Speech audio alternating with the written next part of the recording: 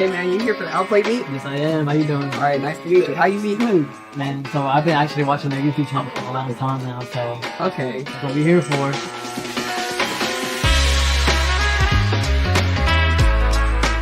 You out here for the Outplay beat too? Yeah. Yeah. All right, mate. Thank you.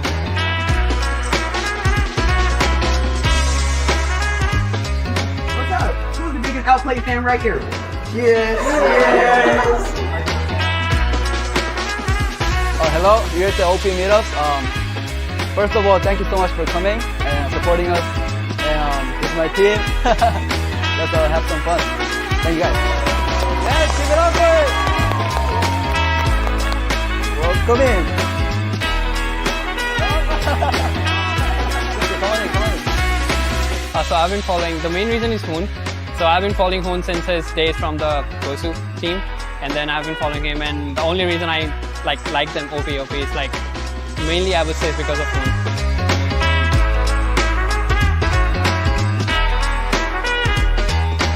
My favorite is probably Hoon because he's more active and it seems like he's on live more than the other players. Yeah, so I just watch him a lot before I go to bed. Hi. You flew from where? Sacramento. So you're here just for the meetup? Wow. Yeah, but thanks for coming, and then we got a little gift for you for coming. Here you go, jersey. Thank you.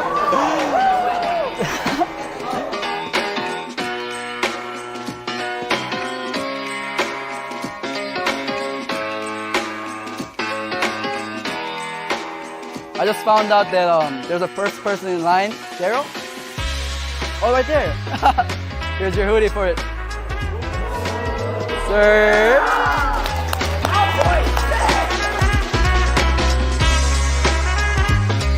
I think Outplay is going to win only because I'm biased. I have a shirt to give out, and then I want to do 1v1 with someone, and then winner takes it.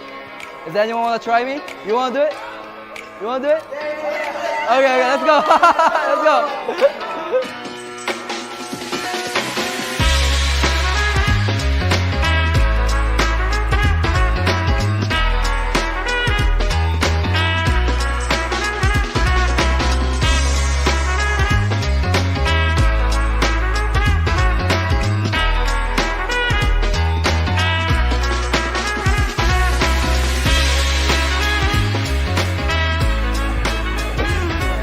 Booga booga Bill. Booga booga Bill.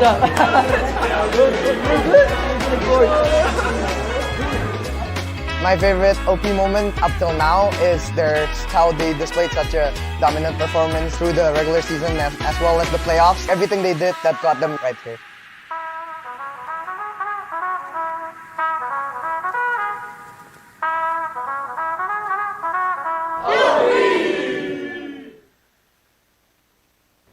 Greetings everyone! From June 5 to June 17, the MSC guest event will be available in the esports channel in-game. Just log into the game and cheer for your team. Once you've made a guess correctly, you will gain a lot of MSC coins as a rewards. You can use the MSC coins to redeem a brand new Atlas Rune Sentinel epic skin, a MSC exclusive avatar border, emotes, and past MPL skins like Jawhead, Space Explorer, and Claude Earth's Mightiest.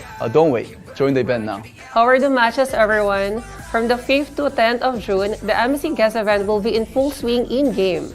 Join the event and you can make your guesses on who will emerge the victorious as champion team. If your guess is correct, you will be handsomely rewarded with 1,000 MSC coins. You can exchange the coins for the brand new epic Atlas skin, Rune Sentinel. A 2023 MSC exclusive avatar border, emotes, and past MPL skins like Jawhead, Space Explorer, and Claude Earth's Mightiest. More rewards are waiting for you. Don't hesitate. Don't hesitate. It's time to get them.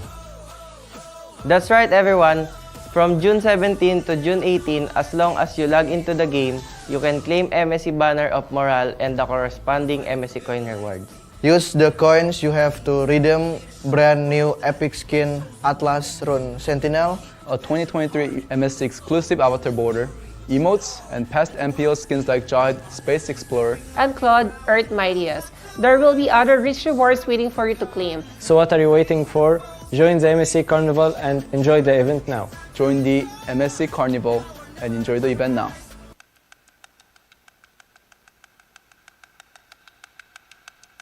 They flew out hot after their grand finals performance in MPL Philippines Season 10, and here we're seeing the rivalry of a century. The age of the Orcas is now!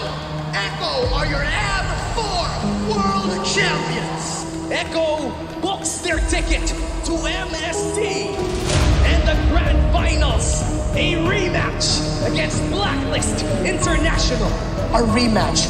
Blacklist International and Echo taking the rivalry form from Season 10, taking the rivalry continued in M4. Now here we are in the Grand Finals of Season 11. This is destiny moving in a way na parang kailangan pa nila mag-meet. Yung M4 World Championship, nakita natin kung ano yung naging resulta doon, nanalo yung Echo, and parang binigyan ng tadhana ng panahon na makabawi yung Blacklist or yung Echo para ma-ensure na sila talaga ang pinakamalakas na Filipino team.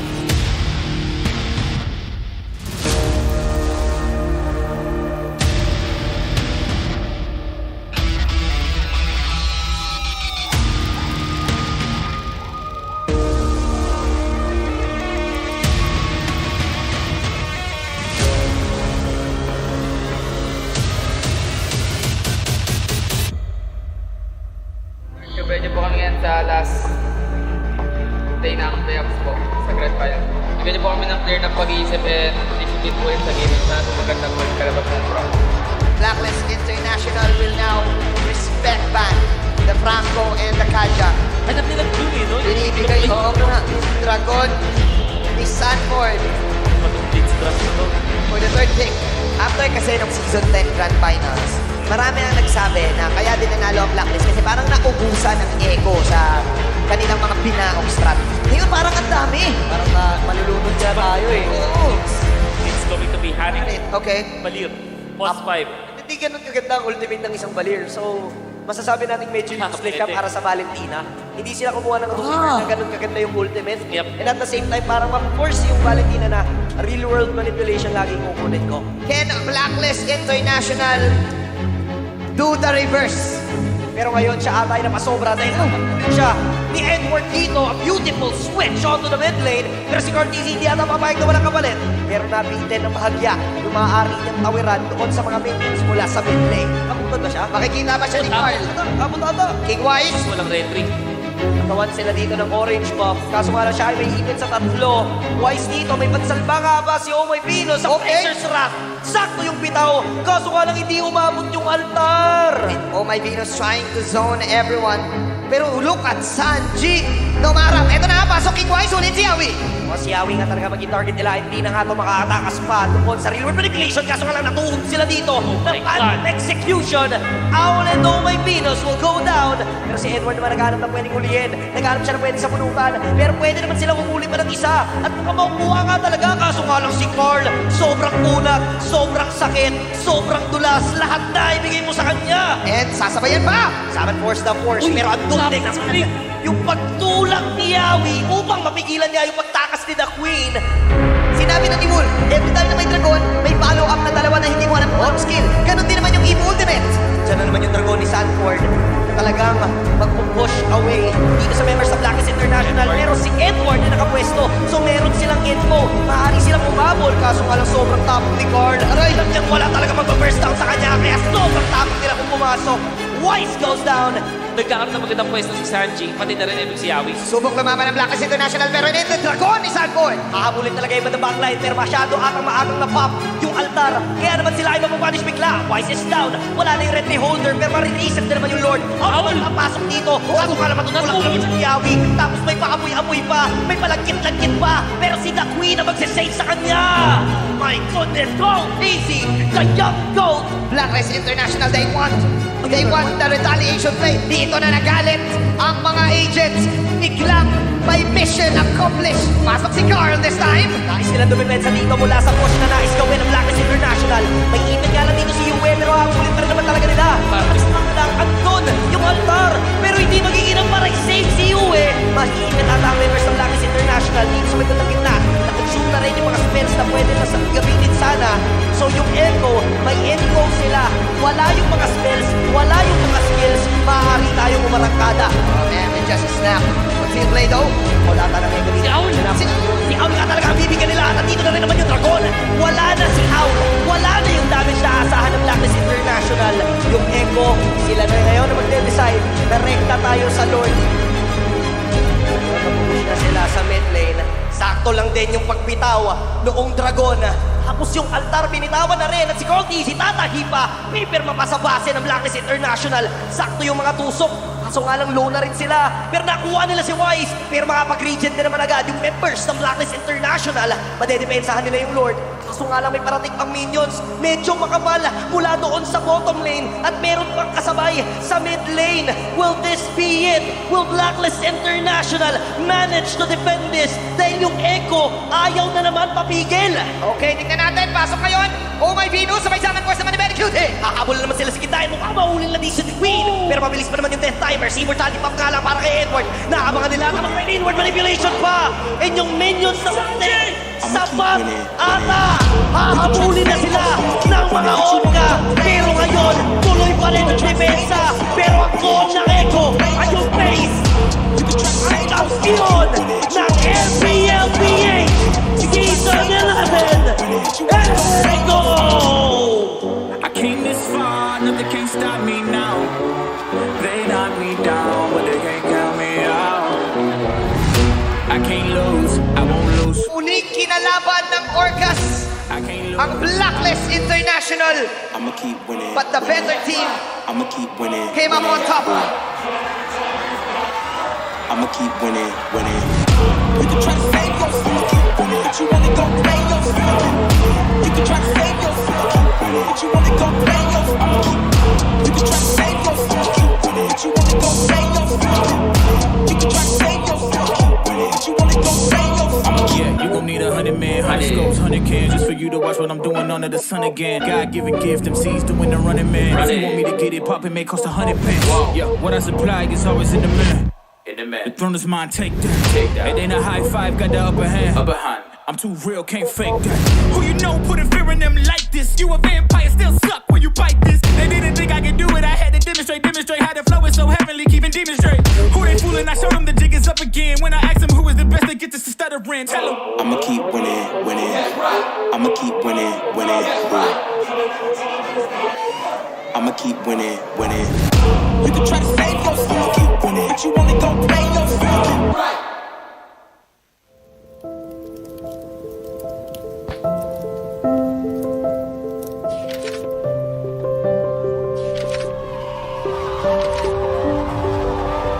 Selamat datang tuan-tuan dan puan-puan di kejuaraan dunia Mobile Legends Black M4. Big difference sebab dekat M4 nampak macam diorang ada identity crisis. They're not sure how they want to play the game. They're not sure who's going to be the carry, what kind of rotation that we're going to use. Contohnya macam Momo cover lebih daripada satu role, Ciku juga lebih daripada 2 role sekalipun di cover. Jadi ini membuatkan pasukan tu terlalu, boleh saya katakan sedikit berselaru, hilang identiti. Lapan digugurkan ketika ini. Sedih, ya. Kecewa, ya. Tapi apa lagi yang perlukan? Apa lagi yang kita kurang sebenarnya untuk membawa jalur gemilang ke Grand Final di peringkat yang lebih tinggi? But for this season, like you said, they're very focused. Chiku, you only play gold lane. Chiku, you only think about how we're going to win. And everyone else is going to provide the coverage for Chiku guys. So for this season, it's definitely different where they're very focused on their own style of play, which is the Langga playstyle, but now it's almost like the lawan balik kind of Langga, where you're trying to make the opponent fight you, and then you win the fight eventually. Bila player dengan coach Filipin masuk ni, dia lain sikit daripada kebiasaan kita orang buat lah. Selalu dia lebih kepada disiplin. At first, it's hard because of the language. There are those times that I cannot understand them and they cannot understand me. But me and Jim figured it out like, okay Jim, I will tell you the instructions, then you translate it to them. So that's what happened. That's why our work get easier because of it. Kemasukan Coach BF saya rasa dia lebih ke arah disiplin lah. Sebab kita orang ni tak ada disiplin sangat. So bila dah ada dia ni, kita orang lebih ke arah disiplin. And ingatlah motif kita nak main dan tujuan kita main sebab apa.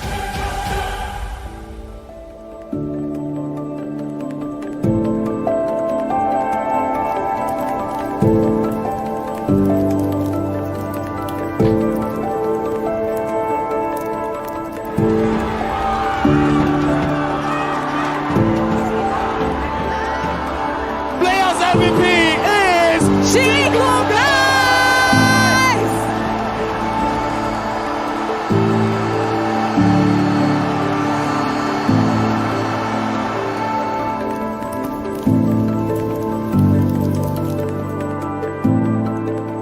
So I've known Chiku before he entered Toda. So I've known him for a while now, and I feel like he really did not change much. And yes, he is comfortable on camera, but he's more comfortable in stream. So maybe the viewers online are not as intimidating as the viewers in person. Perbezaannya yang you telah dapat di diri you sendiri? Perbezaan? Dulu saya single, sekarang saya dah kahwin.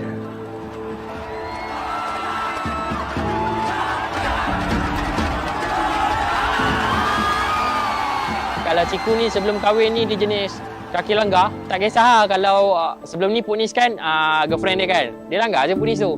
Sekarang ni dah kahwin tu dia macam okay ni wife aku kena jaga dia tak langgar dah. Itu Ciku lah. I think he's an absolute legend. I think that he really pushes the agenda and he really knows how to test the limits, or at the very least very situationally aware of what he's capable of on a particular marksman. Although the meta has shifted and Chiku has definitely changed roles, he has to evolve with the times. I feel that Chiku is still at the age where he's adaptable, but age is eventually going to catch up to him at some point, and we just don't know when. Kalau bagi saya, selagi saya rasa saya boleh main, walaupun tak macam orang lain kan, macam kalau main macam pasal main.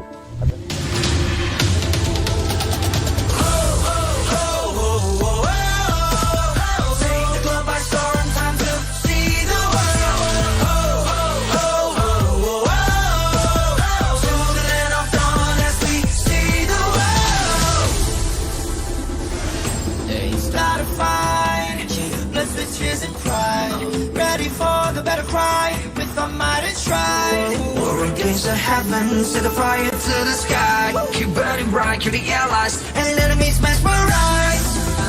Strive for domination. Feel the pressure rising. The fight with your life and for your nation. With your devotion, emotion. Lay it on the line, the choice is yours. Offense or defense, let the courage roar. Reaching for your hearts, it's up to soar. Now or never, climb and rise. We will strive for more. Take the globe by storm, time to see the world. To the land of dawn as we see the world. We're fighting to build a legacy in this better ground for kings. We're here to show the world that we're the chosen one that brings the heat, the passion, the heart, the soul, and the fury. Show it all, let the world see we are legends. Stepping on the ground, no time to waste. Striving to conquer, face the foes, make grace, be the challenger. It's time to start. Now or never, climb and rise. We will start for more.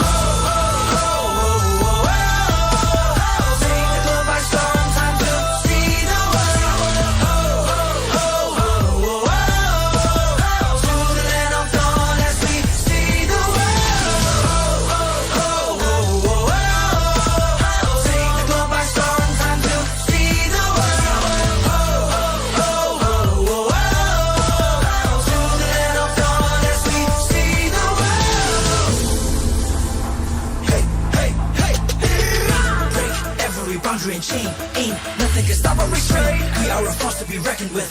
Destiny, kingdom, and man. Like Atlas, winning with madness, countless of practice, that is his matchless. We are the heroes here to slay, never back down, never astray.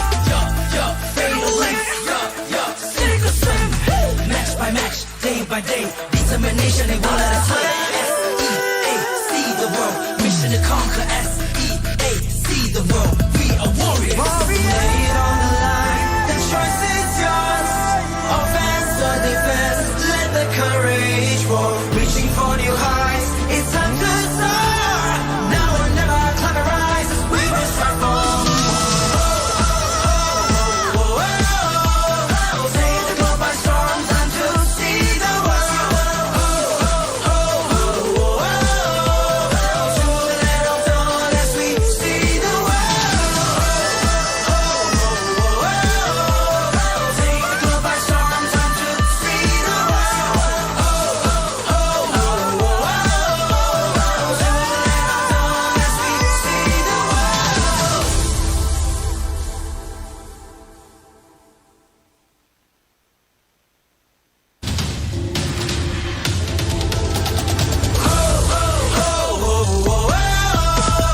Take the globe by storm, time to see the world. To the land of dawn as we see the world. It's not a fight, blessed with tears and pride. Ready for the battle cry, with our might and stride. War against the heavens, set the fire to the sky. Keep burning bright, kill the allies, and enemies mesmerize. Strive for domination. Feel the pressure rising.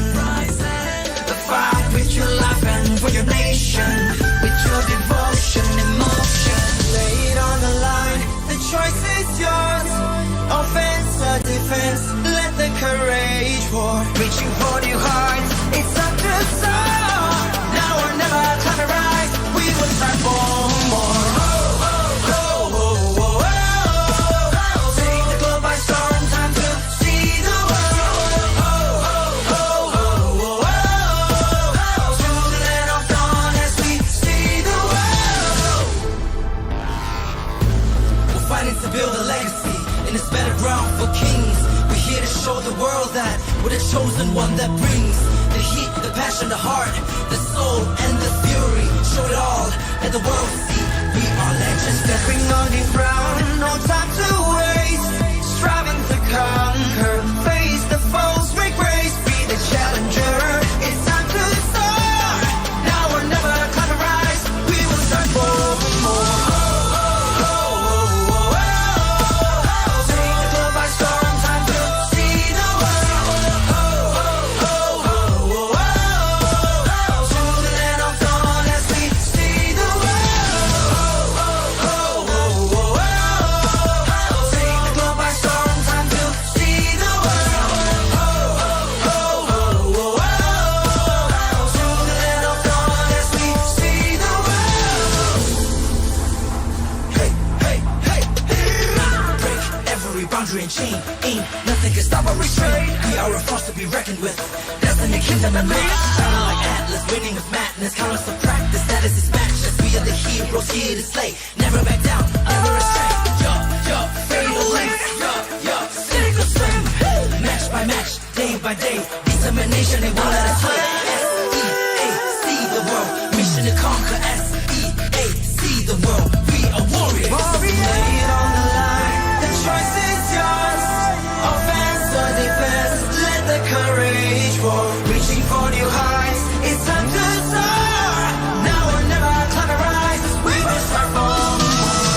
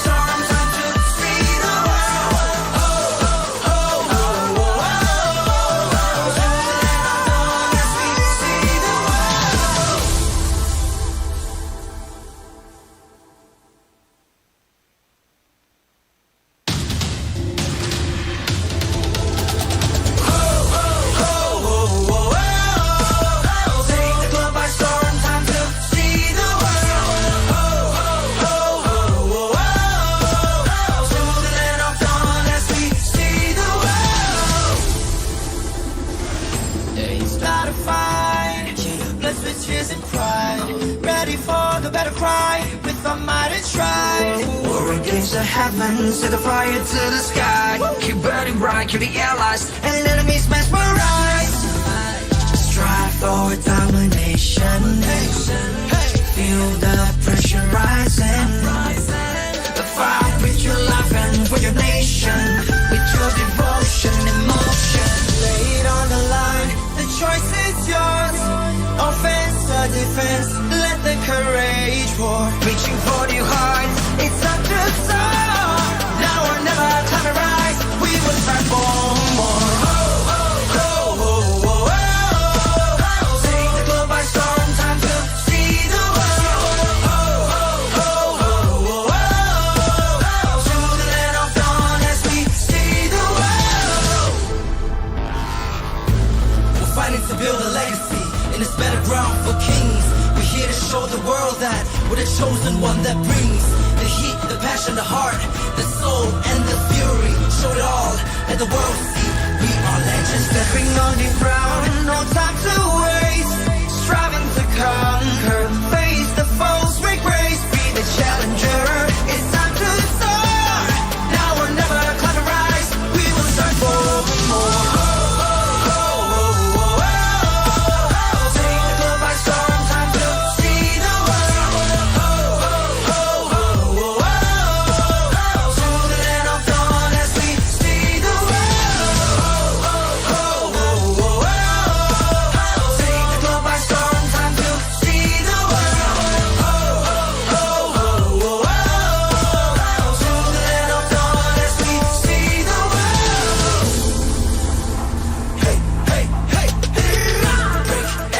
And chain, ain't nothing can stop our restraint. We are a force to be reckoned with. Destiny, kingdom, and mass. Shining like Atlas, winning with madness. Count us to practice, status is matchless. We are the heroes here to slay. Never back down, never astray. Fatal length. Sink or swim. Match by match, day by day. Determination, they won't let us sway. S-E-A-C the world. Mission to conquer. S-E-A-C the world. We are warriors. Lay it on the line. The choice is yours. Offense or defense, let the courage roar. Reaching for new heights, it's time to soar. Now or never, climb and rise as we will start for take the globe by storm, time to see the world.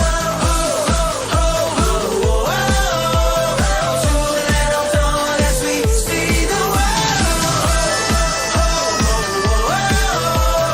Take the globe by storm, time to see the world. To the land of dawn as we see the world.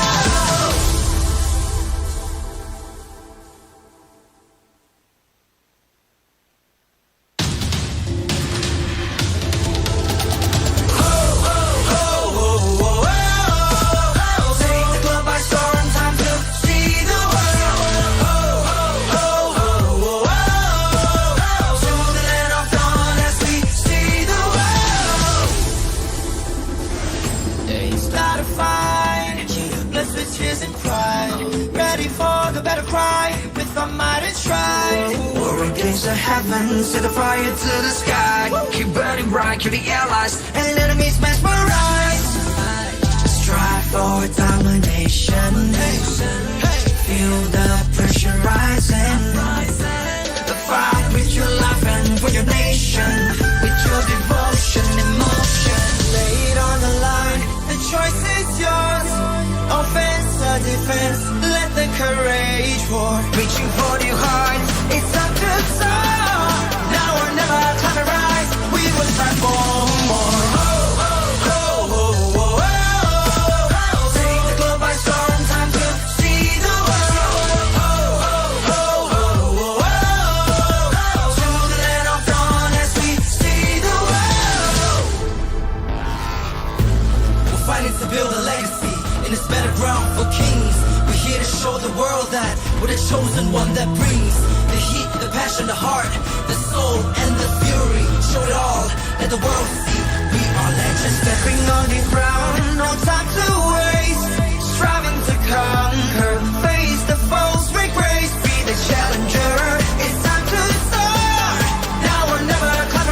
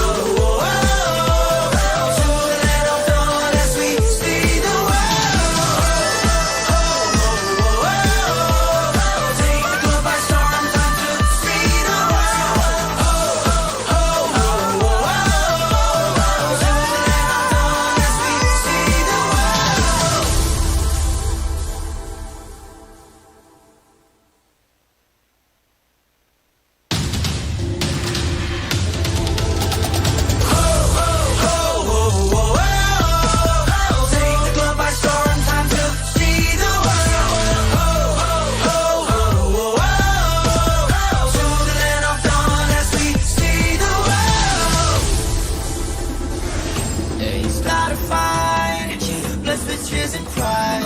Ready for the better cry, with our might and strive.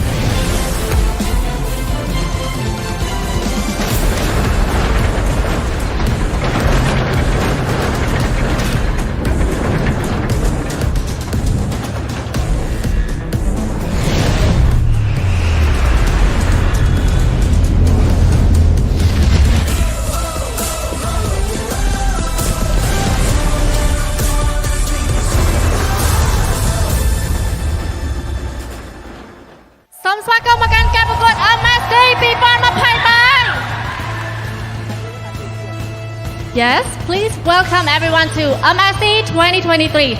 My name is Harada Miki and I will be the host of MSC. And I'm here with handsome Leo. Welcome to the beautiful city Phnom Penh, Cambodia. Akun, Miki-san. Wow. Akun, I'm excited to be here. I am so happy to be at your service here on stage. And I'm also so excited to say that the group stage of the Mobile Legends Bang Bang Southeast Asia Cup is now underway. Yes, so wow, you can speak Cambodia very well, right? Just a little. Wow! The way you say Akon is really nice. Your pronunciation. Okay, អញ្ចឹងដូចអ្នកទាំងគ្នាបានដឹងជាមួយនឹងការគាត់និយាយមិញវគ្គ group stage ដែលអ្នកទាំងគ្នាតន្ទឹងរង់ចាំយូរឥឡូវនេះគឺបានមកដល់ហើយសុំសំឡេងហោមួយមក All right, I love the audience here. I love the energy of the Khmer. I am also excited and I'm loving the fact that the warriors of the Sea region have once again gathered fighting for the ultimate throne to become the kings of Sea. Which team will win it and become the new MSC champions? Wow អញ្ចឹងអ្នកទាំងគ្នាបានដឹងហើយថាការប្រកួត MSC របស់យើងលើកហ្នឹងគឺអត់ដូចរដងទេអ្នកទាំងគ្នាដែលមានជាមួយនឹង3 team ប្រហែលជាអ្នកទាំងគ្នាបានឃើញទេទស្សនាតាមការ live MPL របស់ពួកគាត់គឺការ live របស់ពួកគាត់ក៏ល្អដូចគ្នាហើយអ្វីដែលសំខាន់ពួកគាត់គឺមកពីប្រទេសអាមេរិកក៏ដូចជាទូគីនិងមីណាដូចគ្នាយើងក៏ចង់ដឹងថាតើពួកគាត់អាចនឹងធ្វើការដាក់សម្ពាធទៅលើក្រុមអាស៊ីរបស់យើងដែរឬទេអ្នកទាំងគ្នាអញ្ចឹងដោយអ្នកទាំងគ្នាបានដឹងហើយថាការប្រកួតរបស់យើងបើកឆាកគឺរៀងពិសេសដែរ How do you feel now? Yeah. Good, yeah. Okay, so Leo, do you want to see how passionate our Cambodia fan can be? Actually? Okay. Yes. Yes. But. You can say but, right? Yeah. You know what it means, right? Yeah. Wow, okay. អញ្ចឹងឥឡូវនេះនៅពេលដែលខ្ញុំនិយាយថា MSC fighting អញ្ចឹងអ្នកនរគ្នាត្រូវតា straight, okay? ថាម៉េច MSC fighting. Okay? MSC fighting! Wow. So I want to be a fan test maybe because BurnXFlash will meet again while with ONIC team. Okay. ចុះសុំសំឡេងហៅឲ្យ BurnXFlash មួយមក Okay. Wow. That's really loud. All right. How about ONIC team? All right. Okay. Yeah. So now that we know who's here and who we're cheering for, I'd like to tell everybody about the new hashtag for MSC 2023, See the World. Yes. All right. Unlike the other MSCs prior, this year we have 3 new contenders from around the globe. Can the representatives from North America, Turkey, and MENA bring balance or chaos to Southeast Asia? Yes ដោយដែលអ្នកនរគ្នាបានដឹងចឹងថាទូគីមីណាក៏ដូចជាអាមេរិកខាងជើងតើគាត់អាចនឹងដាក់សម្ពាធទៅលើប្រទេសអាស៊ីខាងអាស៊ីរបស់យើងដែរឬទេព្រោះដោយសារតែកន្លងមក MSC របស់យើងគឺមានតែផ្នែកខាងអាស៊ីប៉ុន្តែលើកហ្នឹងក៏មានជាមួយនឹងទូគីមីណាក៏ដូចជាអាមេរិកខាងជើងដូចគ្នា And now, before we begin and move on with our show, we would like to acknowledge some special guests we have in the arena to grace the opening match of MSC 2023. Yes okay so អ្នកទាំងអស់គ្នាក៏បានដឹងដូចគ្នាថាថ្ងៃហ្នឹងក៏យើងមានជាមួយនឹង special guest របស់យើង Yes our special guest Let's all welcome His Excellency Loon Samedi, the Secretary General for Esports Federation of Cambodia. ចាសូមស្វាគមន៍អាដាមលោកលុនសាម៉ាឌីដែលជាអគ្គលេខាធិការកីឡាអេឡិចត្រូនិកសហព័ន្ធកម្ពុជាផងដែរ and Sophia Go head of Regional Esports Moontones Game. Wow, she really had a lot of fun. It truly is an honor for us to have you here. Thank you, Akun. Wow, you always say Afghan in Cambodia. Can you say Bong Paon Ho Mui Mao? Bong Paon Ho Mui Mao. Oh, wow, that's really like your pronunciation is good. I'm loving Phnom Penh. I can stay here. I like it. Wow, okay. So ឥឡូវចាំគាត់និយាយថា Ho មួយមកអ្នកទាំងអស់គ្នា Ho, okay? So I count 1 2 3 and then you will say Ho មួយមក okay? Okay. 1 2 3 Ho Mui Mao. What does that mean? It's really like make the audience cheer. Yeah, wow. It's really good. Oh my god. Okay, so now it's time to pass to the caster. So, alright, thank you to all our guests and fans. It's time to pass the floor to the expert caster. Take it away!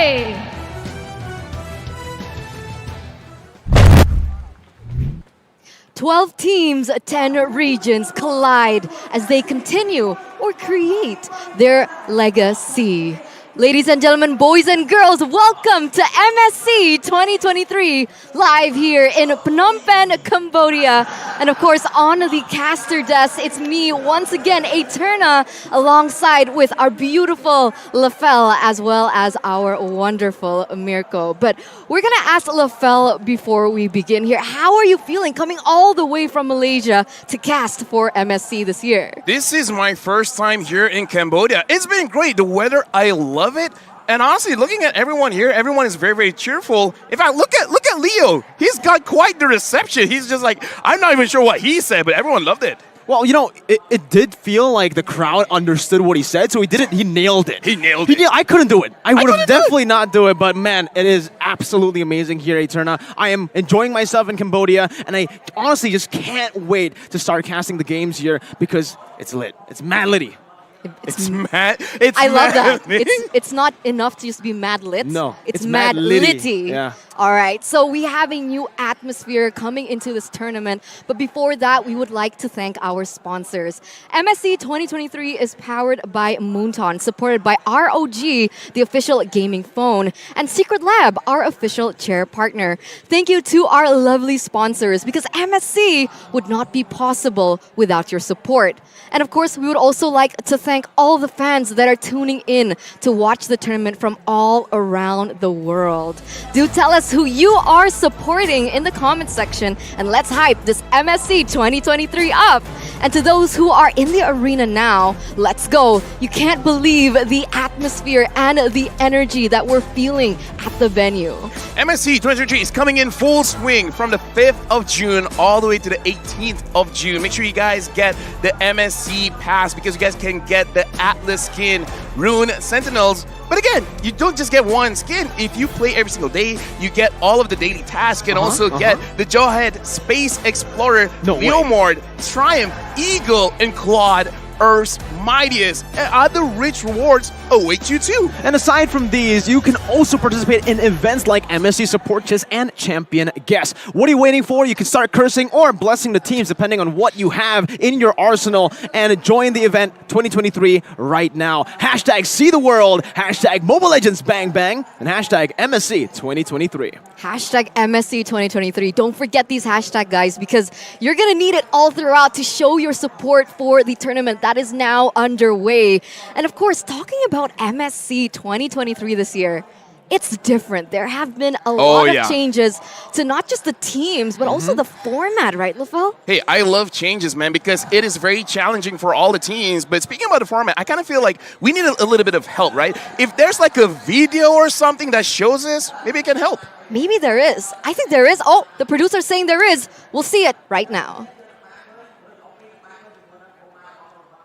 For 6 years, Southeast Asia have been the conquerors of the land of dawn. But now, new competitors have arisen, hungry to vanquish C's dominance. 12 teams will come to battle. Only one can be champion. In this MSC, the 12 qualified teams compete in 2 stages.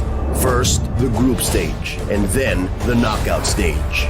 The group stage starts with a draw. The champions of MPL Indonesia, MPL Philippines, MPL Malaysia, and MSC 2023 Myanmar qualifier are placed in Pool 1. All other competing teams are placed in Pool 2. Pool 1 teams will be distributed across 4 groups: A, B, C, and D. The other 8 teams will be drawn randomly into the other groups. Teams from MPL Indonesia and MPL Philippines will not be drawn into the same group, making sure things stay challenging. Each team will fight each other once, with the winner of each match decided in a best of 3. Only the top 2 teams of each group will advance to the knockout stages. As for the knockout stage format, it will be a single elimination bracket, with each team fighting in a best of 5 series. Teams from the same group won't be drawn into the same knockout matchup. There is no second chance. Losing teams are eliminated from the tournament until it comes to the semi-finals, where losing teams fight for a chance at 3rd place. But after the semi-finals, we come to the grand final in a best of 7 matchup.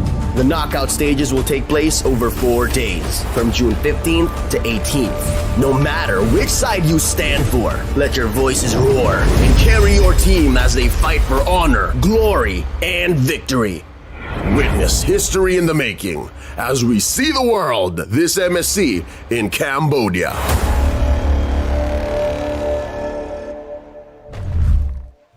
And there you go, ladies and gentlemen, the tournament format coming into MSC 2023 this year. And I've got to say, right, looking at the video, things just got a lot more spicier, a lot more heated, and a lot more risky. Hey, you know what? As casters, we love this, right? Because a lot more drama, a lot more story to tell, and the teams, they have great incentive to make sure that they win every single game, because at any point they're like, okay, you know what? We got to be a little bit more careful. We want to hide some strats. That might be the end of your tournament run. You know, that's actually something that a lot of teams have been able to utilize as a strategy in previous MSCs, even previous M World Series, that here is definitely not going to be as easy to do. You might not want to hide any of your strategies, because here, if we take a look at the MSC tournament history, again, the last 2 champions, RSG Philippines and Execration, they won through the lower bracket. So it really will show whether or not they can actually adapt and adjust faster than they were able to before. And throughout history, it started in 2017 with IDNS rocking on the stage, getting a 3-0, and there's a common pattern here. Oh, yeah. Hey, Turna, it's mostly clean sweeps. Here's the thing, it's been 6 MSCs and it's mostly been clean sweeps. I hope this time we've done enough changes where that doesn't happen. But speaking of changes, we got to talk about the changes in the patches. Yeah, we've got to talk about this, right? Because this next updated patch, that was just thrown at us on the 4th of June, right? So right before MSC started, what are the highlights and what can we expect in this next upcoming meta? Massive changes, big shakeups, especially in the drafting phase here with the addition of Novaria. It is available to play for all of the teams, and this will severely impact the prio levels in the draft. And also with the Hellcurt Global ban and the Grok ban, we've seen that many teams have been able to implement both these heroes into their own strategies, with Hellcurt's Dark Knight Falls and obviously with Grok's anti-CC. With the gold adjustment as well, a lot of people have been saying that, you know, ONIC might actually get a massive advantage from this, with Kyrie usually playing that funnel strat and obviously Minotaur. I think the only thing capping him from being a good tank was the Rage. It made him so predictable, and now with the Rage adjustment, Minotaur is an absolute menace. Right, and looking at that, right, keeping that in mind, we're going to see what exactly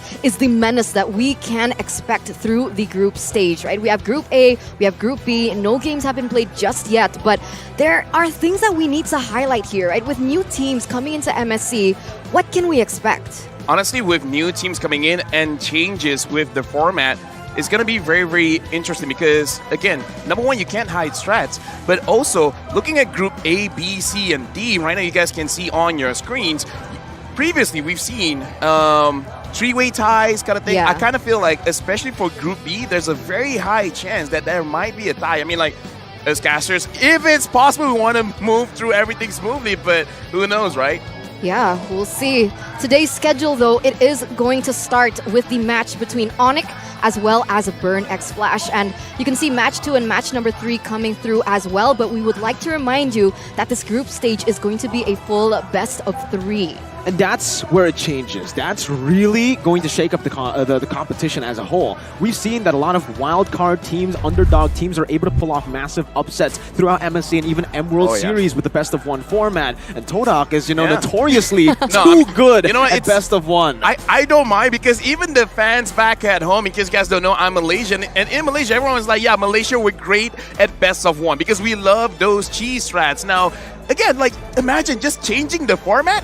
A lot can change. Speaking of changes, Burning in the Sky is the first match of the day. BurnXFlash going up against ONIC, where I kind of feel like people will jump the gun. It's like, yeah, ONIC has this one, but based on the SEA Games, man, you gotta respect BurnXFlash. Yeah, there's not really much, like, sure, I agree with what you mentioned, right? But that's the thing, it's a little 50-50, right? Because we're so used to ONIC that just dominates in Indonesian. MPLID undefeated, right? You can even see in the grand finals, it was not even a question. 4-0 against EVOS.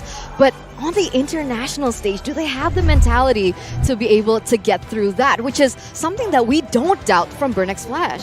Exactly, right? I mean, you've already said it. They were dominant. They were a dominant force in MPL Indonesia. So was BurnXFlash. But the thing is, where ONIC ID, they only changed, their coaches. For BurnXFlash, they actually stuck with the same roster and only changed their gold laner. And a lot of people might say it's just a gold lane change, but it changes the entire dynamic of this team. Back when they had Hesa and Zico, Hesa really liked to go for those aggressive trades in lane, getting those victories and getting a winning lane for himself. Meanwhile, for Donut, he makes the team play around him, and he is a weak side gold laner most of the part until he gets that power spike mid to late to carry and transition, similar to actually CW. Very similar playstyles here.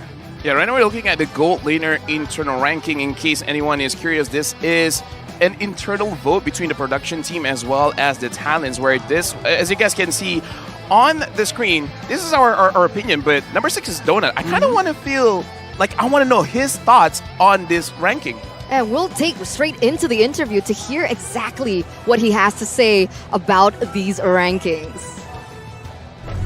Opponent's Manicuity, top 2 is Donut, me. Top 3 is CW. Top 4 is Siku. Yeah. And top 5 is I think Basic. Yeah.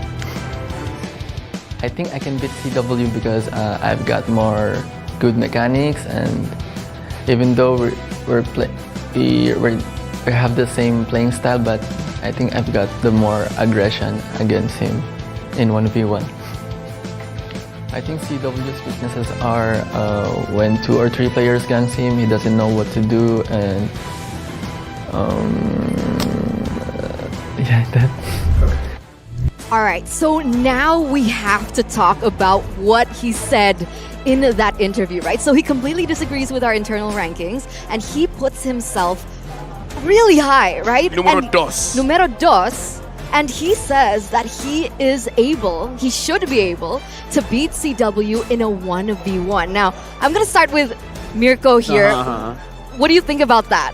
Well, I think it's great as a gold laner. You need to have that ego, right? You need to have that confidence. And honestly, I just really love Donut. He's a very charismatic dude. I love Donuts as well. I love, Donut and Donut the player, right? And Donut. And Donut, yeah. And Donut, my goodness. But Donut brings a level of play that is completely different because he's a bit more dynamic, where sure, he opts to play as a weak side gold laner, but in a lot of these cases for BurnXFlash, he's actually able to get that winning side matchup, like maybe even a Brody, a bully matchup, and get snowballing all the way from the start with the team also just shifting the entire win condition on the guy in the early game. I kind of like that you brought up that it's very dynamic because honestly, looking at professional play, I mean, in ranks, it's usually the EXP laner that has that 1v1s, right? But in tournament play, the basics are a little bit different. So having a more dynamic gold laner where they do want that 1v1, they want to show their own mechanics, because I kind of feel like even on paper, if either of the marksmen, right, they got a winning matchup, you can't write them off. It's not an absolute. It really does depend on how they play the lane itself. And I gotta see if any of the teams, they want to cheese the very first game and actually put a lot of pressure on the gold lane. I agree with that, especially when we're used to seeing a gold laner like Chiku, right? Yeah. Like even in a losing game, he goes aggressive, and sometimes, maybe most of the time, he's actually able to win that 1v1. So coming into this, CW versus Donut, a very important question. A lot of emphasis on these gold laners. And I want to ask as well, do you think hero pool is an important factor in this upcoming meta, right? Because CW, we know him to be able to play nearly everything, right? Donut? For Donut, he does have a good hero pool in the gold lane as well. He has played a lot of different gold laners in the past, even when he was playing in MPLPH for NXPE. So we're going to have to see that again. I do believe, though, that ONIC has a little bit of an edge there. And right now we can hear the screams to officiate the first series of MSC 2023. We have our marshals here to facilitate the game. Riff, Shadow, Jot, and Alex will be the marshals for this game. They are here to ensure fair play and esports integrity. And now, reigning in the sky as the Sky Kings of MPL Indonesia descend to the MSC arena, here comes ONIC! Reigniting the Indonesian dynasty at MSC, your MPLID back-to-back champions and MSC 2019 champions. Can this roster bring home their second MSC trophy and dominate like they did in Indonesia?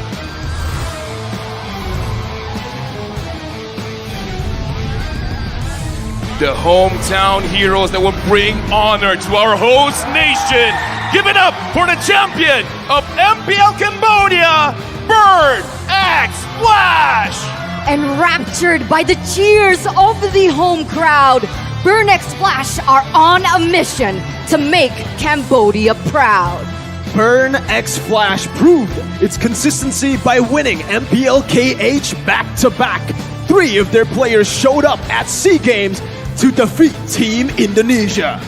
To guide the teams to victory, we have head coaches and their analysts, Coach Yep and Adi, Zimich and Sky Z for both teams respectively. The battle of the PH coaches and Zimich first MSC.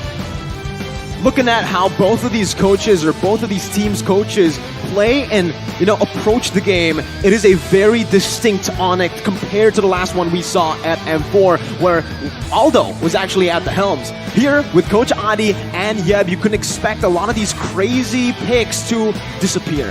They want to go for what's consistent, they want to go for what's solid, especially in the group stages. But remember, everything is on the line as we welcome the official team lineup here for ONIC ID. We have CW, Kyrie, Boots, Sans, and Keyboy. So once again, Drian is missing from the roster. In a way, I kind of feel like the attention will be on CW as well as Kyrie. Not only the changes in the patch where more gold is in the jungle, less gold in the gold laner. But as we say, we want to see that 1v1 between Donut and now BurnXFlash. This is their team lineup. This is the main 5 that they're going to be bringing up onto the stage with Donut, Chama, ATM, CCAT, and D7. And very similarly to how ONIC were able to utilize that just main 5 in the most of their games, matches in the regular season for MPL Indonesia, it's kind of the same for BurnXFlash. They rely heavily on the solid picks, the prio picks, and for the roamer matchup, it's something that's quite underrated that I want to look at. Yeah, me too, right? Keyboy coming through as well. He has a lot of fire within him, but when we're talking about fire, they're going against BurnXFlash. But we'll see and hear in just a moment what Keyboy has to say about this matchup. Kalau dari BurnXFlash, yang penting dia benar-benar pengen banget kalahin. Karena SEA Games before dia we lose, right? Tapi gua nggak main. Tapi tetap aja my friend semua kalah. Jadi gua mau balas dendam juga, BurnXFlash. Jangan jadi cadangan. Don't be sub. Because like nonton, right? Gua nonton and then lose. I cannot do anything. If I play, I can yeah, something like that. All right, Keyboy, now you do have a say. All right, you're not going to be substituted like you were in the SEA Games. Let's see exactly what you can bring to the table against BurnXFlash. Honestly, looking at this game, it's something that we don't see, but we have to recognize the emotions, the motivation of all the players, because again, he has something to prove, and it kind of feels bad where you lost, but you didn't get to do anything. At least when you lose, when you play, you'll be like, I tried my best, it just didn't work out. And now let's look at the talent prediction. It's full BurnXFlash except for Eterna. Oh my god. Guys, sorry, Mirko, hang on a second, right? If ONIC loses this matchup... Actually, no. Here's the thing, right? My experience, minority always wins. That's what I'm worried about. That's the thing. That's the thing. That's what I'm worried about. I think let's just talk about the elephant in the room, right? Everybody knows it, right? Is it going to be mere curse or mere bless? So what we and Lefel are doing is we both have a pretty distinct curse that we have on our own MPL. So we're trying to bring it to the world stage. We're going to see if the curse cancels each other out, or do we magnify the curse? Because we're like magnets. Magnets. Yeah. Magnets, because magnets, they can either repel or attract. Right? There you go.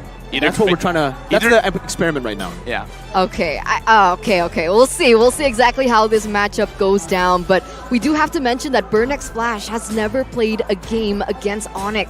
So this is going to be their first match. They're going to have to try and, feel each other out. They do have a best of 3. It's not like it's a best of 1 like we're usually accustomed to. So with this being a best of 3, do you think that it actually gives an advantage to a certain team? No. Honestly, it is. Because if it's a best of 1, you could get cheese, right? At least if it's a best of 3, for the first game, even if you do lose, you gotta have this mindset. It's like, okay, now we roughly know how they play, because again, we talked about the possible cheese, right? Even if it's not in the draft, right? Usually, okay, you guys don't play towards the gold lane, but maybe in this game in particular, they would want to do that. So I kind of feel like for this, it's gonna be very heavy on the coaches, where they gotta look at the patterns, especially for game number 1. Because again, best of 3, I kind of feel like it's good. It doesn't matter if they never faced each other before in the tournament stage. Definitely, and if we look at the track record of both these teams in the group stages, both of them haven't really been able to do well. BurnXFlash has been notoriously bad at the group stage, especially with best of 1s. And ONIC are no different. They might actually be worse in best of 1s, so in a funny way. Falcon Todok, I think that's a nightmare match, or nightmare for any ONIC fan right now. If we take a look at the flashback of MSC 2022, where they got grouped. But here's the thing, it's not how you start, it's how you finish. All right, we'll see exactly how they finish. That's what all my friends tell me. Okay. Yeah, all my friends say it only matters how you finish. And I'm like, okay, I'll take your word for it. I'll finish strong.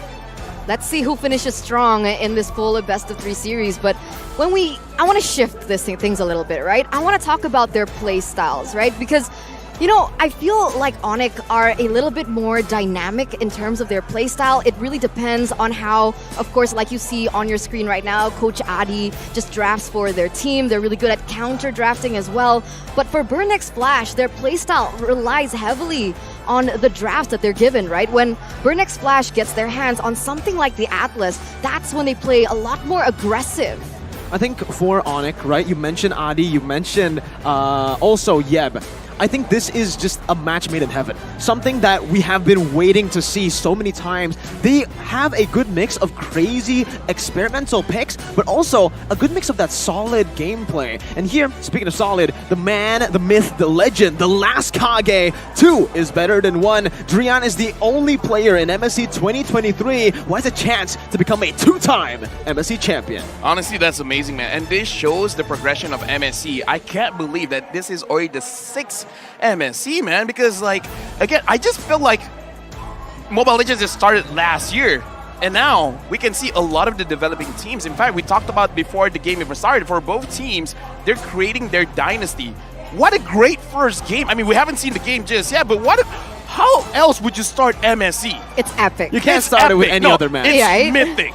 It's mythic. It's mythic. You're glory right. Or honor? It's mythic glory, man. Glory. It's mythic glory, right? 2 back-to-back champions. And I even heard that BurnXFlash went undefeated in the regular season. And when we're talking about... That's pretty similar. Exactly. Yeah. That's why this opening match is insane, Mirko. I love it. Both of them are like unstoppable forces. It's an unstoppable force up against an immovable object. I kind of feel like both of them are unstoppable forces, right? One of them has to stop. One of them has to stop. So they might not be unstoppable after the match. If you look at it here, though, the crowd, they're really feeling it, man. It is a almost fully packed stadium. It looked empty earlier, but the crowd is coming in. They're still on the way, man. They're still walking in from the front. I guess we have a big line outside. Yeah. Oh yeah, we did. You saw it? I saw it, yeah. Oh man, how big? They were like, hey, look at us, we're this big. And I'm like, yeah, you're that big. That's how yeah. many people are waiting outside. The communication, ladies man, I love it. and gentlemen. Because you mentioned something about progress, right? You mentioned the progress of the MLBB scene, but we can also talk about the progress of BurnXFlash, right? A lot of people have just observed that they've really improved in terms of discipline, and their late game is much stronger.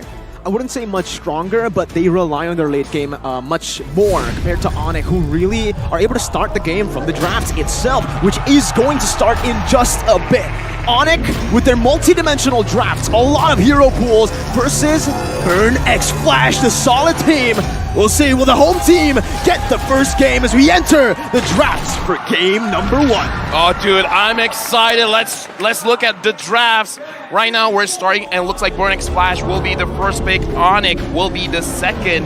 BurnXFlash, they're instantly banning the Fanny, and ONIC, they're banning out the 1-1, already looking at the gold lane matchup. Now, I love this, right? There's respect coming in from BurnXFlash, but with the 1-1 being banned, even though that she was nerfed in the latest patch, how do we feel about this? The Fanny was, okay, kind of nerfed, but with that gold, again, the gold changes in the jungle, Fanny has actually risen back to the top. He is now, I would say, one of the prio picks back again in MSC 2023. I just gotta say, Kyrie had practice as well. He just played Fanny a few days ago, so... Oh, man. Did he win?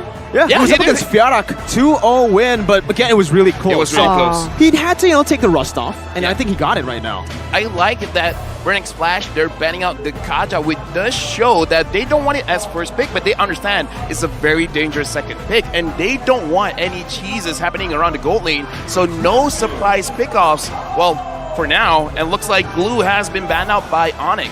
Again, exactly. I find this interesting again, because looking at the nerfs, sure, like the damage output got reduced, the healing right? as well. But like, damage still, reduction. is it still viable to be used in the XP lane? It's so annoying. Like the laning phase, like sure, a lot of EXP laners can handle Glue right now, but after the laning phase, right? Whenever you're getting the turtle, the lord, the Glue can be very annoying for your mages, for your marksmen. So it's not as crazy in the laning phase, but outside the laning phase, still a very annoying hero. Definitely. I think it comes down to the user as well and the team, right? The team dynamic to play around that Glue. Because BurnXFlash, remember, you gotta understand that this is a team that really loves to go front to back. And with the front to back compositions, they need a very tanky, a solid frontliner like a Glue, sustainable, who can keep Donut in a safe place so that nobody gets to dive into him. And ONIC, they do not want that to happen. They want to take it out of ATM's hands and maybe force a good matchup for Boots to try to dominate that lane. You're right. But looking at this, like back into the drafts, right? We see a Kadita being banned once again. So we can say that there are 2 respect bans towards Keyboy, realizing that Keyboy just really pops off when he's given those pick-off heroes. But there we go. Finally, we see that coming through. Novaria not going to be played in this game.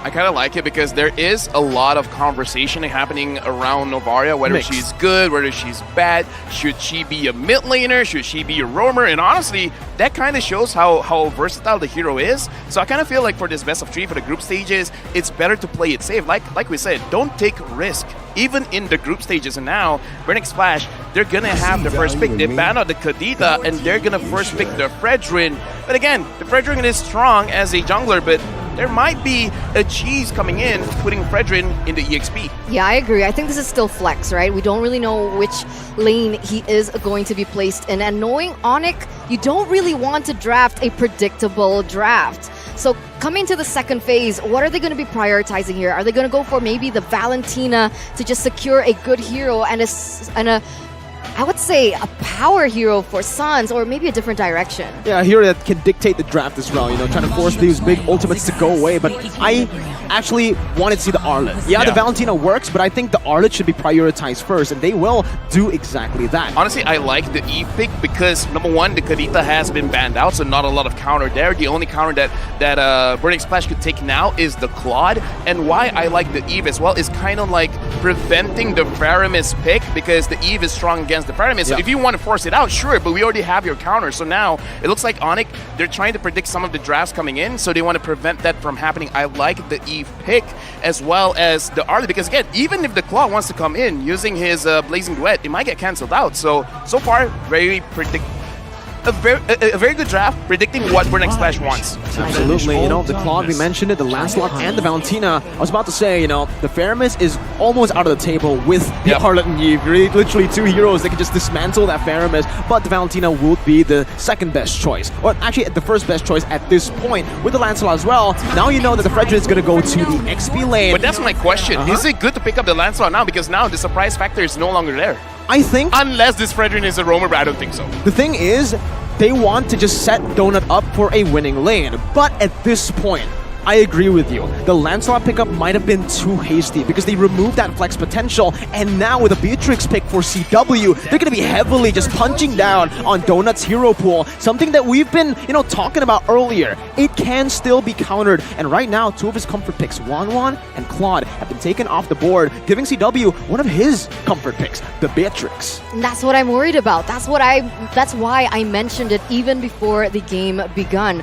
With CW's versatility and his hero pool, he has a lot to work with, and I don't really know if we can say the same about Donut, right? So what exactly can they utilize in that gold lane to be able to win that lane against the Beatrix? The Claude has been taken away, perhaps maybe the Brody for that early game, but for BurnXFlash, which direction are they going for?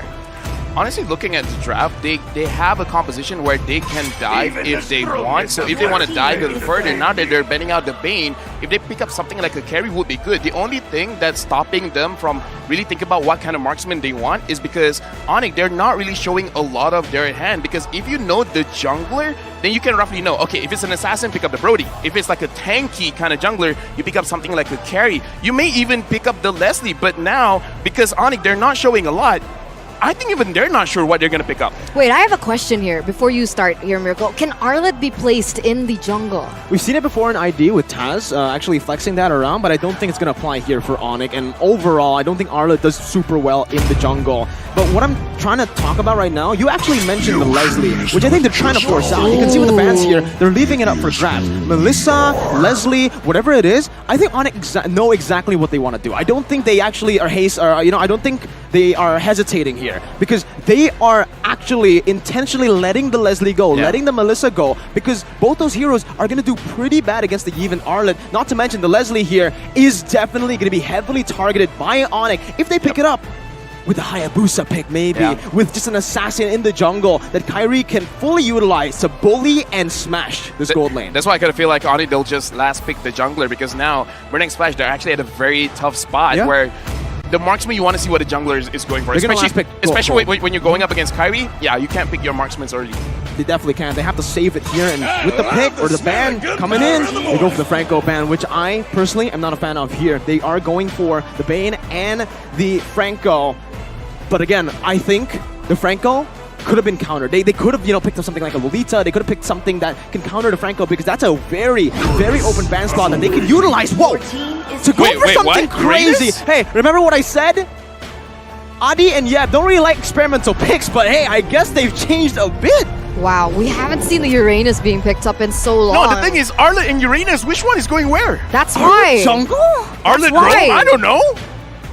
Well, I guess your question turned out to be like true here. Eterna, the Arlet might go jungle. Don't assume it's going jungle. What jungle? What are we seeing high here? What if this is like an Arlet Rome? It sounds crazy, but it sounds crazy, but it could work. No, it is not crazy. Actually, Arlet Rome is a very viable meta that I completely forgot about, but man, that's it. The Diggy is going to be hell for ONIC. They pick up the carry as well, and now, honestly, it's time for them to pick up an assassin in the jungle. It's going to be risky though. You're up against the Lancelot. The safe pick would definitely be go for a utility jungler to try to just farm up equally with the Lancelot. But I think it's time. I told you. You gotta bring out everything, man. Bring out everything. And here's the thing. Here's the thing, right? Because you have the Diggy is good against crowd control, but the Diggy isn't good against damage, man. And Kyrie's bringing in the damage. Exactly. Oh, I'm worried. But coming back into the topic, right? Before we get into that, we're going to take a look at the audience predictions. So far for Indo, obviously it's going to go for ONIC in particular, but wow. Philippines, Turkey, everyone is going for ONIC, man. Okay. But here's the thing, right? I kind of feel like after game number 1, it will really convince all of our audiences whether they want to go heavy onto ONIC or go heavy onto BurnXFlash, because looking at the draft, personally for me, I kind of feel like ONIC was the one dictating the draft. They were controlling it. Exactly. I think they knew exactly what they were doing from the start. Like you said, dictating the draft. And it's time to take us into the land of Dawn here. Yep, going into the first match of MSC 2023 in Phnom Penh, Cambodia. We're going into game number 1 between BurnXFlash and ONIC, where we're still waiting on. And it looks like the teams, they're putting back their phones. I don't know if that's a good or bad thing. They need to chill a little bit, right? Because we need to chill a little bit, because we need to talk about the drafts just a little bit more, right? How does this Uranus work into that composition? I think Uranus works in this composition. They just provide the frontlining presence, right? Most of the time, we're seeing ONIC. They like to go and play with the aggressive XP laner. So this is a bit of a change of pace. Yep. I don't know if they've completely changed their strategy or it's something that they just want to try here. A cheese pick maybe that they want to utilize to try to read BurnXFlash. I want to talk about the Uranus, but first, the Marshal has put up 2 fingers, and this is a system we're bringing into the international stage where we have a system of we're looking at the Marshal's hand to dictate how long it's going to be, and it looks like when there's 2 fingers around 3 to 5 minutes, but it looks like for this troubleshooting it's going to be around 3 minutes, and now the Uranus, what I want to talk about is number 1, is actually pretty strong in the lane, especially if you have your backup coming in with you, invading the jungle as well. You guys can see the redemption code here. Welcome to MSC 2023. Make sure you guys redeem it for yourself. Another thing is, it's kind of instinctual where as a marksman, you want to use the wind of nature when you are getting harassed, when you are getting pushed away from the fight. Against Uranus, that's not going to help. Magic damage, man. Definitely. I think they have a good mix of magic and physical damage for ONIC, right? The only real threat, in my opinion, for the side of BurnXFlash towards ONIC is that Diggy. The Diggy's gonna create a lot of problems, and it's actually gonna help the carry win lane in the gold lane if ONIC still... Oh, that's so cute. Oh, that's so cute. Come on, man. Come that's on. A bear? That is a bear. That is a bear. And they're Burn fans, man. Right now, again, Diggy's pretty cute. And Diggy is honestly pretty solid pick here. You want to get one? You want to get one? Oh, yeah. You want to get one? Oh, yeah, I want to get one. Right now? I want to get 2. Go. I want to get both of theirs. It's okay. We're waiting just a little bit. You guys can go ahead and... All right. See ya. Okay. LaFell's gone. Okay. All right. Bye, LaFell. Don't take too long. LaFell's actually walking down stage. Wait. Oh, okay. He's back. LaFell, did you get it? He's back. Nah, they said nah, fam. Oh, I say, can I get it? And they say nah, fam. At least they call me family. Yeah. I mean, that's a plus, right? Yeah, I'm like, I'm Dominic Toretto, man. Nah, fam. Nah, it's all about the family. Right. It's all about the family. You know, before we get into this game, there's also something else that I really wanted to touch on, right? Really? The patch and anti-Kiras, and the fact that anti-Kiras has been buffed in a way that it's so good against assassins like Hayabusa. Do you think that is going to be detrimental to Kyrie's gameplay? I think, the buff, it is a very solid buff, honestly, on those tank items, but because of the gold that you can earn in the jungle, it kind of balances it out, right? Yeah, definitely. Kyrie, on the Hayabusa or any assassin player, wouldn't have been able to build these items as fast as the meta currently if it wasn't buffed. So the anti-Cuirass is more of a balancing thing, more than, buffing the tanks. Obviously, the tanks are going to be a bit more tanky, but I think with Kyrie's sublime pathing, it should be completely fine. I think he will have that Hunter Strike, Heptasis, and maybe Melphic Roar pretty quickly in the game. I'm going to rephrase your answer. I kind of feel like it's a very good buff to go up against assassin junglers. Maybe not the best for Kyrie. Maybe not the best against Kyrie, because Kyrie kind of doesn't care. Because her question was, does it affect Kyrie? Other junglers, maybe? Kyrie? No. Probably not. Probably not. Probably not. Probably not. He probably is like, wait, there's a buff? Damn, I didn't notice that. I didn't read the patch. I just didn't know. Kyrie just plays. He doesn't read, right? It's Yeb and Adi who does the reading and backstage. And they've also done the drafting, which, again, I feel like has been pretty good. I think, sure, the Diggy does provide a few big problems, actually, to ONIC, but they can actually just chain it in a way where they overwhelm the time journey. They bait out the time journey with just one ability, with someone getting bursted down. Without that time journey, they're going to be locked up by the final slash. Look at that, look at that, look at this screen. We're jumping in. We're finally, officially getting into the first game of MSC 2023 BurnXFlash against ONIC from Indonesia. A full best of 3. It's going to start here, and we can see exactly how things are going to go out. Just a little bit of a taste on the emblems as well as the battle spells. Does anything stand out to you here? Nothing stands out for now, right? Everything is just pretty standard right now. Hiboy also still with the tenacity as a roamer. Boots with a normal average as you do take on the Uranus. So what I want to see right now is ONIC. How do they utilize the mid control? Look at the gold lane, man. I'm looking at the gold lane right now. CW is getting pressured just a little bit, and that's kind of the lane that you'll see once you see a Diggy. But so far, looking at the trade of HPs, it looks like CW is doing quite well, even though going up against the carry Diggy combo. Yeah, that's what I mentioned earlier, right? You know, Beatrix does better against the carry, is going to be able to bully the carry, but that Diggy will help Donut win this lane. And in terms of in-game equipment, you can really see the respect from Donut, knowing that this is a losing matchup. He has to go for those steel leg plates up against Assassin as well. And now Keyboy is giving backup as well. And like I said, maybe the teams want to switch it up and they actually want to give more attention towards the gold lane. So far, that's what we're seeing. By the way, everyone watching, welcome to MSC 2023. This is the redemption code for you guys. Make sure you guys grab it for yourselves. Yeah, don't forget to redeem it, guys, because I'm going to redeem it right now as well. So we're kind of in a little battle, but in the top side. Looks like Boots taking quite a lot of damage, but this is a Uranus. Even though he's taking the damage, he can heal it back up, probably having 20 stacks right now, so he'll be fine. The Turtle will be spawning up soon. Yeah, this is actually very interesting, LaFell. The fact that ONIC are actually playing towards the gold lane. We mentioned so many times that CW is probably the best weak side gold laner in Indonesia, but right now, he's actually getting played onto much, except for obviously the Turtle here, where you can already see a little bit of a transition over to the top, but I don't like this too much for ONIC. BurnXFlash have complete control. Yeah, they're starting the Turtle, Boots, Sans, as well as Keyboy is here. ATM still secures the Turtle, missed retribution, but almost doesn't matter. Oh man, that was super close. Oh man, but the here, setup was beautiful. Look at the gold lane, Kyrie goes in, not enough damage. D7 with the ult, with the additional shield, was able to survive. Still unable to take him down for the moment, but in the top side, once again, a lot of trades are just happening. The thing that's crazy right now is the fact that ATM has a level advantage against Boots, and this shows how oppressive Chaman can be with this Lancelot, actually preventing Boots from last hitting the EXP minion. But now Kari as well as Sans is at top. The Lancelot should be okay. No crowd control to really stop him. Yeah, see, the thing is, with BurnXFlash's composition, with the Lancelot as well, you would think that he would have a level advantage, especially after the Turtle. But Kyrie, somehow, someway, with the high and dry, is still able to keep that lead up. And if he gets that mid-game power spike faster than Lancelot, say he gets that Heptases and the Hunter Strike at the right time here to burst BurnXFlash down before they have any defensive items, it is going to be very, very tough for BurnXFlash to deal with it.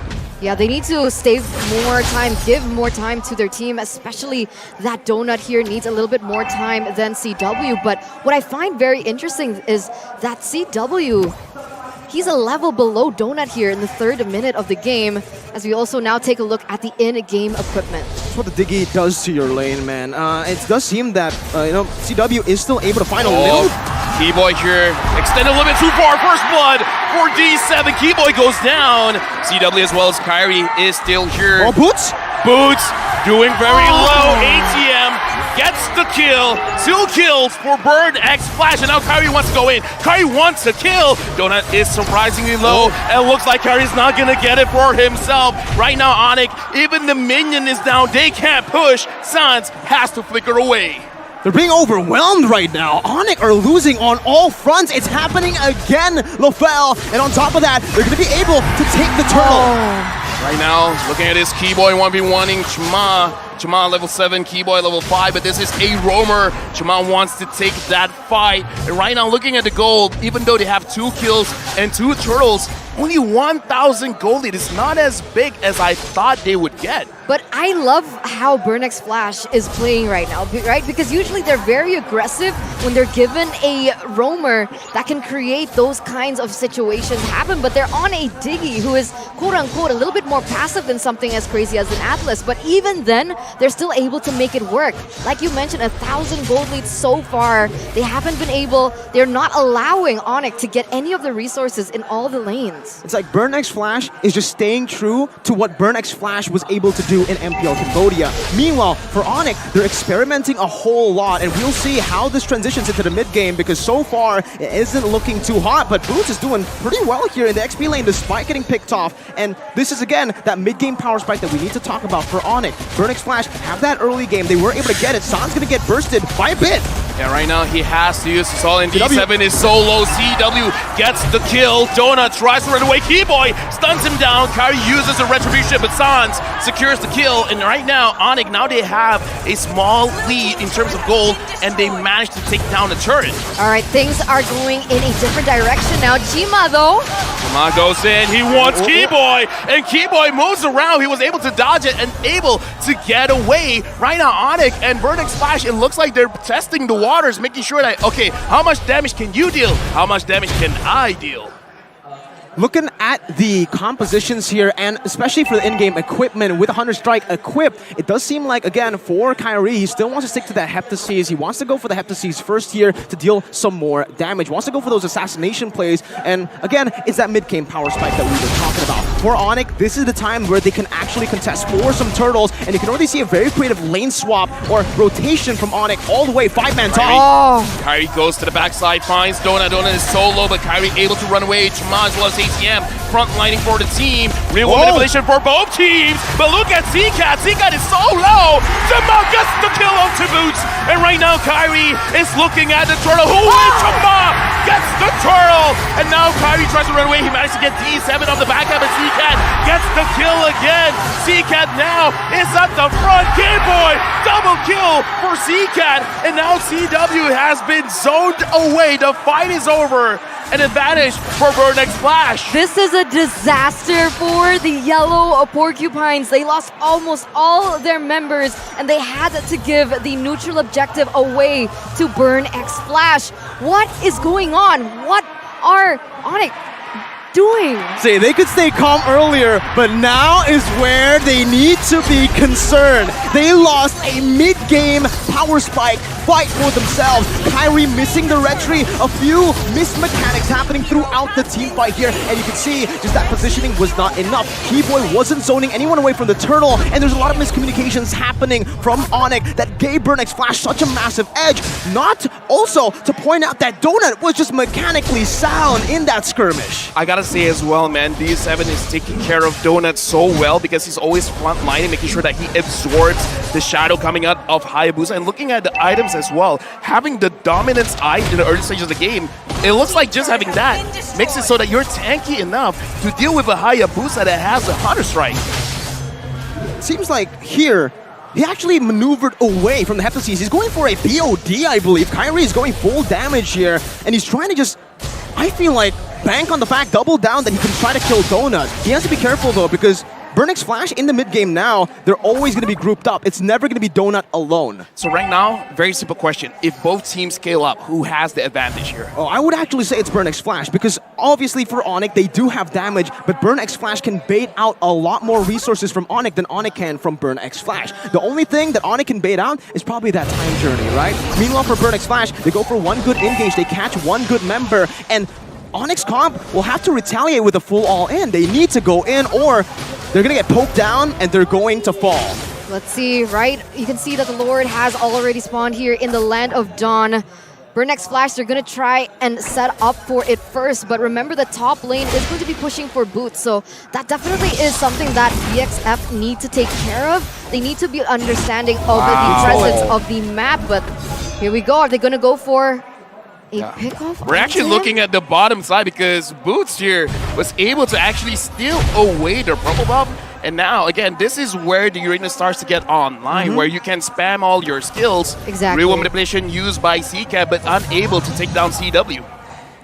ONIC are still actually holding on to the gold lead despite losing that mid-game skirmish, and this just goes to show how efficient they are at farming. CW, Sans, and Kyrie, they're able to still withstand and actually have an equal level with a good shot from CW. Also, that poke will definitely help them in the fights to come. They need to target it properly though, because ATM and Chama can just soak in this damage and come back, sustain, and force a full-on team fight. And on top of that, right, we're talking about not just the way that they're able to be efficient in the jungle, but the fact that they have more map presence. Because of the Uranus, Boots is going to be able to move around the map a lot quicker, put some pressure on those side lanes, and actually prevent a setup coming in from BurnXFlash. And you can see, ATM getting targeted. Final slash has been used, but Keyboy is the one that's low. CW secures kill. Trama gets Keyboy down. Sans is down as well. Boots is taking the full damage from Donut. He has to run away. Kyrie goes in. Gets the shadow on one of the members of BurnXFlash. CCAT tries to get CW, but CW so far has been positioning well. Right now, the Lord has been started by BurnXFlash. Kyrie is looking at the team. Boots taking a lot of damage. He goes down. Mega kill for Chama and CCAT. Gets CW. Killing spree. Kyrie wants the revenge, but look at CCAT. He's still alive. The members helping him out. Kyrie gets caught. Donut gets the kill. BurnXFlash secures the Lord. No way did that just happen. What? All 5 members coming from ONIC, they go down. That was a brilliant team fight by BurnXFlash. Listen to the crowd. D7 was insane mechanically there as well. Really good cover onto Donut. And do we have to mention CCAT? BurnXFlash and the Cambodian crowd are starting to erupt here in the Aeon Arena. And LaFell, back at it again. If we try to analyze what happened in that team fight, it was mostly just ONIC going in one by one, overcommitting, not using their flickers. And even for Kyrie, the most uncharacteristic I've ever seen from Kyrie. Miscalculating the shadow kill to a point where his quad shadow disappeared right after the shadow kill is done. And that's an instant 4,000 I haven't seen that ever for this man. That's why. Nerves getting to him. What's going on with ONIC once again? But you can see here, the Lord is going to be marching in that mid side. Luckily, ONIC does still have the high ground, still going to be able to clear. But Keyboy, do they want to go for it? Keyboy final slashes, but Boots tries to pull everyone away. ATM frontlining for BurnXFlash, and he's able to run away. Keyboy actually a pretty good engage, getting 2, but looks like the damage is still not enough for ONIC. Just now, the goal difference, not that different now. It's a 4K difference for BurnXFlash. And it's reflected here in the itemization. For the in-game equipment, you can already see Lancelot is going for that War Axe and Thunderbelt, so a little bit more of an aggressive route here. And meanwhile, for Donut, this is exactly what you want to do up against an assassin as well. You finish up the corrosion side, go to the golden staff. Usually you would go for the DHS, but the opposite go for Wind of Nature. I want to talk about Dreadnought as well. 2 Dreadnoughts, one on the Lancelot, one on the Fredrin, and a full-on anti-Cuirass on the Diggy. So we're talking about the itemization getting buffed. Looks like even Kyrie will get affected. That's it. That's what I was worried about, right? Because we saw the differences in damage from just even the Dreadnought only, and if you have the anti-Cuirass on top of it, it feels like that damage could have been negated, especially now that ONIC is under. They're not leading here, so they're not ahead at the moment, and you can actually see the disparity in damage, and Kyrie can't really pull off what he's usually accustomed to. ONIC have been, honestly, it feels like they've been autopiloting. They've just been going for these 5v5s, and BurnXFlash are forcing it out of them. Meanwhile, ONIC, this composition should be built around split pushing. It should be built around the banana split that ECHOPH is notorious for. Right now, looking at the situation, I kind of feel like ONIC, they're understanding that they're probably autopiloting as well, so they're trying to figure out, like, okay, what do we do here? They're back on track. They're buying their time. They're like, okay, let's farm up for a little bit. What items do you guys want? Once we get it, then we'll figure something out. Maybe fight the next Lord. But I kind of feel like the question is, how are they going to engage? Because so far, the engages is coming in from Keyboy, but he's not really getting those key targets. And as long as BurnXFlash is positioning well, it's not going to happen, man. They're still opting to go for these big team fights, though. They're still trying to position in a way where they're grouped up. Boots hasn't really been able to be that threat in the side lane, but Keyboy goes in. Yep, they want ATM first, but ATM as the Fredrin can take a lot of damage right now. Chama has a lot of stacks on his War Axe, and it looks like Sans has been faded out. ATM goes down, CW, what a beautiful snipe. But now, ONIC, they don't have that big ult. BurnXFlash, do you want to go back in and try to contest this Lord? Oh, it looks like they're kind of, just levitating here, hovering. Oh, Sans. Oh, Sans getting very, very low. D7 tries to catch him, but now Sans low, CW low. Kyrie is looking for a situation where he can go in. Chama tries to fight against Kyrie. Kyrie is super low. Unstoppable! Uncontested right now. Chama secures the Lord. And now C-Cat is looking at Keyboy. Do they want to force this fight? Looks like BurnXFlash, they want to go for the safer route and actually reset and push with the Lord. That was a risk that ONIC took that did not pay off for them in the end. Chima just...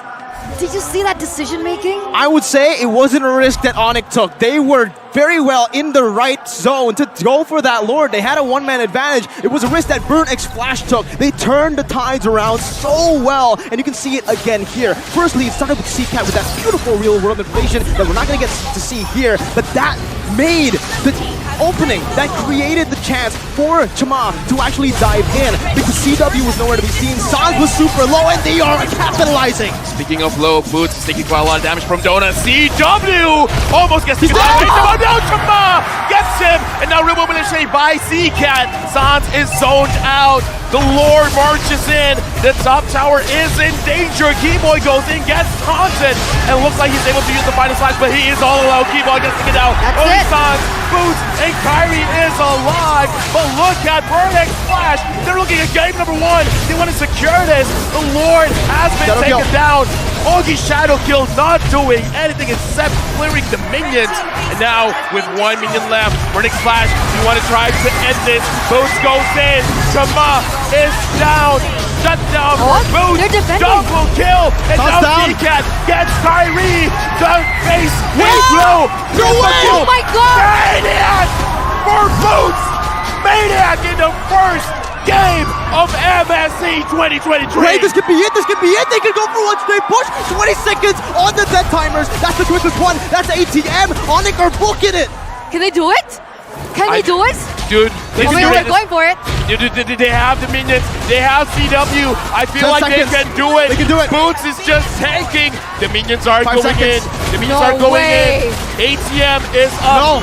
No. The minions are here. The minions are here. ONIC, I don't think they can end this. Oh my god, what was a game. that?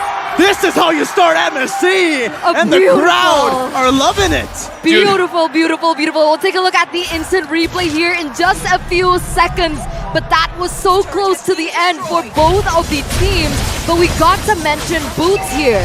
Boots, not only was he dealing damage, acting as a front line, but he was actually, just main objective for him was taking the minion aggro so that it does not come into range, while also simultaneously building those stacks on these opponents, getting so much damage, and Maniac on Uranus. I don't think I've ever seen that. Dude, the Ionic Edge. But the thing is, I saw the interaction. We talked about this before the game starts. I saw Dona using the Wind of Nature. What can that do against the Uranus? And this is one of the reasons why you want to pick up the Uranus, just because of the magic damage. Sure, you got Wind of Nature, that's a cool item and all, but I clearly don't care. BurnXFlash starts the Lord. Kyrie starting super low. ATM soloing everyone. He's gonna go down. No, he does not. No, he does not. D7 saves the life of ATM. ONIC were able to hold on, but with this Lord coming in, it should be an evolved one this time around. I don't know if they can. I don't know either. I guess their only solution at this point is to try and go for a split maybe, but even that is difficult to attain. Taking a look at the in-game items here in the 18th minute of the game. Interesting choice here for Kyrie as well. He's going for cooldown. And again, also the Rose Gold Meteor, so he's forced to kind of build a bit more defensively as well. But I honestly feel like the damage is just not visible. This high and dry is completely negated because BurnXFlash have been playing just fully front to back, all 5 together. Now, I feel like ONIC actually cleared the wave in a way where they actually are forcing BurnXFlash to split, and this is their chance, but they have to be careful. Boots super low. He still has the immortality. It hasn't been popped just yet. Real world manipulation turned on. Kyrie gets caught. He still survives. ATM couldn't do anything. Boots has his immortality pop. T-Boy, the front line goes in. He's gonna get taken down. No, he's still alive. CW is standing base there. D7, double kill for Kyrie. Kyrie wants to go for more.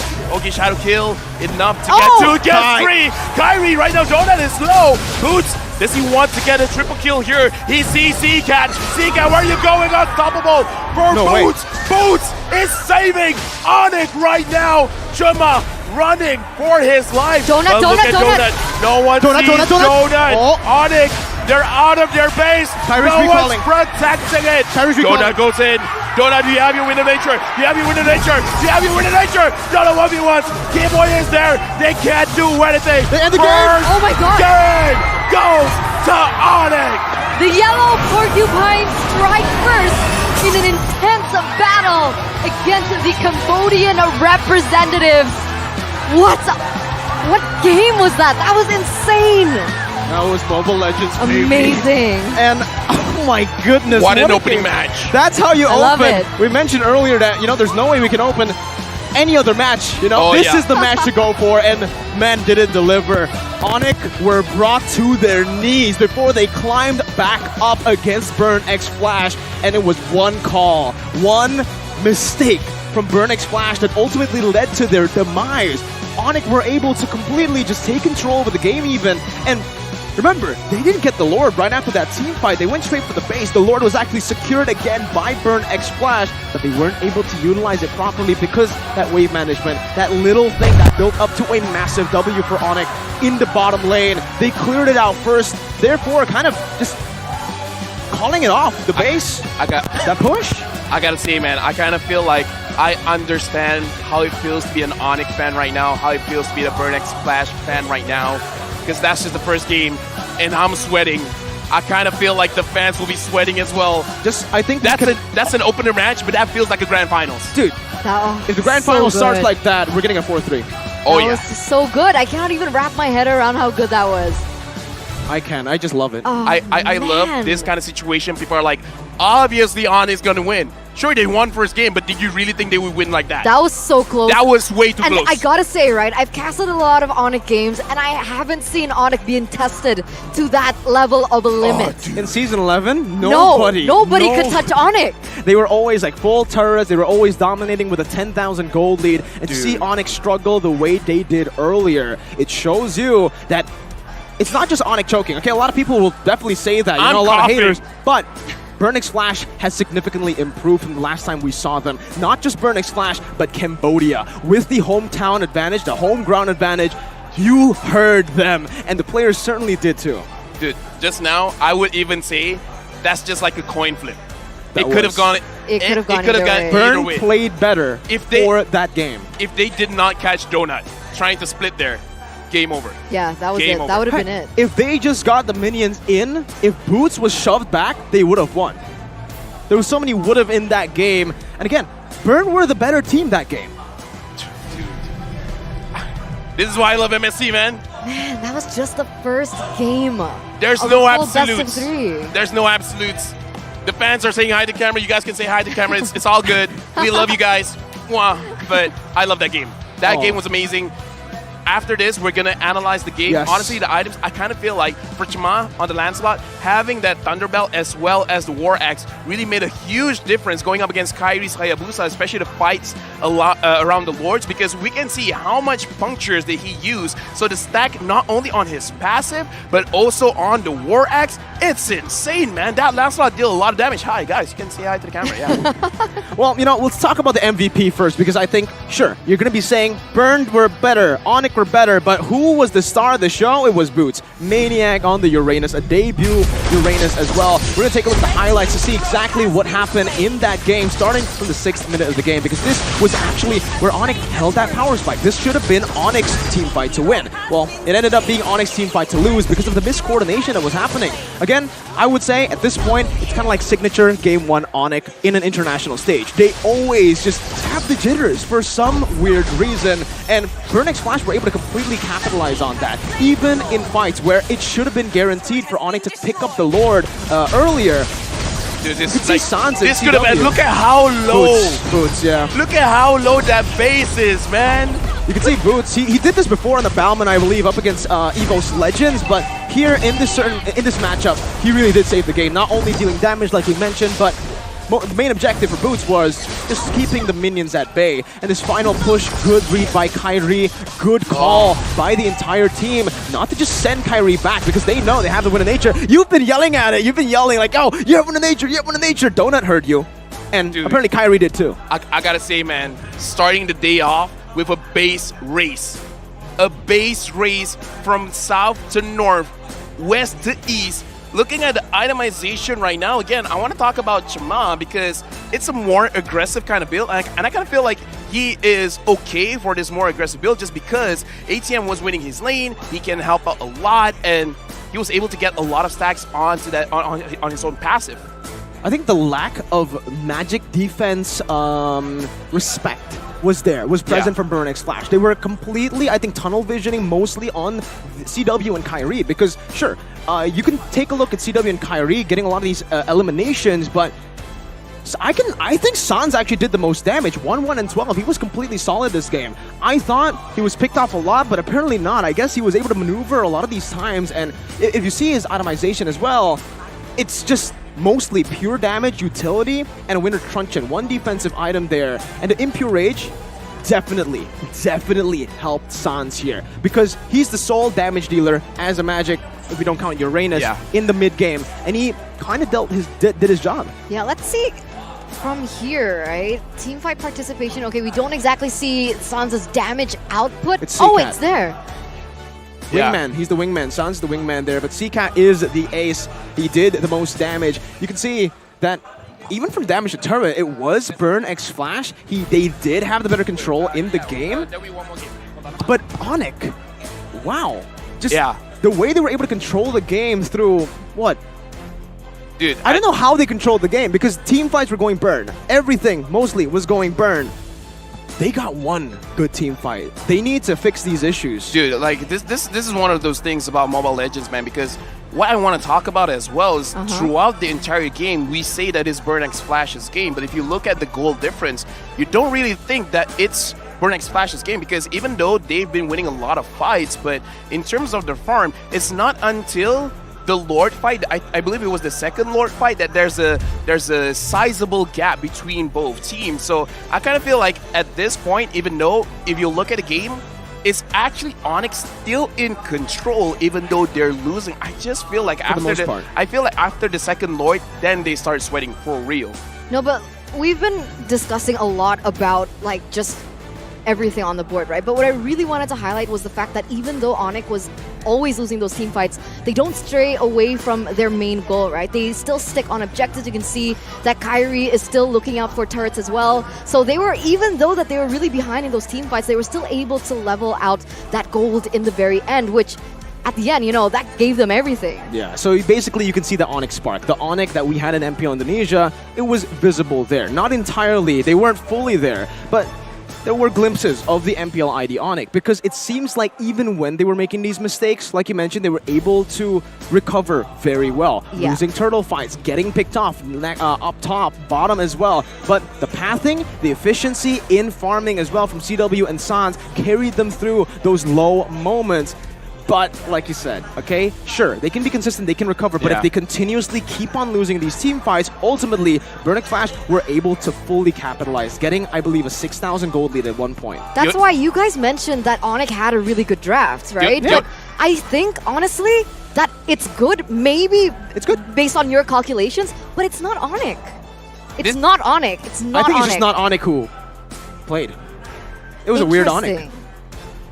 Either way, the only thing I can say is it's when two teams are trying to build a dynasty, this is what happens. A lot of clashes. Just chaos. We're going to take to Harada Mickey for an interview, I think.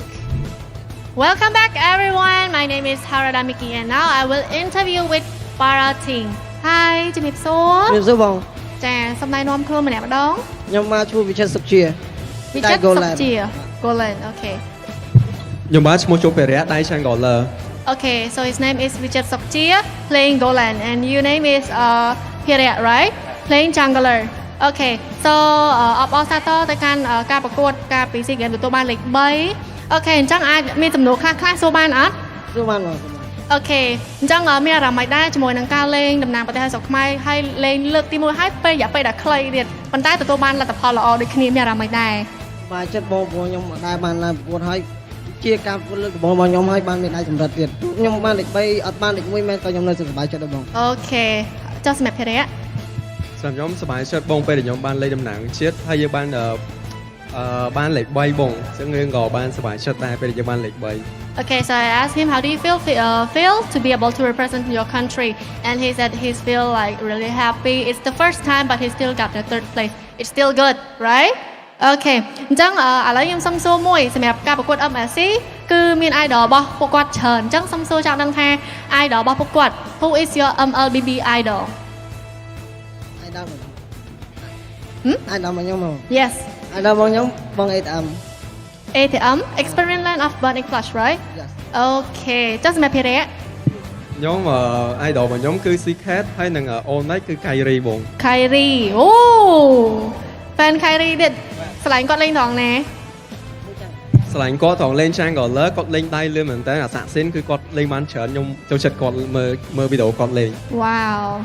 So Vichit, your idol is wait. ATM, right? Experience Land of BurnXFlash, and Piria, your idol is ECHOPH Midland of BurnXFlash, and Kari from ONIC team, right? Okay. So are you excited to be able to catch the MSC 2023?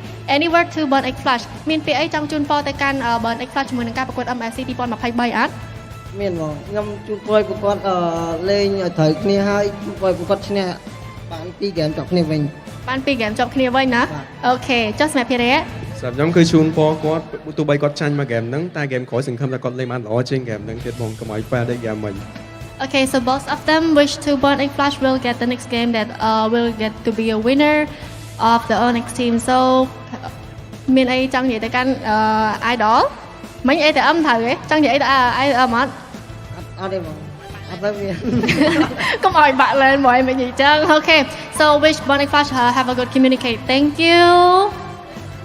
Thank you អរគុណ បង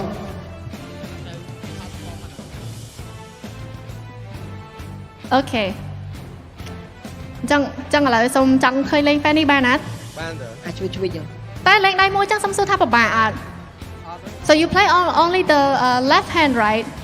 ត្រូវទេ Yes, okay.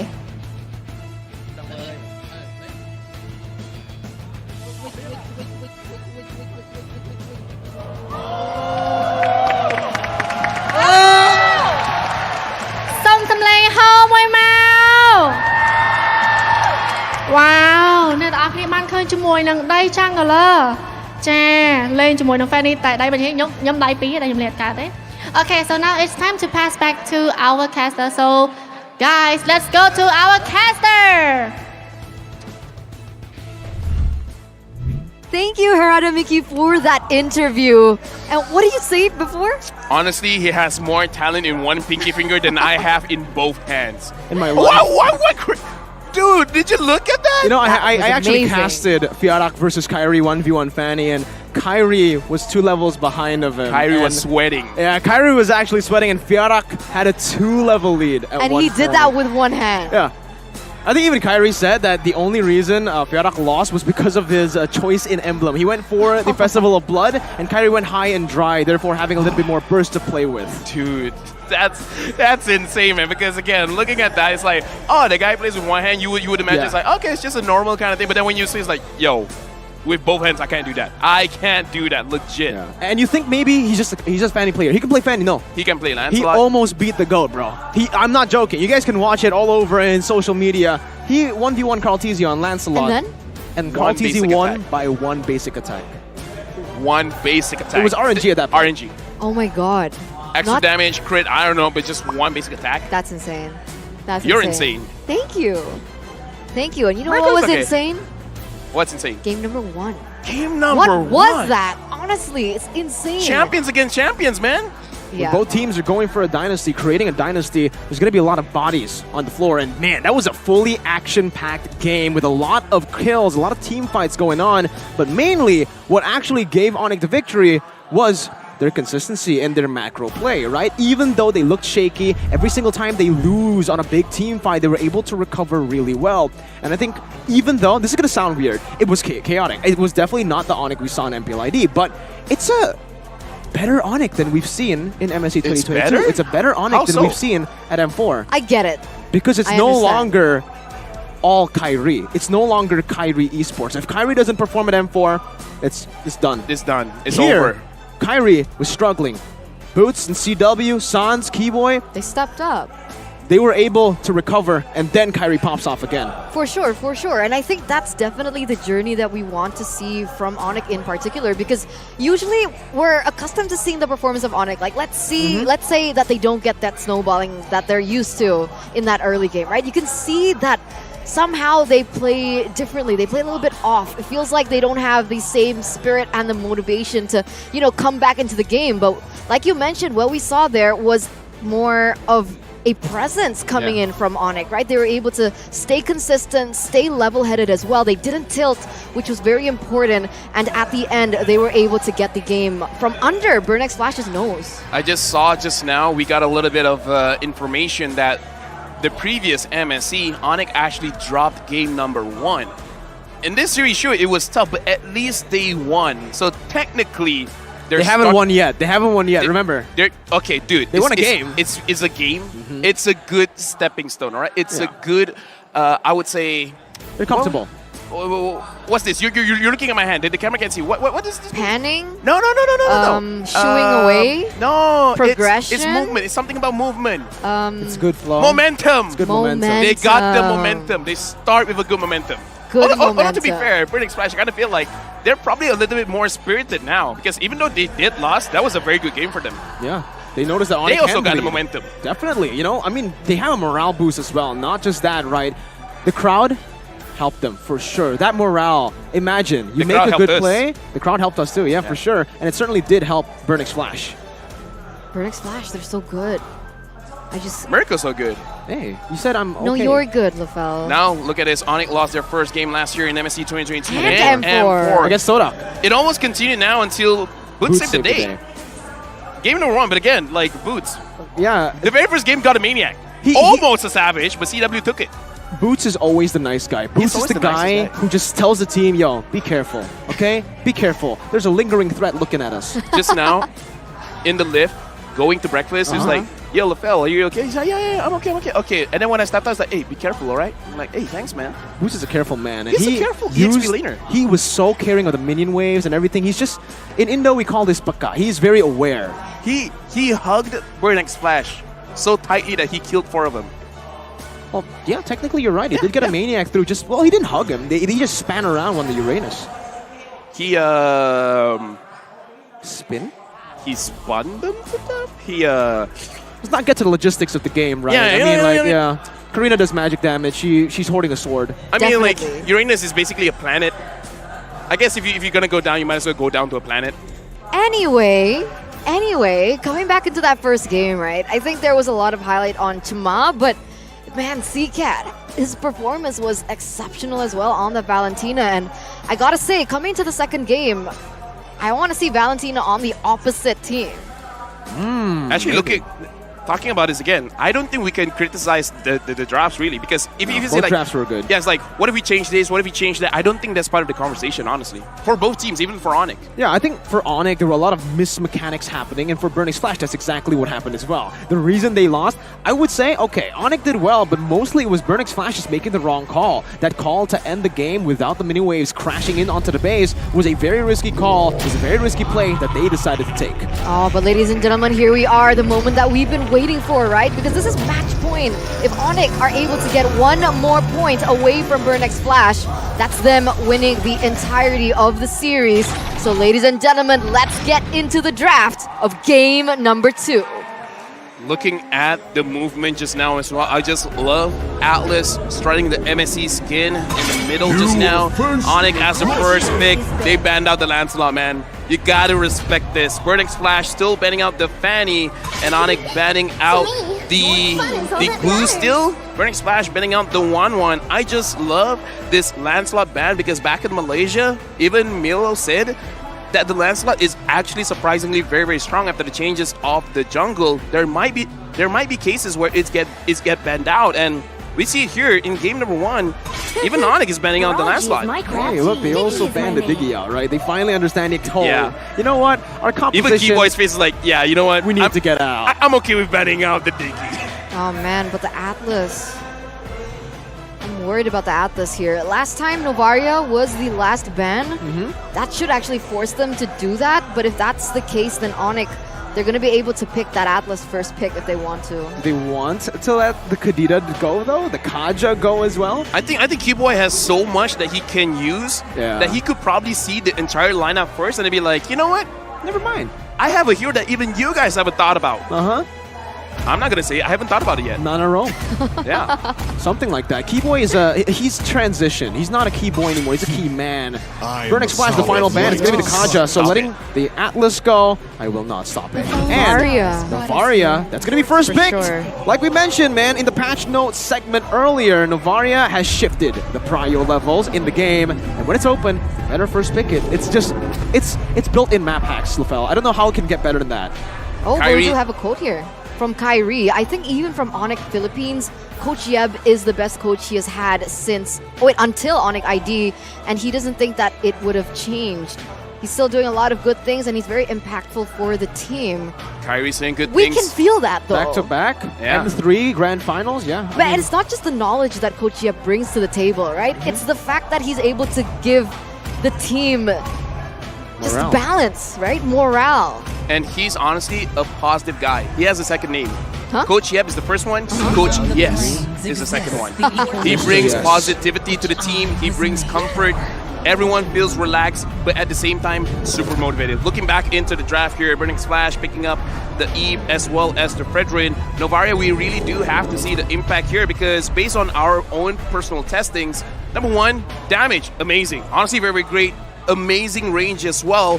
But again, the ult providing so much utility, not only just giving vision, but actually making it so much easier to hit your skill shots. If you're already hitting a lot of your Beatrix, you're gonna hit a lot more after this. And on top of that, it also cancels recall. So yeah, really good that's for buying annoying. time as well. And you know, the thing is, you don't even need your ult to open up. You can use your first skill. There's And your second skill. so many enablers here. A lot of heroes can be enabled by the Novaria, and with that, they actually go for the Klon and Yu Zhong. So we were talking about Beatrix and a lot of the skill shot heroes that definitely will benefit from that, but this is a scary pick. This is the pick that we spoke about earlier. Donut has an 80% win rate. Yeah.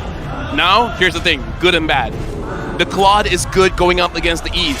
Amazing. Yes. Leslie is good going up against the Claude. Yes. But this is a 5v5, not a 1v1. Because looking at the situation right now, the Yu Zhong, if the Yu Zhong can get on top of that Leslie and actually forcing the Leslie to hit the dragon, the black dragon form coming in from the Yu Zhong, there's a lot of interactions here happening. So Donut picking up the Leslie is actually very brave. We got to see if it really works out in this game. Yeah, I think they need a little bit more frontline, honestly, here. And ONIC, with that in mind, right, they're going to go straight for the Uranus ban. It just shows how much they know about the Uranus, right? It worked for them. Maybe no other team has picked it up, Dude, but the damage buff, it means a lot. exactly. And with that, they will respect the hero that they were able to utilize to win game number 1. And like you mentioned, Lefel, this Leslie is going to be in a bit of trouble, and that's why BurnXFlash are doubling down on the fact that, you know, no assassins for Kyrie. You know, get him off of the assassins, this time especially. With the Leslie, you're not as, you know, sustainable. You can't really survive a lot of these dives. So Haya and maybe, do they want to take the Ling out here? I honestly feel like it's not a bad pick to ban out, honestly. Like, even if you lose the fight, there is an option for you to spin. Oh, I forgot about the Kadita, yeah. Kadita Yu Zhong was what destroyed the Leslie at ISF. Oh, yes. That's very true. Now So it's still going to be the respect. Yeah, definitely. And now we're gonna see what ONIC goes for here, right? They've already limited Uranus here from the front line, trying to eliminate any presence that perhaps could give ONIC a bit of a hard time, especially in that front line. Are they gonna go for that again, or do they want to go for something else here, right? It seems like they haven't picked up a roamer. Maybe an Atlas ban could come through from ONIC. But the same thing can be said for BurnXFlash, honestly. No, I'm thinking of like, okay, definitely didn't think about a Franco ban coming in here for the side. It's actually good. It's actually good. Yuzong doesn't like Franco. Definitely. Claude doesn't like Franco. Bloody Hunt, always. I don't like Franco. Why? I thought you were a roamer. Yeah, and I always get picked off by the Franco. Stop it. It's annoying. Personal experience, I agree. Especially when it's on the hands of someone like D7 who can actually use it, yeah. right? But BurnXFlash, remember, with the Diggy banned, they can still go for something like an Atlas here, but it is a bit too risky knowing that Claude can go for Purify. Novaria can also join in with that Purify. He doesn't even need Purify. Plays all the way to the back.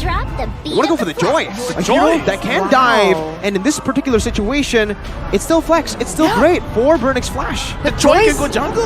And the Joy can go XP. But Joy's early game has been weakened a lot. Joy? So? The Joy? Some people might not matter.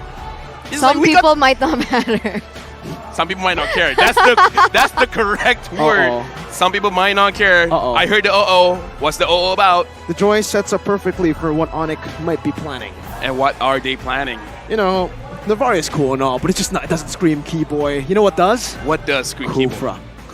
Oh yeah. Actually, Kufra is good against the Leslie as well. Yeah, exactly. Some more dive into the back. They can go for an assassin as well with some. But that's the thing. They can't go for assassins, I feel like, if they go for the Kufra, because that mid control is definitely going. Oh! There you go. It's a Cho. Okay, even more Keyboy. Bowman, man. I said Kufra? No, Cho. Dude, now honestly, the buffs. ONIC can go for a snowball because the buffs on the Bowman is insane. Here's broken. The thing. If you build damage, that's amazing. Now, here it is. Look at the changes. Lethal counter before this is just 400 plus 60% total physical attack, 20 to 30% of the enemy's lost HP. Now, sure, the total physical attack has been dropped to 150 plus 70%, but the lost HP, it will plus from 30%. If you are level 12, it will go up to 45% of the enemy's lost HP. So for now, you build full tank, you will do so well, especially looking at how squishy BurnXFlash composition is. Oh, I want to see the last pick coming in from BurnXFlash, and it's going to be the Kufra. Okay. So now that you see it, what do you feel? Because you wanted to see it, now you see it. I see it. All right. What do you think about the Kufra? I don't think it's a bad choice, honestly.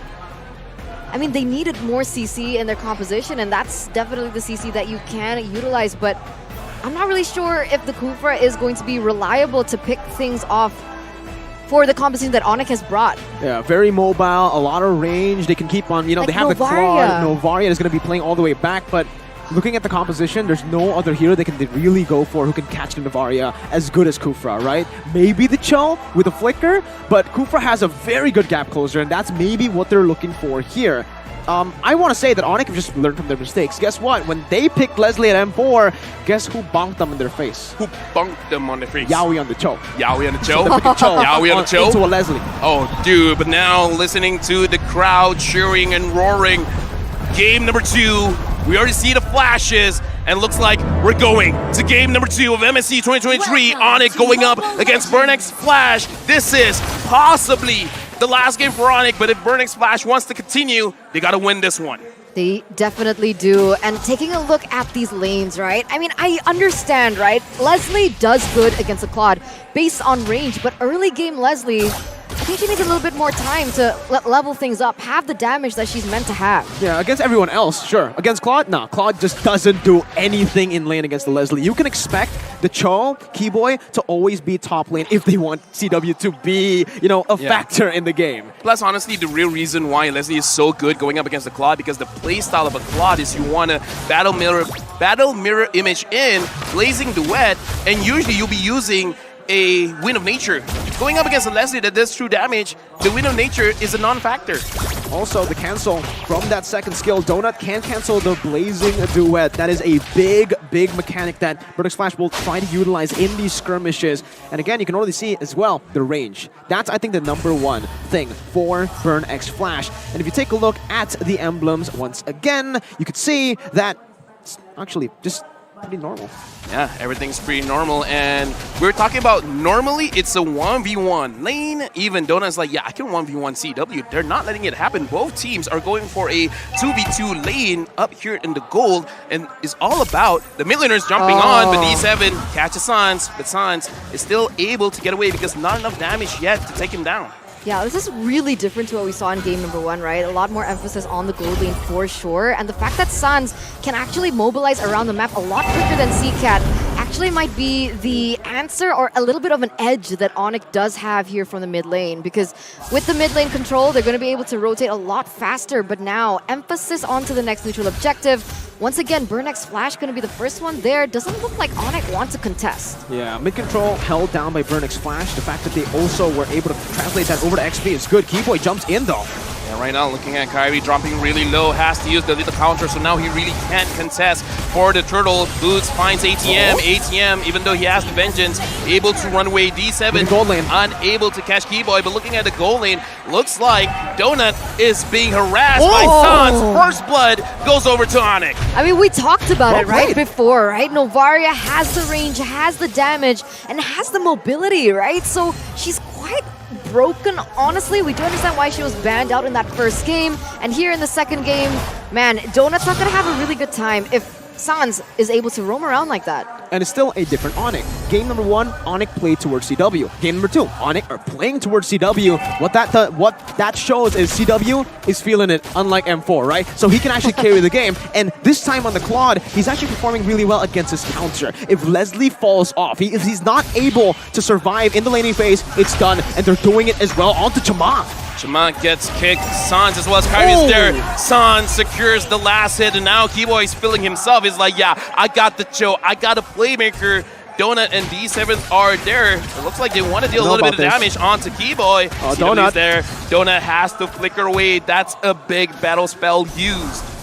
For sure, for sure. But even then, oh, wait a minute. Kyrie, he's going to get taken low just a little bit, though. Yeah, looks like he's willing to sacrifice a little bit of HP to make sure that he secures that. Keyboy able to run away. Kyrie very, very low. But again, the backup from ONIC is very, very fast. And it's a good start because 1.4 thousand goal lead for ONIC. That was such a good dodge, right, by Keyboy earlier. But what I really wanted to highlight right now, right, 4 minutes in the game, we are going to see the in-game equipments in just a bit. But please highlight that Kyrie here on the Balman, like we mentioned, is one level ahead of Chama. Also, just going for the Molten Essence, like we mentioned, there's no damage necessary for this Balman. You can go just full utility. And on the other side, you can actually see, because they have such a good utility jungler at their disposal, they can actually just give Boots the option to go for full damage. He actually already has the hammer. He's building most probably towards, I don't know, maybe even in this position, Heptases. He might just want to be the assassin that dives on Donut. Right now, ONIC starts the turtle. D7 tries to find an angle, unable. He guts Kyrie. Chama secures the turtle. Kyrie goes down. CCAT secures that kill for himself. But Boots on the back line. Make sure he gets CCAT to make sure that that's a good trade. But Chama gets Keyboy. A lot of fights going from the back and forth. CW is still clearing the lane. Boots, you're trying to run away. You're not running away from Chama. Double kill for the jungler for BurnXFlash. Wow, okay, now that's not good for ONIC, right? Because what initially was, 1,000, 2,000 gold lead has shrunk to only 400. And man, I feel like Chama is just, what do you call it when he's like the anchor? Do you call it an anchor or like the wild card? He's the wild card, honestly. When he performs, it's so difficult for ONIC to look for anything on the board. And look at that, the entire situation just gets flipped to the opposite end. I gotta say, honestly, for that scrimmage just now, a lot of props has to be given to D7 because he stopped Kyrie, and once he's stunned up, he can't use his retribution, so the retribution fight was very easy for Chama. D7 taking a bit of poke damage, but Donut took more damage than D7, an accurate shot coming in from Sans. And I think it was just a bit too greedy from ONIC, right? The reason they were able to win and get a lead early on was the fact that they were able to play around CW. Because BurnXFlash, their composition heavily emphasizes that turtle control. With the Yi, better mid control, and with obviously the Fredrin, they could just give the chance over. Wait, Keyboy. Looks like the kick doesn't actually connect to the right spot. Keyboy has to run away, but D7 is going to get punished quite a lot, but the flicker saves him. And now D7 looks like does he really want to go back in? Kyrie is blocking for Keyboy.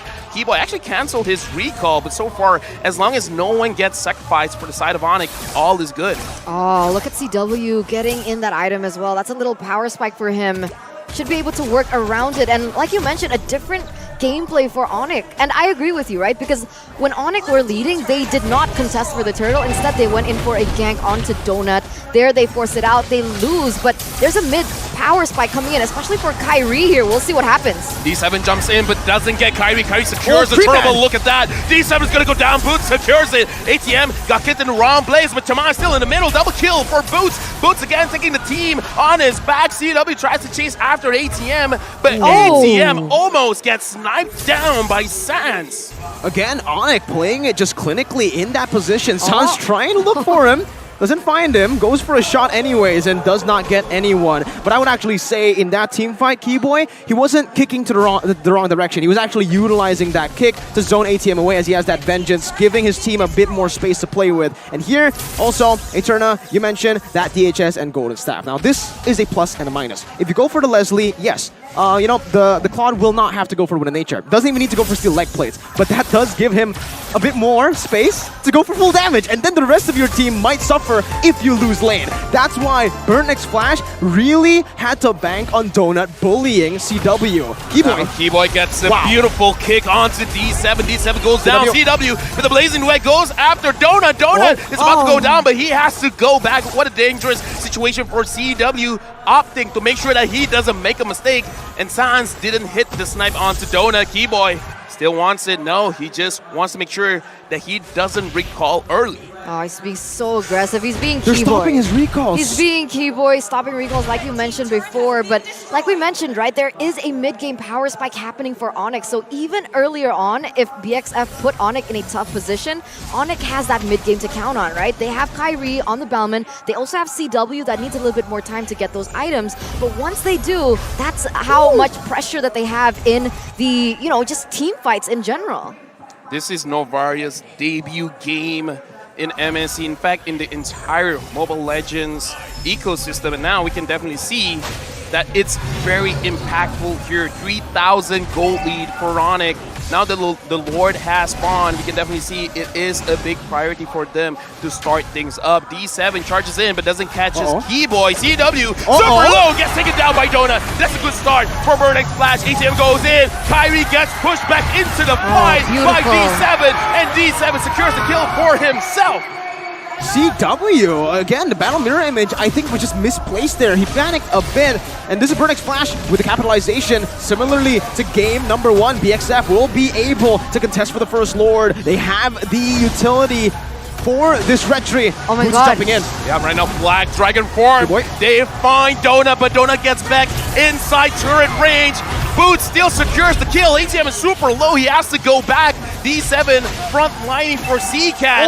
And look at his Sans from side, unable to get D7. Now Chama has to run away as well. That's a good fight by ONIC, but still the Lord goes to the hand of BurnXFlash. I mean, they were grasping for anything they could grasp on, right? Clearly, they weren't able to get control over the Lord, so the next best thing is they can do is try and prevent for BXF to have the most optimal push, which is how? Take away Donut. And that's exactly what they were able to achieve. However, if one of them were taken out, that could have ended a lot differently. Very risky play. Thing is, BurnXFlash, the Lord isn't what it looks like. They're not using the Lord in the conventional way. They're not just using the Lord to siege down turrets. It's a bonus.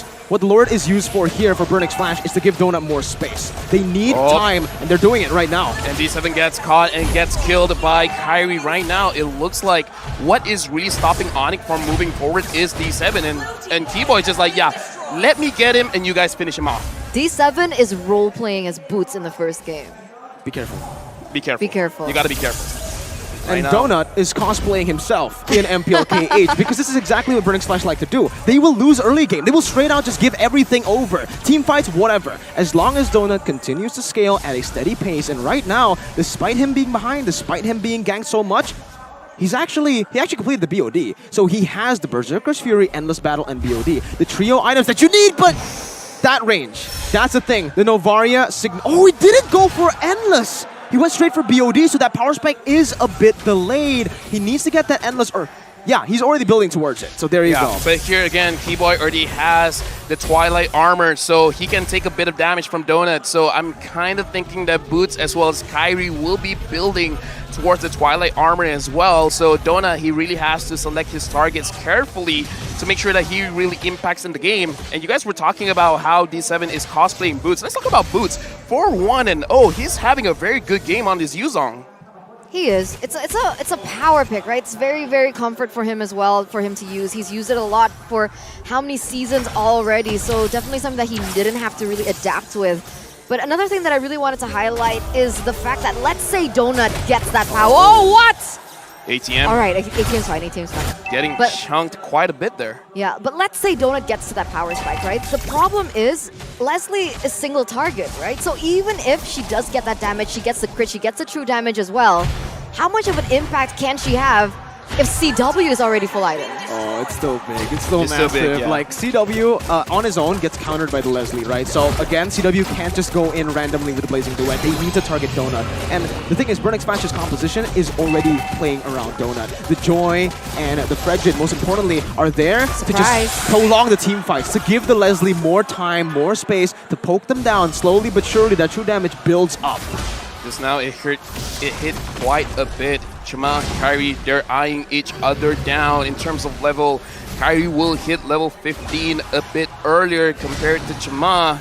And now Keyboy manages to get C-Cap, but no one is close enough. CW is there, but Keyboy's going to get taken down by ATM. And now CW and Sans, they're trying to kite away. Boots from the backline. Black Dragon Form goes after Donut, and Donut gets petrified. Donut still survives, but Sans gets the killing spree, but Boots gets taken down by C-Cat, and now both teams are not looking at the Lord, they're looking at the kills. Both teams sacrificed quite a bit just now. Yeah, 2-for-1 trade, and that was nearly not worth it for ONIC, if not for the range and the targeting that Sans has. And you've got to give him a bit of props, right? Novaria's second skill isn't as easy to target. Oh no. You know, it's quite difficult, but he still manages. And once again, more aggression as both of these teams emphasis on the next Lord. Look at CW, ATM doing quite a lot of damage, and now Keyboy finds one. Does he want to get a kick? But no, not yet. Kyrie as well as Chama are there. Kyrie secures it. Kyrie gets the Lord, but Zika with a real one manipulation. Right now, Keyboy gets pushed away, and Kyrie gets taken down by Zika. Donut gets a kill onto Keyboy, even though ONIC gets the Lord. CW gets away with a slither of health. Way too aggressive there by ONIC, and Donut makes them pay for it. Remember, again, Donut is the key member on BurnXFlash in this game. That Leslie needs to scale. The fact that he got a kill earlier will give him more. And the fact that ONIC got the Lord, it actually will be good for BurnXFlash because the Lord will be cleared up, and that will give Donut more gold to play with. He's going to be farming. He's going to be able to hit that power spike. And earlier, before the Lord, when Donut got picked off, 2-for-1.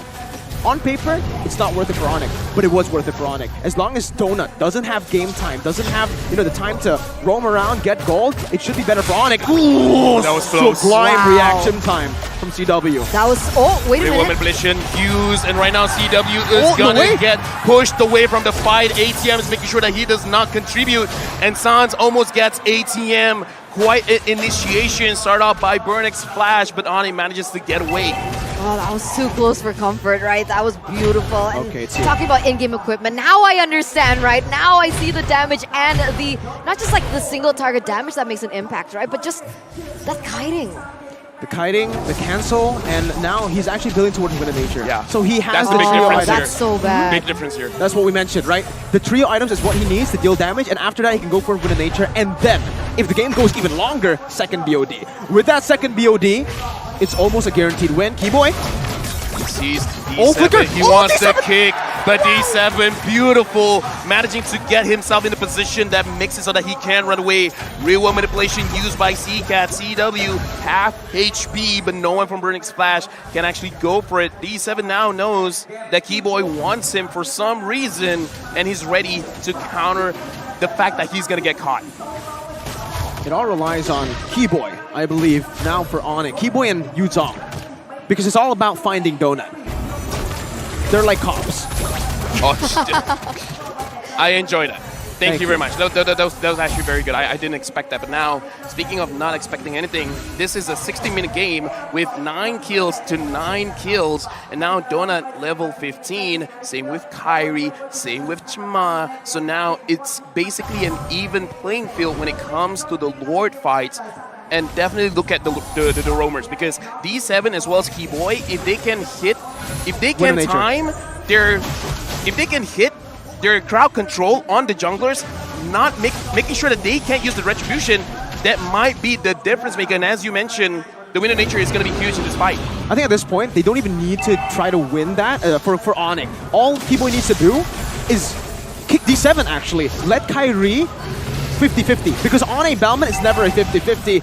And now, the Yuzong can't even dive to Donut with the winner nature, so it really relies on Keyboy. Keyboy needs to get a good kick. ATM jumping in. ATM is looking for CW. CW's at the back, and right now they're trying to zone away Boots as well as Kyrie. Keyboy finds Chima. Doesn't want to kick just yet. Right now, looking at the situation, BurnXFlash. They want to force a fight. Donut, you're in a very dangerous situation. Keyboy finds Donut! Donut gets kicked back! Mega kill for Sans! Boots gets D7! Keyboy had to use his immortality, double kill for Boots. Boots is really carrying ONIC right now. Chima and Seacat tries to run away. This is a very bad fight for BurnXFlash, and ONIC wins it all! Oh my god, that was beautifully, beautifully done. And look at Sans and his confidence as he's dealing that damage onto Seacat. They're gonna go for the top side aggression here into that bottom side. But it seems like Kyrie's still gonna go for the Lord here. 10 seconds onto that timer. They can actually go for the end because Seacat is getting zoned. Yeah, right now the minions are going in. Seacat uses the real manipulation, but it's not gonna help out ONIC Esports. ONIC Indonesia starting the game with a 2-0. GG, well played. Struggling there against the home ground team, but inevitably they were able to recover, stay in their pace, and do as they're told. They understood the assignment. Cho, Keyboy, he was the key. Yuzong, he was just the distraction. That solo conceal play really did Donut dirty. You could really say that Cho just now was the key boy. Oh man, he was the key. He was the key, man. No, I'm not gonna do that. But either ways, starting off MSC, we already got a lot of crazy picks. The debut for Novaria, we've seen the Bauman. The Bane has been banned. It's just the first series of MSC, and we can already see changes after the patch. For sure, for sure. Novaria is going to definitely be just a hero that we always see banned out, right? Because that was a little too much. Like we mentioned in the game, you had the mobility, you had the range, and you had the damage. And this is actually a statement coming in from ONIC as well, right? A lot of people have doubted them. A lot of people have said that on the international stage, they choke. But this first match against BurnXFlash, a team that has the home advantage, it sets the tone for perhaps maybe the rest of the tournament. I would say it's a statement from both of the teams, right? BurnXFlash as well. Coming into this, a lot of people completely wrote them off. Oh yeah, definitely. Home ground advantage doesn't matter, a lot of people say, but it definitely did matter. They popped off when it mattered. Game number 1, I honestly feel like we saw BurnXFlash outclassing ONIC in game number 1. Agreed. It was one mistake that turned the tides around. And if BurnXFlash continues this pace of improvement, if they continue to adjust this way, I think you can actually expect them to be contenders, even in this group stage, because a lot of people, again, wrote them off. Outplay ONIC. Those were the predictions for most of the talents as to who will go through to the next stage. Honestly, looking at the crowd as well, BurnXFlash walking off, everyone still cheered. They were still proud of their team, and I kind of feel like that's actually a very good motivator because, again, you're going up against ONIC Indonesia, where we see how strong they were in their own region, and the fact that BurnXFlash could give that big of a challenge, I kind of feel like even the audience, they're like, okay, you know what? There's a very good chance we could go all the way. Man, I'm proud of them. Of Burn? Yeah. I'm super proud. I'm super stoked. I'm feeling Cambodian right now. Me too. I'm feeling very Khmer. Me too. We just need the flag. Jump Ripsur, Susaday. But for the MVP, it's not going to be Cambodian. It's going to be an Indonesian player, and it's Key Boy, because he was the key boy. Cho.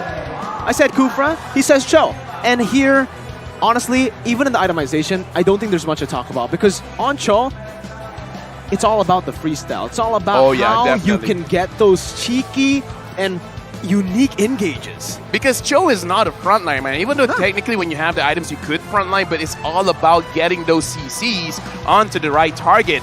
In the very final fight, I saw the positioning from Donut. I'm like, Donut, you're in a very bad position. After the Novaria ult made sure that Donut was slowed, is GG. Now let's take a look at the MVP highlights here for game number 2. What was Skiboy able to do the entire game? Well, here, not a good show of the MVP for this specific highlight moment, but throughout the game, he was always up in front, zoning and understanding every, I would say, limit on the heroes. Even ATM there, when he popped the Vengeance, that's when he decides to kick ATM away. And a few times, Skiboy as well, he notices that, you know what? If a few of my teammates die, if they are overextending, I will not follow them. I am the roamer, but I need to be the one looking for these spaces. In this particular situation, he was trying his best to just help Kyrie out of that position, maybe go for Donut, but this is where it really shined. That conceal backdoor play. Donut didn't have a chance there. I mean, what were you supposed to do as Donut? You have a flicker, you have a win of nature, but you do not have anti-CC. Once you get kicked, once you get petrified, I think it's pretty much over. On top of that, you can't escape. Yeah. Leslie's main maybe strength in a lot of these team fights is her invisibility. The Novaria completely negates that. Honestly, the only thing that he could do was pray and hope for Keyboy and Boots both made a mistake. Yeah. But they didn't. They didn't choke at the end, and they got what they wanted. And now let's look at the items. For Boots, I mentioned earlier that maybe he wants to go for the Heptases. You know, he got more room, more space to go for just Assassin build, but he went for the Norm. The Hunter Strike is a bit more reliable here in the long-term skirmishes, and especially considering Donut has so much PL, it makes more sense to just go for that Hunter Strike. Meanwhile, I think I just really want to highlight BurnXFlash. See, Donut, I think the better item would have been Immortality. I think he kind of tunnel vision, he thought about the Win of Nature, but sure, you can escape from a lot of the physical damage coming in, but the main thing that is stopping Donut isn't damage, it's CC. The reason why I think he went for the Wind of Nature is look at his gold. It's only 7,000 compared to Chaman, compared to ATM, compared to everyone else. Yeah. He was really lacking in the gold, so I kind of feel like having the Immortality, which is about 2,000 something, the Wind of Nature around 1,900, I kind of feel like he didn't have another choice. Yeah, he was heavily pressured even from that early game, right? We mentioned about that matchup in particular, but looking at the post-game stats here, damage dealt Sans, right? 80,666 on the Novaria. So this sets the tone of what we can expect when the Novaria gets picked up. That's how much damage and impact she's able to have in the game. I've played Novaria, I've seen my friends play Novaria, I've seen Lafel play Novaria. He's not my friend, because he's my best friend. Anyways. Aww, that's so cute. And I've seen good Novarias. But I always expected the pro players to be on a different level. Yeah, I think it delivered. I think Sans definitely delivered here.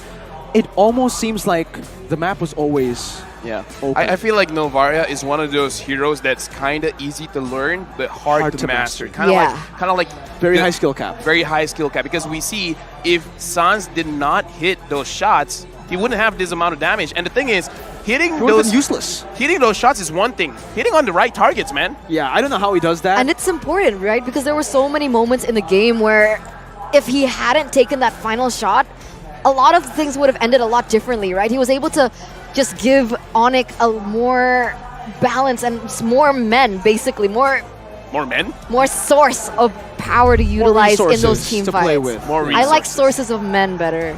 Nice. Sources of men is catchier than resources. I see the reference. Ladies and gentlemen. So it's not Keyboy, it's Key Man. It's Key Man. I called Sully Boy Sully Man. Wait, so we started this matchup, right, with 2 interviews. We had one from Donut and one from Keyboy. Exactly. For Donut, he said that he is better than CW. So from that game, we can basically, say something about that. Let's start with you, Lafel. What do you think? CW Donut. No. I kind of feel like in this kind of situation, CW is like, if you're very sure, but I got Boots. Boots is a very nice guy, by the way. You know what? So in conclusion, Boots is better than both. Boots is better than both. For right now. He's like, you know what? Be careful, CW. You know, let me go forward. Yeah. Let me petrify. Let me get the kill. He even told Donut to be careful. Yeah, Donut. Be careful, Donut. Be careful, Donut. I'm diving, but someone else is coming from behind, and it's Key Man. He actually did. Yeah, he did. And speaking about Keyboy, getting that MVP, that should have felt really nice, man. He told me privately, in private, he told me, I'm the best roamer in Indonesia. I should have played. Oh, man. He got kind of a small taste of the redemption that he was looking for here during MSC. But ladies and gentlemen, that was only match number 1. We still have another match ahead of us. It's going to be EVO versus Echo. We're going to see them finally on the stage. We'll see you after the break.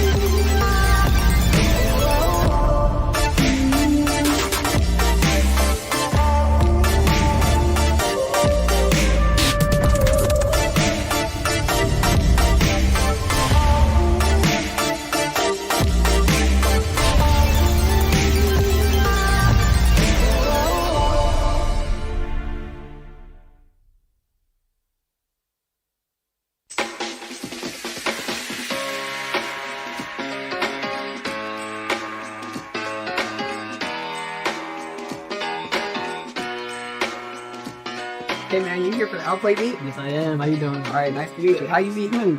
Man, so I've been actually watching their YouTube channel for a long time now, so okay, that's what we're here for.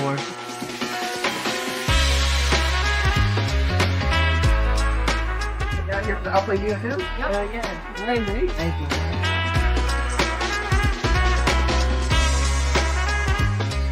What's up? Who's the biggest Outplay fan right here? Yes. Hello, we're at the OP meetups. First of all, thank you so much for coming and supporting us. And with my team, let's have some fun. Thank you guys. Yes, keep it up, guys. Welcome in. Come on. So I've been following, the main reason is Hoon. So I've been following Hoon since his days from the Gosu team. And then I've been following him, and the only reason I like them OP is like, mainly I would say because of Hoon.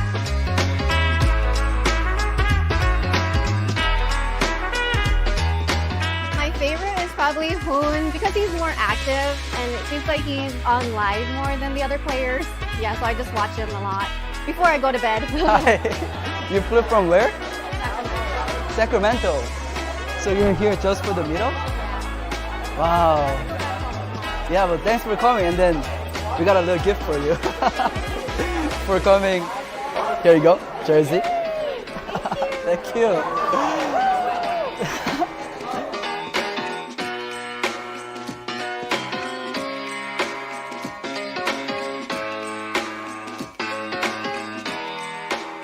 I just found out that there's a first person in line. Daryl? Oh, right there. Here's your hoodie for it. Sir.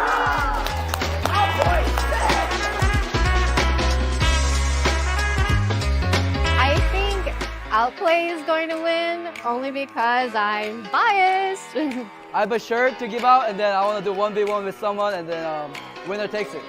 Does anyone want to try me? You want to do it? You want to do it? Okay, let's go. Let's go.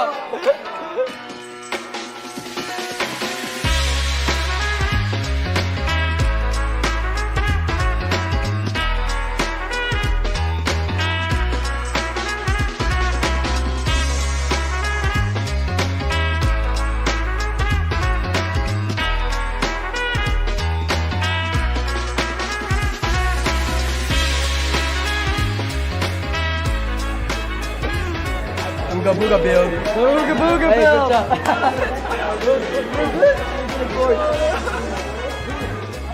My favorite OP moment up till now is how they displayed such a dominant performance through the regular season as well as the playoffs. Everything they did that got them right here.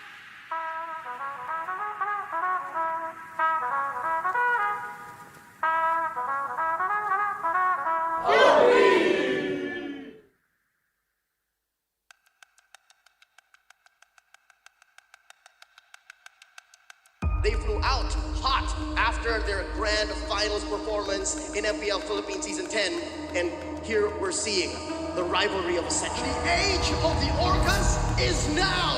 Echo are your M4 World Champions. Echo books their ticket to MSC and the Grand Finals. A rematch against Blacklist International. A rematch.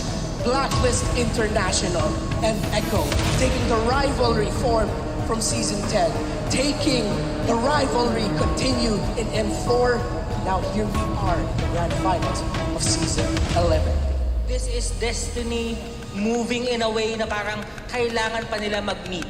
Yung M4 World Championship, nakita natin kung ano yung naging resulta doon, nanalo yung Echo, and parang binigyan ng tadhana ng panahon na makabawi yung Blacklist or yung Echo para ma-ensure na sila talaga ang pinakamalakas na Filipino team.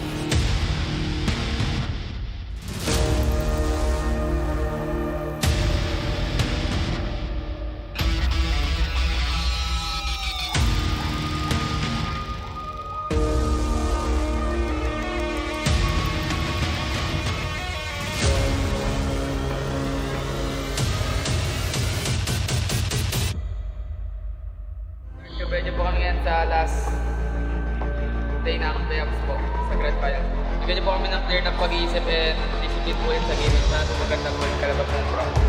Blacklist International will now respect back the Franco and the Kaja. Hanap nila blue eh, no? Binibigay, oo nga, Dragon, ni Sanford. For the third pick, after kasi ng Season 10 Grand Finals, marami ang nagsabi na kaya din nanalo ang Blacklist kasi parang naubusan ng Echo sa kanilang mga binaong strat. Ngayon parang ang dami. Parang malulunod siya tayo eh. Oo. It's going to be Hanik. Okay. Balir. Post 5. Hindi ganun kaganda ang ultimate ng isang Balir. So, masasabi natin medyo useless siya para sa Valentina. Hindi sila kumuha ng rumor na ganun kaganda yung ultimate. And at the same time, parang ma-force yung Valentina na real world manipulation lagi kukunin ko. Can Blacklist International do the reverse? Pero ngayon siya atay na pasobra dahil napagulit siya ni Edward dito. A beautiful switch onto the mid lane. Pero si Cortez hindi ata papayag na walang kapalit. Pero nabitin ng bahagya yung maaari niyang tawiran doon sa mga minions mula sa mid lane. Kapunta ba siya? Makikita ba siya ni Carl? Kapunta ata. King Wise. Walang retry.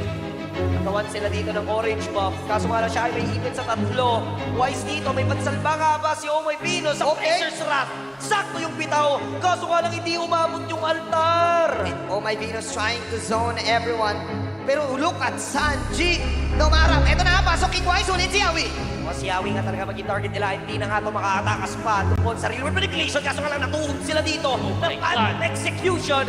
Owl and Omoy Pinos will go down. Pero si Edward naman naghanap ng pwedeng hulihin. Naghanap siya ng pwedeng sa punutan. Pero pwede naman silang umuli pa ng isa. At mukhang makukuha nga talaga. Kaso nga lang si Carl, sobrang kunat, sobrang sakit, sobrang dulas. Lahat na ibigay mo sa kanya. And sasabayan pa. Sabat force the force. Pero ang dundeg na yung pagtulak ni Yawi upang mapigilan niya yung pagtakas ni The Queen.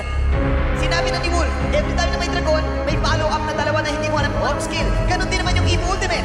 Diyan na naman yung dragon ni Sanford na talagang magpupush away dito sa members ng Blacklist International. Pero si Edward na nakapwesto, so meron silang info. Maaari silang umabol, kaso nga lang sobrang tapang ni Carl. Aray, alam niyang wala talaga magpa-burst down sa kanya, kaya sobrang tapang nila kung pumasok. Wise goes down. Nagkaroon na magandang pwesto si Sanji, pati na rin itong si Yawi. Subok lumaban ng Blacklist International, pero ito dragon ni Sanford. Hahabulin talaga yung the backline, pero masyado atang maagang na-pop yung altar. Kaya naman sila ay mapapunish bigla. Wise is down. Wala na yung red holder, pero marireset na naman yung Lord. Awal papasok dito. Kaso nga lang matutulak naman si Yawi. Tapos may paamoy-amoy pa. May palagkit-lagkit pa. Pero si The Queen na magsasave sa kanya. My goodness, go easy. The young goat. Blacklist International, they want the retaliation play. Dito na nagalit ang mga agents. Biglang may mission accomplished. Pasok si Carl this time. Nais nilang dumipensa dito mula sa push na nais gawin ng Blacklist International. May ipin nga lang dito si Yue, pero hakulit pa rin naman talaga nila. Tapos lang andun yung altar. Pero hindi magiging ang parang safe si Yue. Mahihimit ata ang members ng Blacklist International dito sa may ng gitna. Nakanshoot na rin yung mga spells na pwede na gamitin sana. So yung Echo, may Echo sila. Wala yung mga spells, wala yung mga skills. Maaari tayong umarangkada. Oh man, it just a snap. What's he play though? Wala talaga yung gamitin. Si Owl nga talaga ang bibigyan nila. At dito na rin naman yung dragon. Wala na si Owl. Wala na yung damage na asahan ng Blacklist International. Yung Echo, sila na ngayon na magde-decide na rekta tayo sa Lord. Nakapush na sila sa mid lane. Sakto lang din yung pagbitaw noong dragon. Tapos yung altar binitawan na rin at si Carl Tizzy tatahi pa. May pirma pa sa base ng Blacklist International. Sakto yung mga tusok. Kaso nga lang low na rin sila. Pero nakuha nila si Wise. Pero makapag-regen din naman agad yung members ng Blacklist International. Madedepensahan nila yung Lord. Kaso nga lang may parating pang minions. Medyo makapal mula doon sa bottom lane. At meron pang kasabay sa mid lane. Will this be it? Will Blacklist International manage to defend this? Dahil yung Echo ayaw na naman papigil. Okay, tingnan natin. Pasok ngayon. Oh my Venus, sabay sa akin force naman ni Benecute. Hahabol naman sila sa kitain. Mukhang mahulin na di si Queen. Pero mabilis pa naman yung death timer. Si Immortality Pop nga lang para kay Edward. Nakabangan nila kapag may inward manipulation pa. And yung minions na Sunday, sapat ata. Hahabulin na sila ng mga Onka. Pero ngayon, tuloy pa rin ang depensa. Pero ang goal ng Echo ay yung base. Ang kampiyon ng MPLPH Season 11. Echo! I came this far, nothing can stop me now. They knock me down, but they can't count me out. I can't lose, I won't lose. Muling kinalaban ng Orcas ang Blacklist International. I'ma keep winning. But the better team I'ma keep winning. came up on top. I'ma keep winning, winning. You can try to save yourself, but you wanna go play yourself. You can try to save yourself, but you wanna go play yourself. You can try to save yourself, but you wanna go play yourself. You can try to save yourself, but you wanna go play yourself. Yeah, you gon' need 100 men, 100 scopes, 100 cans, just for you to watch what I'm doing under the sun again. God-given gift, MC's doing the running man. If you want me to get it poppin', may cost 100 pence. Yeah, what I supply is always in the man. The throne is mine, take that. It ain't a high five, got the upper hand. I'm too real, can't fake that. Who you know put a fear in them like this? You a vampire, still suck when you bite this. They didn't think I could do it, I had to demonstrate how the flow is so heavenly, keeping demons straight. Who they fooling? I showed them the jig is up again. When I asked them who is the best, they get this to stuttering. Tell them I'ma keep winning, winning. I'ma keep winning, winning. I'ma keep winning, winning. You can try to save yourself, keep winning. But you wanna go play yourself.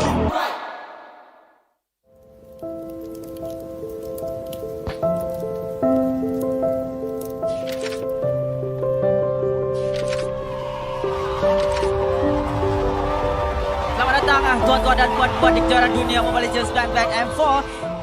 Big difference sebab dekat M4 nampak macam diorang ada identity crisis. They're not sure how they want to play the game. They're not sure who's going to be the carry, what kind of rotation that we're going to use. Contohnya macam Momo cover lebih daripada satu role, Ciku juga lebih daripada 2 role sekalipun di cover.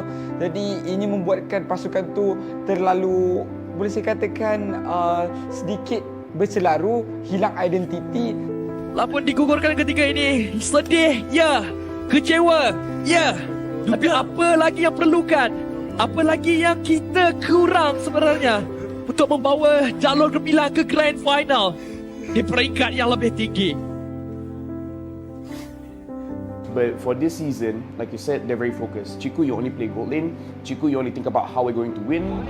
And everyone else is going to provide the coverage for Chiku guys. So for this season, it's definitely different where they're very focused on their own style of play, which is the Langga playstyle. But now it's almost like the lawan balik kind of Langga where you're trying to make the opponent fight you and then you win the fight eventually.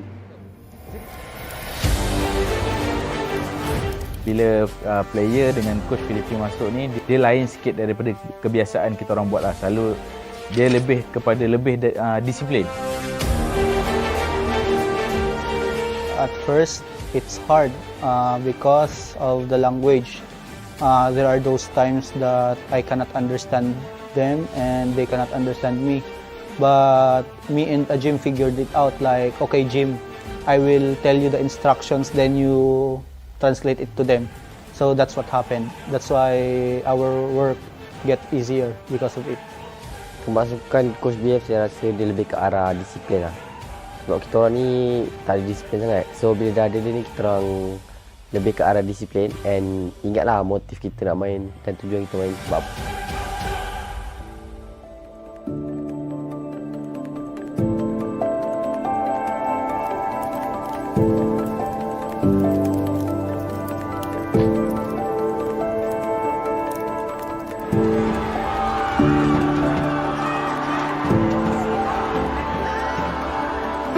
MVP is ECHOPH!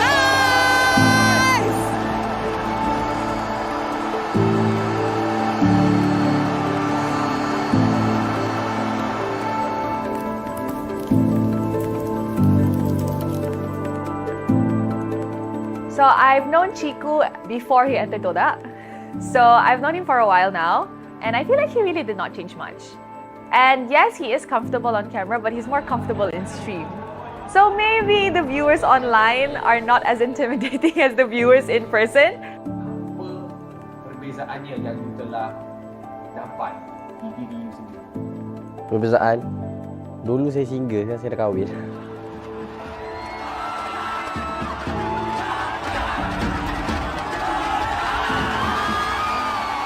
Kalau Ciku ni sebelum kahwin ni dia jenis kaki langgar, tak kisah kalau sebelum ni Punis kan girlfriend dia kan, dia langgar je Punis tu. Sekarang ni dah kahwin tu dia macam, okay ni wife aku kena jaga dia tak langgar dah. Itu Ciku lah. I think he's an absolute legend. I think that he really pushes the agenda and he really knows how to test the limits, or at the very least very situationally aware of what he's capable of on a particular marksman. Although the meta has shifted and Chiku has definitely changed roles, he has to evolve with the times. I feel that Chiku is still at the age where he's adaptable, but age is eventually going to catch up to him at some point, and we just don't know when. Kalau bagi saya, selagi saya rasa saya boleh main, walaupun tak macam orang lain kan, macam kalau main macam fasian main. Tapi bagi saya benda tu tak penting, dia lebih ke arah on point lah. So selagi saya boleh on point kan benda-benda yang penting, selagi tu saya akan main lah. Kalau dah sampai masa memang tak boleh, stop lah.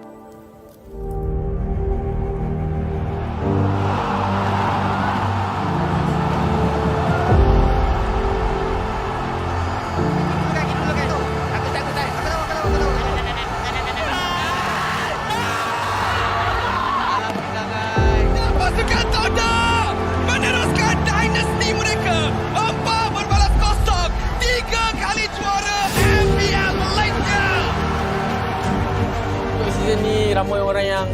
yang toksik, ramai orang yang maki, kata suruh keluar todak, Moon dengan Ciku suruh keluar todak apa semua. But in the end of the day, kita orang sendiri dapat buat lah. So bersyukur saya sangat kepada Allah SWT yang memberi kita orang kawan-kawan yang macam family macam ni. So alhamdulillah sangat-sangat lah.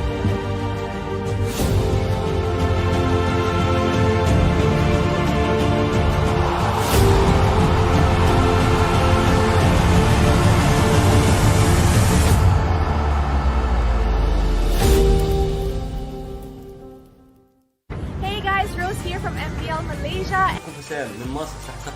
It's Mirko from Indonesia. Morning, Mickey. Here from California. It's North America's favorite caster here. الله تعالى وبركاته. معكم منعاد من المغرب. المشاهدين معكم يكتب من العراق. I'm Diablo from IGSG. เขาชื่อเอจิมาจากประเทศลาว Sky TV from Echo Philippines. I'm Yawi from Echo Philippines. I am Raime from EVO Esports. I am from Myanmar. I'm Chma, one of the junglers in Cambodia. السلام عليكم ورحمة الله وبركاته جمهور موبايل ليجند الكريم منورين أحلى عيلة وأحلى جمهور في الدنيا. And I just want to tell you guys all to get hype and to get excited for MSC 2023. All the underdogs are coming from across the world to go and compete against the pros, against the favorites.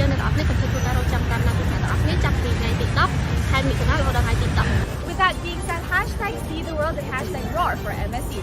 Roar for MSC. Foto dah buat betul-betul and langgar semua betul-betul. Alright. Hashtag roar for MSC. Hashtag seatheworld. Kamu cari sini. Roar for MSC and seatheworld. Hashtag roar for MSC. Hashtag seatheworld. GGRG. Roar for MSC and seatheworld. And Shark, I know you're hungry for first place. Outplay them, outclass them, outstyle them. Let's go get them, boys. Türkiye şampiyonasını güzel bir şekilde kazandık. Umarım MSC'de güzel şeyler yapacağız. See the world, roar for MSC. Don't forget to watch us in MSC. I hope you support us on MSC. See the world and roar for MSC. It's time to roar for MSC and hashtag see the world.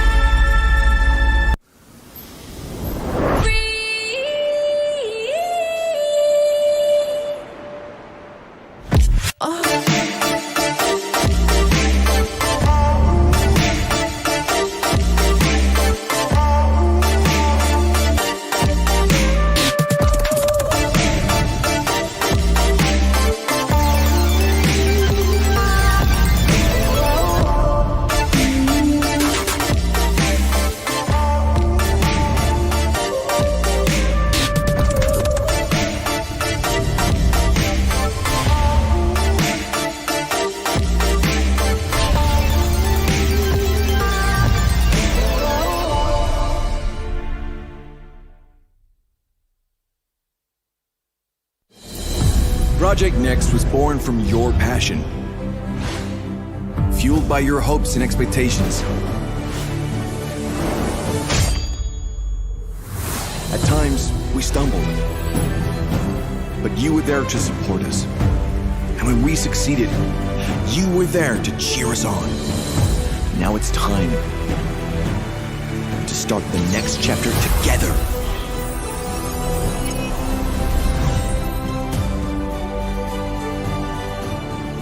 Creating bigger and better experiences.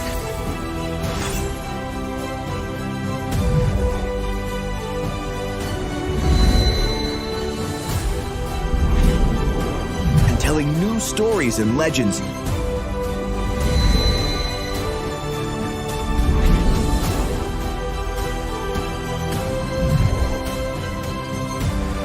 Let's treasure every moment together. Celebrate every accomplishment.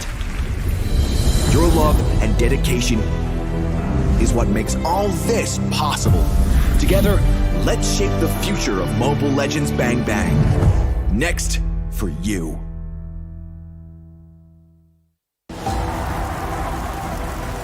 2019 menjadi tahun bersejarah saat ONIC Esports menjadi tim Indonesia pertama yang menjuarai MSC.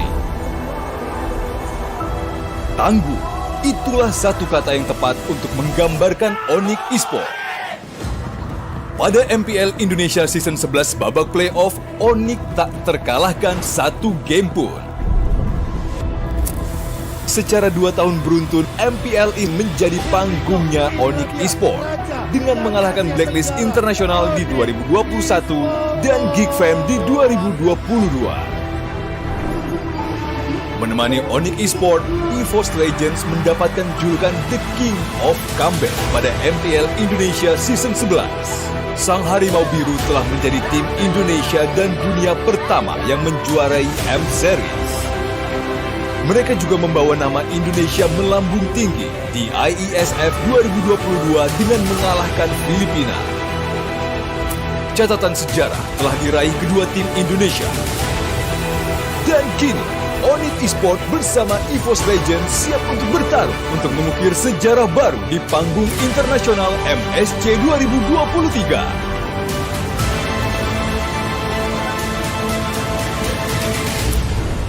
Berikan dukungan terbaik kalian untuk tim Indonesia.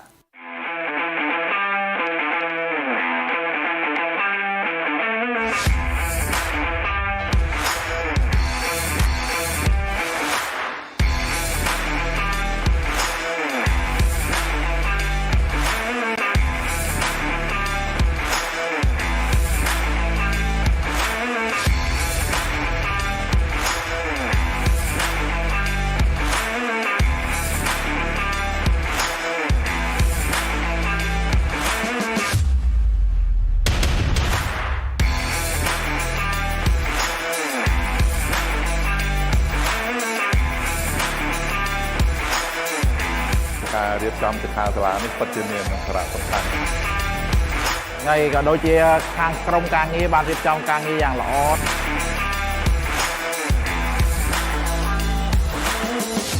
ในปีមុនក៏ខ្ញុំអត់សូវច្បាស់ដែរតែដល់ពេលគាត់និយាយថាបើយើងចង់ក្លាយជា personal player យើងត្រូវ set target មិនអីមិនមានអាជីពជាច្រើនដែលយើងអាចធ្វើការទៅជាមួយ e-sport ហ្នឹងខ្ញុំចាក់អារម្មណ៍លើ content creator បងចូលចិត្តខាង create video ខាងកាត់តអញ្ចឹងបងលឺស្រីដែរតែលេង game អញ្ចឹងយាប៉ាម៉ាក៏អត់សូវ support មកទេប៉ុន្តែបើយើងមានគោលដៅច្បាស់លាស់ហើយយើងប្រាប់ប៉ាម៉ាយើងពួកគាត់នឹងអាចប្រកម្លាំងចិត្តឲ្យយើងអាចនឹងទៅមុខបានខ្ញុំបាន inspire ខ្លាំងទៅតងមួយចំណេះដឹងកីឡា electronic ខ្មែរយើងនឹងអភិវឌ្ឍច្រើនជាងហ្នឹងនឹងមានអ្នកជាច្រើនទៀតដែលគាត់បានស្គាល់ប្រទេសទៀតបង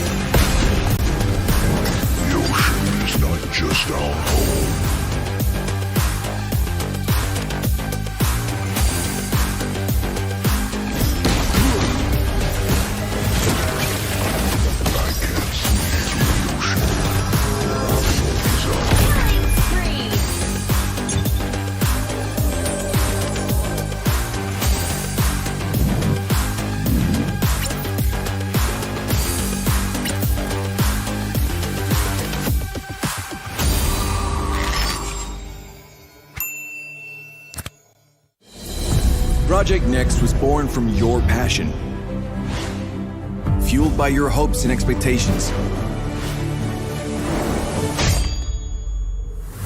At times, we stumbled, but you were there to support us. And when we succeeded, you were there to cheer us on. Now it's time to start the next chapter together.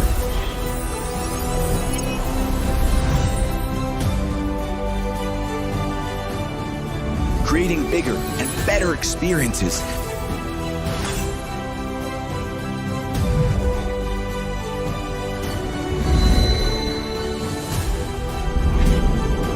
And telling new stories and legends.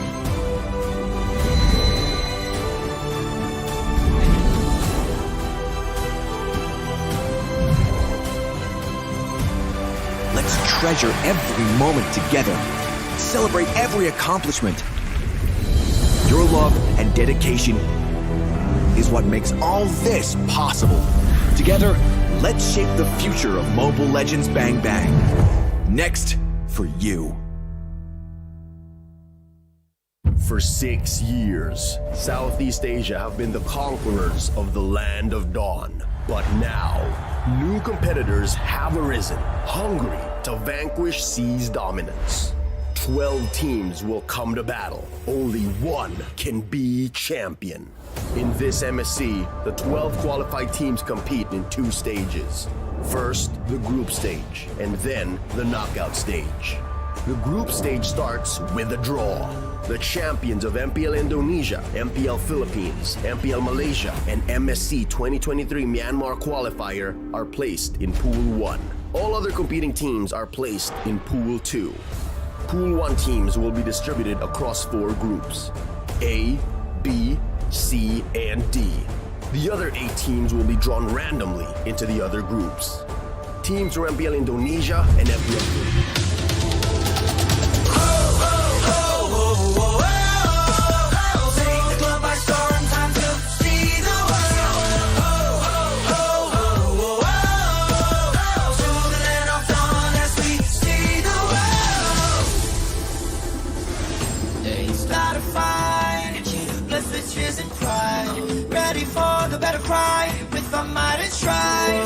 Against the heavens, set the fire to the sky. Keep burning bright, kill the allies, and enemies mesmerize. Strive for domination. Feel the pressure rising. The fight with your life and for your nation. With your devotion, emotion. Lay it on the line, the choice is yours.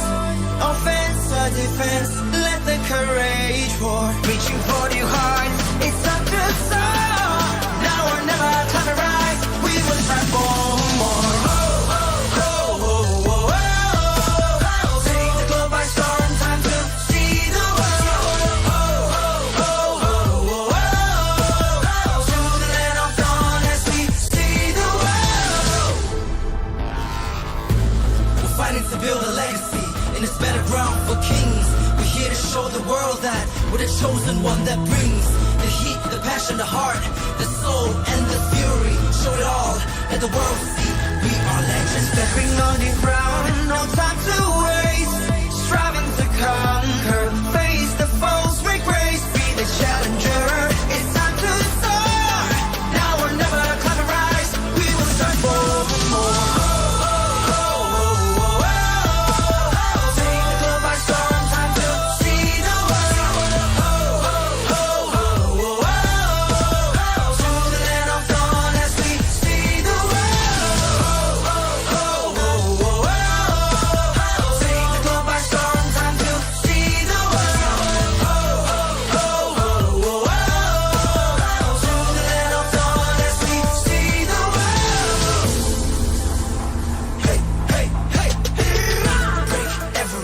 Chain. Ain't nothing can stop or restrain. We are a force to be reckoned with.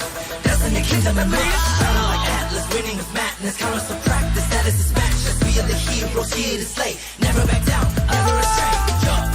Fatal links. Sink or swim. Match by match, day by day. Determination, they won't let us play. S-E-A, see the world. Mission to conquer. S-E-A, see the world. We are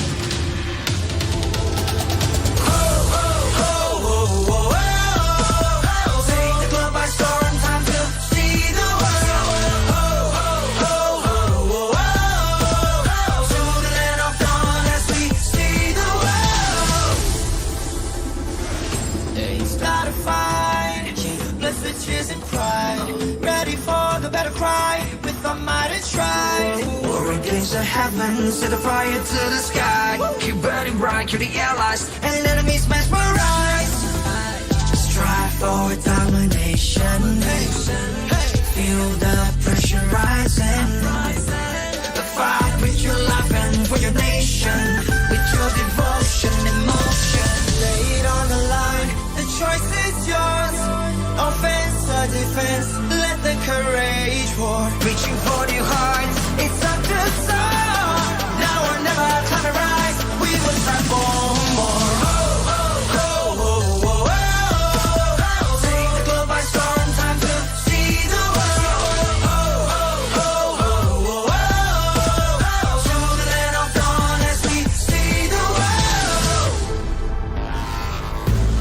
Fighting to build a legacy in this better ground for kings. We're here to show the world that we're the chosen one that brings the heat, the passion, the heart, the soul, and the fury. Show it all, let the world see we are legends. Stepping on the ground, no time to waste.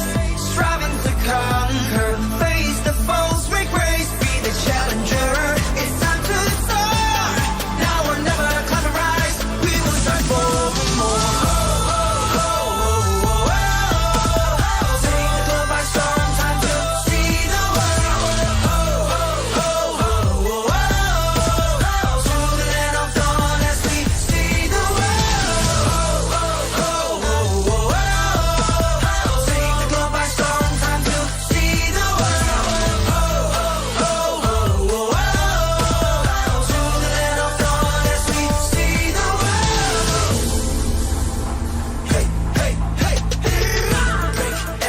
And chain, ain't nothing can stop or restrain. We are a force to be reckoned with.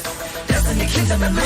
Shining like Atlas, winning with madness. Countless of practice, that is his matches. We are the heroes here to slay. Never back down, never astray. Fatal lengths. Sink or swim.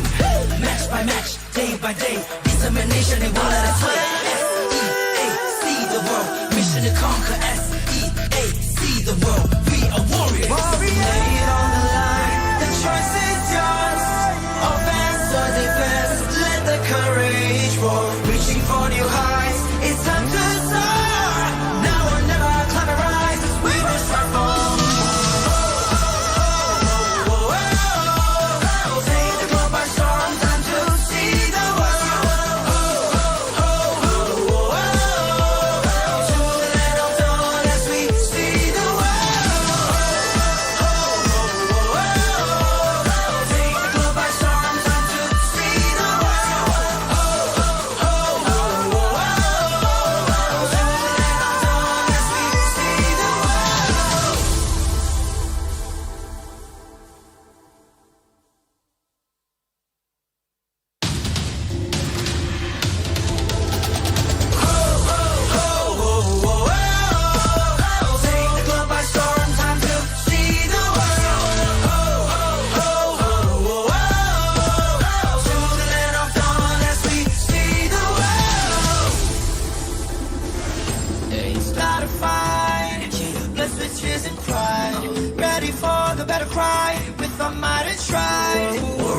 the heavens, set the fire to the sky. Keep burning bright, kill the allies, and enemies mesmerize. Strive for domination. Feel the pressure rising. The fight with your life and for your nation, with your devotion, emotion. Lay it on the line, the choice is yours. Offense or defense, let the courage war. Reaching for your hearts, it's up to soar. Now or never, climb and rise. We will strive for more. Take the globe by storm, time to see the world. To the land of dawn as we see the world. We're fighting to build a legacy in this better ground for kings. We're here to show the world that we're the chosen one that brings the heat, the passion, the heart, the soul, and the fury. Show it all, let the world see we are legends. Stepping on the ground, no time to waste. Striving to conquer, face the foes, make grace, be the challenger. It's time to soar. Now or never, climb and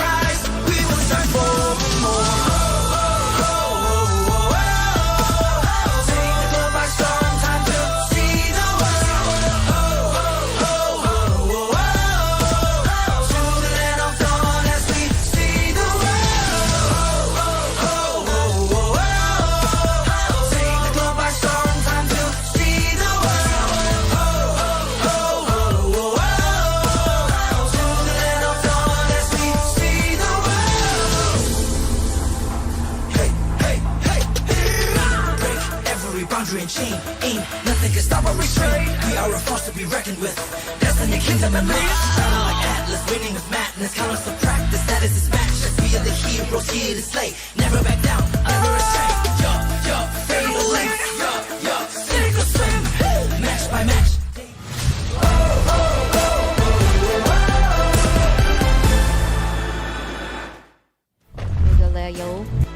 Oh, welcome back, ladies and gentlemen, from that short break. We had an intense match, number one, LaFell. Leo, I know you were back there watching. Were you sweating watching it? I actually wasn't. It's pretty cool here in Aeon Mall, but just the same, happy to be here. That was a close series. Even if it was a sweep, gotta give kudos to BurnXFlash. They gave ONIC a run for their money.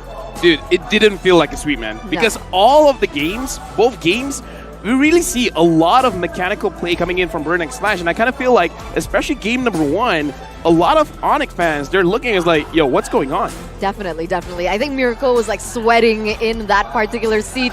But before we begin match number 2 of MSC 2023, we want to thank our sponsors. So thank you so much, Moonton, definitely, because MSC 2023 is powered by Moonton, supported by ROG, the official gaming phone, Secret Lab, our official chair partner. Thank you to our lovely sponsors, because MSC wouldn't be possible without your support.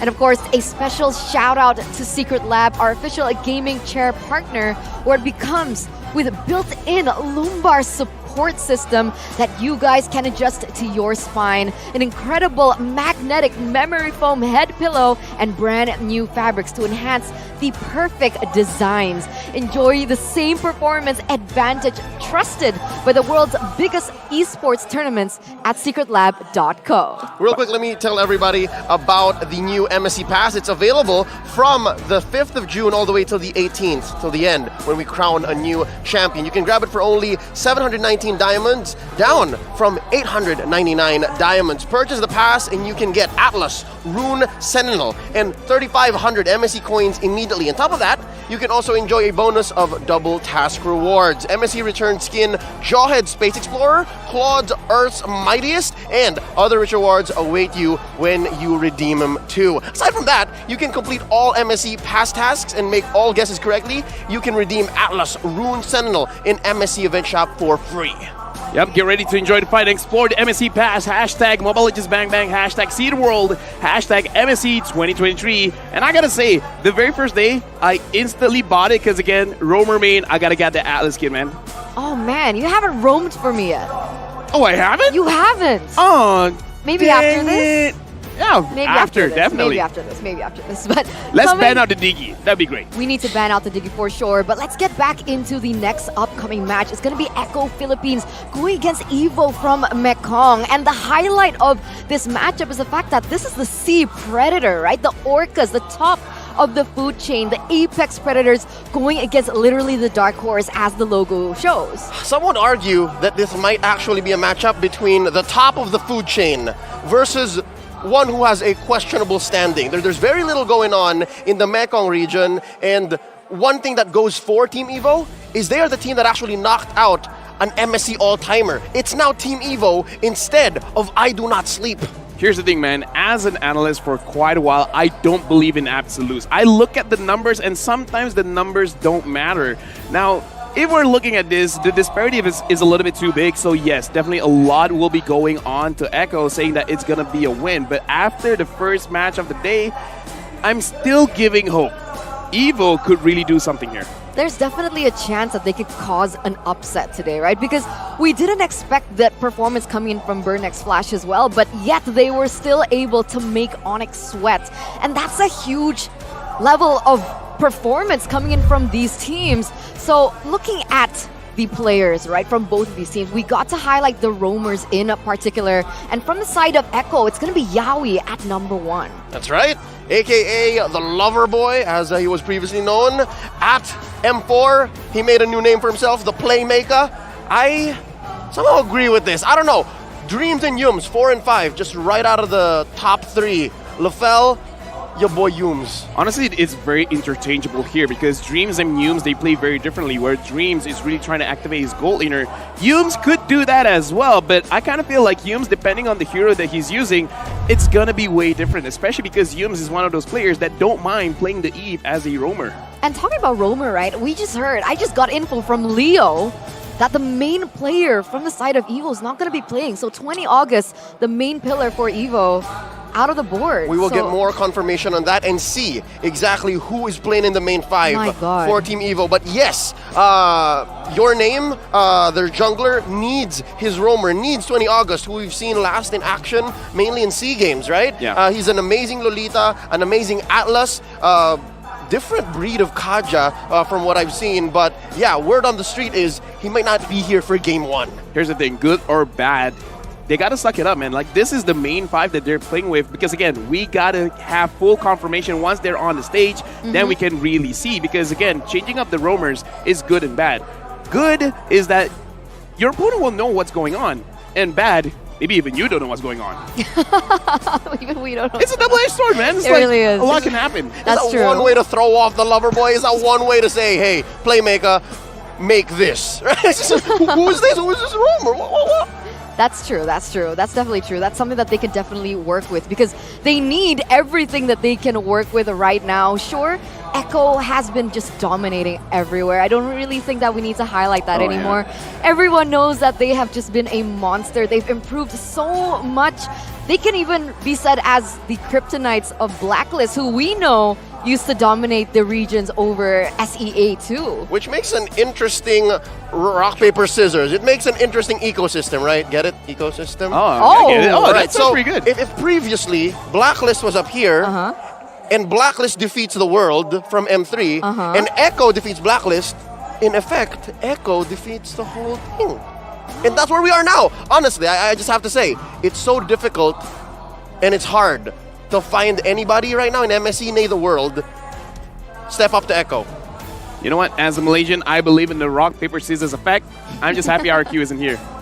I'll be sweating for Toda, man, because for some reason, we can't do anything against them. So you know what? It's a good start for Malaysians in MSC. That's historic. That's historic. That's historic. Like, they keep fighting each other. It's like, nah. This time, let's hope for a difference. Man, I really want to talk about Todak, but we can't. We got to focus.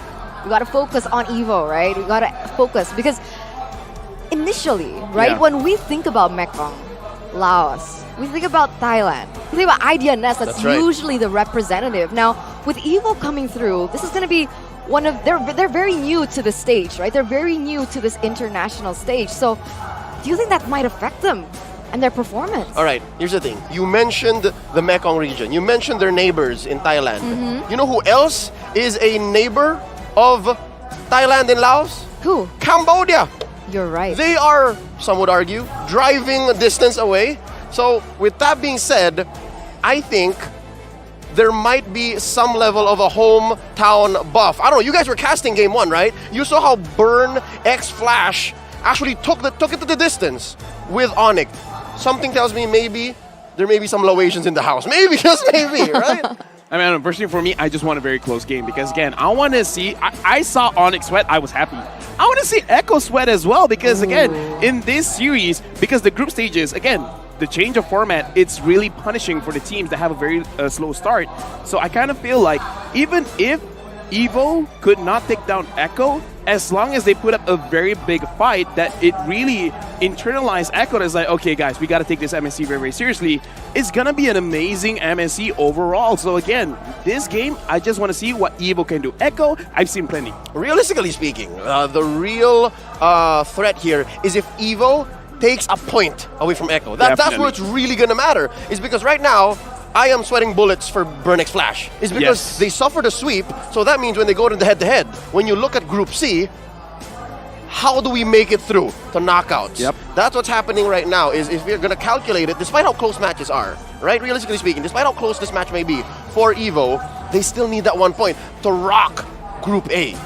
That's what I wanted to touch on, right? Group A. How are we feeling about this, right? Because people say that this is quite a predictable group in a way, right? They're in the same group as FIMP as well as Echo and of course EVO, right?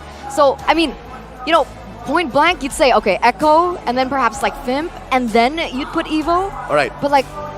Fimp, Fireflux Impunity, yes. our representatives from Turkey, is also quite gimped, right? They don't have their mid laner. They don't have Rosa. All right. The market mid laner. That's true.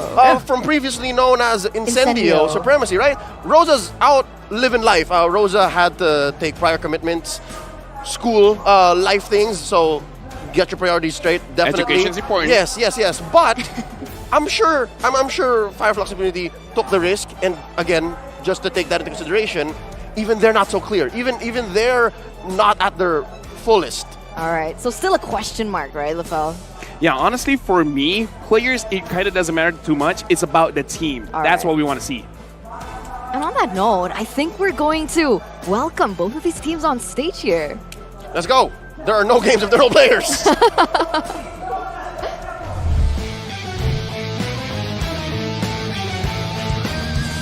To officiate the first series of MSC 2023, we have our marshals here to facilitate the game. They're here to ensure fair play, esports integrity, and address any players and or technical concerns. Definitely. But we are now going to welcome our first team here. First up, we have the reigning M4 World Champions in ECHO! As we see them marching onto the MSC stage, loud and proud. They have proved that they are still on form by claiming MPLPH Season 11. All 5 players of ECHO were named in the team of the season selection. They aim to complete the Grand Slam by winning MSC 2023. Labeled as the underdog of the tournament, representing the Mekong region, let's welcome Team EVO! They are in the position to be the darkest horse of MLBB Esports history. They only need to defeat the world champs, not once, but twice in this best of 3 series.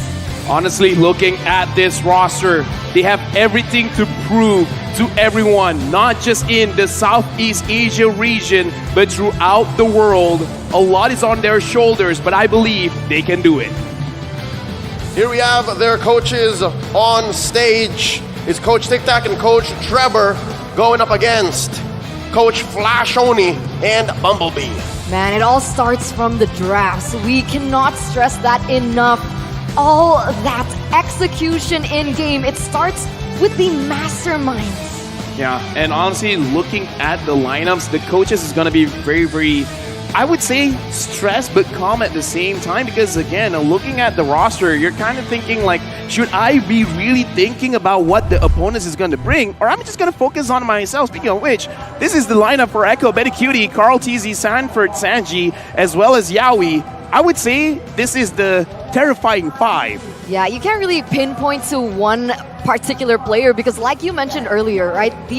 All 5 players were the first team last season. Yep, they are the best of the best, mechanically speaking. And as LaFell said too, right? What's not scary is the individual player, but when they come together, and I think that's what makes ECHO so lethal. Yeah, they make music when they're together. It's certainly a sight to see. But right now, we're also going to take a look at the official team lineup here for EVO. So it's based on your name, Upper, Abby, as well as Numnim! Confirmed! Numnim! Where is 20 August? Okay, here's the thing, right? Because looking at this lineup, it's very sketchy. But the thing is, this is the top 5 that is representing Mekong. So, of course, they're going to bring a lot to the table because looking as a team, again, we got to emphasize that because I've talked to a lot of professional players that it's no longer the Mobile Legends Bang Bang where one player could really counter everyone. Not one player can 1v9 truly. Right. So we got to look. Yes, the roamer has changed, but perhaps as long as they work well together, it should be fine. Yeah, but this changes all of my notes, ladies and gentlemen. All right, I've made so many notes for EVO centralizing on their roamer, right? On 20 August, how he plays, the way that the team plays according, how the play styles change from that early, mid to that late game. Eterna, but it's changed. No cap has about 3 pages worth of 20 August notes. Exactly. Oh, wow. Oh, talk about one-sided. Talent prediction from all everyone. the talents, even from Cambodia as well, all for Echo here. Can you blame them though? Even our balls from Ice Frogs, Meng Lee, and OP on the other desk over there. Yeah, it's hard. It's difficult to wager against our world champions. It's a steep climb, man. But again, this is why we love the drama, because yeah, a lot of people are looking at Echo. They're gonna win, but wouldn't it be great? Again, I don't want to be biased or anything, but wouldn't it be great to see EVO taking a game? There's nothing wrong with wanting to shake up the MLBB world. Definitely. I think we all just want to see that, especially with how different MSC is. Something to note before the draft begins, there are former players amongst both coaching staffs.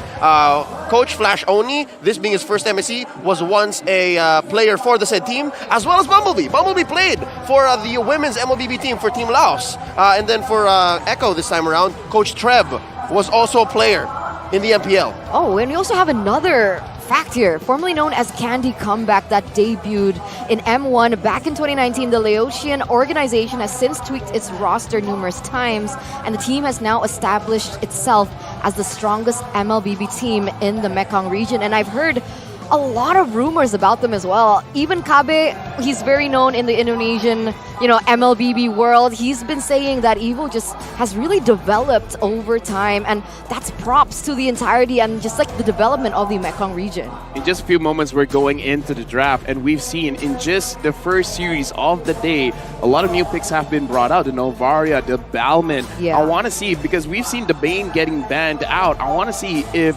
EVO will be picking up some of those recently buffed heroes, and how they're going to use it, especially for Bane, because Bane, there's no wrong way to build him. That's right. It's a cookie cutter pick. Where would you prefer it? I like seeing Bane in mid. For me personally, in terms of itemization, if you're going for backline, go physical, man. But if there's a hard front line from the opposing side, might as well go magic, because a lot of damage on that ult.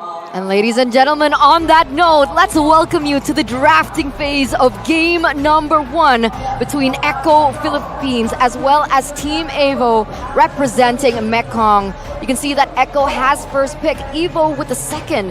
And very interestingly, just face value, already respect here, right? Glue, Kaja, Faramis taken away from Team EVO, but on the same side, Lancelot and Franco has been taken away too. I like how Echo is approaching this. Again, given that maybe one of EVO's main strengths is mystery, right? You don't know what they're up to. They're just covering their bases here, right? We don't want no glue. We don't want no Faramis, just in case there's that duo synergy. And then, okay, Kaja, you're safe. No suppress, actually, with the Franco, too. Yeah, I kind of feel like it's also a very safe ban coming in from EVO, because banning out Carl TZ's Lancelot. He just had practice just a few days ago, banning out the Franco as well as the Arlet for now. I kind of feel like they're testing the waters, but Echo, without missing a beat, picking up the 1-1. That's so risky. But 1-1 recently got nerfed, though. Yes. So is she fine? Is she okay? I think it's fine, because Kaja and Franco aren't here. So this 1-1 might be able to bounce around, unless EVO tries to pick up the Phoveus. We gotta see if they want to do that. But other than that, there's also still the Diggy that could be picked up, and even straight Purify can actually hurt the 1-1 even after the buff. But sorry, the nerf, but we do see something here. Someone else who might get picked up, who was not nerfed but buffed instead, that's Alpha, who I think might see play. Given that there's a Fredrin, there are few conditions to make an Alpha jungle work, right? And you gotta have a tanky opponent in the other jungle, so this is good. Great thing about Alpha, because looking at the changes, number 1 is actually the ult, because it charges up so fast, the cooldown is so low, you could initiate basically every single time. 2 or 3 in a team fight. And the changes are at the passive, so every single second hit that Alpha does, Beta will follow up, so a lot of damage here. Oh, but they're going straight for the Yuzong and the Yi pick here for Echo, so securing that really heavy backline promise as well as that artillery and the slow. And interesting, they pick up a Yuzong here. What do you think that's for? I like the Yuzhong. They're just covering up what possible picks Biston can play. Biston is another key player for EVO. So yeah, even if we do not have 20 August, you still have Your Name and Biston. They just want to make sure Biston doesn't have an easy life, but I'd give this a wash. This is a 50-50 with a Claude. Honestly, it is, because the Claude is going to be used to make sure that he can deal damage against the E, because it is a very direct counter there. But yeah, I kind of do believe that this Yuzong, because looking at MPL Philippines, Leo, you can correct me, but I see a lot of bans, early bans on the Yuzong, and a lot put it as an S-tier EXP laner, just for the fact that you can go directly to the backline. Whether, doesn't matter what kind of hero they use, it's always going to be annoying, it's always going to be good. I will not correct you because you are correct. Coming back into the drafts as well here, we do have the Kufra being taken away from Yawi for sure. Definitely a power pick for himself. Lolita also gets taken away, so the limitation onto the hero pool of that roamer has begun. And the interesting thing is, once again, we're not really sure what Nonim has in his hero pool, but we do have a fun fact here for Sanford. He has a 100% win rate on the Yuzong. Leo, LaFell, that's what why. Is that? 10 out of 10. That's why, right? That's why. 10 out of 10. That's why we were talking about how it's always banned, especially against Echo, right? Now we close up junglers, all right? Carl TZ, your name not going to be able to touch the Ling nor the Hai. I wonder what the roamers are going to go do, though. The Cho's still out. Yeah. Cho is still available. Cho for Yawi. Huh? I kind of screamed. Right, that was you. Yes. That's you. Definitely. Not me. Honestly, quite interesting here. It does seem that Echo, they know quite a lot about EVO, because even though they saw the Fredrin, they're still banning out the Ling as a jungler. Fully expecting, if you want to scream, you can scream, because Yaoi's picking up the Cho. Oh my god, it's Cho! There it is. I'll allow it. Okay. 4 out of 5. It's alright, it's alright. Cool. So there it is. That's Yaoi's Cho. He has won championships off of a single hero. But I like the fact that they picked up a Bane. Let's oh go. my god, Bane! Let's go! The Bunny. The Bunny. The Bunny. Man, you guys were just talking about this. I'm playing a lot of Bane, man. My Bane is a lot sign of good. nobility. So, a lot of good, man, because even the Bane can cancel the Claude. Oh, man. Carl DZ, what are you doing? wow. All right, okay, wait. Let's take a look at EVO for just a minute, right? With the Martis and the Fredrin. Martis jungle, right? Yeah, likely. Yes. I mean, they could switch it up. It could be Martis EXP. No absolutes. No absolutes. I like that he's anti-CC going against Carl TZ and Yawi though, right? So, yeah, you can come through. Just yeah, I would definitely prefer the Martis. We'll see the last pick here coming in for Team EVO. They're taking their dear sweet time. Everyone is shaking, and it's going to be the Diggy. That is a valuable Diggy. That's money right there. You're stopping the ult on the Bane. You're stopping 1-1 with the stun, right? The trigger, the Cho, the Yuzong. Dude, a lot is going on. Honestly, looking at the draft, I see Diggy coming out of the screen, coming back in. Looking at the audience prediction, also seems pretty one-sided here. Yeah, talents, audience prediction as well. It's tough to say that this outcome could be different, but let's take a look at not the history and, the accolades of both of these teams, right? Let's take a look at the drafts. Let's live in the now. Let's live in the now, exactly. I like how Team EVO is actually sticking to the fundamentals. They have their bases covered. And again, we talked about how the Diggy is so valuable. But in practice, right? Echo's playing with fire, man. Like, Echo is so hot. That draft is so hot. I like Bane, so I like the draft coming in from Echo. Here we go. Game number 1. I hope the Dark Horse are ready, but also I hope the Apex Predators came to play. And I hope that the audience are ready as well. Ladies and gentlemen, welcome to game number 1 between the Filipino representative and, of course, the representative from the Mekong region. And, coming to this game, right, we got to take a look at the battle spells as well as the emblems. Does anything stand out to you here? Definitely, because Carl TZ here is using the jungle emblem. And here's the thing, people might be like, yeah, he's a jungler. Of course he's going to go for that. But usually Bane, he will choose either the magic or the assassin emblem, really showing what he wants to go for. And Bane really clears the jungle super fast that he had to get nerfed before coming into the MSC, and because he's using the jungle emblem, he could really go either way. Physical, magic, even defense, it's really up to him. Or it could even be a hybrid oh, yeah, build, definitely. right? Like, we see that a lot from Wise, right? We saw that from Wise as well, but this is going to be the GOAT. Oh, wait a minute. Oh, down bottom. You see how also a Bane has great range? There's a deadly catch. Oh, that's a show of strength. It's mostly just about zoning them out, because again, they just want to make sure that EVO, they don't have a comfortable laning phase, to make sure that Echo, they can move around the map a little bit more comfortable. And again, Carl Teasy, we got to see if he's very aggressive with his ults. Honestly, I kind of feel like he's going for the damage on the bounce. He might go for a physical kind of build. Definitely a possibility here. Looking back into the lane matchups, right? It seems like the Diggy has been really babysitting the Claude, right? Giving some damage, harassing the 1-1 in that early game, but face value, 1-1 versus the Claude. Who is supposed to win that matchup? Honestly, looking at the situation, it is supposed to be the 1-1 because actually it's more about kind of a dead lead. The Claude doesn't want to fight. 1-1 wants to fight. As long as Claude survives, it's okay. Here we go. Sanford, the Apex Predator himself, starts to fight. Your name at less than half health. Turtle gets reset. Look at the back line. Oper versus Carl Teasy. First blood draw by the Playmaker. Down goes Your Name. Carl Teasy, though, taken out. Can Echo find revenge? Oper gets away with it and kept down. Sanji gets the kill. Turtle still standing. There's a pull by EVO. Okay, 2-for-1 trade there, still in favor for EVO, honestly, but Echo did and was able to manage to reset that turtle, right? So nobody gets that just yet. Things are going to go back to square one.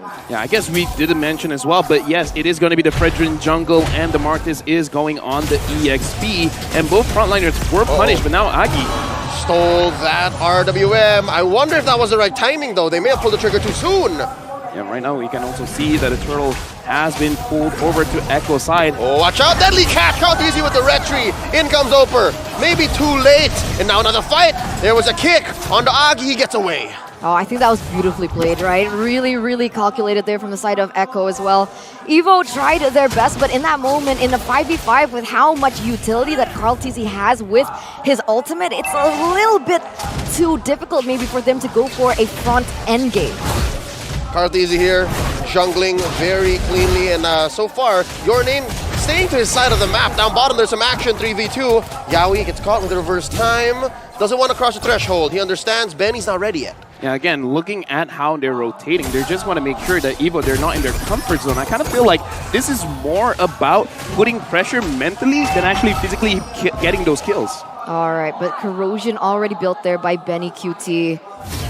Looking at the items here as well, we can definitely see a very big impact here because looking at the Claude has actually, never mind, the Claude actually has a gold advantage here. And looking at the Bane, looks like it is going to be, at least for now, focusing on the defense. Oh, up top. Doesn't mean much here. Oper versus Sanford. You see Sanford with the Shah Essence. Heals up, down bottom. There's a kick on the Numnim. Gets a few hits in. Sanji with the Void Crystal keeping him down with the RWM. Fails to pop the little owl baby man, and he gets away. All right. 4 minutes in, you can see, like you mentioned there, a lot of aggression here coming in from Echo as well. And I find this interesting, right? Oh, wait a minute. Oh, Benny wants to take to the skies. Doesn't get to it. Piston takes him down. Point blank.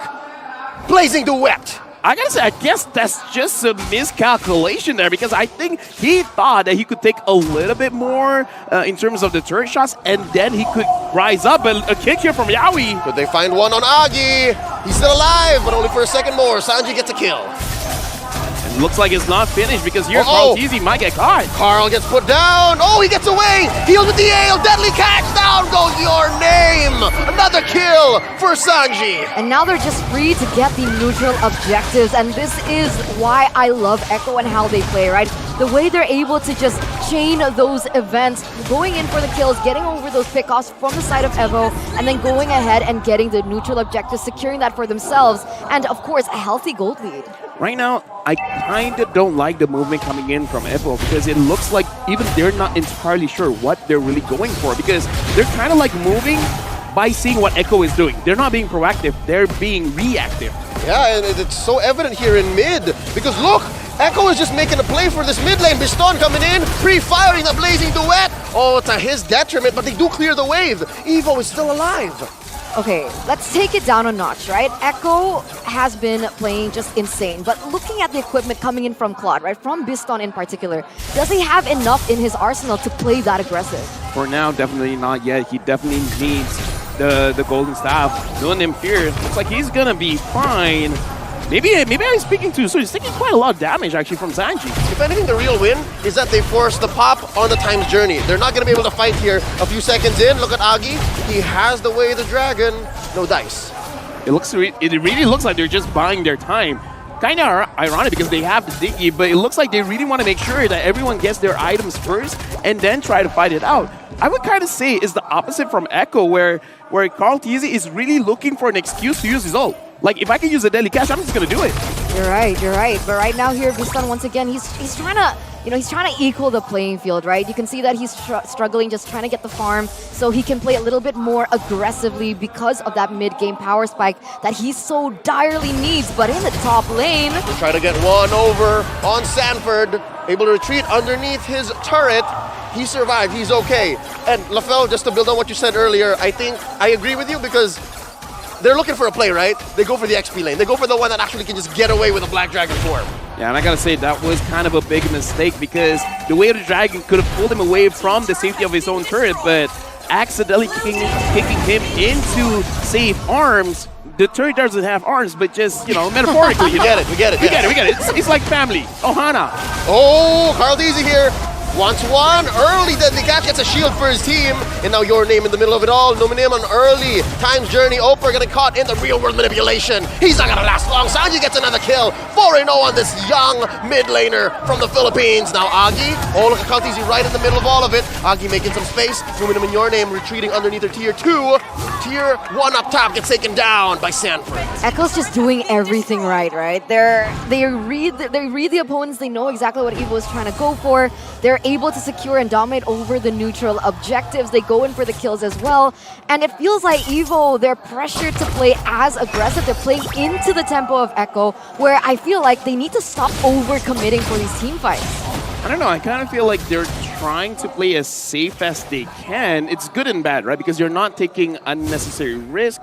At the same time, it comes to the question, and right now Opera actually building a little bit of sustain with the Bloodless Axe, which is going to be pretty good when he has a lot of, either a lot of defense or a lot of damage. But for now, I kind of feel like, at least for now, it's going to be a dead item. It's not going to help him out too much. Talking about items though, right? Golden Staff for the Claude. So maybe, do you think that's enough to change the game, to change how these teamfights have been going? I think it's the starting point. It's definitely, you have the damage, but again, the setup has to be there. Either EVO has to start something, or Echo has to make a mistake. The GOAT's final test. The first time Carlteasy will be playing in MSC. Yeah, and that's just going to be the only title left for him to take for himself, right? He already has 2 MS series, and now he's looking for the next M, but that being MSC. Let's see how far he goes with it. Already a 3,600 gold lead here for Echo in the 9th minute of the game, and it's looking detrimental here for EVO. Ooh, Yaoi finds a kick on Oper despite all of the bobbing and weaving, forcing out an RWM from Agility, stole away from Sanji. All this while, half of the Sansan duo actually keep his ult. So also watch out for Sanford down bottom in that one engagement, right? Echo forced back EVO, they only spent 1 ult.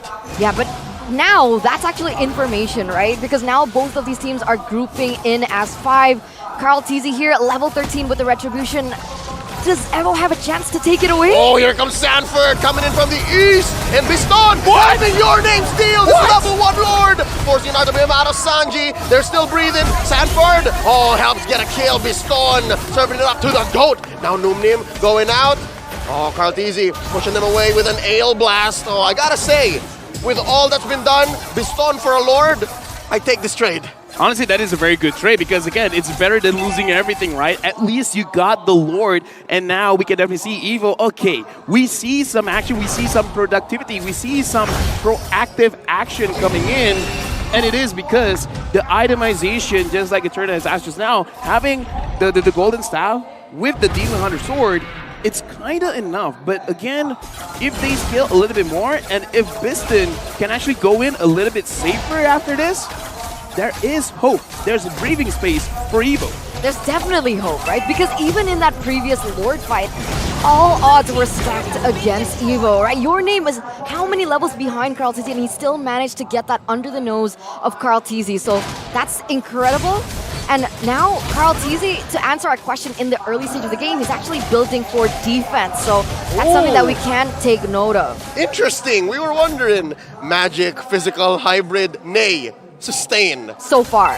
Interesting. I kind of feel I'm like taking notes. I kind of feel like he can do that because he really trusts his teams. Having Bandicoot as well as Sanford, being able to dish out the damage, And again, Sanji as well. So it's kind of like, he has it. Instead of being like the playmaker, now he's like, you know what? I will follow the team. What do you guys need? I'm just gonna make sure you guys get it. Wow, I was gonna say, Carl Deasy bringing back Bane in the jungle like it's 2021. This is a different flavor. I'll have it, I'll take it. And so far, it's been a very quiet game. This is odd. Honestly, looking at how he's really forcing out all of the fights, all of his ults, just to make sure that they have a faster rotation, it is very interesting. Definitely take notes, because a lot of people have been going for damage, but Carl Deasy is like, nah, fam. Honestly, the damage is enough. I just make sure that I can survive for long. Yeah, the utility from the ultimate, right? The deadly catch is already enough to kind of hinder whatever plan that EVO has. I don't know how, but they need to find a way to bait out the resources coming in from Echo before they commit to a team fight. I kind of feel like Opera has to be the black sheep here. He has to go in front, get everything, but Yawi gets a kick. Oh, that's one. Agi is the first to fall. That is such an important role. You can't have your mid laner being out of a big 5v5. And now, Echo might just force the issue here. RWM pinning Numinum. Yawi. Oh, wow, that's unfortunate timing. They could have really forced that mid push. Yeah, kind of, but, well, it seems like this is the result that we're going to take for now. 2,600 gold lead. It has shrunk from earlier, but right now, once again, both of these teams with the Lord on the way already, 3 seconds left. Seems like Echo has already begun to kind of set up for it. Beaston here trying to clear in that bottom lane, but that's information as well for Echo to maybe pull the trigger here right now. Oh, they're gonna rush this Lord unless EVO will oblige. There's a kick by Yawi, finds your name. Fredrin here at less than half health. Now a 5th, now an 8th, and down he goes. Krauteasy gets the kill. That's no retry for EVO. Numinum goes down, popped by Benny Cutie. Oper trying to get one, doesn't get it. 2K for Big K. And that's already 3 out. 2 members left. They won't even think about it.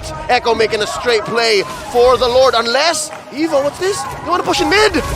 I kind of feel like they got to find something else, because Echo, I don't know whether it is intentional or not, but they're actually making sure that they stagger the respawn time coming in from the team, because Agi was about to spawn. That's when they tried to force a fight. Get someone and make sure that not all 5 members are alive at the very same time. Make sure that, okay, one's down, then we get 2, and then once they're about to get up, we're going to kill them as well. Oh, man. All right, okay, Biston's fine. Biston's okay. Close call. Yeah, we were talking about that, right? They need to find something else. They need to trade back, and I think that's what Biston is trying to do, right? Claude has a little bit more mobility than maybe the other members of the team. I would argue that Martis should be the one to do that, but taking a look at the instant replay right now, let's see what happened. The instant replay, honestly, they just feel like, okay, you know what? Right now, even they're not really doing anything, so we might as well just engage and try our luck, because I kind of feel like for them themselves, they're like, we just have enough damage. Yeah, we just catch someone. Anyone. Anyone. And how perfect is it that his first target was the one with the retribution. Now an RWM by Sanji finally locks in that tier 1 in mid. Agi answers back. Oh, EVO here, still alive, still up, keeping much of what they want to protect. They have one more turret out of their base, but Echo has a Luminous Lord. I would argue that EVO should be able to have the high ground to defend it, but compared to Echo... Your name gets kicked out of the way, he survives! But Lord does trample through. Look at Sanford. Oh, deep behind enemy territory. Oper walks out. Biston takes quite a bit of damage from Sanford. He did pop his petrify. Down goes Agi. Sanji coming in. Didn't have to spend his retry, rather his flicker. Probably he spent his retry though, trying to slow him down. Another push in mid by Benny Cutie. This is looking dire. Yeah, right now we gotta look at Biston, because he cannot deal out the damage safely. Every single time he goes to the front, he's gonna take quite a lot of damage. And now real woman manipulation. Whoa, we were talking about Biston. Down he goes. Oper as well. They're slowly falling. Your name gets taken down by Benny Cutie. It's a wipeout. Echo takes game 1. A triple kill for B11. That was insane gameplay coming in from Echo. That was clean cut, straight to the book. I don't really know what to say about that game. Honestly, in this game, Echo, they took the game in control. They say this is Mobile Legends Bang Bang. I got a car. I'm in the driver's seat. You can sit anywhere you want. Shotgun, sit in the back. Either way, you're coming with us on the ride that we're steering the wheel. That's basically calling the shots. It's like, all right, we're the world champions. We just won our MPL. Here's how we do it. Actually, you know what? I have to admit, in the first maybe 5-6 minutes, I wasn't sure where they were going, right? And maybe even EVO wasn't sure where they were going. But as soon as Echo got it figured out, well, we'll see. When we break down the items, I can't believe Crown Easy built Sustain. It's interesting. It's gonna make more right? sense, because, though. I mean, but what LaFell mentioned earlier, I think that makes sense as well, right? He's counting on the damage coming from all the other members. He realizes that his plus point, his advantage on the Bane just needs to be relying on the utility of his ultimate. And we saw that in those team fights when things got a little bit messy, that they were able to disrupt the initial just formation of EVO from the get-go. Yeah, and with that, I'd like to double check exactly why.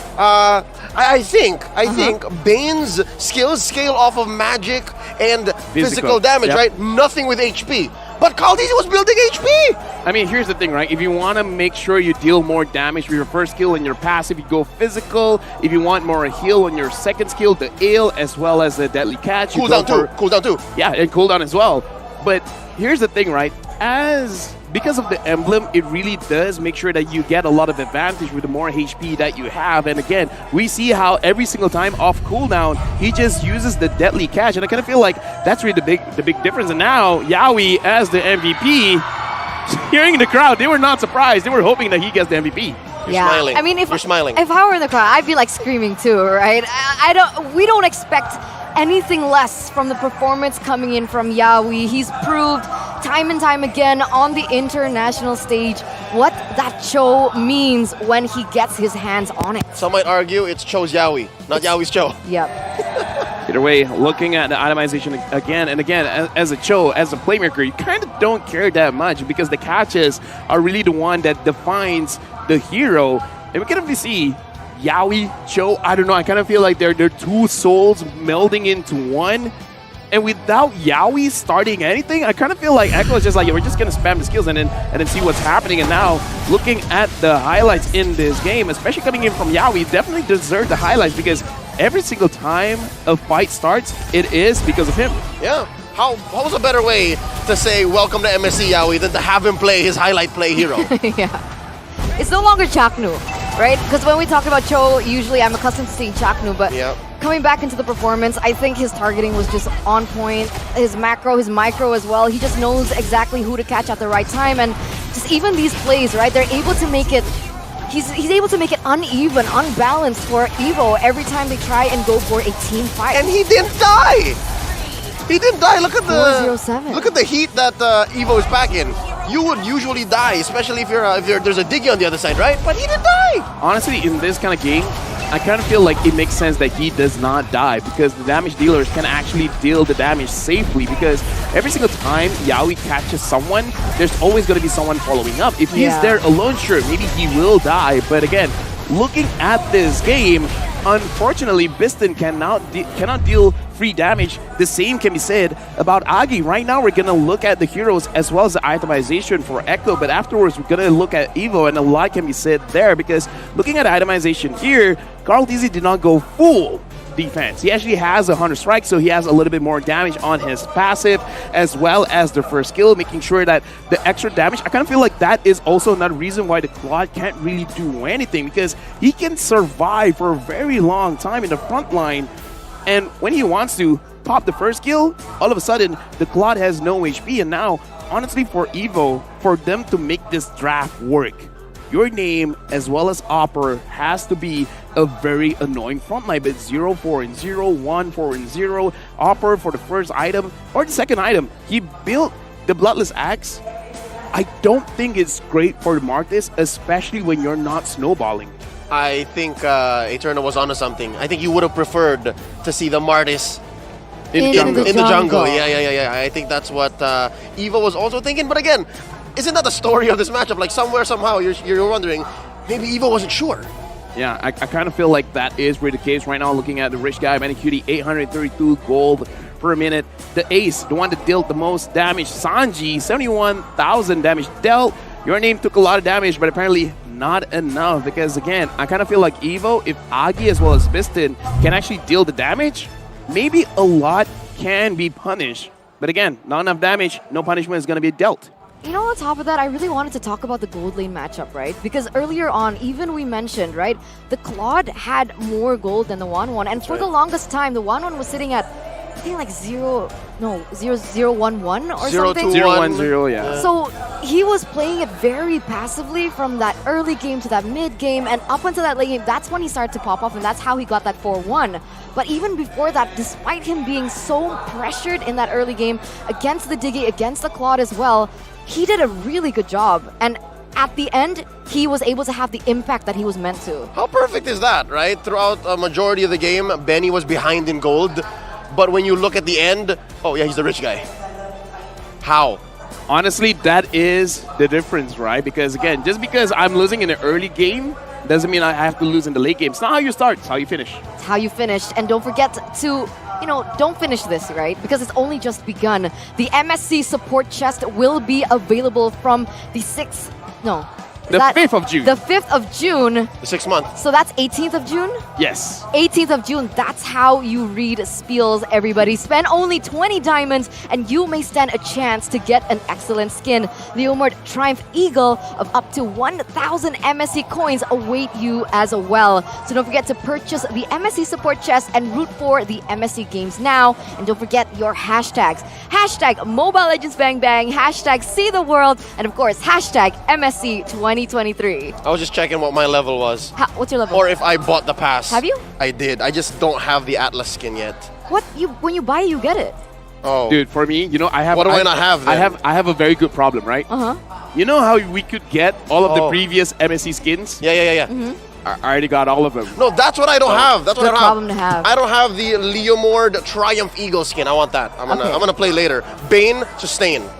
Bane, sustain. I'm gonna play with one damage item. Hunter Strike. Hunter Strike, yes. Oh, he had Hunter Strike. Yeah, he had Hunter Strike. All right. I love it. It's perfect. I think it's like second or third item. Can you consider that hybrid? Is that considered hybrid, or do you need like more damage items to be considered I think it's hybrid? enough to consider hybrid, honestly. Okay, yeah. so that's a build that you go for. Honestly, the Hunter Strike, mostly because of the extra movement speed. Because the Deadly Catch itself is very slow. So you gotta find some speed somewhere. Movement speed and cooldown. Penetration. You get the best of both worlds. Usually because if you go full damage, you only really enhance Crab Claw Cannon. If you only get magic, you only enhance Ale. With this build that Carl TZ showed us here, opening up for MSC, you get the best of both worlds. You're sustainable enough so that Ale's cooldown doesn't matter, but you still have kind of cooldown because defense items have cooldown built in, plus Thunder Strike, giving you that penetration, that physical damage, plus the cooldown. It's amazing. It's amazing. It's amazing. I love it. I love it too. I'm not gonna sleep tonight until I play some Bane. I love it just because I kind of feel like this is the question that everyone had. Like, how do I build it? Full mage, full damage, full defense, and now it's like, build a bit of defense, and then up to you. And even rolls, right? You guys even talked about rolls. Oh, yeah. You mentioned that you like it in mid better. Mid, but Sanji's like, no.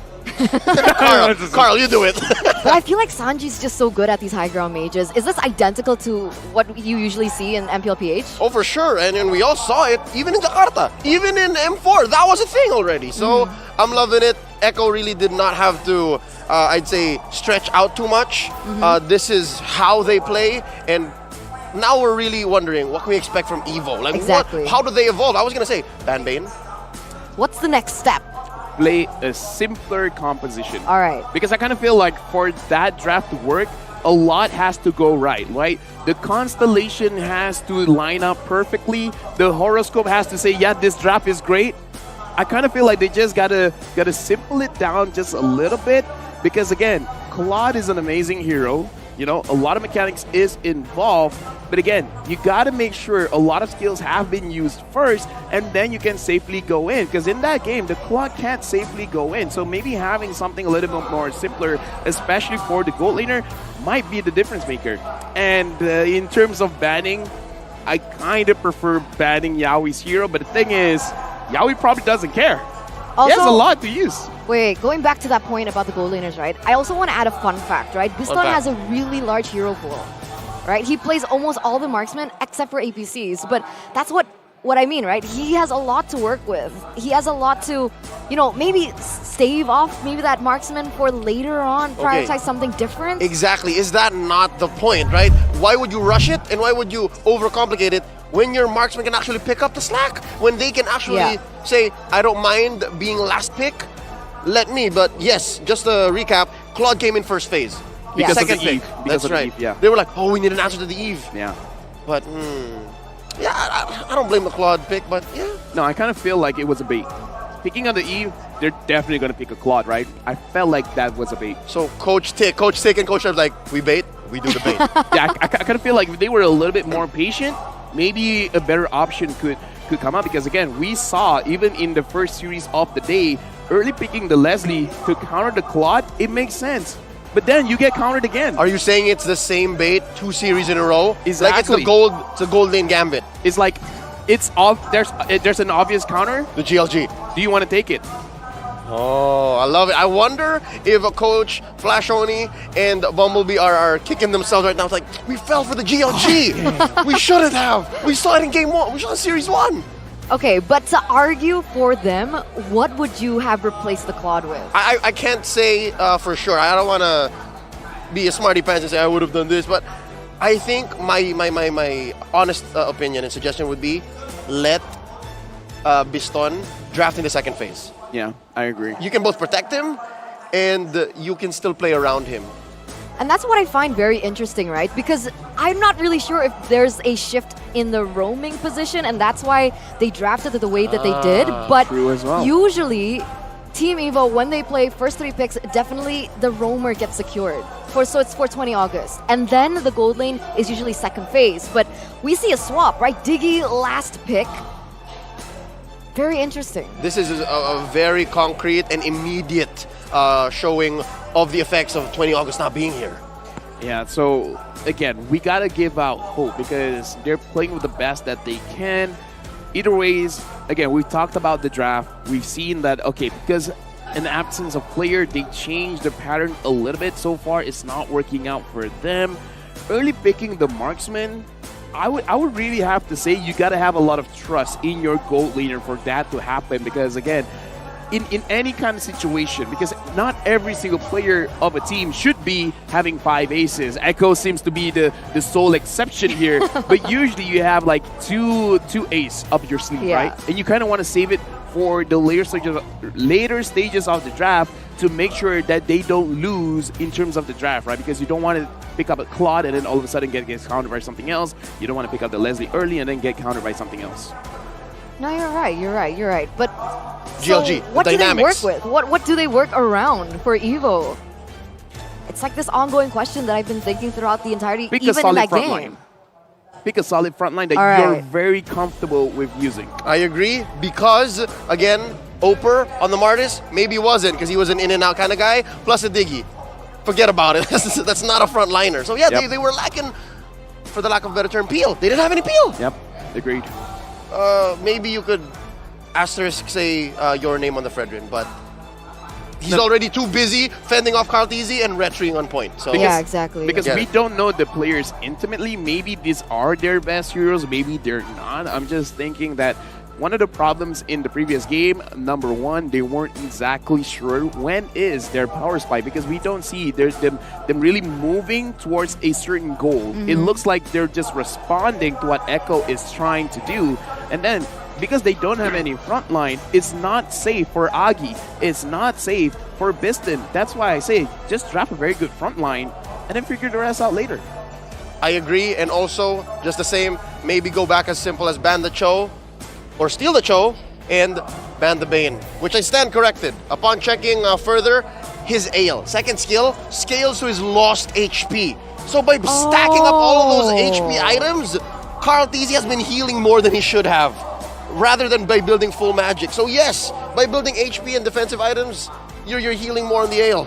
We do have a comment here, though, from their mid laner. I hope that Team EVO's participation in MSC 2023 could propel the growth of MLBB Esports in Laos, even if it is just by a bit. I mean, everyone hopes that, right? And looking at the progression over the years, we already see a development. And us casters, everyone in the MLBB community, you guys as fans as well, we're stoked to see what they have in store for us in the future as well. And, you know, looking at that comment, right, from their mid laner, Agi is usually on heroes that have really fast clear.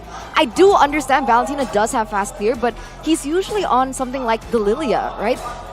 they're accustomed to playing a very early game. They're accustomed to utilizing that mid game and fast mid rotations to be able to dominate the rotations after those first few minutes of the game. And I think they got caught off guard with how aggressive Echo was already playing from that early game. And what happens when you're caught off guard from your originally aggressive and fast rotations is you become reactive. You don't know what to do next. Yeah.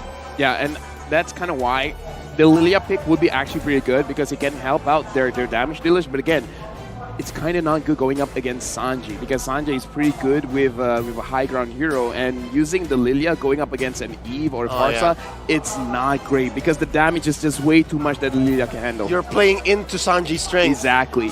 I can argue differently though. I mean, in the early stage of the game, Lilia is the best mage hero for clear. So if they can utilize that first few minutes, that's something that they have an edge over, right? Because high ground heroes like the Eve, like the Farsa, they rely heavily on that level 4. So pre-4th minute, I would say, that's when Agi can show his strength and utilize that. So you outrun, you increase the tempo. Yes, you outspeed your opponent's eventual strength. So I don't know, can EVO do that here? Can they win the early game so hard that Sanji can't catch up? I think they tried to do that with Benny Cutie, right? Because Benny Cutie was doing nothing in the early to mid, but then eventually he was like, we're honestly here. If they can do that and they pressure Carl TZ, maybe something can happen, right? Because if you slow down the jungler, you slow down the mid laner, then not a lot of rotations going on, then you're just hoping for your side laners to do very well in a 1v1 or a 2v2. So I can see the logic there, picking up the Lilia and then forcing in, but again, it's a very big gamble. It's theoretical, right? It's theoretical. When they execute it in game, definitely there's so many other factors.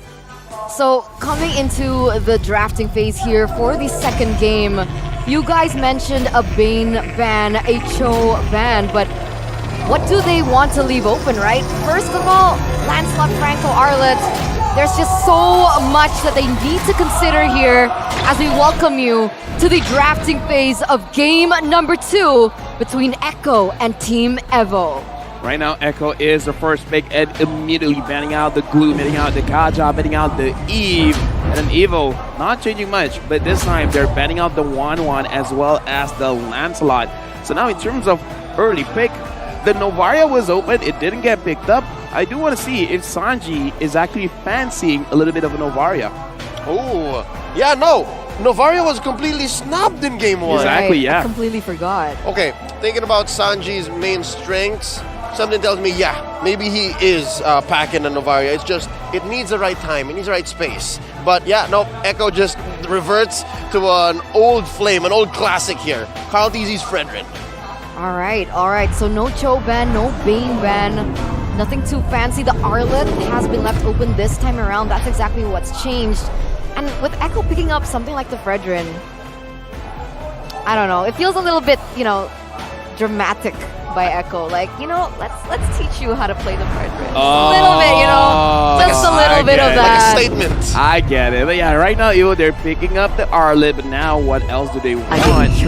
And they're gonna pick up the Valentina. Actually, a very good pick here would actually be the Paramis, especially because the Eve has been banned out. But looks like they just want to play it safe. Pick up the Valentina and start dictating the draft by seeing what Echo will pull out of their pockets. What they're allowed to. What they're allowed to play, yeah. I wonder if the Novaria was gonna come out, maybe it can come out now. Because again, if you steal Astral Echo, get it? Astral Echo. Yeah, it is. I wonder if that's worth it for an IMU. If you can even find Novaria. It's a good ult, don't get me wrong. But yeah, if your composition doesn't really need it, then it's kind of like whatever, Nope, this still doesn't say anything. We don't know.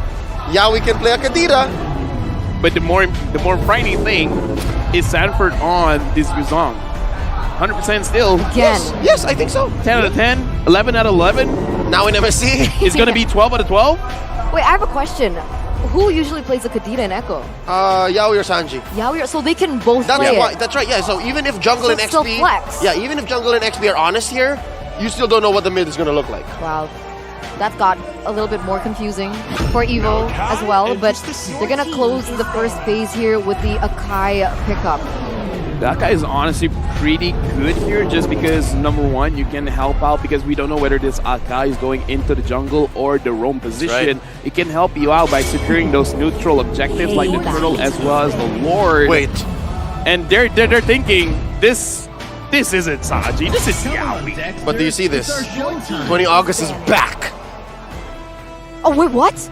Oh, wait, yo, Wait, I didn't notice it. Oh, my God. Hello. We were so focused on the heroes, we didn't look at the names. That's right. All right. So he's back in the roster. What does this mean for Team EVO, right? Because the goal once leader has to again- be picked up. Yeah. That's the change. So That is a are we change. back to the EVO that we know and expected to come over, So is right? Akai See, gonna focus be on a the front line. roamer? Okay. Focus on the front line, man. Okay, Diggy. There's a Novari. All right, they read into it. They know that the mid isn't as clear and as honest as it could be. But this pick night right here, this should say something. This should show us. I don't know, but with the Diggy being banned out here from Echo, do you think that that's enough, right? They see that they need the Yuzong and the Kadita to be, just can land all their shots, or do you think something else might be brewing? Are they going to be picking up something else that's crazy? Like maybe... Honestly, I think Benikiti was just annoyed. Ah. He's just like, get this Diggy out of my lane. Okay. I can win the 1v1. Stop. I want Just- the Wombo combo. a little. Exactly. Oh, all right. Well, look at this. EVO answers back. They want to solve the Yuzhong. They want to solve the Fredrin. Pick up the carry. Now we're going to find out. Where is that Kadita going? I kind of feel like based on the bans, they're trying to force this Kadita to go mid. They're trying to force it. I kind of want it to go mid. Oh. To be honest, I want to see the Wombo combo strat coming in from Echo. I mean, just double down with something even crazier. Atlas? But No, it's Atlas so is hard good against here. the Akai, honestly. Yeah. There Well, you go. got what you wanted. Yo! You got what you wanted. This Echo draft looks very M4. This is Lolita will be okay here. Nothing new. They dusted off All Reliable. All of those are signature picks. Is this a bad thing?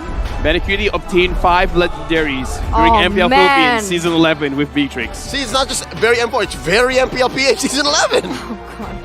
If it ain't broken, take it again. That's right. If it ain't broken, keep using it. Yeah.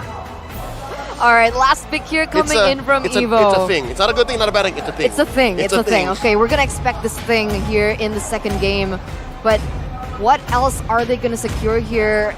Akai in the jungle position, so that leaves the roamer.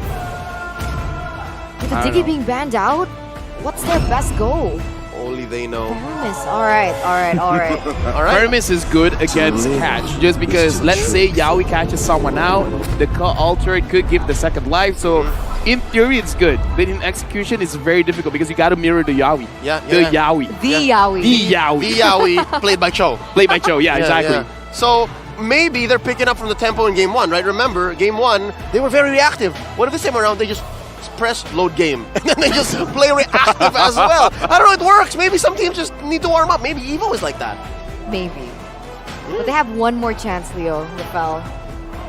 Well, there's one more chance. It's got to be feeling very heavy on their shoulders because we read what Agi said. What his hope is for this to be a bigger spark in Mekong to make sure that everyone actually invests more in Mobile Legends. Oh, here we go. Let's get back into the portal, taking us straight on a one-way trip to the land of dawn. Smash them. Ladies and gentlemen, here we are, finally. Remember, match point here for Echo. They need one more game to be able to win this best of 3 series.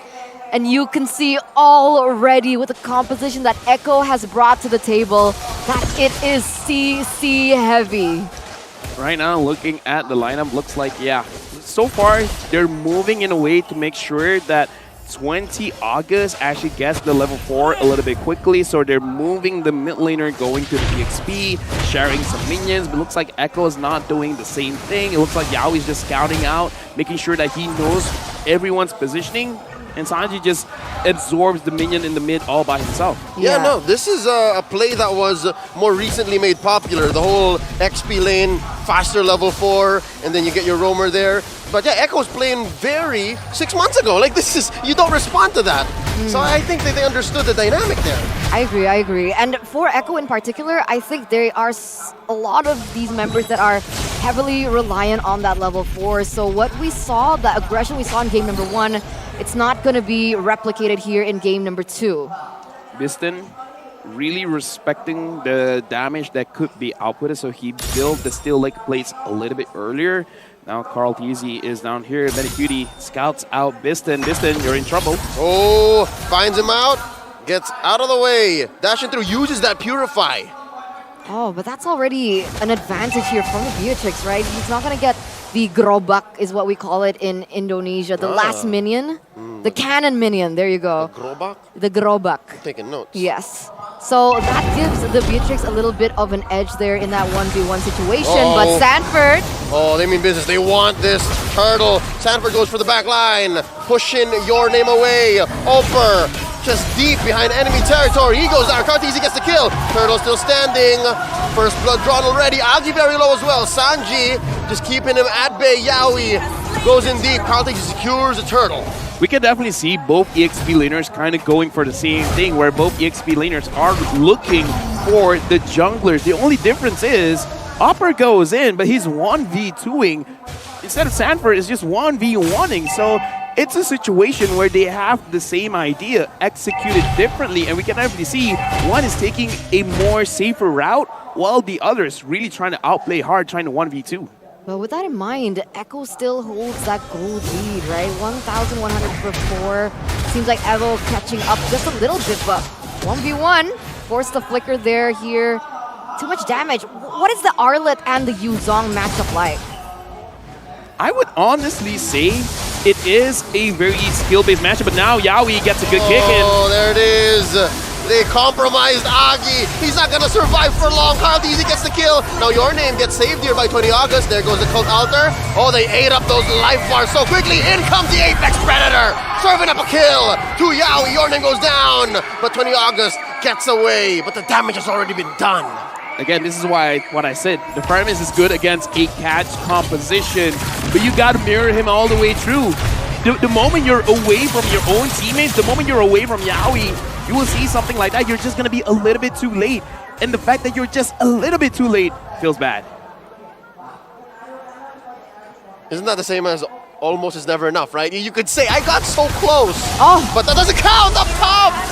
Oh, we were just talking about what that matchup might be like. But that changes when a rogue Kadira just comes through from down bottom. Man, Sanji on the Kadira has just been insane, right? 102 already, the KDA, the impact that he's had, the way that they are able to follow up and just work and build on one another. That's one of the reasons why I wanted to see that Wombo combo coming in from Echo, and we see it being played to perfection here. Even in just the first 4 minutes of the game, already at a 3,000 gold lead, guys.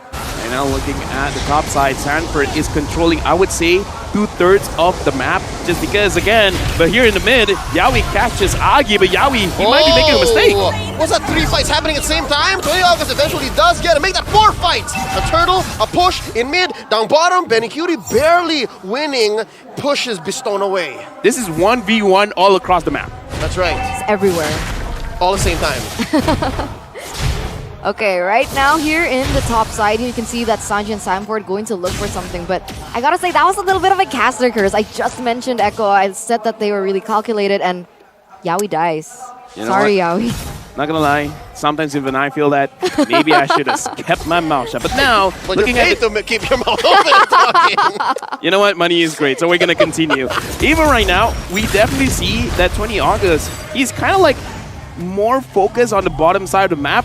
So at this point, he's like, you know what, Opper, I hope you can survive, because I'm not gonna come to you as often. That's right, and what makes it so difficult for this XP lane Arlet is it's not very good when you're on the reactive portion, right? Like when you're the one who's answering back, it's difficult. But oh wait, they have mad intentions for Biston. No. Does he know? Oh, he's kicked in, and here goes 20 August to the rescue. Oh, that backfired. Echo doesn't really do much with that.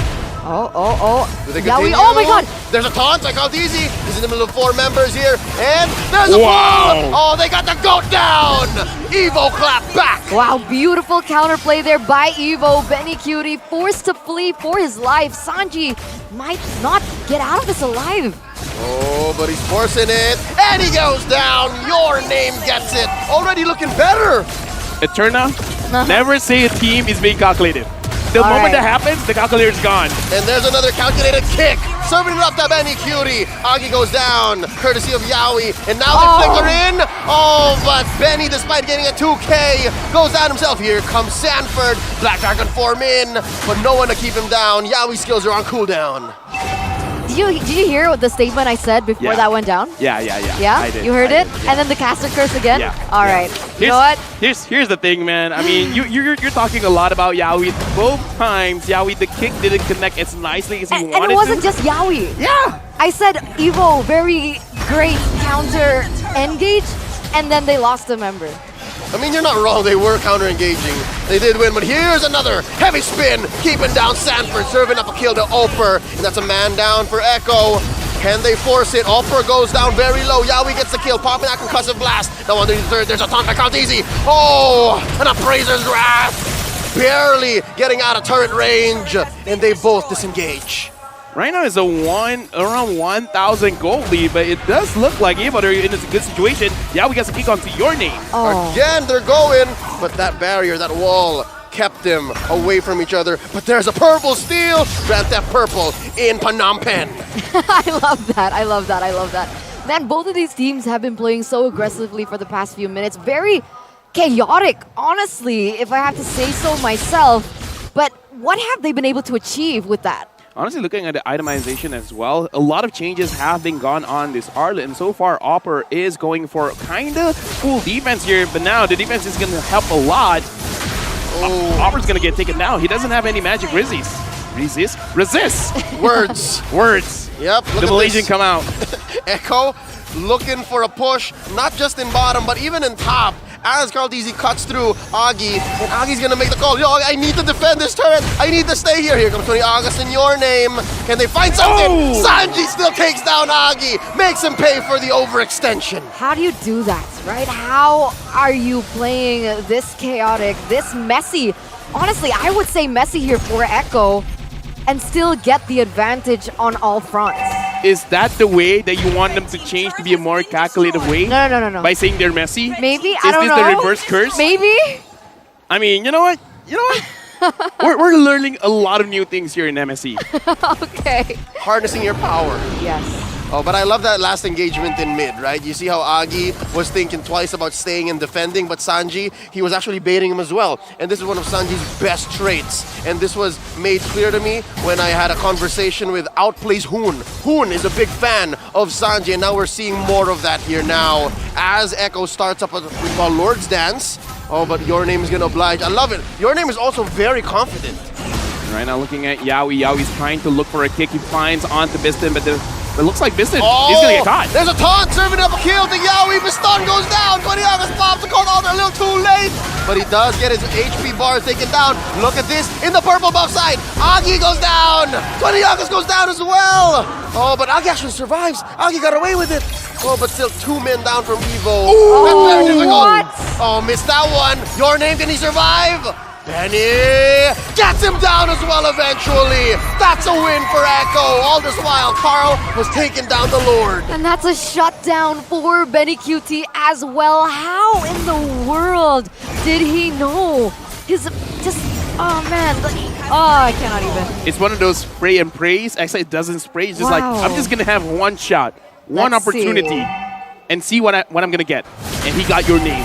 Not your, but you know, the player. The player. Yeah, the player. The jungler. The jungler, exactly. Amazing. 5,600 gold lead already. And you can feel, oh wait, Yawi again. Oh, that was beautiful. The perfect target. That was beautiful. With his Purify off cooldown. The playmaker. Dude, directly onto Sanji. There are 2 rules in MLBB. What's the first rule? You always clear your lane, and you don't give Yawi the show. Not gonna lie, I didn't know that rule, but you know what? I love to hear it because now... We never have to deal with it. We never have to play against them. Exactly, because we usually just ban it out, but now with 7,000 goal lead, EVO, they're really looking at the situation. It's like, okay, guys, come on. What do we have to do here? And I kind of feel like they just gotta catch mistakes. This is one way to start, right? They've been doing this in the mid-game. Your Name attempts a heavy spin displacement for Carl TZ. Doesn't get it. Now, Lord marches down through bottom. They try to clear the waves. They actually get it. Oh, they clear mid too. So EVO's still breathing. This is a step. This is one way to go. All right. That's good, right? That means that EVO, they're still looking for ways to bring back the game into their hands. But like, you can even tell that Echo are feeling it with their positioning, with the, oh my god, again!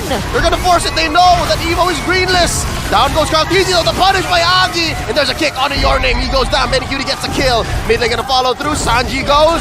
Agi gets 2K now, 2 for 2. They're trading. Look at the base. Turret up top in jeopardy as well. EVO is just barely hanging on, but they're still here. Right now, honestly, the wave clear coming in from EVO, I kind of feel like they can defend this. But Echo, the moment Sanford has the Black Dragon form, I kind of feel like he wants to force it again. When it looks like force it, they will. There's another kick by Yaoi. Is there enough damage? Agi forced up the ground, and a sniper shot by Medicutie. The storm is here. Oh man, that's another member taken down. This is a 5v4 situation so far. Even then, Yaoi still confident enough to help those minions get that turret in that bottom side. And that's it. The full expose of EVO's base in the 12th minute of the game and a 10,000 gold lead for Echo. This is scary when you have, I would say, most would regard the best EXP laner and the best roamer in your own team, because look at this. Yaoi, you engage? You good? All right. Sanford, you want to go in? All right, you go in. They can take turns. Yeah. Everyone else is like, oh, who's going to go in? Yaoi first? All right, let's go. Yaoi, you done? Sanford, you want to go in next? All right, let's go. They say art imitates life, but LaFell, that's literally what their comms sound like. Y'all can check it out at home, folks. Check out their YouTube channel, Echo. They actually share their comms. That's how it sounds like. You got it, G? You got it? Okay. Oh, seriously? Wait, me? Yaoi, wait, me? Yeah, that's how it sounds like.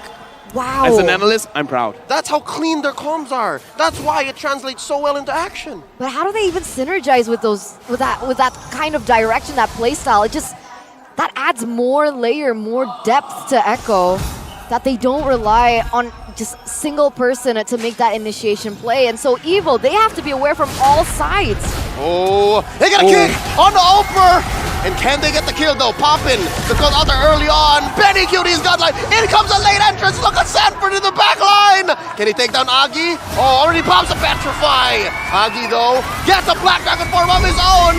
But all this while, Medicutie gonna take down Your Name. That's a 2-man advantage. Wow, all this time, Carl TZ was just taking down the Lord. I think the end is nigh. Yeah, I kind of feel like this is a very deadly situation, and we definitely see how they engage. Echo, I'm smelling like they want to force this out. The minions are coming in. Yaoi playing footsies with 20 August. The wave is being taken care of. EVO knows their fundamentals. EVO knows. But then there's this Luminous Lord marching through mid. Yeah, and crazily enough, even with the dominance coming in from Echo right now, they're still playing discipline, right? They're waiting for the Lord. They want it to hit on all 3 lanes. And this might just be it for EVO. Here we go. A Black Dragon form by Sanford coming in from the west. Looking for a kick. Sanford very low. And there you go. The knockup and the takedown. Oper goes down. It's a 5-man push. Your Name goes down as well. Just 3 defenders left. Down goes Agi. Medicutie gets 2K. And that's all she wrote. Echo gets the sweep. The Apex Predators strike again here at MSC 2023. Clean 2 games in a row, 2-0. And that just shows the dominance and the promise, once again, from the tournament favorites. Very, very clean. As a wise man once said, when you don't have Dragon, don't go in. Oh, it's wise. Literally, wise said that. Yeah. See what I did there? I love it. Pretty cool, right? But yeah, honestly, very, very clean. It's like, yo, you got the Black Dragon form, let's go in. Very clean to make sure that even at the end, there's always going to be a chance that EVO could catch a mistake. So just don't make a mistake. And that's so difficult, right? To ask when you're facing off against the M4 World Champions. Already they entered Game 1 without 20 August. And there definitely was some improvement here in Game 2 with 20 August. But I'd argue they weren't translating to as much of an impact as maybe even EVO wanted. In this game, again, EVO, they did their best. We've seen glimpses in, I would say, transitioning from the early to the mid. Yep. But again, Echo is just like, okay, we made some mistakes. Not again. You know what? Like, to be fair, this was a difficult first match for them, right? Like, going into MSC Definitely. already against Echo of all teams. A harsh welcome. It's definitely a harsh welcome, right? So we're definitely, what do you call it, supporting EVO right now. We want to see them. Definitely. We want to see them bloom. Exactly. We want to see what reparations that they can make and maybe learn from Echo here from that first match to translate into that group, right? Because definitely we see moments, we see glimpses of brilliance from this team, but unfortunately in this first match, perhaps it was just a little bit too much to ask for against Echo.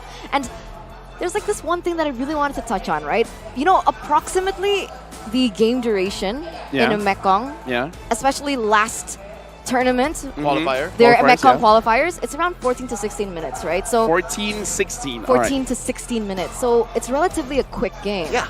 So maybe they need to expand on their playstyle, not rely too heavily on that early game. Because it seems like, once again, if they don't have it, they're kind of at a loss for what they want to do in the game.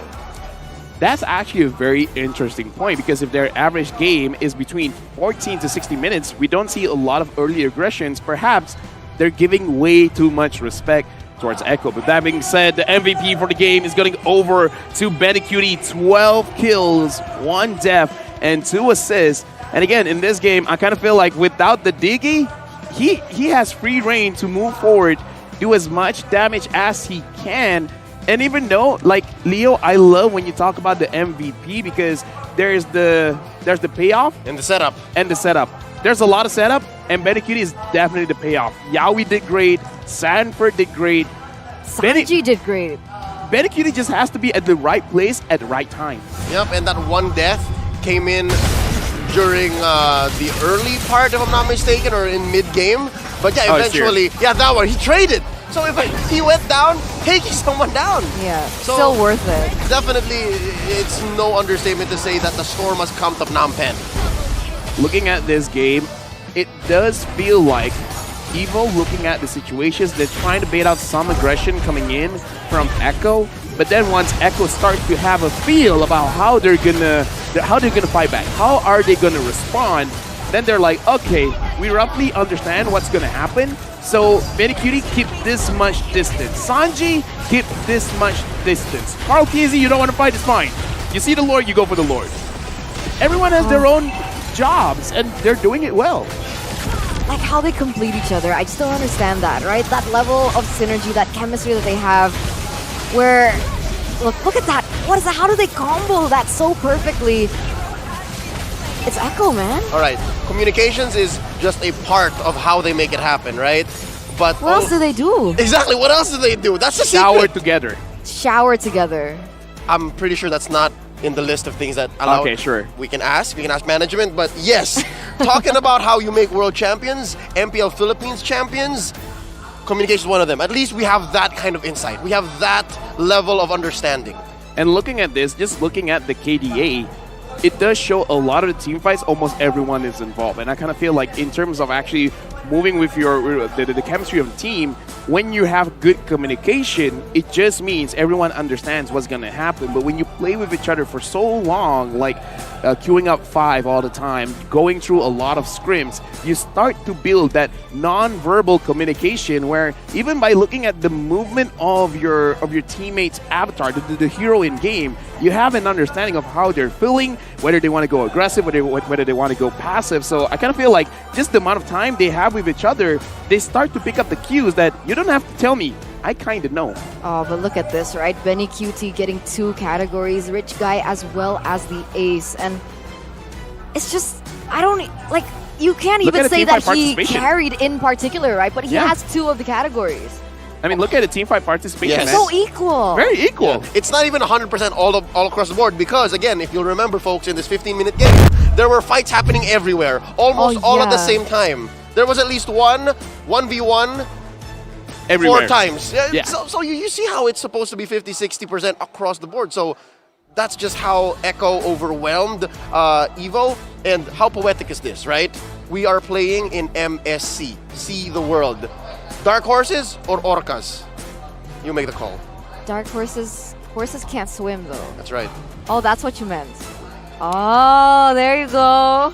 I guess everyone learns something new every day. Science. Horses can't swim. Not Actually, in the I think seas. they can swim. Not in the seas. Not in the sea. Maybe in rivers when you want to afford, a carriage or.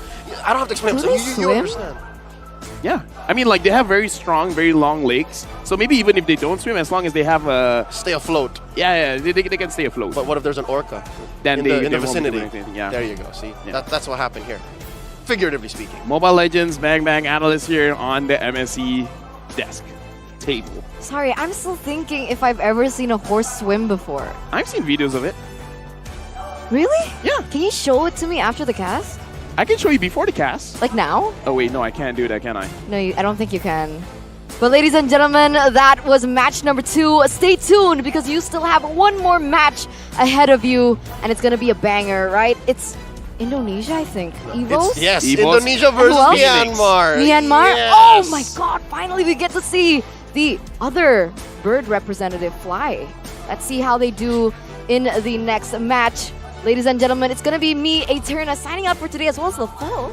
Yeah, and again, we just want to say MSC 2023 is powered by Moonton, supported by ROG, the official gaming phone, and Secret Lab, our official chair partner. Remember to cash the last match of the day, which you have talked about. Yeah, it's with him though. Yes, I With want Leo. to see it. I want to see it. Let's go. Remember, it's the former M1 World Champions going up against the new superpower from Myanmar, Fenix. And with that being said, ladies and gentlemen, we'll see you after the break.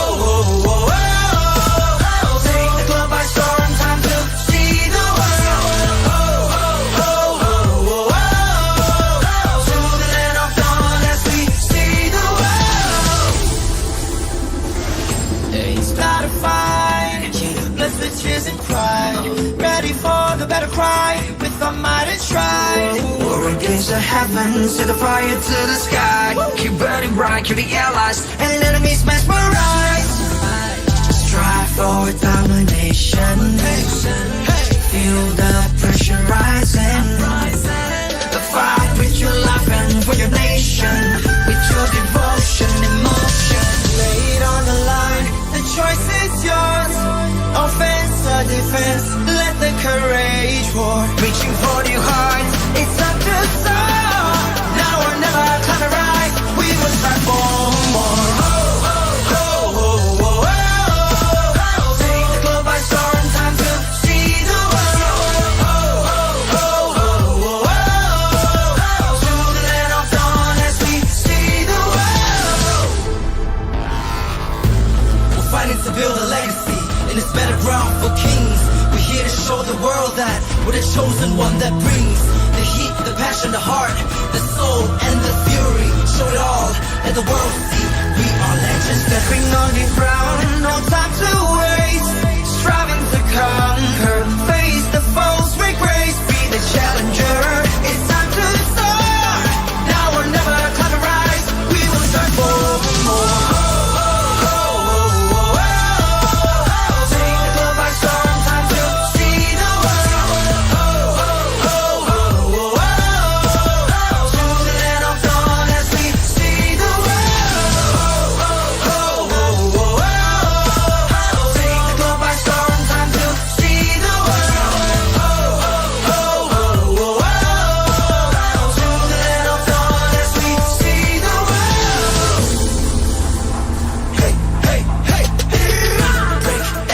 And chain, ain't nothing can stop or restrain. We are a force to be reckoned with. Destiny, kingdom, and might. Shining like Atlas, winning with madness. Count us to practice, status is matchless. We are the heroes here to slay. Never back down, never astray. Fatal lengths. Sink or swim. Match by match, day by day. Determination, they won't let us play. S-E-A-C the world. Mission to conquer. S-E-A-C the world. We are warriors. Lay it on the line. The choice is yours. Offense or defense, let the courage roar. Reaching for new heights, it's time to soar. Now or never, time to rise. We will strive for more. Take the globe by storm, time to see the world. To the land of dawn as we see the world. Take the globe by storm, time to see the world. To the land of dawn as we see the world.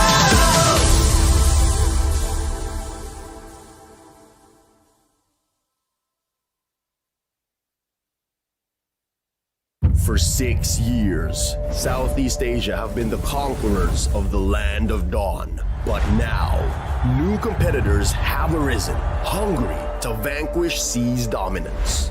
12 teams will come to battle. Only one can be champion. In this MSC, the 12 qualified teams compete in 2 stages.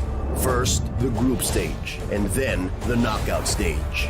The group stage starts with a draw. The champions of MPL Indonesia, MPL Philippines, MPL Malaysia, and MSC 2023 Myanmar qualifier are placed in Pool 1. All other competing teams are placed in Pool 2. Pool 1 teams will be distributed across 4 groups: A, B, C, and D. The other 8 teams will be drawn randomly into the other groups. Teams from MPL Indonesia and MPL Philippines will not be drawn into the same group, making sure things stay challenging. Each team will fight each other once, with the winner of each match decided in a best of 3.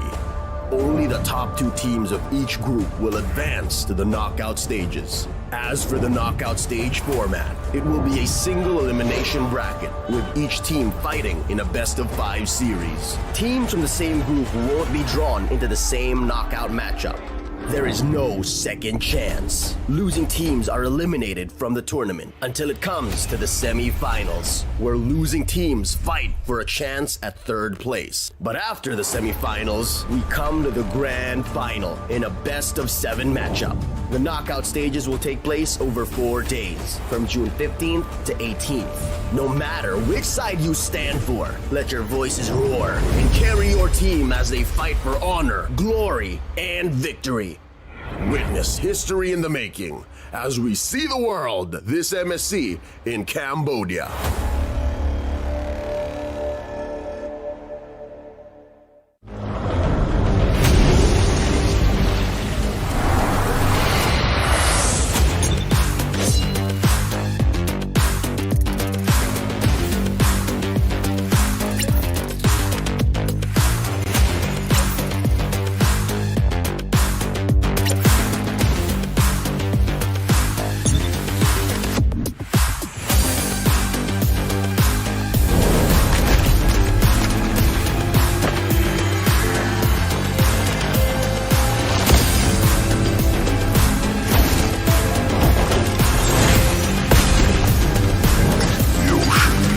just down home.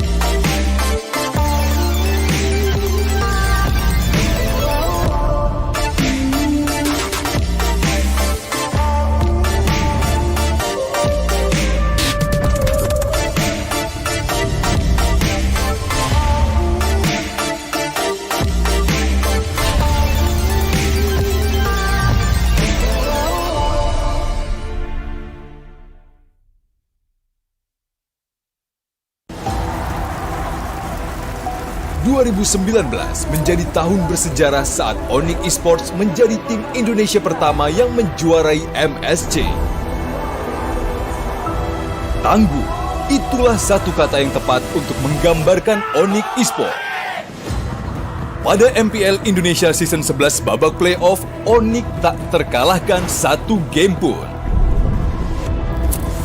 Secara 2 tahun beruntun, MPLI menjadi panggungnya ONIC Esports dengan mengalahkan Blacklist Internasional di 2021 dan Geekfam di 2022. Menemani ONIC Esports, EVOS Legends mendapatkan julukan The King of Comeback pada MPL Indonesia Season 11. Sang Harimau Biru telah menjadi tim Indonesia dan dunia pertama yang menjuarai M-Series. Mereka juga membawa nama Indonesia melambung tinggi di IESF 2022 dengan mengalahkan Filipina. Catatan sejarah telah diraih kedua tim Indonesia. Dan kini, ONIC Esports bersama EVOS Legends siap untuk bertarung untuk mengukir sejarah baru di panggung internasional MSC 2023.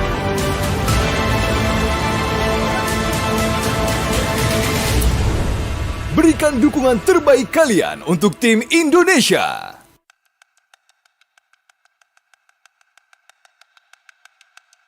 They flew out hot after their grand finals performance in MPL Philippines Season 10. And here we're seeing the rivalry of a century. The age of the Orcas is now. Echo are your M4 World Champions. Echo books their ticket to MSC. The grand finals, a rematch against Blacklist International.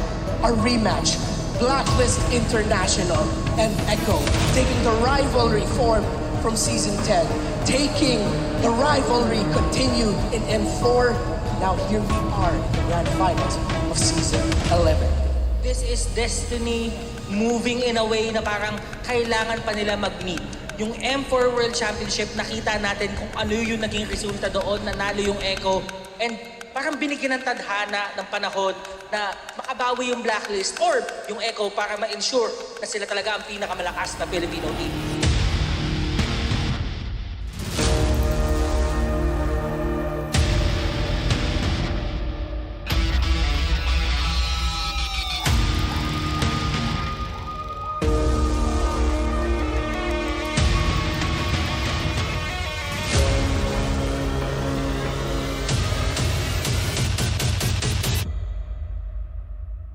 Medyo po kami yan sa last day na ng playoffs po sa Grand Finals.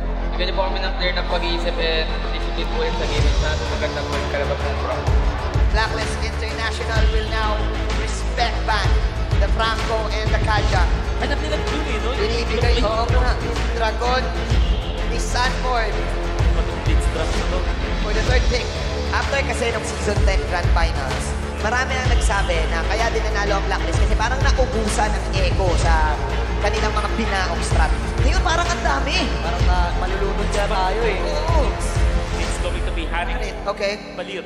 Post 5. Hindi ganun kaganda ang ultimate ng isang Balir. So, masasabi natin medyo useless siya para sa Valentina. Hindi sila kumuha ng na ganun kaganda yung ultimate. And at the same time, parang ma-force yung Valentina na real-world manipulation lagi kukunin ko. Can Blacklist International do the reverse? Pero ngayon siya atay na pasobra dahil siya ni Edward dito, a beautiful switch onto the mid lane. Pero si Cortez hindi ata papayag na walang kapalit. Pero nabitin ng bahagya yung maaari niyang tawiran doon sa mga minions mula sa mid lane. Nakutod ba siya? Makikita ba siya ni Carl? Abot ata. King Wise. Walang retry. Nakawan sila dito ng orange buff. Kaso nga lang siya ay may hipin sa tatlo. Wise dito, may pansalba nga ba si Omoy Pino sa Razor's Wrath. Sakto yung bitaw. Kaso nga lang hindi umabot yung altar. Omoy Pino's trying to zone everyone. Pero look at Sanji. Dumarap. Eto na, pasok King Wise. Ulit si Yawi. Si Yawi nga talaga maging target nila. Hindi na nga ito makatakas pa tungkol sa real world manipulation. Kaso nga lang natuhog sila dito. Ng execution. Owl and Omoy Pinos will go down. Pero si Edward naman naghanap na pwedeng hulihin. Naghanap siya na pwedeng sa punutan. Pero pwede naman silang umuli pa ng isa. At mukhang makukuha nga talaga. Kaso nga lang si Carl. Sobrang unat. Sobrang sakit. Sobrang dulas. Lahat na ibigay mo sa kanya. And sasabayan pa. Summon force the force. Pero ang duldig yung pagtulak ni Yawi upang mapigilan niya yung pagtakas ni The Queen. Sinabi na ni Wolf, every time na may dragon, may follow-up na dalawa na hindi mo alam kung anong skill. Ganon din naman yung EVO Ultimate. Diyan na naman yung dragon ni Sanford na talagang mag-push away dito sa members ng Blacklist International. Pero si Edward na nakapwesto, so meron silang info. Maaari silang umabol, kaso nga lang sobrang tapang ni Carl. Aray, lang niyang wala talaga mag-burst down sa kanya, kaya sobrang tapang nila kung pumasok. Wise goes down. Nagkakaroon ng magandang pwesto si Sanji, pati na rin si Yawi. Subok lumaban ng Blacklist International pero hindi Dragon ni Sanford. Hahabulin talaga yung the backline pero masyado atang maagang na-pop yung altar. Kaya naman sila ay mapapunish bigla. Wise is down. Wala na yung red holder pero marireset na naman yung Lord. Awal napasok dito. Kaso nga naman tutulak naman si Yawi. Tapos may paamoy-amoy pa. May palagkit-lagkit pa. Pero si The Queen na magsisave sa kanya. My goodness, go easy. The young goat. Blacklist International, they want the retaliation play. Dito na nagalit ang mga agents. Biglang may mission accomplished. Pasok si Carl this time. Nais nilang dumipensa dito mula sa push na nais gawin ng Blacklist International. May ipin nga lang dito si Yue pero hakulit pa rin naman talaga nila. Lang andun yung altar. Pero hindi magiging ang parang save si Yue. Mahihipin ata ang members ng Blacklist International dito sa may gandang gitna. Nakonsum na rin yung mga spells na pwede na gamitin sana. So yung Echo, may Echo sila. Wala yung mga spells, wala yung mga skills. Maaari tayong umarangkada. Oh man, and just a snap. Field play though. Wala talagang Echo dito. Si Owl nga talaga ang bibigyan nila. At dito na rin naman yung Dragon. Wala na si Owl. Wala na yung damage na asahan ng Blacklist International. Yung Echo, sila na ngayon na magde-decide. Direkta tayo sa Lord. Nakapush na sila sa mid lane. Sakto lang din yung pagbitaw noong Dragon. Tapos yung altar binitawan na rin at si Cortez, si Tatahi pa. May pirma pa sa base ng Blacklist International. Sakto yung mga tusok. Kaso nga lang low na rin sila. Pero nakuha nila si Wise. Pero makapag-regent din naman agad yung members ng Blacklist International. Madedepensahan nila yung Lord. Kaso nga lang may parating pang minions. Medyo makapal mula doon sa bottom lane. At meron pang kasabay sa mid lane. Will this be it? Will Blacklist International manage to defend this? Dahil yung Echo ayaw na naman papigil. Okay, tingnan natin. Pasok ngayon. Oh my Venus, sabay sa amin force naman ni Very Cute. Hahabol naman sila sa gitna. Mukhang mahulin na dito si Queen. Pero mabilis pa naman yung death timer. Si Immortality Pop nga lang para kay Edward. Nakabangan nila naman may inward manipulation pa. And yung minions na sapat ata. Hahabulin na sila ng mga Omega. Pero ngayon, tuloy pa rin ang depensa. Pero ang goal ng Echo ay yung base. Ay ang skill ng MPLPH Season 11. Echo! I came this far, nothing can stop me now. They knock me down, but they can't count me out. I can't can't lose, I won't lose. Muling kinalaban ng Orcas ang Blacklist International. I'ma keep winning. But the better team I'ma keep winning. came up on top. I'ma keep winning, winning. You can try to save yourself, I'ma keep winning. But you wanna go play yourself. You can try to save yourself, I'ma keep winning. But you wanna go play yourself, I'ma keep. You can try to save yourself, I'ma keep winning. But you wanna go play yourself. You can try to save yourself, I'ma keep winning. But you wanna go play yourself, I'ma keep. Yeah, you gon' need 100 men, 100 scopes, 100 cans just for you to watch what I'm doing under the sun again. God-given gift, MC's doing the running man. If you want me to get it poppin', may cost 100 pence. Yeah, what I supply is always in the man. The throne is mine, take that. It ain't a high five, got the upper hand. I'm too real, can't fake that. Who you know putting fear in them like this? You a vampire, still suck when you bite this. They didn't think I could do it, I had to demonstrate how the flow is so heavenly, keeping demons straight. Who they fooling? I showed them the jig is up again. When I ask them who is the best, they get this to stuttering. Tell them I'ma keep winning, winning. I'ma keep winning, winning. I'ma keep winning, winning. You can try to save yourself, I'ma keep winning. But you wanna go play yourself.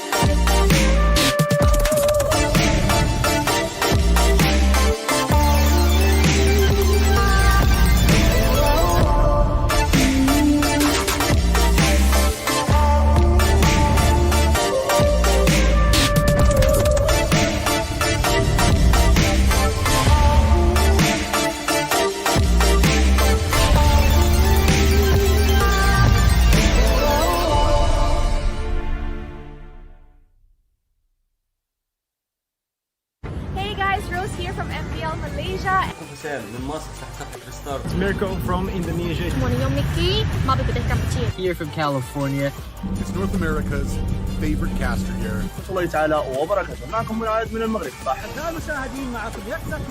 I'm Diablo from IGSG. เขาชื่อเอจิมาจากประเทศลาว Girl DD from Echo Philippines. I'm Yawi from Echo Philippines. I am Raime from EVO Esports. I am from Myanmar.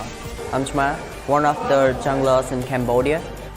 السلام عليكم ورحمة الله وبركاته جمهور موبايل ليجند الكريم منورين أحلى عيلة وأحلى جمهور في الدنيا. And I just want to tell you guys all to get hype and to get excited for MSC 2023. All the underdogs are coming from across the world to go and compete against the pros, against the favorites.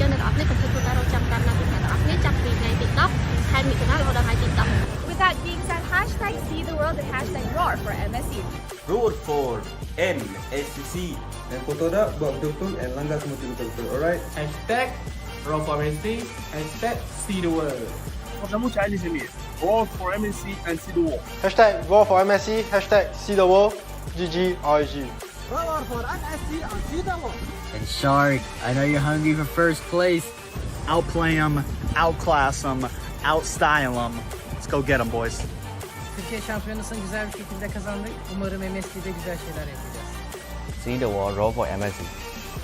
Don't forget to watch us in MSC. I hope you support us on MSC. See the world and roar for MSC. It's time to roar for MSC and hashtag see the world.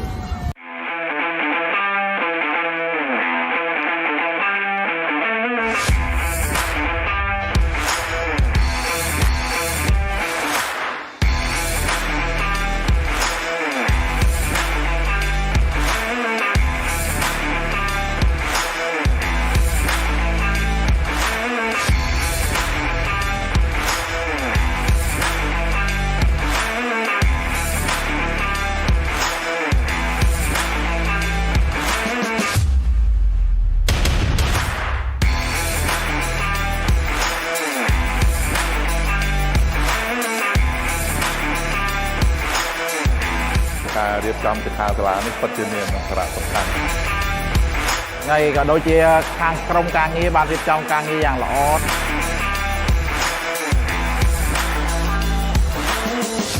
តែពីមុនក៏ខ្ញុំអត់សូវច្បាស់ដែរតែដល់ពេលគាត់និយាយថាបើយើងចង់ក្លាយជា personal player យើងត្រូវ set target មិនអីមិនមានអាជីពជាច្រើនដែលយើងអាចធ្វើការទៅជាមួយ e-sport ហ្នឹងខ្ញុំចាក់អារម្មណ៍លើ content creator បងចូលចិត្តខាង create video ខាងកាត់តអញ្ចឹងបងលឺស្រីដែរតែលេង game អញ្ចឹងជាប៉ាម៉ាក៏អត់សូវ support មកនេះប៉ុន្តែបើយើងមានគោលដៅច្បាស់លាស់ហើយយើងប្រាប់ប៉ាម៉ាយើងពួកគាត់នឹងអាចផ្ដល់កម្លាំងចិត្តឲ្យយើងអាចនឹងទៅមុខបានខ្ញុំបាន inspire ខ្លាំងតាក់ទងមួយចំណេះដឹងកីឡាអេឡិចត្រូនិកខ្មែរយើងនឹងអភិវឌ្ឍច្រើនជាងហ្នឹងនឹងមានអ្នកជាច្រើនទៀតដែលគាត់បានស្គាល់ប្រទេសទៀតបង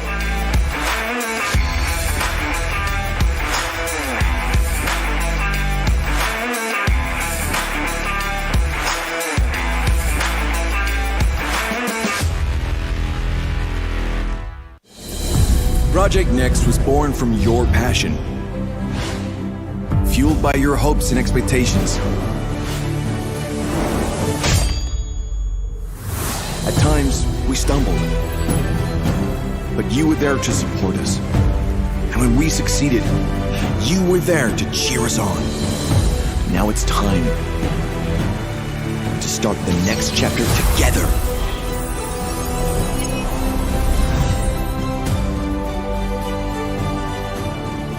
Creating bigger and better experiences.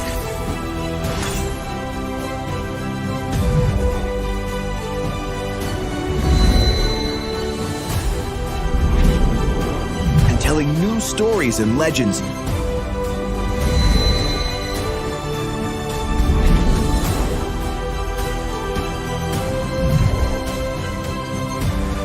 Let's treasure every moment together. Celebrate every accomplishment. Your love and dedication is what makes all this possible. Together, let's shape the future of Mobile Legends Bang Bang. Next for you.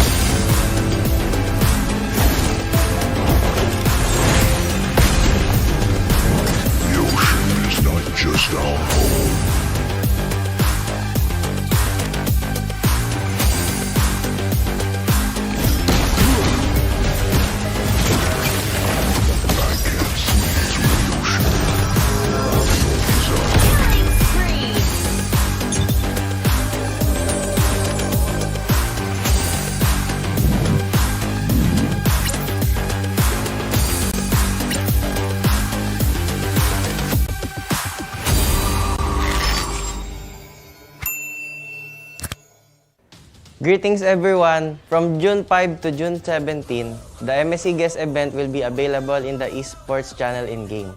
Just log into the game and cheer for your team. Once you've made a guess correctly, you will gain a lot of MSC coins as a rewards. You can use the MSC coins to redeem a brand new Atlas Rune Sentinel epic skin, a MSC exclusive avatar border, emotes, and past MPL skins like Jawhead, Space Explorer, and Claude Earth's Mightiest. Don't wait, join the event now. How are the matches, everyone? From the 5th to 10th of June, the MSC guest event will be in full swing in-game. Join the event and you can make your guesses on who will emerge the victorious as champion team. If your guess is correct, you will be handsomely rewarded with 1,000 MSC coins. You can exchange the coins for the brand new epic Atlas skin, Rune Sentinel. A 2023 MSC exclusive avatar border, emotes, and past MPL skins like Jawhead, Space Explorer, and Claude Earth's Mightiest. More rewards are waiting for you. Don't hesitate. Don't hesitate. It's time to get them. That's right, everyone. From June 17 to June 18, as long as you log into the game, you can claim MSC Banner of Morale and the corresponding MSC coin rewards. Use the coins you have to redeem brand new epic skin Atlas Rune Sentinel, a 2023 MSC exclusive avatar border, emotes, and past MPL skins like Jawhead, Space Explorer, and Claude Earth Mightiest. There will be other rich rewards waiting for you to claim. So what are you waiting for? Join the MSC Carnival and enjoy the event now. Join the MSC Carnival and enjoy the event now.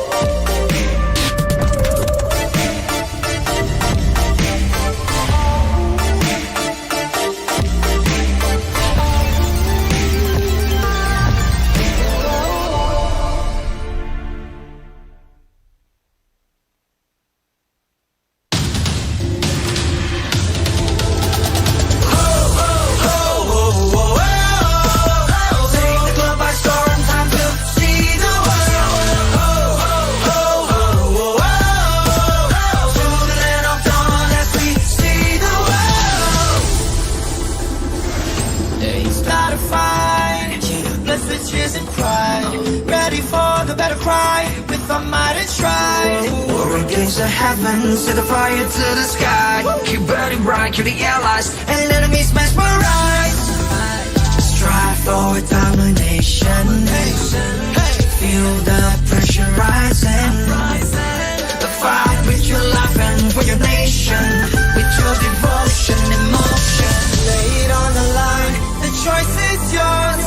Offense or defense, let the courage roar. Reaching for your heart, it's not just so. Now or never, time to rise. We will strive for more. Take the globe by storm, time to see the world. To the land of dawn as we see the world. We're fighting to build a legacy in this battleground for kings. We're here to show the world that we're the chosen one that brings the heat, the passion, the heart, the soul, and the fury. Show it all, let the world see we are legends. Stepping on the ground, no time to waste. Striving to conquer, face the foes, break race, be the challenger. It's time to soar. Now or never, time to rise. We will strive for more. Take the globe by storm, time to see.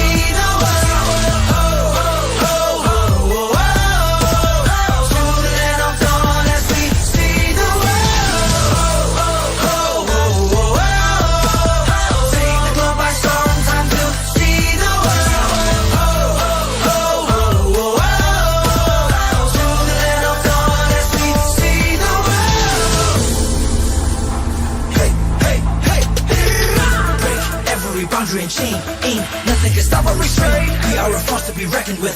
Destiny, kingdom, and maze. Shining like Atlas, winning with madness. Count us to practice, status is matchless. We are the heroes here to slay. Never back down, never restrain. Fatal length. Sink or swim.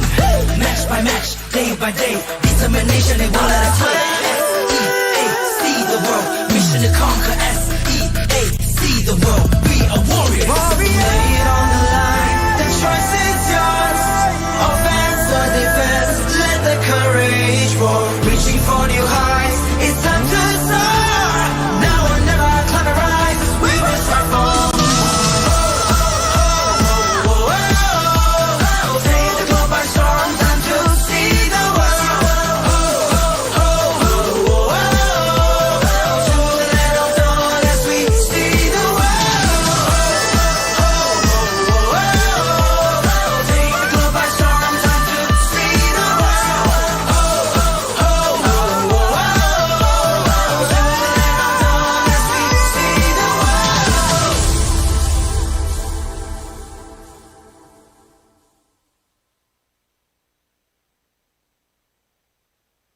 For 6 years, Southeast Asia have been the conquerors of the land of dawn. But now, new competitors have arisen, hungry to vanquish C's dominance.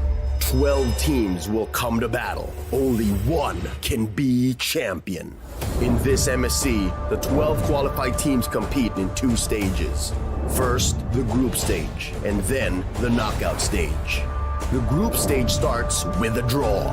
The champions of MPL Indonesia, MPL Philippines, MPL Malaysia, and MSC 2023 Myanmar qualifier are placed in Pool 1.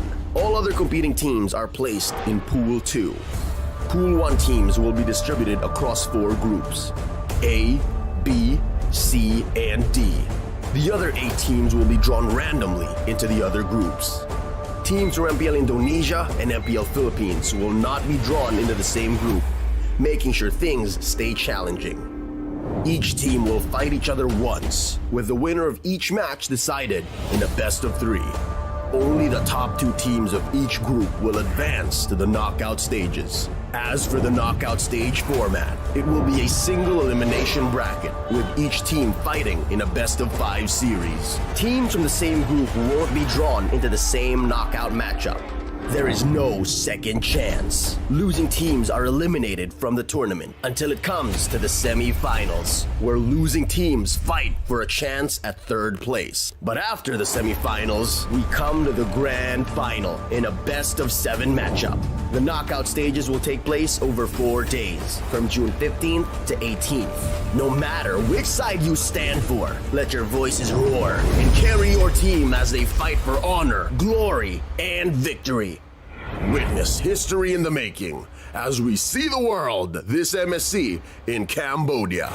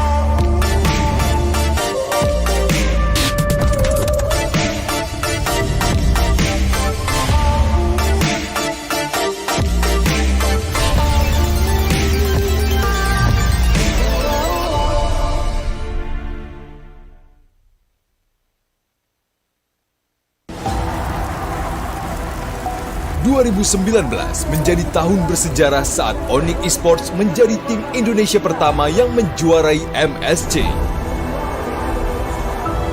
Tangguh, itulah satu kata yang tepat untuk menggambarkan ONIC Esports. Pada MPL Indonesia Season 11 babak playoff, ONIC tak terkalahkan satu game pun. Secara 2 tahun beruntun, MPLI menjadi panggungnya ONIC Esports dengan mengalahkan Blacklist Internasional di 2021 dan Geekfam di 2022. Menemani ONIC Esports, EVOS Legends mendapatkan julukan The King of Comeback pada MPL Indonesia Season 11. Sang Harimau Biru telah menjadi tim Indonesia dan dunia pertama yang menjuarai M-Series. Mereka juga membawa nama Indonesia melambung tinggi di IESF 2022 dengan mengalahkan Filipina. Catatan sejarah telah diraih kedua tim Indonesia. Dan kini, ONIC Esports bersama EVOS Legends siap untuk bertarung untuk mengukir sejarah baru di panggung internasional MSC 2023.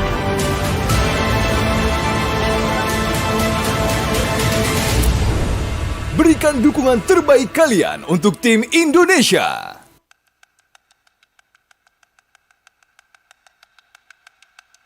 They flew out hot after their grand finals performance in MPL Philippines Season 10, and here we're seeing the rivalry of a century. The age of the Orcas is now. Echo are your M4 World Champions. Echo books their ticket to MSC and the grand finals, a rematch against Blacklist International.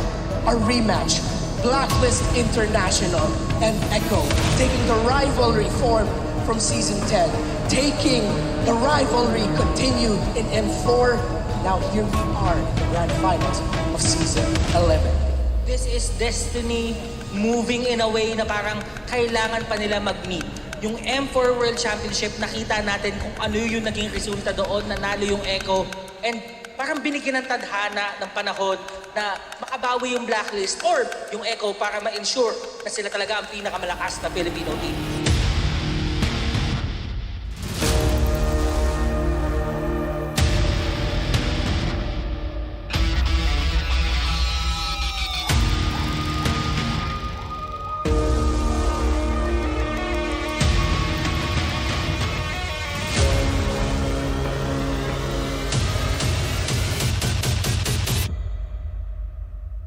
Medyo po kami yan sa last day ng playoffs po sa Grand Final.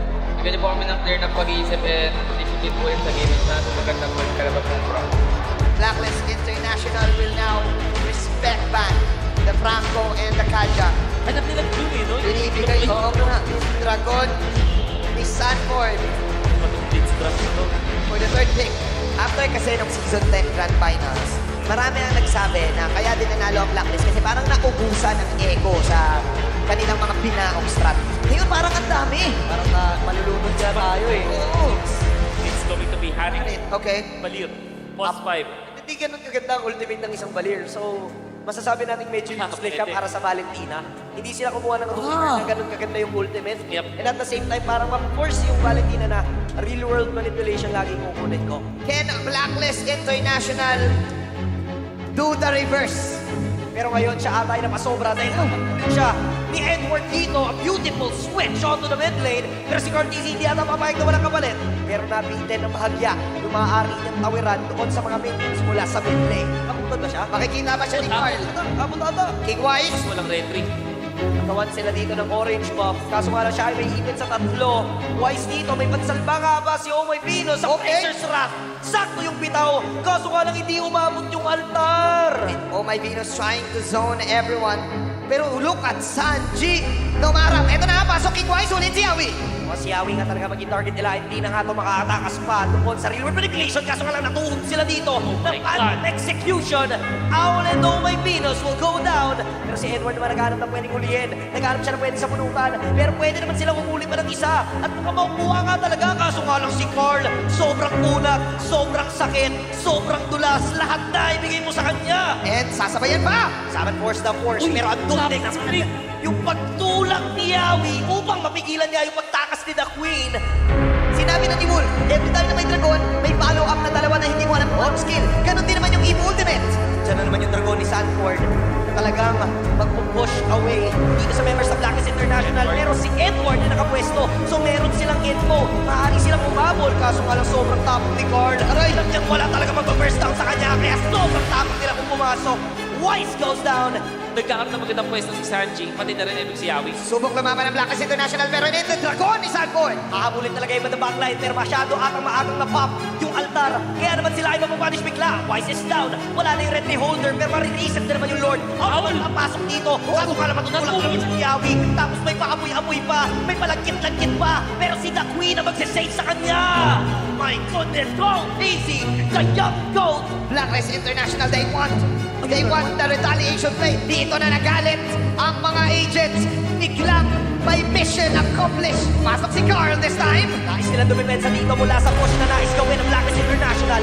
May ipin nga lang dito si Yue pero hapulit pa rin naman talaga nila. Paris lang andun yung altar. Pero hindi magiging ang maray save si Yue. Mahimit ata ang members ng Blacklist International dito sa may gitna.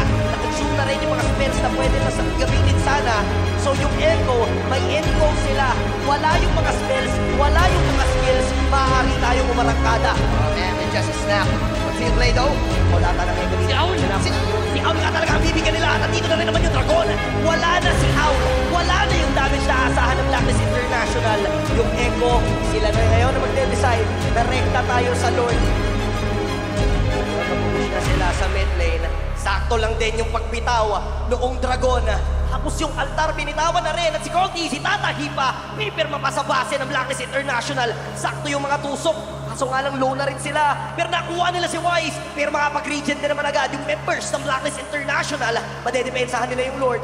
Kaso nga lang may parating pang minions. Medyo makapal mula doon sa bottom lane. At meron pang kasabay sa mid lane. Will this be it? Will Blacklist International manage to defend this? Dahil yung Echo ayaw na naman papigil. Okay, tingnan natin. Pasok ngayon. Oh my Venus, sabay sa akin force naman ni Benecute. Hahabol naman sila sa gitna. Mukhang mahulin na din si The Queen. Pero mabilis pa naman yung death timer. Si Immortality Pump nga lang para kay Edward. Nakabangan nila naman may inward manipulation pa. And yung minions na sakti. Sapat ata. Hahabulin na sila ng mga Onka. Pero ngayon, tuloy pa rin ang depensa. Pero ang goal ng Echo ay yung base. Ang kampiyon ng MPLPH Season 11. Echo! I came this far, nothing can stop me now. They knock me down, but they can't count me out. I can't lose, I won't lose. Muling kinalaban ng Orcas ang Blacklist International. I'ma keep winning. But the better team I'ma keep winning. came up on top. I'ma keep winning, winning. You can try to save yourself, keep winning. But you wanna go play yourself. You can try to save yourself, keep winning. But you wanna go play yourself. I'ma keep. You can try to save yourself, keep winning. But you wanna go play yourself.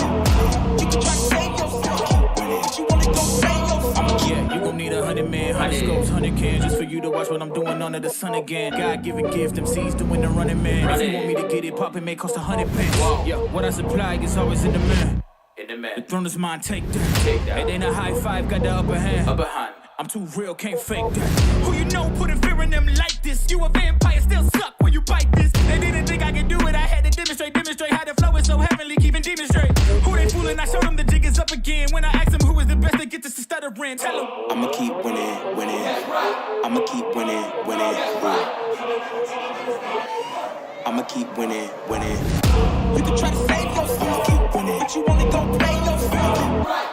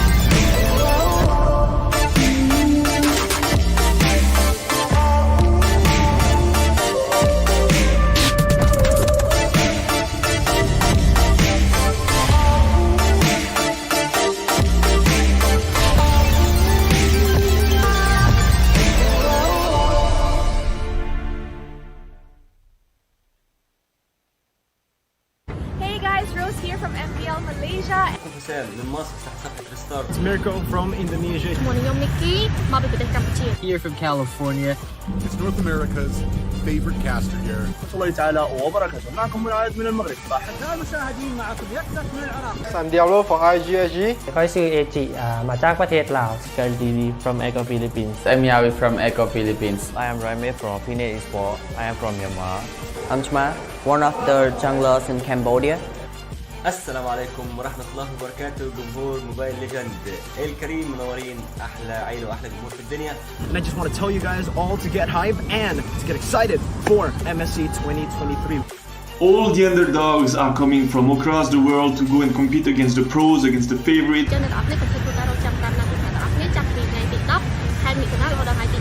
With that being said, hashtag seatheworld and hashtag roar for MSC. Roar for MSC. And foto dah buat betul-betul and langgar semua betul-betul, alright? Hashtag roar for MSC. Hashtag seatheworld. Kamu cari di sini. Roar for MSC and see the world. Hashtag Roar for MSC. Hashtag See the World. GG RG. Roar for MSC and see the world. And Shark, I know you're hungry for first place. Outplay them, outclass them, outstyle them. Let's go get them, boys. Türkiye şampiyonasını güzel bir şekilde kazandık. Umarım MSC'de güzel şeyler yapacağız. See the world, roll for MSC. Don't forget to watch us in MSC. I hope you support us on MSC. See the world and roar for MSC. It's time to roar for MSC and hashtag See the World.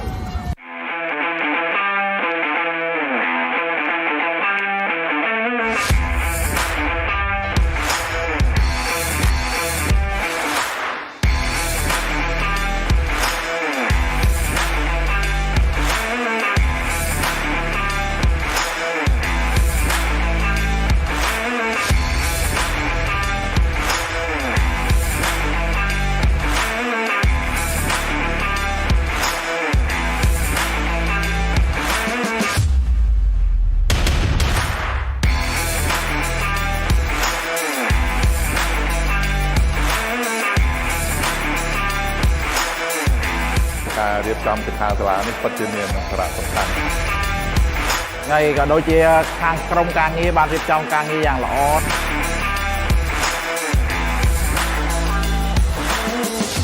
នៅពីមុនក៏ខ្ញុំអត់សូវច្បាស់ដែរប៉ុន្តែដល់ពេលគាត់និយាយថាបើយើងចង់ក្លាយជា personal player យើងត្រូវ set target មិនអីមិនមានអាជីពជាច្រើនដែលយើងអាចធ្វើការទាក់ទងជាមួយ e-sport ហ្នឹងខ្ញុំចាក់អារម្មណ៍លើ content creator បងចូលចិត្តខាង create video ខាងកាត់តអញ្ចឹងបង លឺស្រីដែរតែលេងហ្គេមអញ្ចឹងនិយាយអាប៉ាម៉ាក់ក៏អត់សូវ support មកទេប៉ុន្តែបើយើងមានគោលដៅច្បាស់លាស់ហើយយើងប្រាប់ប៉ាម៉ាក់យើងពួកគាត់នឹងអាចប្រកម្លាំងចិត្តឲ្យយើងអាចនឹងទៅមុខបានខ្ញុំបាន inspire ខ្លាំងទាក់ទងមួយចំណេះដឹងកីឡាអេឡិចត្រូនិកខ្មែរយើងនឹងអភិវឌ្ឍច្រើនជាងហ្នឹងនឹងមានអ្នកជាច្រើនទៀតដែលគាត់បានស្គាល់ប្រទេសទៀតបង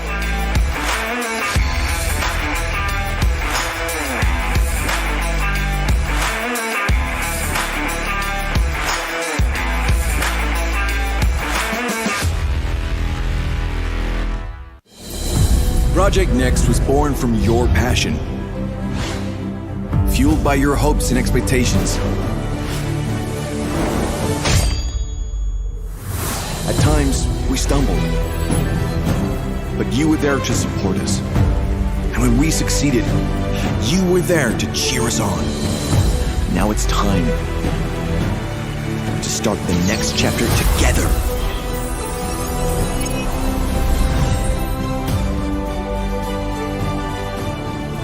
Creating bigger and better experiences.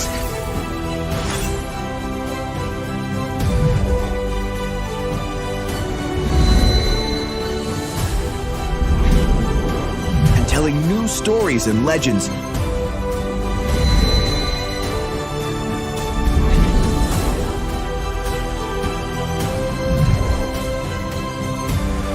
Let's treasure every moment together. Celebrate every accomplishment. Your love and dedication is what makes all this possible. Together, let's shape the future of Mobile Legends Bang Bang. Next for you.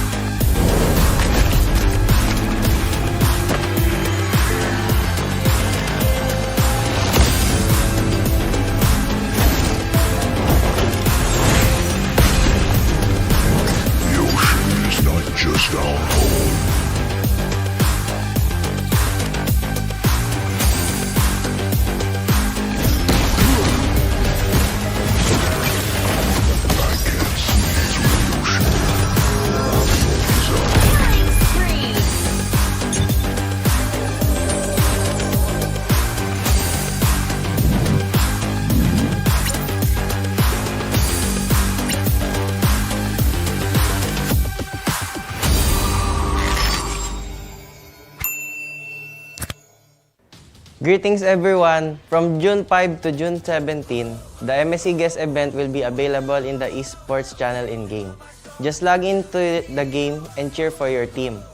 Once you've made a guess correctly, you will gain a lot of MSC coins as a rewards. You can use the MSC coins to redeem a brand new Atlas Rune Sentinel epic skin, a MSC exclusive avatar border, emotes, and past MPL skins like Jawhead, Space Explorer, and Claude Earth's Mightiest. Don't wait, join the event now. How are the matches, everyone? From the 5th to 10th of June, the MSC guest event will be in full swing in-game. Join the event and you can make your guesses on who will emerge the victorious as champion team. If your guess is correct, you will be handsomely rewarded with 1,000 MSC coins. You can exchange the coins for the brand new epic Atlas skin, Rune Sentinel. A 2023 MSC exclusive avatar border, emotes, and past MPL skins like Jawhead, Space Explorer, and Claude Earth's Mightiest. More rewards are waiting for you. Don't hesitate. Don't hesitate. It's time to get them. That's right everyone! From June 17 to June 18, as long as you log into the game, you can claim MSC Banner of Morale and the corresponding MSC coin rewards. Use the coins you have to redeem brand new epic skin Atlas Rune Sentinel, a 2023 MSC exclusive avatar border, emotes, and past MPL skins like Jawhead, Space Explorer, and Claude Earth Mightiest. There will be other rich rewards waiting for you to claim. So what are you waiting for? Join the MSC Carnival and enjoy the event now. Join the MSC Carnival and enjoy the event now.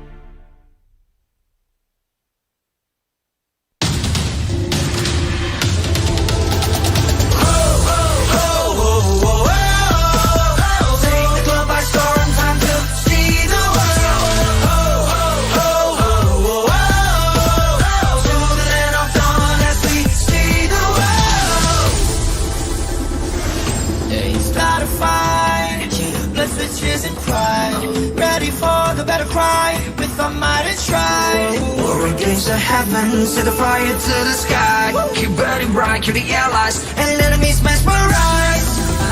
Strive for domination. Feel the pressure rising. The fight with your life and for your nation. With your devotion, emotion. Lay it on the line, the choice is yours. Offense or defense, let the courage roar. Reaching for your heart, it's up to soar. Now or never, time to rise. We will strive for more. Take the globe by storm, time to see the world. To the land of dawn as we see the world. We're fighting to build a legacy in this better ground for kings. We're here to show the world that we're the chosen one that brings the heat, the passion, the heart, the soul, and the fury. Show it all, let the world see. We are legends stepping on the ground. No time to waste, striving to conquer. Face the foes, break grace, be the challenger. It's time to soar. Now or never, climb the rise. We will strive for more. Take the globe by storm, time to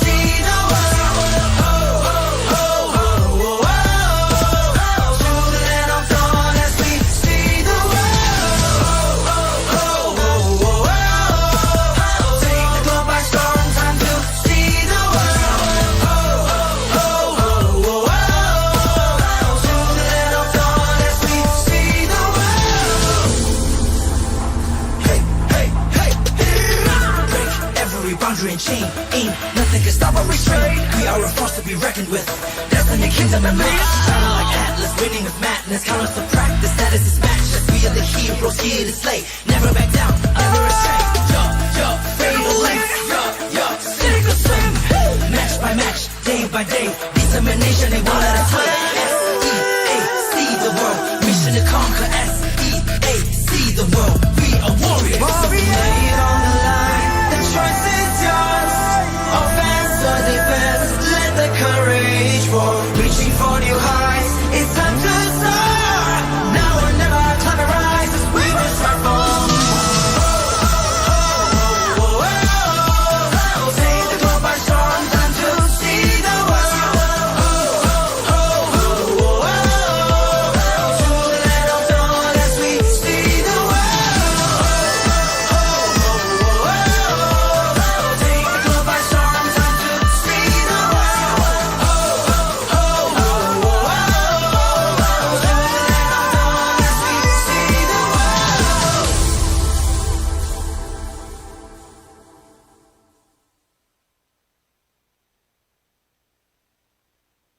For 6 years, Southeast Asia have been the conquerors of the land of dawn. But now, new competitors have arisen, hungry to vanquish C's dominance. 12 teams will come to battle. Only one can be champion. In this MSC, the 12 qualified teams compete in 2 stages. First, the group stage, and then the knockout stage. The group stage starts with a draw. The champions of MPL Indonesia, MPL Philippines, MPL Malaysia, and MSC 2023 Myanmar qualifier are placed in Pool 1. All other competing teams are placed in Pool 2. Pool 1 teams will be distributed across 4 groups: A, B, C, and D. The other 8 teams will be drawn randomly into the other groups. Teams from MPL Indonesia and MPL Philippines will not be drawn into the same group, making sure things stay challenging. Each team will fight each other once, with the winner of each match decided in a best of 3. Only the top 2 teams of each group will advance to the knockout stages. As for the knockout stage format, it will be a single elimination bracket, with each team fighting in a best of 5 series. Teams from the same group won't be drawn into the same knockout matchup. There is no second chance. Losing teams are eliminated from the tournament until it comes to the semi-finals, where losing teams fight for a chance at 3rd place. But after the semi-finals, we come to the grand final in a best of 7 matchup. The knockout stages will take place over 4 days, from June 15th to 18th. No matter which side you stand for, let your voices roar and carry your team as they fight for honor, glory, and victory. Witness history in the making as we see the world this MSC in Cambodia.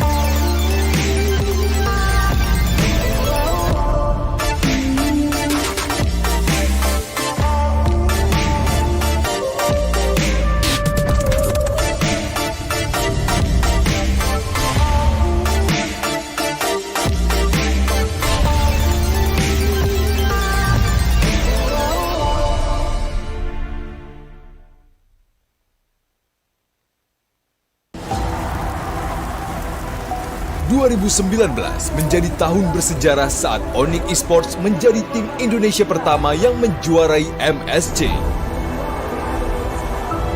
Tangguh, itulah satu kata yang tepat untuk menggambarkan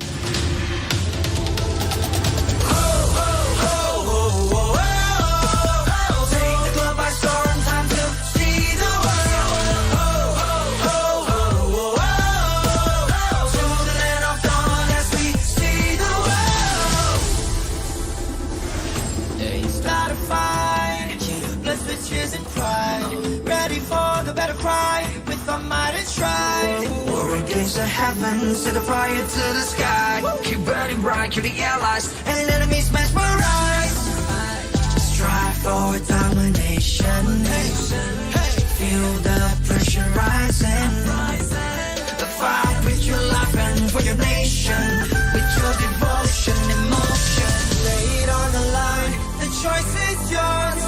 Offense or defense, let the courage roar. Reaching for your heart, it's time to soar.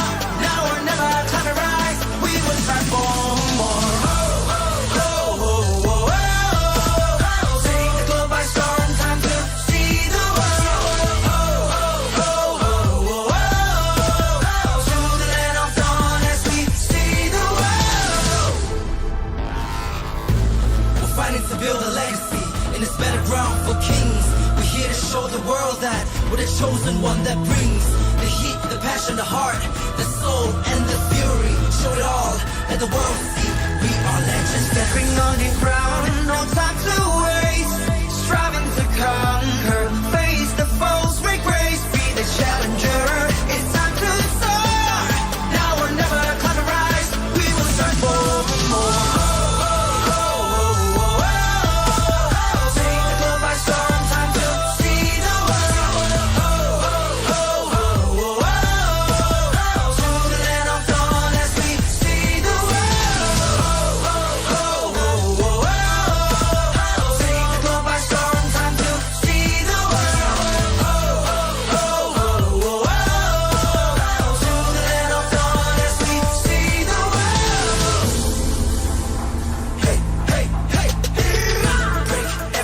And chain, ain't nothing can stop or restrain. We are a force to be reckoned with. Destiny, kingdom, and match. Shining like Atlas, winning with madness. Count us to practice, that is his match. As we are the heroes here to slay. Never back down, never astray. Fatal links. Sink or swim. Match by match, day by day. Determination, they won't let us slay. S-E-A-C the world. Mission to conquer. S-E-A-C the world. We are warriors. Lay it on the line. The choice is yours. Offense or defense, let the courage roar. Reaching for new heights, it's time to soar. Now or never, climb a rise. We will strive for more.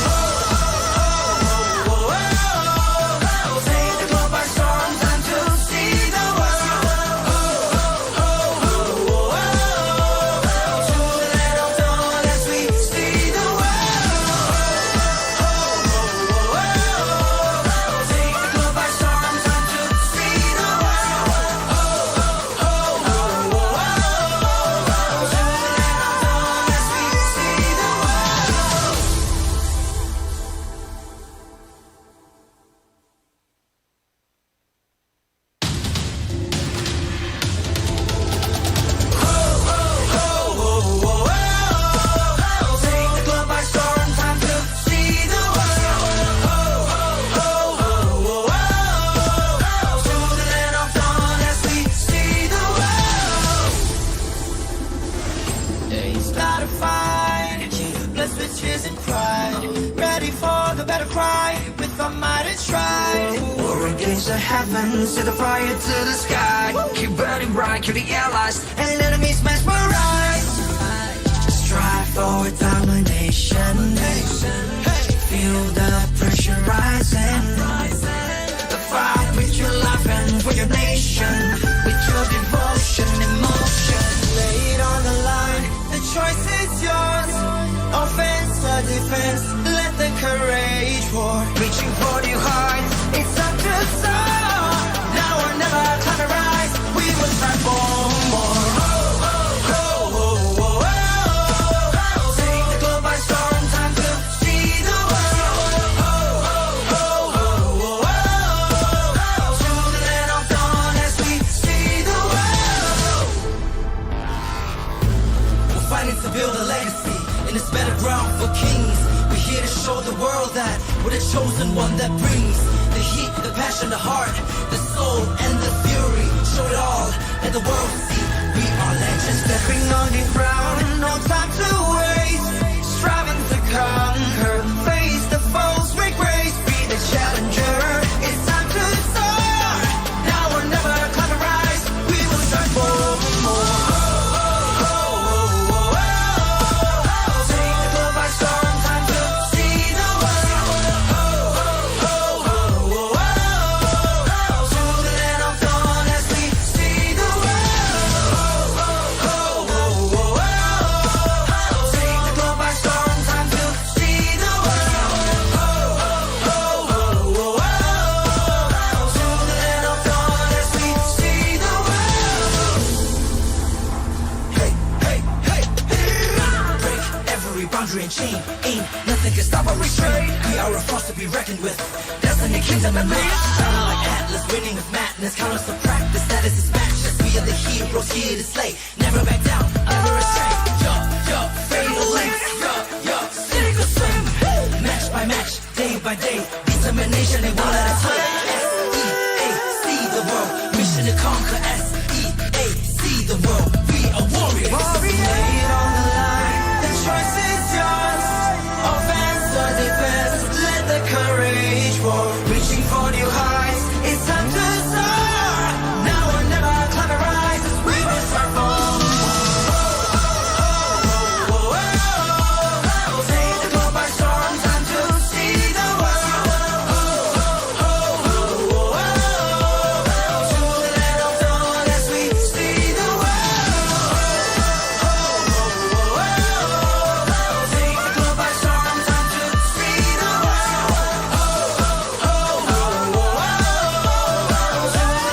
dawn as we see the world.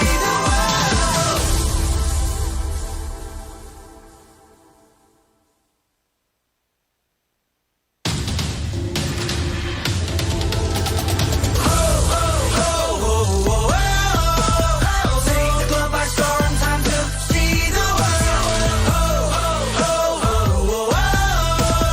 To the land of dawn as we see the world. Start a fight, blessed with tears and pride. Ready for the battle cry, with our might and stride. War against the heavens, set the fire to the sky. Keep burning bright, kill the allies, and enemies mesmerized. Strive for domination. Feel the pressure rising. The fight with your life and for your nation, with your devotion, emotion. Lay it on the line, the choice is yours. Offense or defense, let the courage roar. Reaching for new heights, it's up to soar. Now or never, climb the rise, we will strive for more. Take the globe by storm, time to see the world.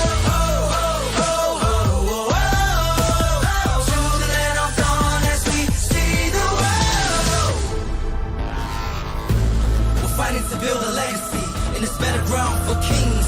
We're here to show the world that we're the chosen one that brings the heat, the passion, the heart, the soul, and the fury. Show it all, let the world see we are legends. Stepping on the ground, no time to waste.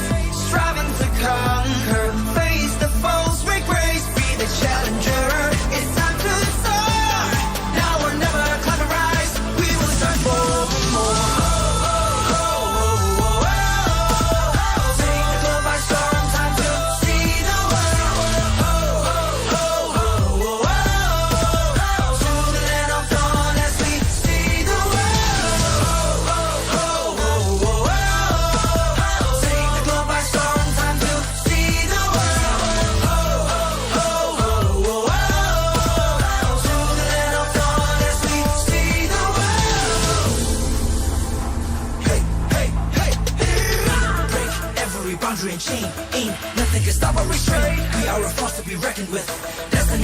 like Atlas, winning with madness. Count us to practice, status is matchless. We are the heroes here to slay. Never back down, never astray. Fatal lengths, sink or swim. Match by match, day by day.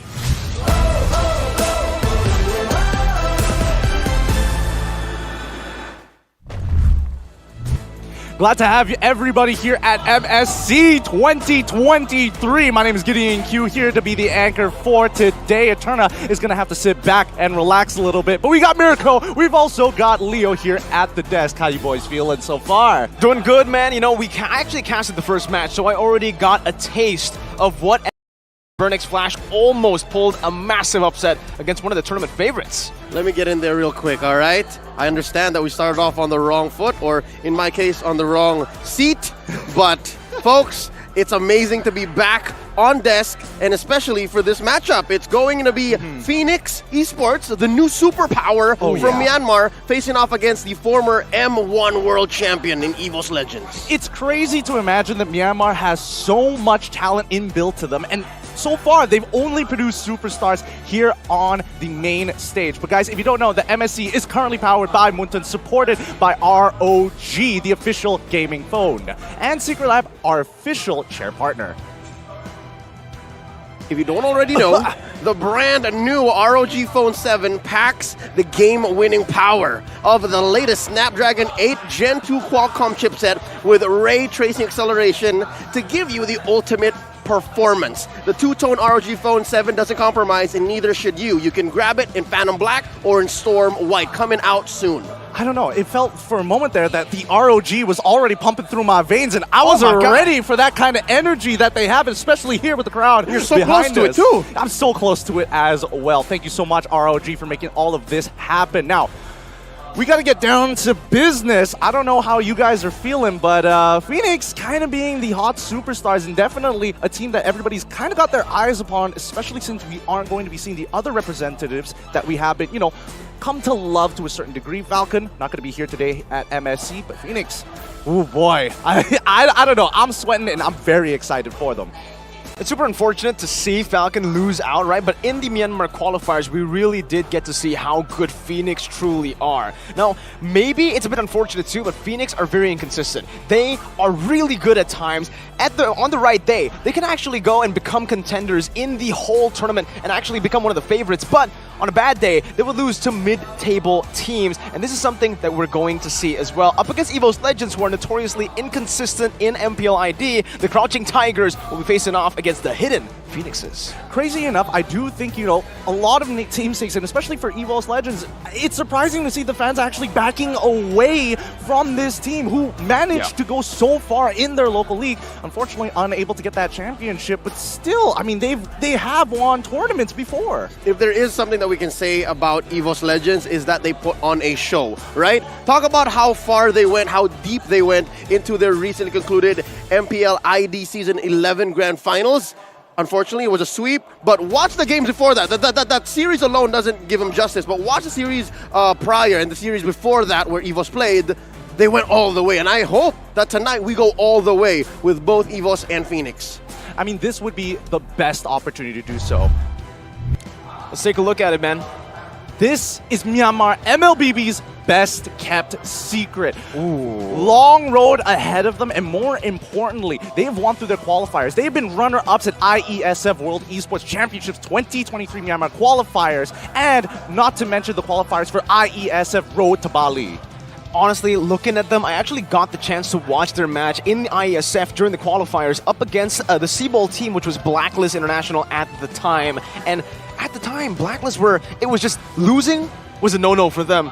This team showed them what it was like to lose for the first time in a long time. And it's in their unpredictable nature, the way they play the game and the way they tackle the game is just so unique, even with their 7 active members in the roster. Is that an interesting relationship that we have? Now that we mentioned the best kept secret from Myanmar, MLBB Esports, you have to compare to Blacklist, which is, luckily enough, here in MSC. They're playing here today. Let's look at the internal power rankings itself and see where they stand. It looks like they're not making it all the way into that top 5. EVOS Legends actually taking that top 5, but Currently, they're just below Outplay, just above Fireflux Impunity. And I don't know about you guys, the fact that they are Myanmar's best kept MLBB secret, I feel like maybe this might not be entirely correct. They're in my top 4. Woohoo, top 4? There must be some stakeholders and maybe talents from other regions that may think otherwise, but after seeing them play and following them for the better part of the past 2 years, they have had a close rivalry with Falcon, right? They've always been second banana, but here today, now that they have reclaimed that spot, again, now being the sole representative, I think they deserve more than just 7, man. What about you, Mirko? Yeah, honestly, I agree. I feel like Fenix Esports, the reason they're at 7 is because not a lot of people have actually seen them play, right? You've seen them in the Myanmar qualifiers, but you haven't seen them in the international stage. You've even seen them in ISF qualifier, an international stage, but it was online. Now, stepping up on the stage is completely different, and we've seen what happens to teams who crumble under the pressure. ONIC and MSC and M4. Oh wow! You just have to let that out. Miracle, I thought those tournaments didn't exist. I didn't forget about those. That didn't exist. Oh right. All right. With that being said, MSC has been going on so far so good, but the entertainment only continues as we bring out our teams. To officiate the first series of MSC 2023, we have our marshals here to facilitate the game. They are here to ensure fair play, esports integrity, and address to any player or technical needs. First, welcoming up onto the stage, hailing from Myanmar, the players couldn't contain their excitements to show the world their true strength. Let's go, Fenix Esports! Can Fenix Esports replicate what Falcon did in MSC 2022, or maybe even more than that? Former M1 World Champions and winners of ISF Bali 2022, we have the fearsome White Tigers from Indonesia, EVOS Legends! In ISF Bali 2022, they were the champions. They showed that they have the formula to win it all. Will that formula come into play here in their first series at MSC? It's gonna be a tough call here, boys and girls. Oh, I don't know about it. There's so much to keep in mind, but let's bring out the brains behind the brawn to kick things off. It's going to be Hetwindo as well as Nyat coming in as coach and analyst. Head Marshal Kun gonna keep it off and ready to get this bout going. For EVOS Legends, they have Coach Age and his analyst Taxstump. Now, for the most part of Season 11, it was actually them mixing it up. It wasn't just Age at the head coach position, it was Taxstump at first, then they rotated their lineup.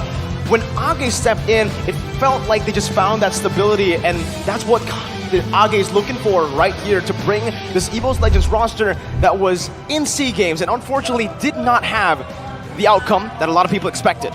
Now, out of this 7-man roster, we got to talk about the first 5 that we're going to see here today. Benny, Fayan, Royal Milk, Mo, and as well as J3X. Leo, talk me through this here. This is a 7-man lineup, so what kind of play style are we expecting from these 5? This is the Mok and Jex variety. I have seen both starters. Simple and PX7 starting off, Mok and Jex starting off. Actually, you know what? I like how they're switching this up. I like how even their opponents, even EVOS Legends right now, being the, I'd say, more established team in the realm of MLBB Sports, has to consider which one is it. And now that it's the Moks and Jex variety, I'd like to think mages are going to run roughshod.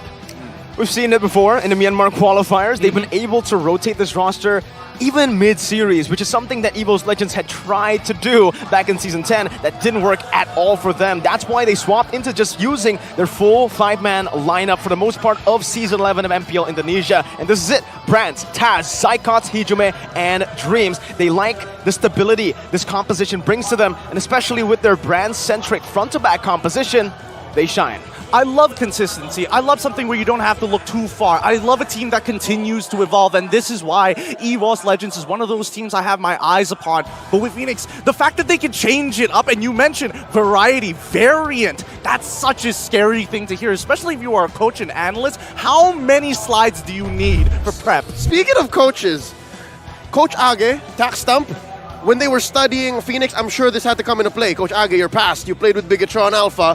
Isn't Bigatron one of the most experimental teams in the history of MPLID? Could he not have been saying, yo, this is familiar. This is from my recent past. Maybe, just maybe, he puts himself in those shoes again. For sure, I think so, right? I mean, Age, I gave him this moniker back in MPL Indonesia Season 7, the Mad Scientist. The Mad Scientist! Oh, wait. We gotta take a look at the predictions first here, because there is a little bit of a difference. Yes, coming from me. I believe that should have been me, bro. No, because I... Oh, no! Yes, Wait, this is intentional. Have they put the curse into play? Yes. Is it the C word? It is the C word. It's the mirror curse. We gotta be very careful here. Look, we don't have another person to cancel this out. We're gonna have to hope for the best here and hope for their favorite teams to win it out. Do you also have the curse? Luckily, no, not this time. All right, so you know what? I don't know, man. Now I'm confused.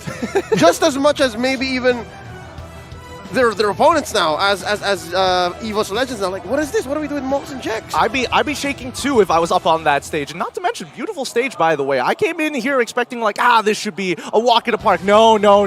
The intensity, the air is almost palpable between the two teams. I would argue that there's almost even bad blood.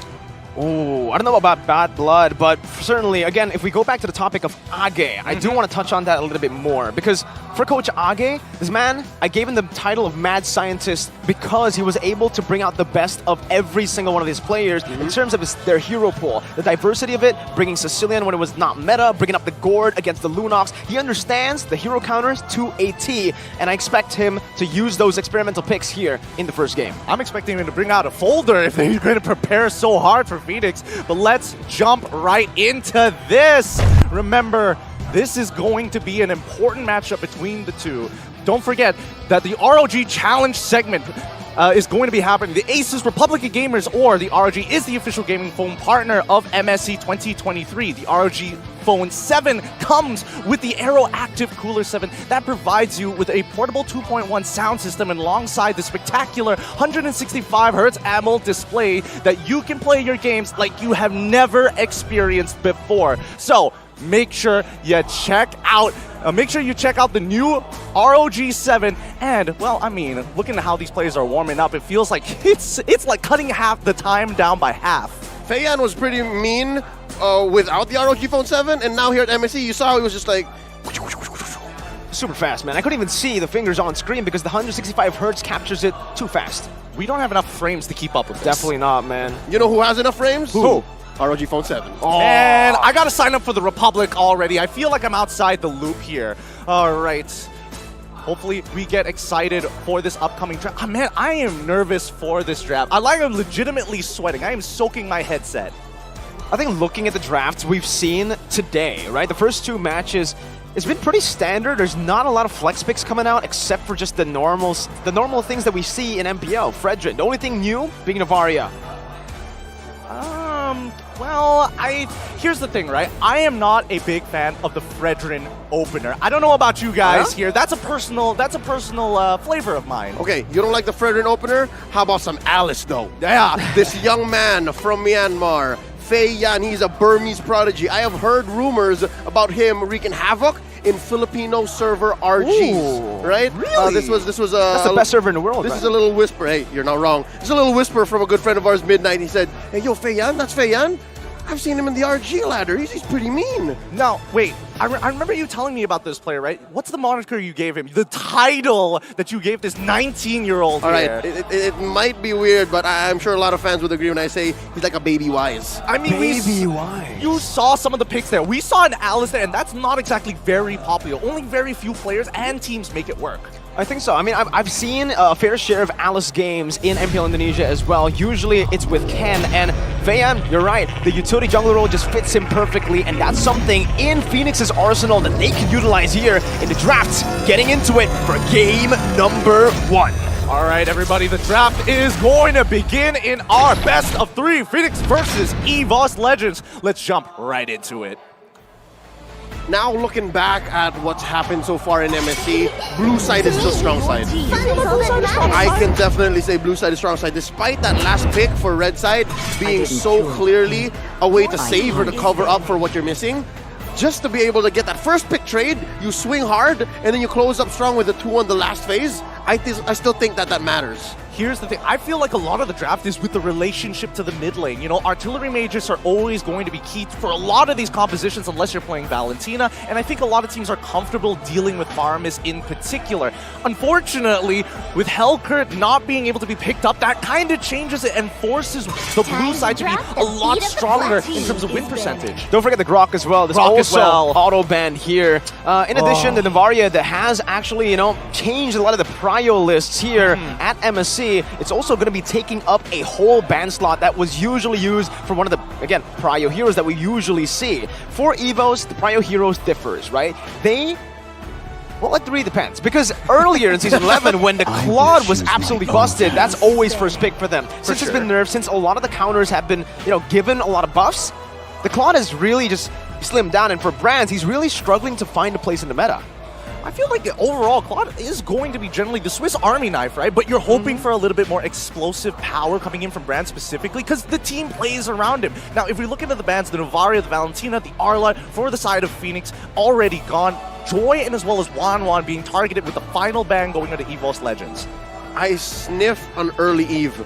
I feel like Fenix is going to snipe that Eve and then protect that mid lane. Again, that's the lane, or at least the artery that they, I don't know, play around the most given their rotating roster. So they don't have to worry about Royal Mink. They don't have to worry about Benny. They don't have to worry about Feiyan. Let's see if that's going to happen. All right, let's find out here because I was really concerned about that clue until EVOS Legends finally panned it out. First pick's going over to Fenix and it's going to be Eve. Who called it? Stand up, my brother. I'm actually standing up. Yep.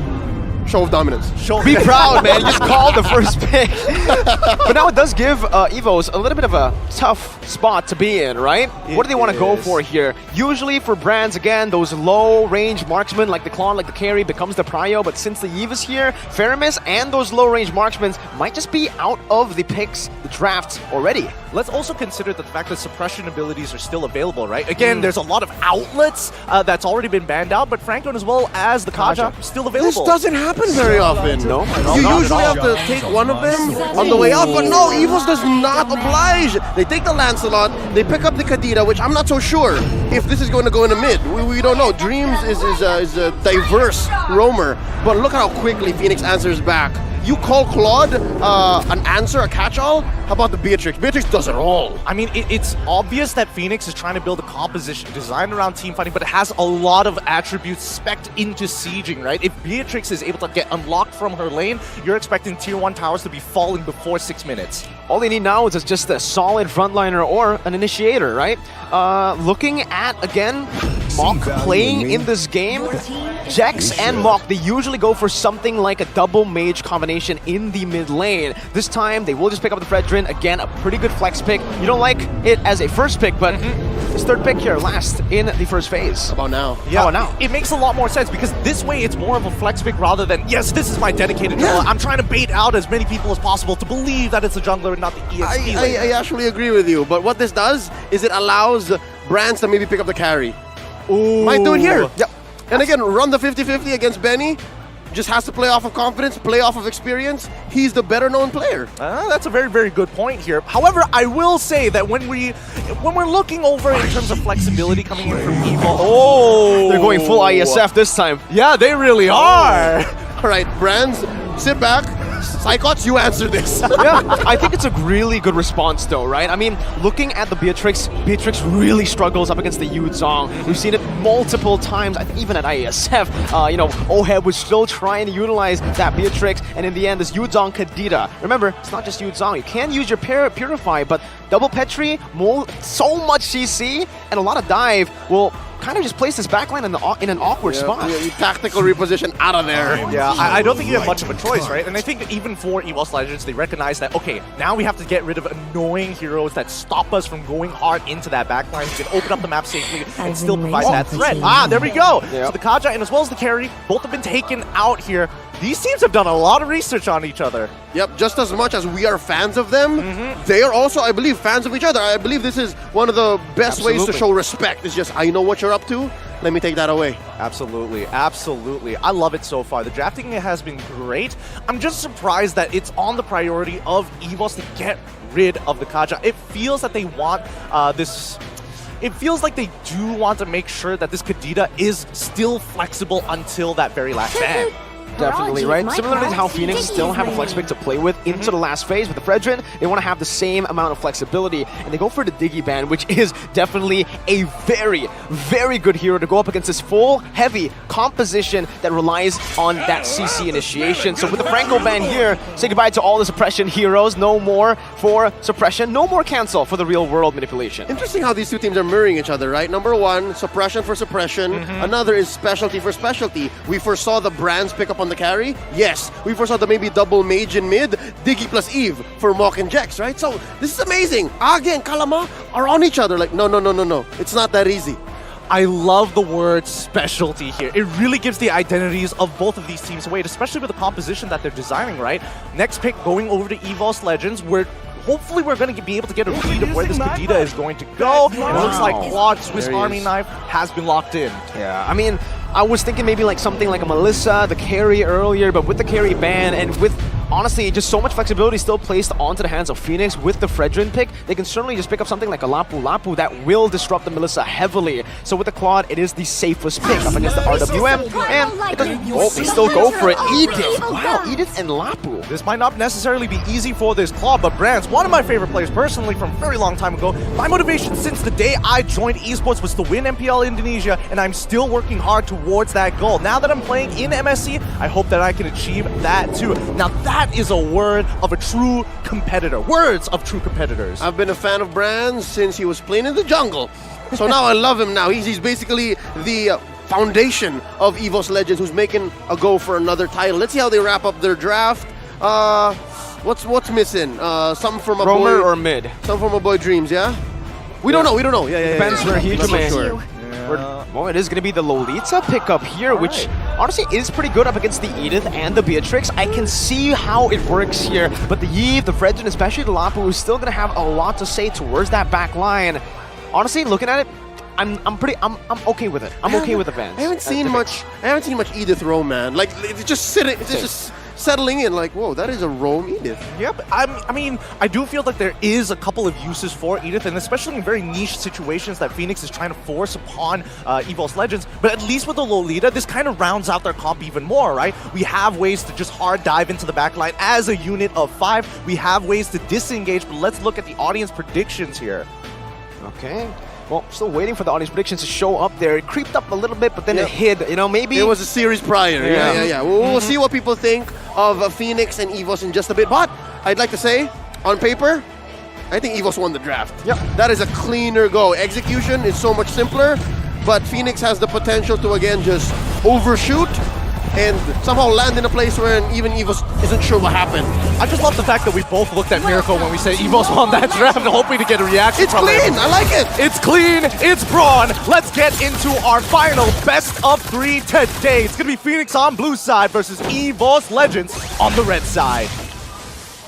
Looking at it so far, early on, again, this is one of the reasons I actually agree with you. Mid control. Mid control is the #1 prio, I would say, for EVOS Legends because of how they play. That brand-centric playstyle. You can expect EVOS Legends to play around that gold lane already, even from the first minute on, but they're actually going for a cheeky little invade here. Oh, they get the knock-up on. That's going to be the goal picked up by Hijume. A good steal on the invade, getting Feiyan, not as much XP and space to play with. Now, should be a contestant of Lethal Wanderers. Royal Milk actually loses down to that trade, and Taz wins out the retry battle here. Feiyan will choose to save it for later.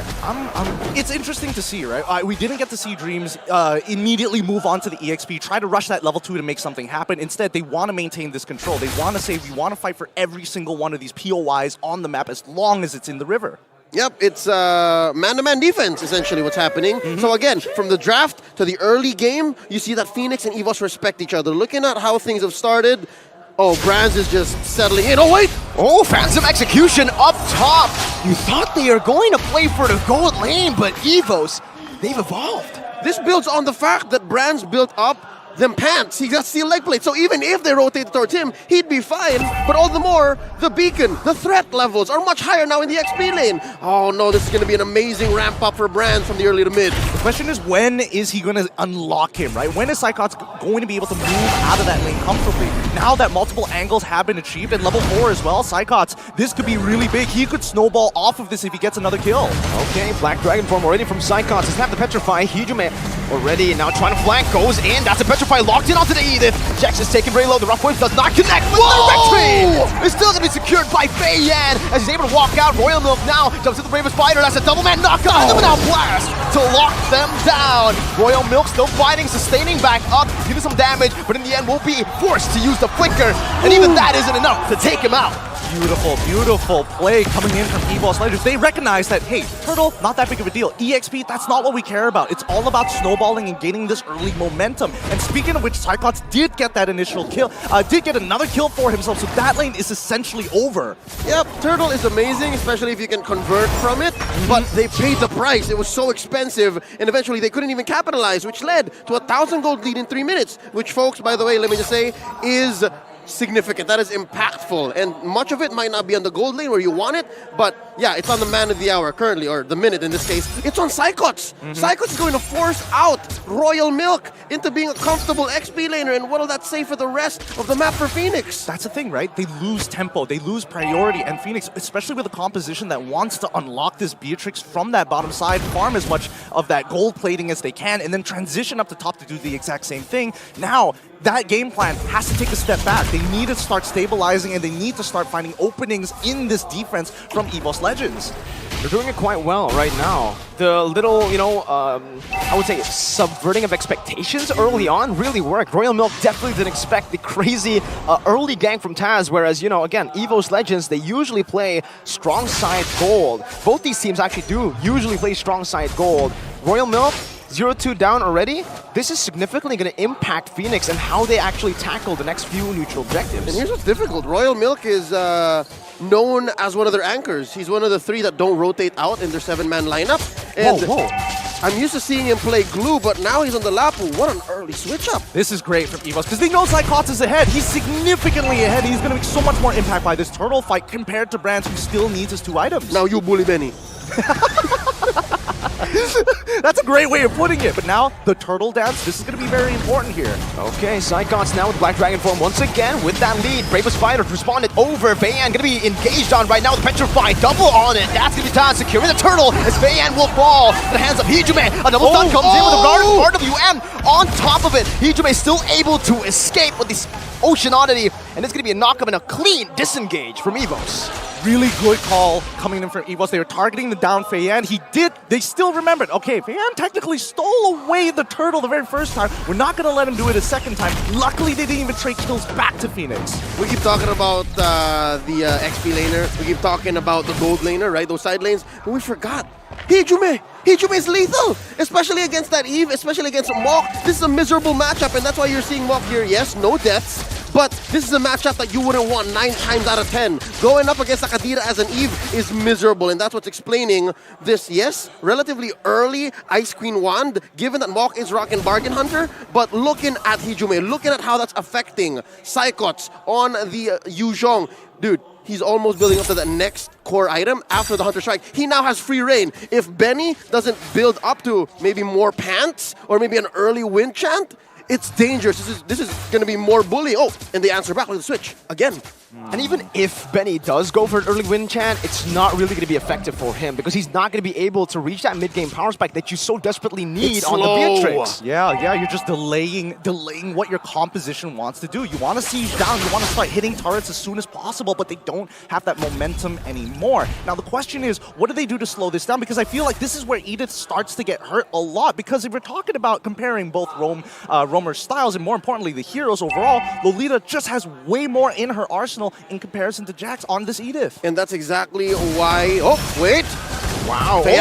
Full engage. Jax still able to disengage with the onward. Perfectly timed to catch Hijume off. And Fenix, just like that, they've gotten an advantage right before the final Jax turtle. hurt that. Jax hurt me. He did. And again, I think this is building up on the concept of subversion of expectations. We were expecting that Fenix had a better box. No, they just had to surprise EVOS, and now third turtle up. Oh, still gonna be Taz who takes it away clean.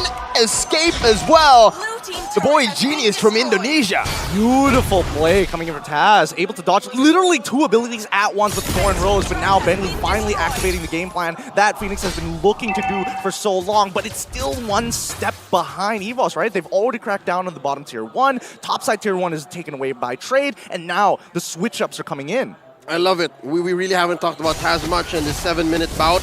He's an amazing workhorse. Like, you don't even have to really look at him much, and he's doing work. Despite it being a winning situation or a losing situation, hell, this could be, what, 13-1 in favor of Fenix, and Taz will still be doing his job. So this is just par for the course. Honestly, I love the fact that we came up with the term subverting expectations so early on, because that is a legitimate theme here from both of these, from both representatives. Speaking of subversion, look at Lancelot on Taz. You don't usually build War Axe so soon, unless maybe it's because of the buff to the item, but usually you want to build maybe 1 or 2 more tank items and then War Axe. But I think Taz understands you gotta build up the tempo. I want to kill dudes, man. Well, Thunderbelt in the game. There you go, Thunderbelt. He's speeding up. He's speeding up. This is all about tempo, right? Now, EVOS, they want to make sure that Fenix can't really do much about the situation. Oh, this might be an engagement here. Hello? No. There's no reason to fight, right? 40 more seconds until the Lord actually spawns. So, good decision from both sides not to get into an early bout. It's already a very different EVOS Legends to the one that I am used to seeing, right? Brands is completely weak side now. They literally haven't rotated to Brands at all. He's so quiet. He has been so quiet. And for Fenix, they've actually been forced to respond and play towards Royal Milk, which they are definitely not comfortable doing. Okay, so here's the thing. I have seen my own fair share of Fenix games. They've been in the same situation before. Like, they have lost the early game, they've lost the mid game, and somehow come back. But do note, a lot of those games, Feiyan wasn't a scaling hero. Feiyan wasn't an Alice. Him on the Fredrin here and putting all of their eggs in the Benny and Mock basket, I'm not so sure. It's not too late, but this isn't a good position. I wouldn't say this is something favorable for Fenix. Look, if there's anybody I have to believe in here, it's an EXP laner that can play, make, and Royal Milk. He has to be that guy. If we're looking for a big stun, he's got to hit 2 or 3 people if he wants to turn the tide for his team. Well, Brand so far is still free farming the bottom lane, finally rotating up top. Royal Milk and Mock now trying to just clear out that mid wave as the Breath of Ocean will be used up. Yujume now with a Petrify as well. Royal Milk can be bursted down before the Turtle or the Lord even gets low. Jax with the onward now only on to Dreams at the full burst. 3 ultimates committed instantly. Jax still doing some damage with the Primal Wrath. Now he's going to be blazing wet throughout the mid wave, but he's going to have to take a lot of damage in return from the Nibiru's passion. Brand still trying to go for the basic attacks. Mock going to force him out of it. Battle Mirror Image used up now. It's going to be Taz who's going to be gunned down. He's still able to escape side cuts. Jumps in the midst. Now he's 1v4. Jumps in with a Furious Dive once again. The red tree should be collected, and yes, it does by Feiyan. EVOS Legends, they're still trying to walk their prey down, but the Fenix have flown out. All right. Whoa. Oh boy, my stomach is churning right now. It is very uncomfortable here. Fenix are able to get this Lord, and this might be able to equalize the gold over. All that early game might have come crumbling down for EVOS if they can convert this well. That's a big assumption, because so far, the way that we've seen Taz been playing, you mentioned it, the workhorse, this guy is putting in the hours. He is making sure this team feels comfortable. 2 levels at the same time. Gideon, number 1, you gotta get that checked, your tummy. And second, it's not too late for Fenix. Despite the expensive trade on Benny, I think getting the Lord here, enhancing their minion waves, makes the map a little more comfortable. It doesn't get them out of the woods, yes, but it will allow for these rotations from Brands to be more all the more expensive, all the more full committal, right? See, look, Brands knows they have a Lord. I can't go in deep here. So yeah, so far I can expect their late game to be kind of favorable. I think it's not that bad. And this is the thing about Lapu, right? Something that can completely just be punished. Yujume going to be caught now. Wow!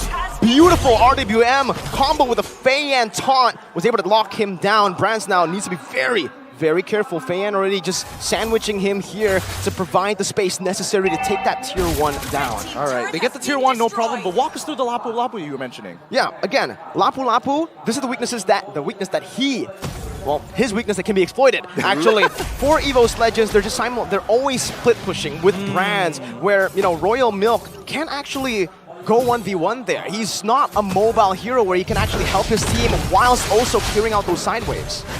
think it's one of those things where you have to just like outplay your opponent. And against someone like Claude, who's just so easily, especially with the EMI, right? It's such an easy ability to time. It's tough to manage to catch somebody out with the stun. For now, the best that I can say is that EVOS Legends, what they want to do right now is to basically just play for these neutral objectives, right? Not even taking the neutral objectives, but fighting by it. Phoenix, on the other hand, they need this Lord to be that workhorse for them, to get them that lead to start pushing into the enemy base. All said and done, about 12 minutes in, 2K, 3K down for Fenix. This could have been much worse, specifically with the fact that Mok and Benny aren't rocking Purifies.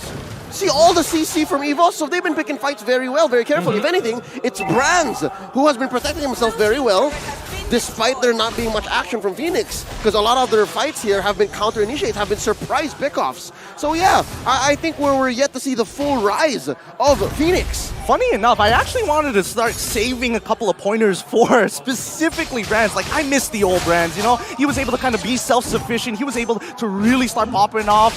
But now, we get to see him so early on. We'll take that off the checkbox. A lot of people have already tried to make assumptions, right? Especially when EVOS Legends right before MSC have been losing a whole lot in other tournaments. Are they saving their strat? And certainly it does look like they are a different EVOS Legends right now with Jax actually baited in. That's the Petrify connecting, and the rough wave is enough to burst him down with help of Brads. Now it's going to be a full commit inside. Taz going to be able to dash all the way to the back line. Not able to find Betty, but Mok will fall to the Petrify that Psychops places onto him. Lord traded in for 2 members. The old Brands is back, Leo! The old Brands is back! Oh, nothing comes for free and nothing comes easy for Fenix. Oh wait, they're looking for something. They're not going to take it. They're not going to take it. They just have to let it go, right? It's a good conversion coming in for EVOS, but at the end of the day, it's Lord empowered minions. You still got to play the macro game. All right, I was saying, it's never free. It's never easy for Fenix. But at some point, this is going to be diminishing returns. At some point, EVOS has to understand killing them is not enough. They're willing to take the trade. Earlier it was Benny. This time around, it was Mok and Jex. Maybe they could have avoided that Jex kill. So that's what's one problem I'm seeing now for Fenix. They don't have very good vision. But oh look! Oh, good pick off there. He do it! Gets some of the rough waves just buried right now. Taz going to be able to dive in the back, and Benny will fall! That's again the pure side by Psychops and Brands!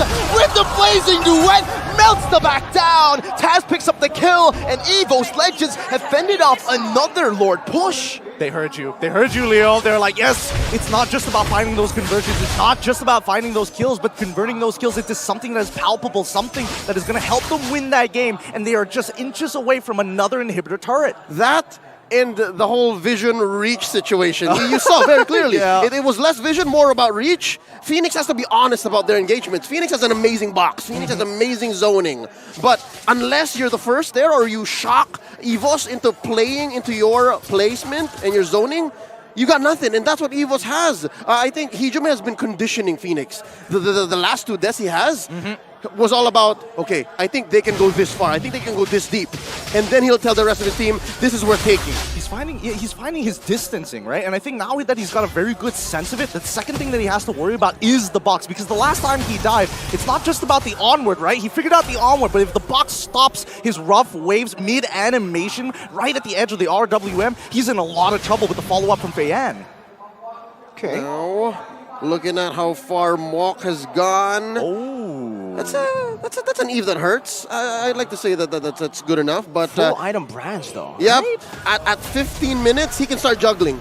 If it comes down to it, fast fingers, pick up an Immortal Talent. Oh, Royal Milk! They're just looking for it. Royal Milk perfectly placed. Brave the Spider, well played to get out of that cheeky little pick-off that EVOS Legends were setting up for. Yeah, but Phoenix instantly going to punish this, right? Yeah, I'll send 5 members over to my EXP laner. I'm going to take mid-tier 1, and now they finally have access to the enemy. Royal Milk, he went back in. You see that? 3 basic attacks, that counted it. Brands was able to get him to a quarter. Jex now all alone, caught again. The Pure Dive and the Petrify locking him down, giving up blast as well. Brands in the back, dealing some damage. Zoning Betty away with nature, but Jex is still alive somehow. That's gonna be the Appraiser's Wrath, locking him down. Psychops not able to find Benny as he's able to flicker out Brands, buys the immortality in time, and look at that, it's still gonna be Taz who picks up a double kill. Benny going back now to the render. He wants to try to snipe some people down, trying to provide some vision for the team. He shoots it out, doesn't connect onto anyone. EVOS Legends still have the control on the Lord, and it seems like Fenix will be forced to concede. And this is the situation we were hoping to see coming on for EVOS Legends. They want to fight pre-Lord. They want to fight around this pit. And Fenix, unfortunately for them, when they don't have that sort of position, then they're forced to go back into their jungle in these choke points, which Cyclops really benefits from, and as well as Dreams. Even in an open field, Mok and Benny's path of movement is a choke point. Yep. It's so scary. I was looking at the map, and here we'll see in the replay how well Hijume cordoned off the rest of Fenix. And yes, Mok did pop off his RWM, ults came out, everything but the kitchen sink, right? But what's scary is the fact that EVOS are still outgunning Fenix, and even if you can find the right timing, it's too little too late. Jax and Royal Milk are out, you have no frontliners. Mok and Benny couldn't do anything. Oh wait, what happened? Benny, well, Royal Milk is next on the chopping block. And EVOS Legends are just running wild inside of the base without the Enhanced Lord, which is still marching down in the bottom lane. EVO still have the resources necessary to look for another siege. Wee bit messy, 2 for 2? 2 for 2, but not exactly the most worthwhile, right? We're losing a gold laner and an EXP laner compared to a roamer and as well as mid, and I think it's very good for EVOS in this particular trade. Definitely. Especially 2 for 2. Definitely. Wait, Taz? Just poking him down right now, dodging away from the Razor's Wrath. Bayan's going to be able to use that to just go on to the Lord. Taz with the fast hands, jumping back and forth, trying to buy some time as Brands is in that top side, able to take that base turret down. It's always so annoying. EVOS Legends, they're splitting it up, making Fenix look. Man. Brands hasn't sweat. No.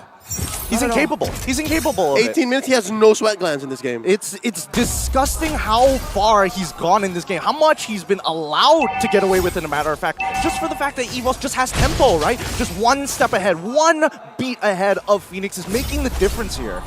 Time and space, I think. Time and space is what bought Brands this 18-minute game, sitting at 2-0-4, just pushing to his heart's content. Given the fact that Psychots decided to go, yeah, I'm going to go double timer here early. I'm going to give Royal Milk a welcome to MSC. And that's what bought this 18 minutes, 6-13, almost 8K gold lead. Yeah, Fenix has won a couple of Lords, but again, there was not much conversion. They were trading bodies for it, and I think EVOS understood the economy.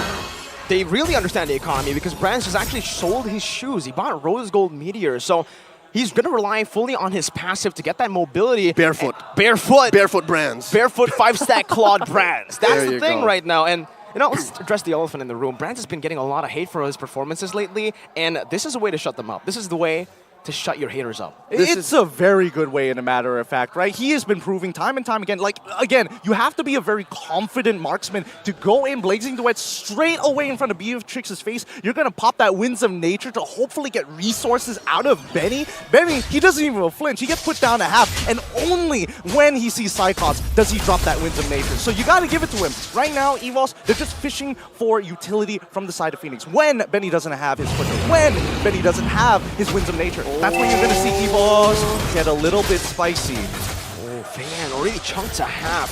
So, oh my god, that damage! What? What is that damage, Brands? Oh, just takes him out. He's still waiting there. He's looking for a Jax. Oh, Jax finds the onward. And the Earth Shatter could purify out. Looked very, very scary. But now with no purifying, that is a valuable piece of information that Fenix will definitely use right now as they push the pace into that Lord pit. Then maybe they cleared out. Psychon's already positioned himself to go for a flank. EVOS Legends, are they still going to try to 50-50 this? Taz already jumping in, no 50-50, they want to fight! The back line going to be targeted down, Psychos diving deep, but it's going to be the flicker to bait him in the RWM as Brands jumps in with a Blazing Duet, but that's going to be the final round, deals some damage, Brands loses his immortality, but now he escapes! He baits the team! Now Taz on Benny to find some time, Fei Yang going to be able to escape right now as Brands will lose his immortality. Royal Milk not able to find that range right now, but it's going to be with the nature, Benny! He's still able to cut away! Taz falls! That's a shutdown for Benny! He's looking for more! Dreams will fall as well, but he has the immortality here to buy a bit more time. Fenix, they might have turned it around. They've done it. They've done it. They finally pushed this out, finally getting their full builds, and finally got EVOS to use their abilities. It's a big money 2 for 1. And yeah, they shrank that gold lead almost by half, and they're gonna go for it. They're gonna make a blitz for this Lord. They are missing Taz, they're missing Dreams for half a minute. They're gonna need to fight, aren't they? They don't have a choice. They really don't. They're trying to speed this up, but Benny, he's got to be extremely careful. Uh-oh. smoothly though. Benny doesn't have the flicker, able to dodge away right now. Good positioning by Benny. Jax is gonna lose his slide, but that's gonna be the suppressed by the winner Truncheon. Feiyan with the red tree, will he be able to do it? He doesn't do it! Jax! Oh my god! It's not Feiyan! He falls and Jax becomes the hero for Fenix. The Jax of all trades, the master of none, but only his fate. Did you see that? 2K ahead. EVOS is now trembling. What went wrong? We were in control.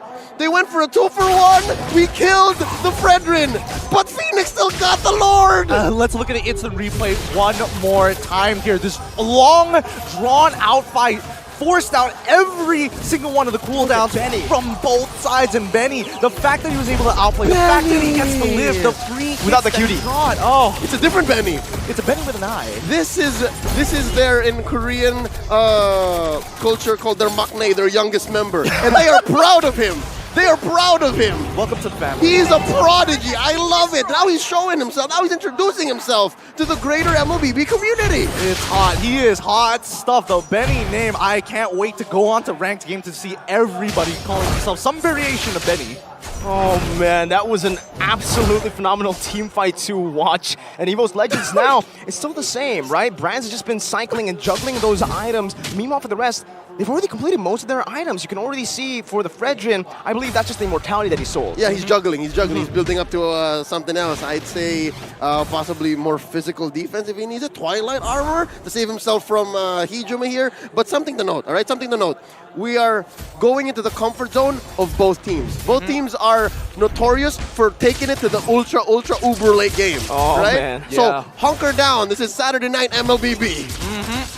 Now, the early game plan doesn't matter anymore. It's not about sieging. It's not about none of that. It's all about getting those fights, focusing on how many resources that you can actually have and playing this war of attrition. It's going to be long and drawn out here because both sides, the cooldowns are getting longer and longer as time passes by. We're past TikTok timers. We're past it already, and I'm honestly sorry, man. Like, why? BurnXFlash ONIC, I thought that was going to be the best series of the day. Turns out we have this now, and That's I really right. hope, please, give us the first full 3-game series. Yeah, hold my sting, right? Hold my sting. You haven't seen Fenix EVOS yet. Oh boy. 42 more seconds till the next Lord is going to spawn, and in the meantime, wow. I mean, I'm sorry, with the way that they're playing, man, I don't doubt this might go 30. It probably will go 30, I'll be honest with you. I don't see either one of these teams wanting to make that first move, right? We're looking Definitely at the roamers, and I think it's probably going to be on Dreams, who's trying to find that big Numnon blast to kind of set it up for the rest of the team, and for the side of Fenix, right? I think they can play a little less responsive. They want EVOS to make that first move. Whoa. Is that Queen's Wings? Oh, all right, there you go. All right, Twilight Armor, get out of here. Queen's Wings is the way. He needs that for the lifesteal, the skill vamp. Yeah, he wants to get an Appraiser's Ramp so big that he gets back to 100%. That's the idea, but now, this is the big POI. All right. Let's see how they set this up, because the waves aren't exactly managed very well right now. 4 immortalities from both of the sides, I believe, right now. No, only 3 immortalities for EVO's Legends. Brands, again, that's the damage that you need to respect. He's already able to dish out so much damage onto Royal Milk, forcing the regeneration. What that's going to do is it's going to reset the information on Royal Milk. He's clearing the wave now, but I'd give the advantage to EVOS. EVOS has a positional advantage. I'm not too sure if Fenix knows that Dreams and Hijuma are here. Look at that wave up top, right? They're just waiting for it to crash. They're waiting and they're building it up. That slow push is definitely going to hurt Fenix here. Feiyan might have to go for a commitment here. The whole team might have to go for it because it's either that or they concede the Lord with that top lane push, but EVO's Legends, they blow the base first. Best Rage gonna be popped in. Benny's still gonna be able to find that back. Petrified locked in onto him. Feiyan gonna be able to find the kill right now. The stun connects on the pass. Now Feiyan with a retribution. He doesn't even need the 50-50 in. Who gets it? It's Feiyan with the retry. Benny now gunning Taz down to pick up a double, and it's an absolute disaster for EVO's Legends. Make that a triple. It's 3 for none, plus the Lord on the way. Oh, the split-second call just wasn't good enough. Everybody was on a different page. Everybody was in a different situation, and the game state has changed. Dreams and Brands, the only one to defend this. DNB! Oh my god.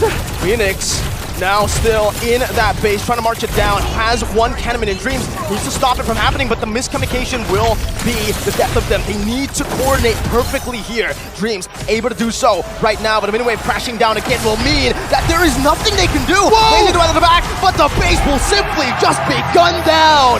Fenix have made an impeccable comeback to secure the first game in this series. Wow. Let's just take it in for a moment here. Take it in. This team, every team that we've seen coming out of Myanmar are just absolute superstars. What an ultra late game fight. What an amazing call coming in for Fenix. You called them Myanmar MLBB's best kept secret. I dare say superpower. I know. Game 1 in a best of 3 against EVOS Legends. But you see the smile on Benny's face? Oh. After a performance like that and you don't smile, I don't know what kind of human being you are. All right. And in contradiction, right? What do you think is going on in the minds of EVOS? Because they're very mum. Is that normal? It's... Well, I wouldn't... not really normal, no. So that must have been something. Definitely. I mean, if you lose a lead like that, and if we crack the 1 million PCU record on the first day, yeah. We're crushing it. PCU over 1 million. You guys know what you get. Please redeem the code while it is still on the stream. Share it to your friends, as a matter of fact. Get more people so we can hit the next milestone. I'm sure of the million, a good chunk of them are the Burmese. We need to invite the Indonesians. They need to support EVOS right now. We definitely need them now more than ever. EVOS Legends had the game in the bag. It was their game to lose, and they lost it. They lost control of the game with a few bad calls that ended up with Fenix just overwhelming them with a few good skirmishes here and there. There was a lot of good moments for Fenix, right? I mean, especially when it comes down to the defense, it was building up to this climax that EVOS had this snowball going for them. They were waiting for that one key moment. They achieved the first phase. The second phase never came. And once we saw the ultra late game actually come into full fruition, that's when you saw Fenix. This is finally our time. This is the moment that we've been waiting for, our comfort zone. There is a concept I'd like to introduce here. The potential, the cap. I believe EVOS's cap was much lower than Fenix here, and when push came to shove at 25 minutes, Fenix knew that. They figured out, they sniffed out that they've hit their plateau? Yep. So we can force it. We can force it now. I honestly have to say, right, like before this match, I was really struggling to pick a star player from Fenix. We had a discussion in the backstage as well. Like, who's the star player in Fenix? Because it feels like everybody just carries their own weight. Everybody performs really well. But after this game, I gotta say, Benny has really stolen the show for me. His positioning, maybe you didn't catch it, but in the replay, you'll definitely catch it. His positioning was absolutely phenomenal. Maybe it's the name, but also the playstyle that is actually very similar to Benny Cutie. Literally, he plays in the back, wait for these engage tools, and then he maneuvers over to the team fight to actually help out, and he ends up winning the team fight for the team. Okay. When Homie starts split pushing lanes and winning games off of that, then for sure. For sure. When he gets that back door, that's when he holds that moniker. But let's have a look at our MVP of this game, Benny! He really did steal the show from me, man. I mean, his positioning, there's not much you can do on a Beatrix, usually up against a Kadira and a Yuta. The fact that he was able to wait for so long while stealing damage, he wasn't staying idly by. That's right, and he used his flicker proactively. You would assume. I'd say most Beatrixes would say, looking at that much CC, oh, I'm going to rely on my tactical repositioning and then purify. I'm good, but no, Benny understood his limits, and he pushed his limits here. And you'll see in, I'd say, half of the team fights here, wherein he knew that Hijume was hunting him down, he knew that Psychots was hunting him down. He knew exactly how to get out of there. He just knows. Yeah. He just knows. Benny knows. He does two things. Kill people and know things. That's what he did. And it's amazing. Again, we'll see here in the highlights exactly how Benny was such a role player. And here's the thing. He was on from minute 1. Royal Milk had to claw himself back into a contributing position for Fenix. But Benny, all this while, Mok, you are my threat magnet. You pull away Hijume. Maybe I Psychot if you can. I'll take care of the rest.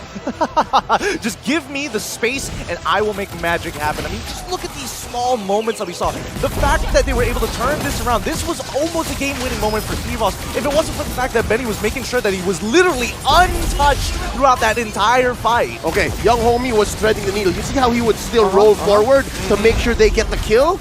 That's dangerous, but not for Benny. He knows what he's doing. You know what? I take it back. I don't think he plays like Benny.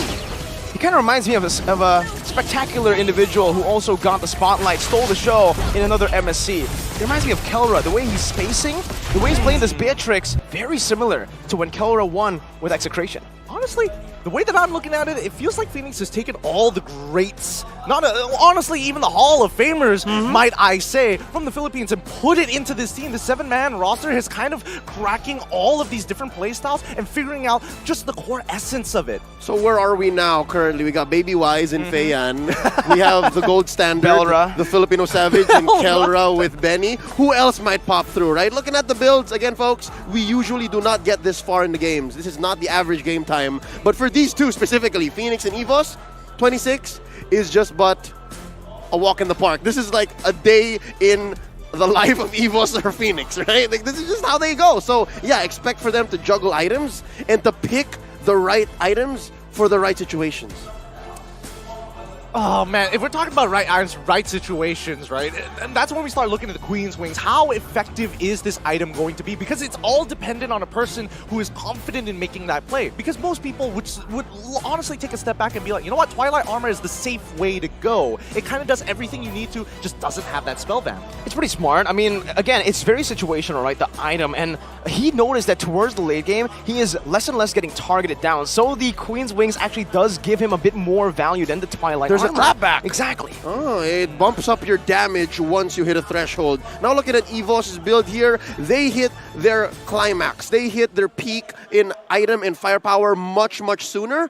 So you can expect that they were forced to juggle suddenly when Fenix presented a threat. What was Taz building there? Towards the end, he had a Legion Sword. Yeah, he did have a Legion Sword. I think he just had it and said, you know what, I'm going to go back to normal Lancelot, like old school Lancelot. Wow. I need to take out Benny somehow, right? Yes, I think that's what exactly what's going on in his mind, is because Psychots Hijume, thanks for the early to mid, but right now we just need to take down the boy wonder from Myanmar. Like, it's got to go down. But just the same, you'll see how it's split 50-50. Rich Guy and Ace goes to EVOS, while Guardian and Wingman go over to Fenix. Yeah, speaking of Jex, he was dying a lot, but he was putting in work.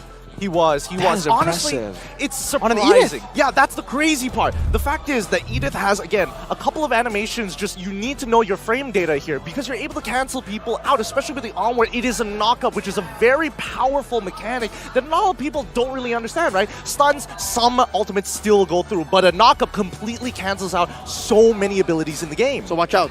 Tis but called the suplex. And again, I don't see Edith roam very often, so true. Jex made me a believer. Yeah, and honestly, it's a really intelligent way they took. The way they actually played around Edith is very interesting because the reason me and maybe you guys as well don't really like the Edith as a roamer is because it's pretty easy to read, right? The Onward, the Earth Shatter, not really a reliable source of CC. Yep. But in this particular situation, he's never the initiator. He's always waiting in the back. He's always waiting for that follow-up. He is the follow-up. And in that messy team fight, he is always going to be able to find the targets that he wants to target. Actually, that's what we did see during the mid-game, right? Both sides having a read of each other. Again, the spacing, trying to bait each other out, the conditioning even between both the roamers. Edith lives in the chaos. Exactly. And that's the beautiful part. Because when you find that capitalization, especially once you go out of that mech and start dealing some real damage, that's when you start to realize, like, okay, maybe we need to take a step back. Maybe we can't exactly expose people. Well put. I've never been to the Chaos, but I would love to see what's going on over there. I need to meet more Ediths for me to learn more. But yes, the 2023 Project Next update is coming soon, starting from June 27. This is what we're all waiting for, the revamped emblem system. Oh, man, the finally. Erudishu story. I love me some lore. You know what it is. Brand new hero, generous events, and remarkable bonuses are about to meet everyone. So log into the game if you want to know more about the new update. I can't wait for June 27th. You know, I was looking at it and I was like, man, I immediately got salty because the last time we had anything to do with lore, we got absolutely rolled, Miracle. I wonder by who? I wonder by who? Oh, don't make us say it. Don't do it here, man. Don't make us say it here. I like how the camera pans to us, right? As, you know, yeah, okay, that's perfect. Don't put it, don't go back. Don't go back to Leo, please. That's lore. No. Just keep it on us. Just keep it on us for the time being. But honestly, this game has been... Oh, no. Don't listen. These games have been phenomenal, right? And I think, you know, this is a very good taste test of what to expect for the upcoming best of 3. I'm assuming it's going to be all 3 games because EVOS Legends, they're not going to take that lying down. Nope. Nope, not so much. But again, I'd like to throw back to the moments after the game. Mirko confirmed that's not par for the course. That's not usually how EVOS responds, even after a long, drawn-out loss. Is it maybe because they owned a majority of the early to mid to late, and then there was a comeback? Is that it?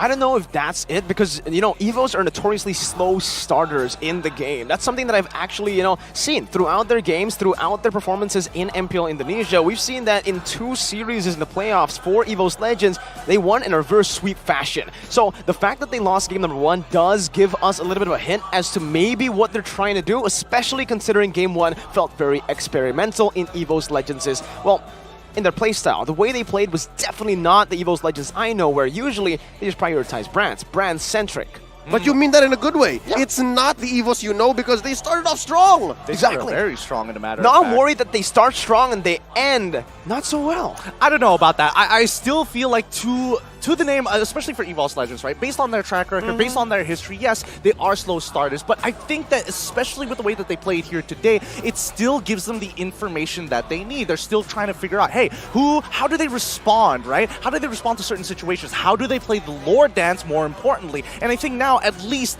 for the team, Psychots recognizes that, okay, Benny is a lot harder to catch than the eye can actually see, but more importantly, and especially when we're talking about the junglers, man, Fei Yan is winning out a majority of these retry fights.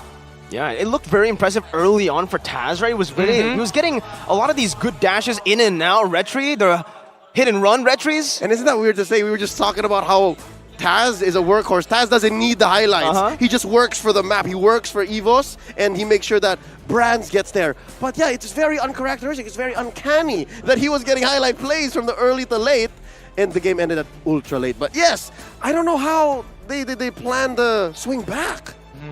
It's tough. It's tough. But let's have a look at some fun facts here. Dreams, supporting Dreams, has a unique hero count of 13 and an average assist per game of 8.02 during the MPLID Season 11. That is a lot of assists and a lot of different heroes. He's a very active roamer, right? And, you know, Age, again, he likes experimenting. He likes giving his players a lot. And you know, he likes utilizing the full potential of every single one of his players, not just in the way they play, but their hero pool too. He always encourages the team to learn new heroes so that he can actually utilize that in the draft. And honestly, sure, in Game 1, I feel like we didn't really get to see that creativity, right? We saw the flexibility from the Kadita, but that's about it. Every other pick we've seen before from EVOS Legends. Now, is it time for them to go for a pick that they are saving perhaps for another day? It's still groups. I don't think it's that time to really, you know, balls to the walls, throw Can everything you afford into it the though? wall. Can you afford just losing 2-0? I don't think it's going to be a 2-0. Have some faith here, because I still feel that at the end of the day, it was building up to a climax that Fenix were able to overcome. Especially in the group that is maybe the group of death part 2.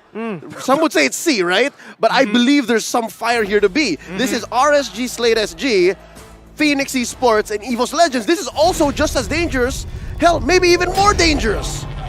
I don't know. The more you now that you're bringing up the fact that RSG Slate is part of this group as well, oh goodness, it is.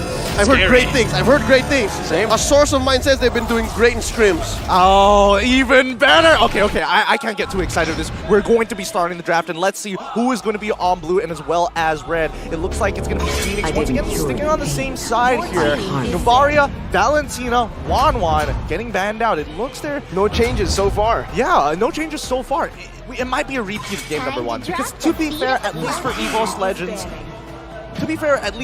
Legends, right, it came down to just a couple of one or two bad calls. Overall, the execution was looking clean. Overall, the macro play seems to be pretty tight. They started strong, and that's not often what you can see from EVOS Legends, so that's really a very, very good thing that they have going for themselves. And I think with the same bands, yeah, they want to try to use that formula again, but this time they want to refine that late game. Those bad calls certainly have hit them in a way where they're going to wake up. EVOS Legends are a team that we've seen before come up back, and reverse sweep their opponents. So you can't count them out just yet. Would you say they like the pressure? It seems that way. I don't know why. Every single time, EVOS whenever you feel like, oh, you know, the game isn't really that, it's no stakes, man. It's like, oh, whatever. We play like normal, but then stakes, and they're like, bro. I have been keeping this analogy for quite a while now. I want to take it from the expert, the MPLID caster. EVOS Legends reminds me of Omega. Yeah. They like to take it long. And they play through their gold lane? Yep, they play to their gold lane. They like to take it from the back foot, and they love going for reverse sweeps. Oh, is that not? Wait, what? We're back. This is this is game number 1. Welcome, same draft. Exactly. Yes, and here's what's weird, right? We were on agreement. We loved the EVOS draft game 1. Yes, we did.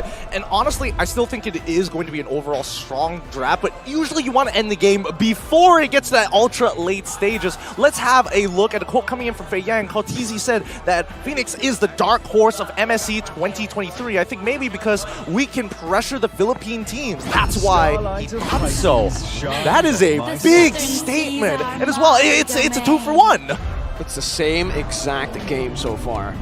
Literally, for the picks, it is literally the same. The pick order, the way they're banning, everything. Is that a good thing, though? It's because EVOS can just troubleshoot and pinpoint where it went wrong, apply pressure where it matters, and then do it again. It's basically iteration. There you go. Okay. Welcome back, ladies and gentlemen. They are literally just going... The thing is, Fenix has time now. They understand what EVOS Legends were doing to them early game. Exactly. And they understand that in the mid to late game, they actually can take control back. So if they play safer early, if they don't give as many kills over, resources over, EVOS might be caught in a tough spot. All right, so this whole run it back, iterate and try again, do better, works the same way for Fenix as well. That's what I was going to be running on, because I do feel like, especially for Fenix, it's still, that early game is 50-50 between the two. Whoever gets the initiative essentially gets a free win during the mid game. But then when you get to that late game, it's going to, again, reach that climax once more. So that's the exact same story that we're going to see this time. It's great to see that Psychots is going to get Yutong once more, and maybe this time he's going to catch Benny. Make my day. Make my day. But here's the thing. Might we see a change in battle spells? Ooh, that's a good call. Yeah, no, that's the thing. 4? Yeah. 4, that's the thing, right? And even here, it's not guaranteed to be exactly the same. First phase, completely same. Oh, never mind. They actually just... No, the Diggy... Was it Diggy? Yes. It was the last ban. It was the last ban. They banned Kaja first. Still in the same phase. Yeah, still the same phase. And that's the carry again. All right, no, they're not changing anything. They still want the Claude. So expect these last two to be Franco and Kaja, right? Doesn't matter what order it's from or what team, those two were banned out in game number 1. If it changes at the very last second, that'd be very funny. But let's see, 30 more seconds to kind of discuss this. And the better question is, what exactly are they discussing about it? There you go, that's a change. Oh, okay. So this is what they were discussing about. We're not time traveling anymore. This is the present. All right, does that mean that Fenix is going to adjust as well? Kaja is going to be open. Franco is going to be open. Only one of these get to go through. Wait. Something tells me they might have to adjust for Jex then. It was very difficult for the Edith. Yes, they won, but it was very difficult. They were lacking vision. I am the I hope he gets a Franco, unless, oh no! The Franco might just be picked up by EVOS. What dreams? AKA Rahmat, pick it up. It's a signature pick. Let's also not forget the fact that Lolita's Guardian's Bulwark can block the hook, right? So it's a coin toss now! It is a bit of a coin toss. There's both arguments are very valid here, you know, for either one of these picks. Oh, but I actually like the Franco more for EVOS.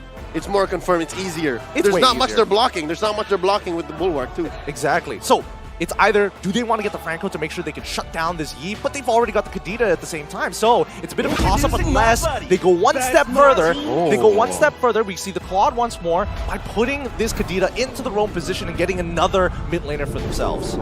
I'd like to think that's not an option. I really like Hijome and the Kadita. I do though. Right? I agree with you on that one. Yeah. So here, does Jex pick up the Franco? It looks like he should, right? The Franco certainly does work, right? I mean, again, we mentioned many times that in game number 1's draft, the Franco was a good answer to the Claude, the Yuzong, and even the Lancelot. 3 dive heroes, and heck, even the Kadita technically. But it was banned. But it was banned. Yeah, so they do it. I am the priestess of primal. Oh wait, no, what? They love Edith. Wait. Oh, they paired it up with the Mincetar. This is so smart. What if Mincetar roam? And then Edith, no, you know what, never mind, don't, if it ain't broke, use it. Yeah. Jax was able to get 100% KP on the Edith. See that coming You blindsided me on that one. No, but he subverted your expectations. Again, that's the theme of this entire series so far, right? But I think this Mincetar is such a genius pick. There's so many dashes on the side of EVOS. Everyone has a dash.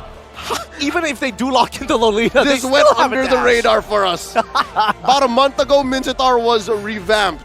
How are we not so hot on him? Maybe more than a month ago, but you know what I'm talking about. Yeah, I do still feel that Mincetar is very situational, but this is one of those situations where they're getting so much value. Do we see an adjustment? Yes, we do. Akai, just to make sure that they can disengage from the King's Calling. Ruin that box. Solid choice. Smash it. Smash it. Cut right through. Spin through it. Spin to win. Heavily. Heavily. Oh boy, this is going to be... Wow, there's so many interactions to keep in mind from both sides. So much counterplay, in a matter of fact. This is a very interesting game because I am still trying to think about how the dynamic's going to play, right? In these team fights, I believe, honestly, Beatrix is going to have a bit of a better time here. Even though, sure, they have an Akai, they can disengage, and that just gives Beatrix much more room to play in these team fights, using the Renner as well to poke them down before they can even do anything. Well, I will say that we did lose a little bit of dive potential from the side of EVOS Legends, right? Yes. Again, the disengage is very heavily dependent. It's instant impact. It's not about setup anymore. It's about how much can we actually respond to the defense coming in from the Fenix lineup. So it's all about when they use their abilities, not how, when. Yep, I'm not even questioning if Fenix doesn't pick up a Purify. I expect them to go Flicker and still play the same way. They understand their box and they're not afraid to use it. And how about here we go again, right? Like, yeah, the battle spells didn't change much. Benny is still rocking that Flicker. Still 4 Flickers. They don't care about Purifies. Gotta play for the greed. Gotta play for the greed. This is how we do in Myanmar. We just flicker in, bro. We just flicker in and gotta show them what we're made of. Let's get right into it. See, there you go. This is the EVOS I know. Yeah, wait, I don't know. I don't see Dreams on the bottom side of the map. He's just chilling. He's just chilling for now. Brands, he's going to have that. Wait, they also get Hujime here. Fenix actually made the move to the top side. Huh. Wait, it seems like... No, they understand that. That's a lot of movement down bottom. This allows for the XP lane to breathe much easier compared to game 1. Yeah, and it's already a little bit different here, right? I mean, Lethal Wanderer went to EVOS Legends, so now with more control over the jungle, Fan's gonna have a lot more to say on the Fredrin, even maybe building up to a lead that Taz had for the entire game of Game 1. Interesting. So now we're trying to figure out a way for either one of these teams to start getting that early lead, right? We're looking for that first POI, that first turtle to actually spawn, because that's when we're going to see those level 4s being hit. And hopefully Hujime, yeah, he should be okay. All right, thank God he's all right. It's about 30 seconds from now, and yeah, no, Fan is just used to, as a Fredrin, bullying Akais, but it's the wrong kind of Akai. It's a roaming Akai. Yeah, no, they're playing for the XP lane, as you can see. But something to note, I'm not so used to seeing XP lane Mincitars. There are roam Mincitars from MPLSG, a little bit in MY. But gold lane Mincitars, what happened in the Philippines. So this is something new. I'm excited to see what Royal Milk can do. No, I've actually played with a few XP Mincitars, and it's actually pretty good because your damage is very underrated, and a lot of people don't actually take into account that damage with the King's Calling, and especially with the built-in stun in the second skill. Black Dragon form now by Psychon, so within onward as well for Dreams. He still have the heavy spin right now with the Petrify locked in. Feiyan will still be able to dash out, and Hujime, who picks up the turtle. That's the heavy spin, locking him down. Breath of the Ocean as well. Jax is trying to run them down, but it's now just a 1-for-0, making it 2-for-0, as EVOS also claim the turtle. Look at the trigger control. Royal Milk could have flickered in, confirmed the killer too. But he knows maybe he doesn't have the damage just yet, and Fenix just takes the L. Exactly. See, now they're adjusting to each other, right? This is, again, when you are playing composition after game number 1 going for so long, you're trying to stop yourself from remembering a couple of behaviors that have been conditioned by your opponents. You got to reset once again. Royal Milk definitely had an opportunity, and he could have preemptively dropped the King's Calling. But again, when we look at EVOS, and especially when we're looking at Psychons, once he's in that Black Dragon form, the damage technically is already done. You don't know when he's going to stop. So yeah, even as winners, even Fenix know that they had to reset too. Not only losers have to reset in a series. So that's definitely something that you can say, despite for them being young on the global scale, the Burmese Fenix Esports has quite the medal. I just wanted to confirm something. Miracle, when you were talking about the EXP Mincetar, this is Golden Staff build, am I correct? Or corrosive type Golden Staff? Or like hybrid fighter Hybrid. So you do go for the corrosion side, but you don't go for full damage. You still need that tankiness in you, that sustainability, especially towards the late game when you're up against these marksmen who outrange you. But in this case, yeah, same. I don't think they want to go full damage, even though Brands is pretty easily caught by the King's Calling, because that heavy spin does answer the King's Calling. All right, so that's great. That's great that we have some confirmation on that one, because again, I've seen many different variations of the Mincetar, especially during the Snapdragon series for sure, but come back into this one, right? No team has found that momentum just yet. Not a very big conversion coming in from EVOS, unfortunately. But now, next POI going to be fought for. Dreams is going to get on out of here. 10 more seconds until the turtle spawns.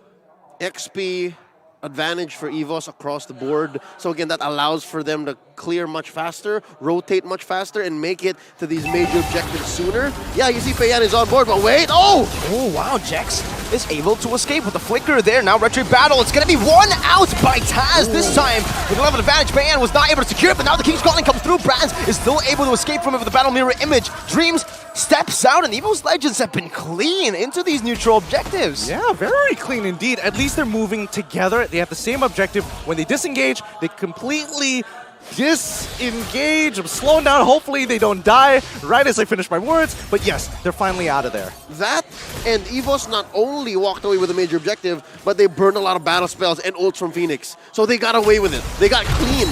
No one died. They didn't trade for anybody. DHS already here on Brands, and looking at where Benny is currently, still nothing. So this is the phase wherein as a Beatrix you just hunker down.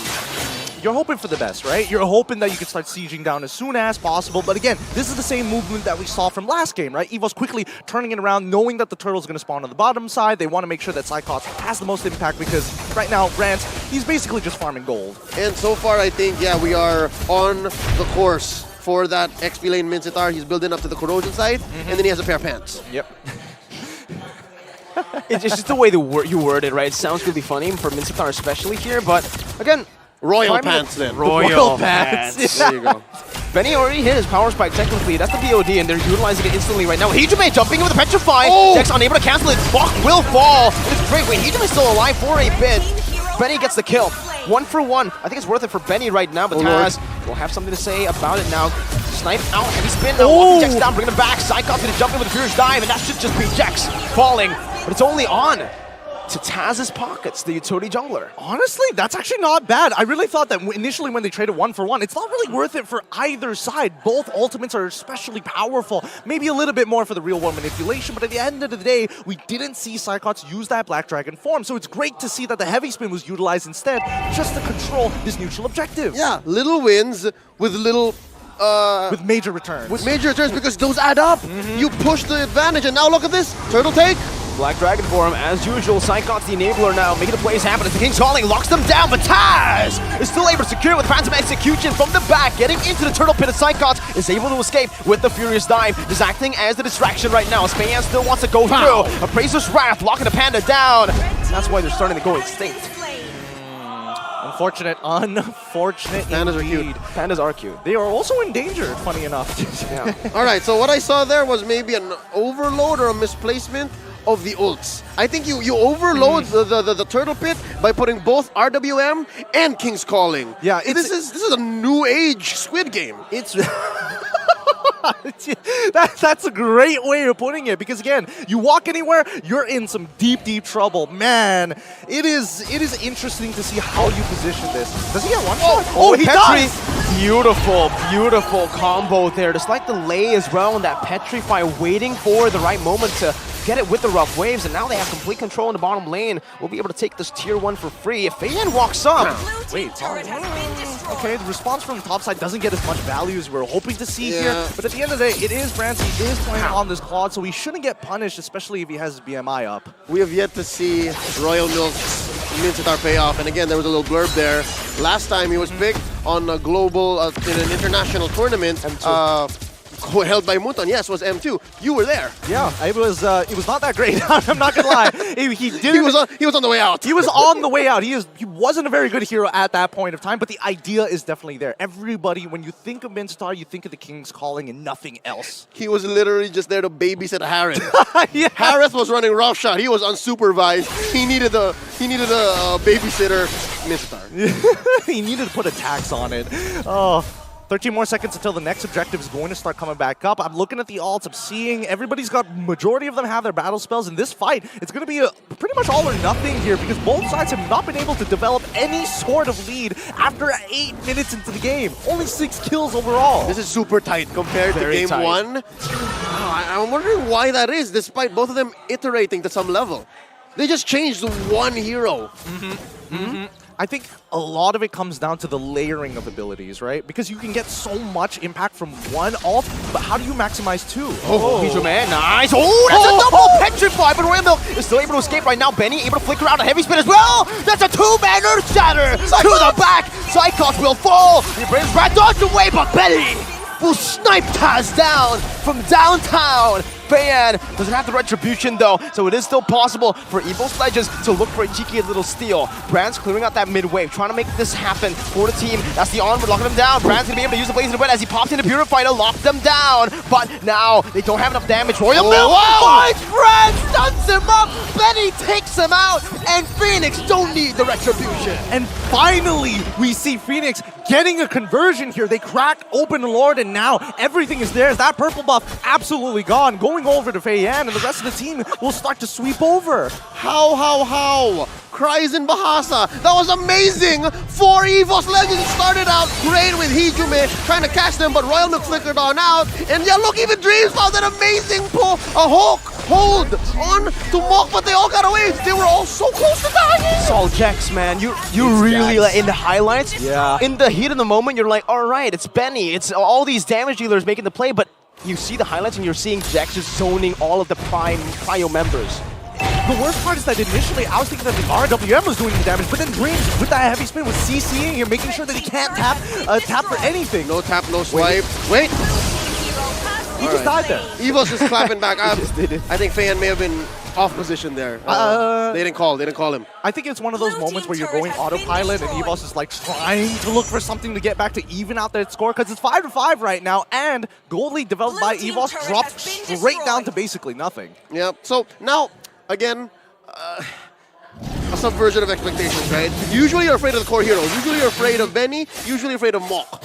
But look, here, again, as mentioned, it's Jex, but also I'd say your Royal Milk. They're afraid of when the King's Calling might come out, and it came out at the last minute, much like those last-minute Black Dragon forms. That hook plus King's Calling, Brands wasn't expecting it. He was waiting for the right moment. He was waiting for that Purify to be popped. He was just bobbing and weaving, just waiting. Okay, a little bit of there, a little bit of here. A little bit of this. A little bit of this. And he jumps in with the King's Calling, and yeah, Brands was just simply not ready for that. He thought it was used up.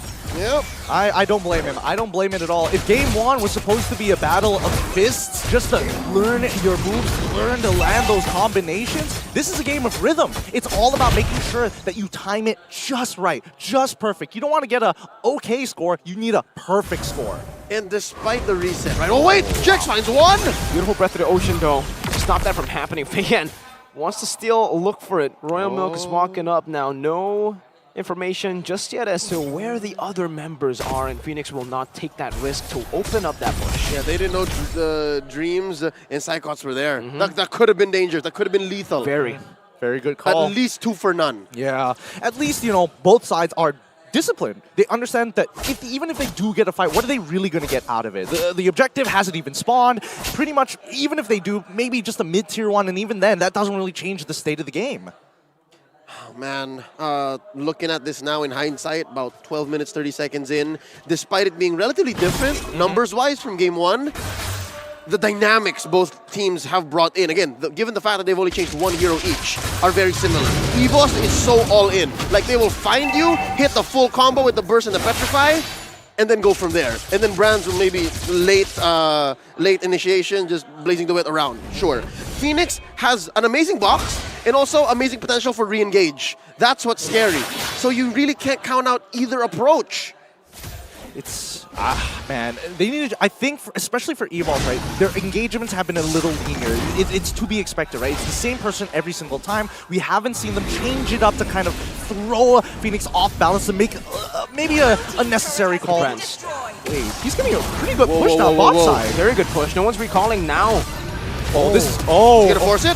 Jax with the flicker already. Now it's gonna be Dreams who finds Feya. Now zoning him out. It's gonna be Tabs who finds it. Benny's dove in. Psychots finds the kill. And guess what? All the while, Royal Milk was actually baited out. Now Brands jumps in onto Mock. Still able to be kited away, but Taz again is able to find Jax. Hey, yo. And this might just be it. 4,000 gold. He Whoa. dodges away from it. Now Feyan is actually isolated from the team. He's gonna get chased down by the Panda.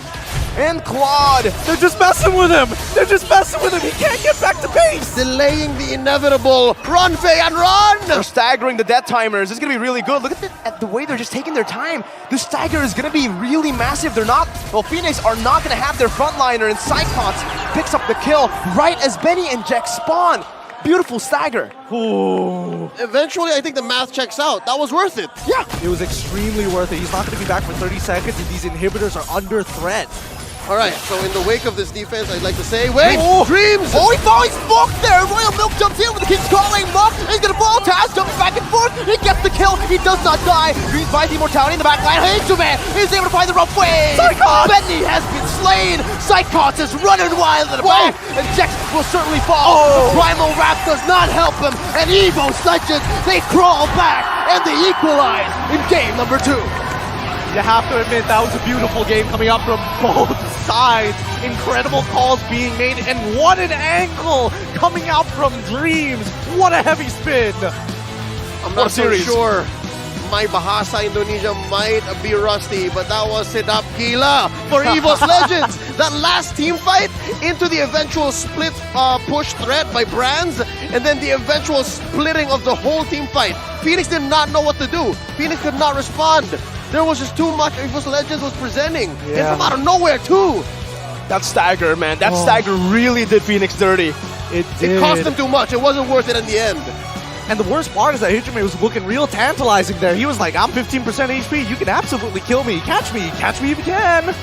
Oh, dancing around. What a game. What a game. We're finally, hey, actually, we got your wish. We're going all the way to a game 3 right at the very end. This is what we wanted. What the people wanted. 3-game series. We're going all the way, folks, for the first day of MSC. We cracked the 1 million PCU already in day number 1. I'm looking forward to crack 2 million maybe in day number 1. It's provocative. It gets the people talking. It does. It does. The best of Myanmar versus EVOS Legends. Oh, I can't wait for this, because now here's a couple of things that I'm expecting to see out of Fenix. Number one, eventually it's either they're going to sit on the same side or switch sides, and in most cases when a team loses, that's when you need to start shaking things up, right? So we might actually finally see a different draft coming out from Fenix this time around if they hop on over to the red. This does switch up how blue and red interact on the win rate, right? So far since game 1, blue has been winning a lot. But now, EVOS Legends proves, hey, we've got something too. And off of the back of a iteration approach, they changed just one hero, and then I guess they cleaned up their engagements. They were more decisive. They were more sure of how to do it. And again, especially in that moment when we were calling the shot, Brands was down bottom. No one's recalling. EVOS is sure. EVOS knows. I did feel that Fenix in that very particular moment, right, was expecting like the conditioning from game number 1. This was pretty much the exact same thing that happened last time. Like Brands went down to the bottom side, got that initial push, and then eventually joined the team for the full 5v5. And I think that's when Fenix were like, yeah, this is happening all over again, right? This is history repeating itself. But no, he kept on pushing a little further, and finally they started to feel uncomfortable. Finally, the morale started to go down, realizing that this could be honestly a potential backdoor. It's the same weakness that they tried to exploit in game number 1 with the Lapu, but it's even more easily punished here with a Minsathar, right? If Lapu isn't mobile, man, Minsathar's going to have a hard time doing anything if he has to go back and forth, and we saw that in the last few minutes of the game with Royal Milk forced to clear out that bottom lane. But aside from that, I honestly feel like EVOS Legends really fixed these small, minor mistakes that they were making early game in game number 1 that actually gave the space necessary for Fenix to mount up a comeback, because they were just taking neutral objectives, backing up, using their mobility so well. And that lane swap, we gotta talk about that lane swap. Psychots always where the neutral objective spawns. If anything, the whole Lapu-Lapu Mincelar situation was exacerbated because of the fact that Psychots did not have to change his hero, so he knew exactly what Royal Milk was capable of. And now with a less mobile hero, his one dash is his ult. The one time that Mincelar jumps out is when he has to press the ult. So that made Psychots late Black Dragon form engagements all the more efficient, all the more effective. And yeah, he picked up the huge. This is Festival of Blood, Petrify, Hunter Strike, and your gamut of defensive items. This is how you play a Yu Zhong. Yep, and you know, half the time, especially maximizing the duration of Black Dragon form, as soon as you see the King's Calling, well, I still got a couple of seconds to work with to position myself outside of it so I can utilize my full kit and really punish my opponents. But that's the thing, right? This is space denial, and if we're talking about space denial, at least for the side of EVOS Legends, they don't really care about it, right? It's all about working around the clock, looking for different angles to hit your opponents and to make sure that this isn't a traditional front-to-front, because if it was a traditional front-to-front, Benny would have gotten out with so much more. It's the scissors to Phoenix's paper. Exactly. I don't know how, but Phoenix got away with playing paper in game 1 and won. But now, all the more they understood, hey, maybe it wasn't the Lolita. Maybe we needed someone to cut right through that box. Phoenix loves their box. Ladies and gentlemen, we know that they are now strong. They know their macro, they know their micro, and they play a certain way, but we didn't know how much they love their box. So here, EVOS Legends, Coach Age and the gang said, you know what? Cut that box up. Dreams, you're playing the Akai. Let's get deep in it. And I think, you know, looking at the highlights overall, this is, you know, the perfect example of it, right? Dreams is just looking for a way to kind of disengage the rest of the teams, but it's all about the timing. Whoever uses or presses their ultimate first, you need to find that follow-up. And Psychots, he manages to catch out Benny more times than he probably should have, especially since he's standing right next to Mox. It's almost like, you know, in game number 1, Benny was almost untouchable, and in game number 2, Psychots made the necessary minor adjustments to be able to catch up. He waited on a lot of these abilities, even the basic attack after second skill, so they can gap close after the flicker. I mean, that, and he still had Hijume on him, plus Dreams. They just overloaded the young Burmese prodigy. He's thinking about both the Akai, the Kardita, and the Yu Zhong. There was nothing left, and yeah, because of that, it ended in a snap. What was that? Under 15? Under 15. It didn't go double the distance, unfortunately, right? And I think that's where Phoenix really wanted to start, you know, catching back up. But there were good moments, right? They equalized the score. It was like, what, 5-5 for at least 4 minutes straight until we got to that very last fight. Yep, looking at the item build here, nothing much out of the ordinary. You see here that Jex is building up to have good coverage. He has that tough boots to protect himself from the massive amount of CCs, the flickers, of course, something that might be specific to Myanmar. Now you see here EVOS. Again, Taz builds first. I'm not sure. I think, yes, he built the War Axe first. Yeah. Thunderbelt and then Guardian Helmet. And he even has a Fury Hammer next, right? Like, he wants to go for some more damage in that late game. He means business. He means business. He's like, all right, we added Dreams just in case. I will also kill Benny. Just having that extra insurance policy is always great, right? I mean, as a jungler, you start things off, get that Molten Essence, eventually start building to whatever you need to. And I think War Axe is such a cost-efficient item compared to something like a Hunter Strike or even Endless Battle. It just takes too much gold. And looking at the post-game stats, you'll see this time around, it's EVOS who has that good split, right? Phoenix, they were very Mox-centric, but yes, despite him surviving a lot of heavy spins he shouldn't have, EVOS had a clearer go at it. EVOS understood that we're gonna get these kills, whether it's off of, again, very clearly, Psychots and Hijume. They knew that they were just really gunning for Benny. They were gunning for Mok even, and they got their quarry. They understood, and they are now sitting at match point. Like, both of them match points. Game 3. It's back to a best of 1. It's back to a best of 1, and I don't know what's going to happen here, right? When do you call it quits on, like, how long can we really elevate this draft? How long can we just do the fine-tunings, right? The minor adjustments like we saw in game number 2. Well, again, EVOs are slow starters, so the fact that they started so well in game number 1 shows you how promising this new iteration of EVOS Legends, the refining that they were able to do during the downtime of, you know, the tournament. EVOS Legends have come a long way from, you know, obviously all the games where Brand's got a lot of that hate, a lot of the moments where he was actually just doing his own thing in these team fights. In this game, I didn't really see much of that. He was 1 HP when he actually cleared out the mini waves, which he had to do, and his split push actually kind of gave them the victory. So they have improved significantly, and Phoenix, again, that approach, it's literally the same approach, but they were outsmarted, I believe, in game number 2 by EVOS Legends, who kept it the same way, but again, made those little minor adjustments that Fenix weren't ready for. I love it. This growth from EVOS Legends has shown that they are no longer the one-trick tiger that they once were, right? They're not just brands in the gang. It is now EVOS Legends. I thought you were going to say gang in the brands. Well, I hope Game 3 doesn't show that, because again, they're off to an amazing start. Again, everyone from the XP down to the gold lane is a legit threat. Yeah. They are so good at just allocating and delegating roles and work. I believe now it's up to Fenix. Dare I say, what if they bring in the other two? What if and really change it up? I mean, EVOs are slow starters, so you give them a new team and then to it start resets. with. It resets. Oh, interesting choice. Interesting choice. They might actually try to do that here. Remember though, they might not want to reveal all their strats. 1-1 is already not bad for both of these teams. PAX7 and Simple are waiting, man. They're warmed up. They're like, oh, we see it. Oh, Psychots and Hijime want to dive. Waiting for the call. Yep, coach. Bring us in, coach. Let's go. In Burmese.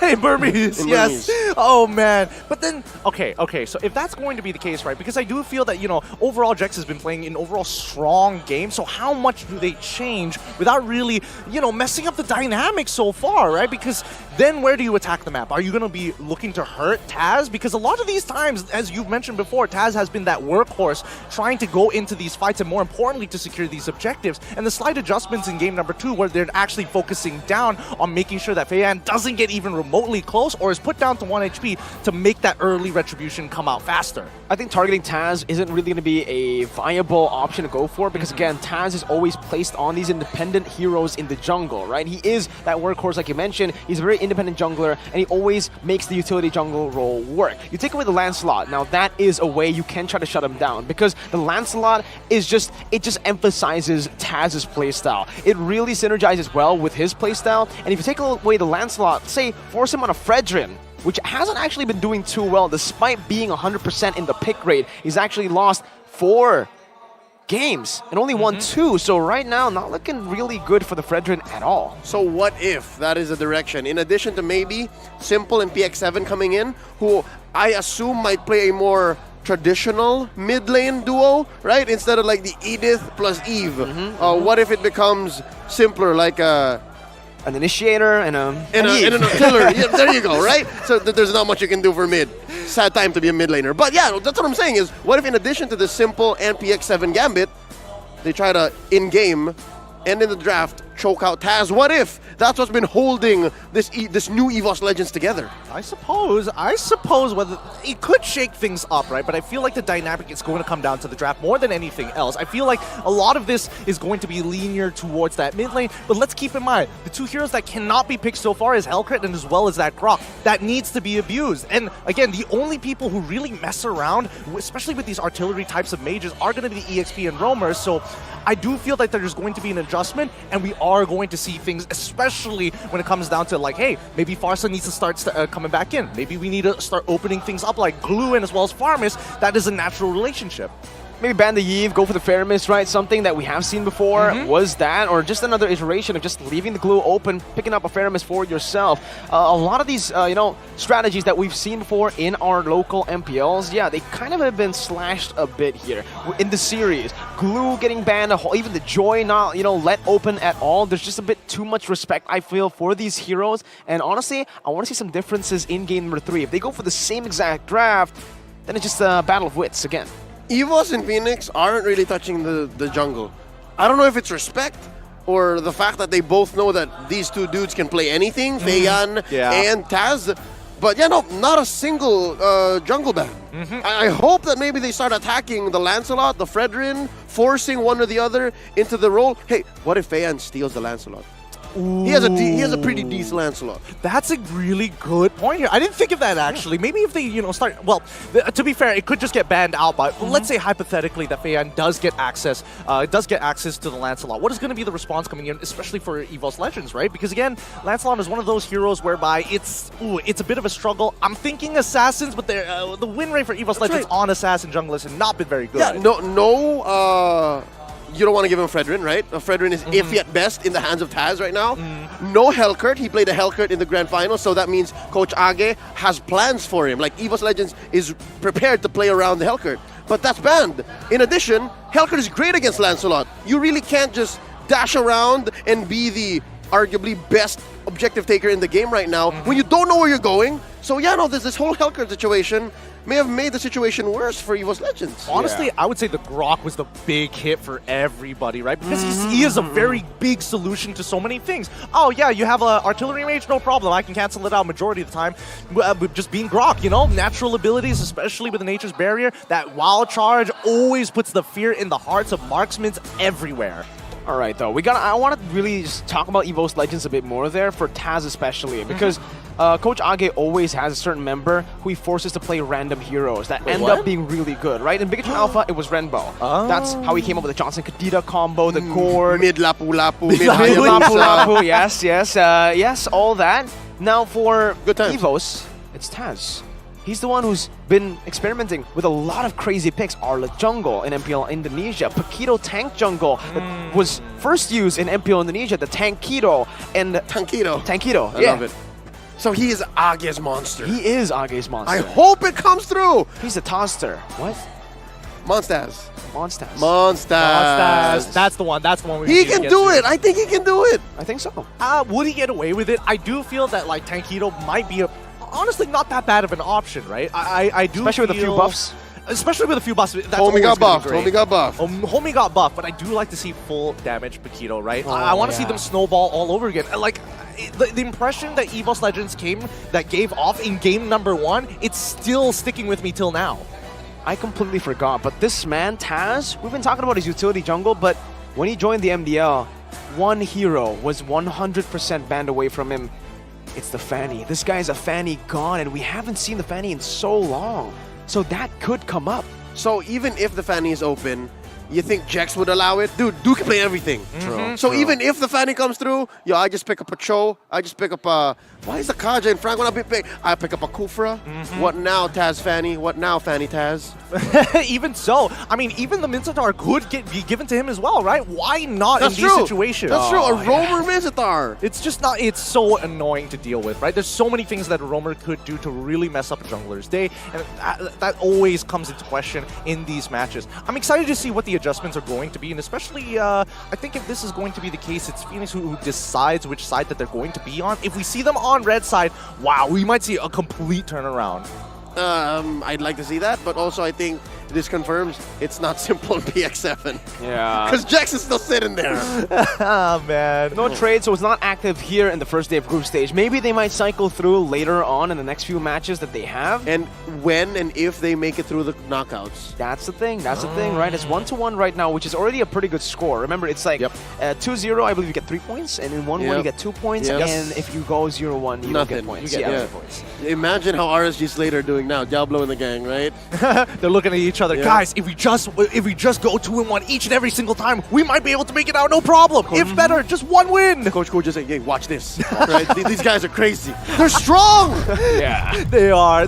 But it's time for the drafting phase. Enough of us. Let's see what these teams are going to execute. What tools are they going to put into the hands of their warriors as we jump right into the draft of Game 3.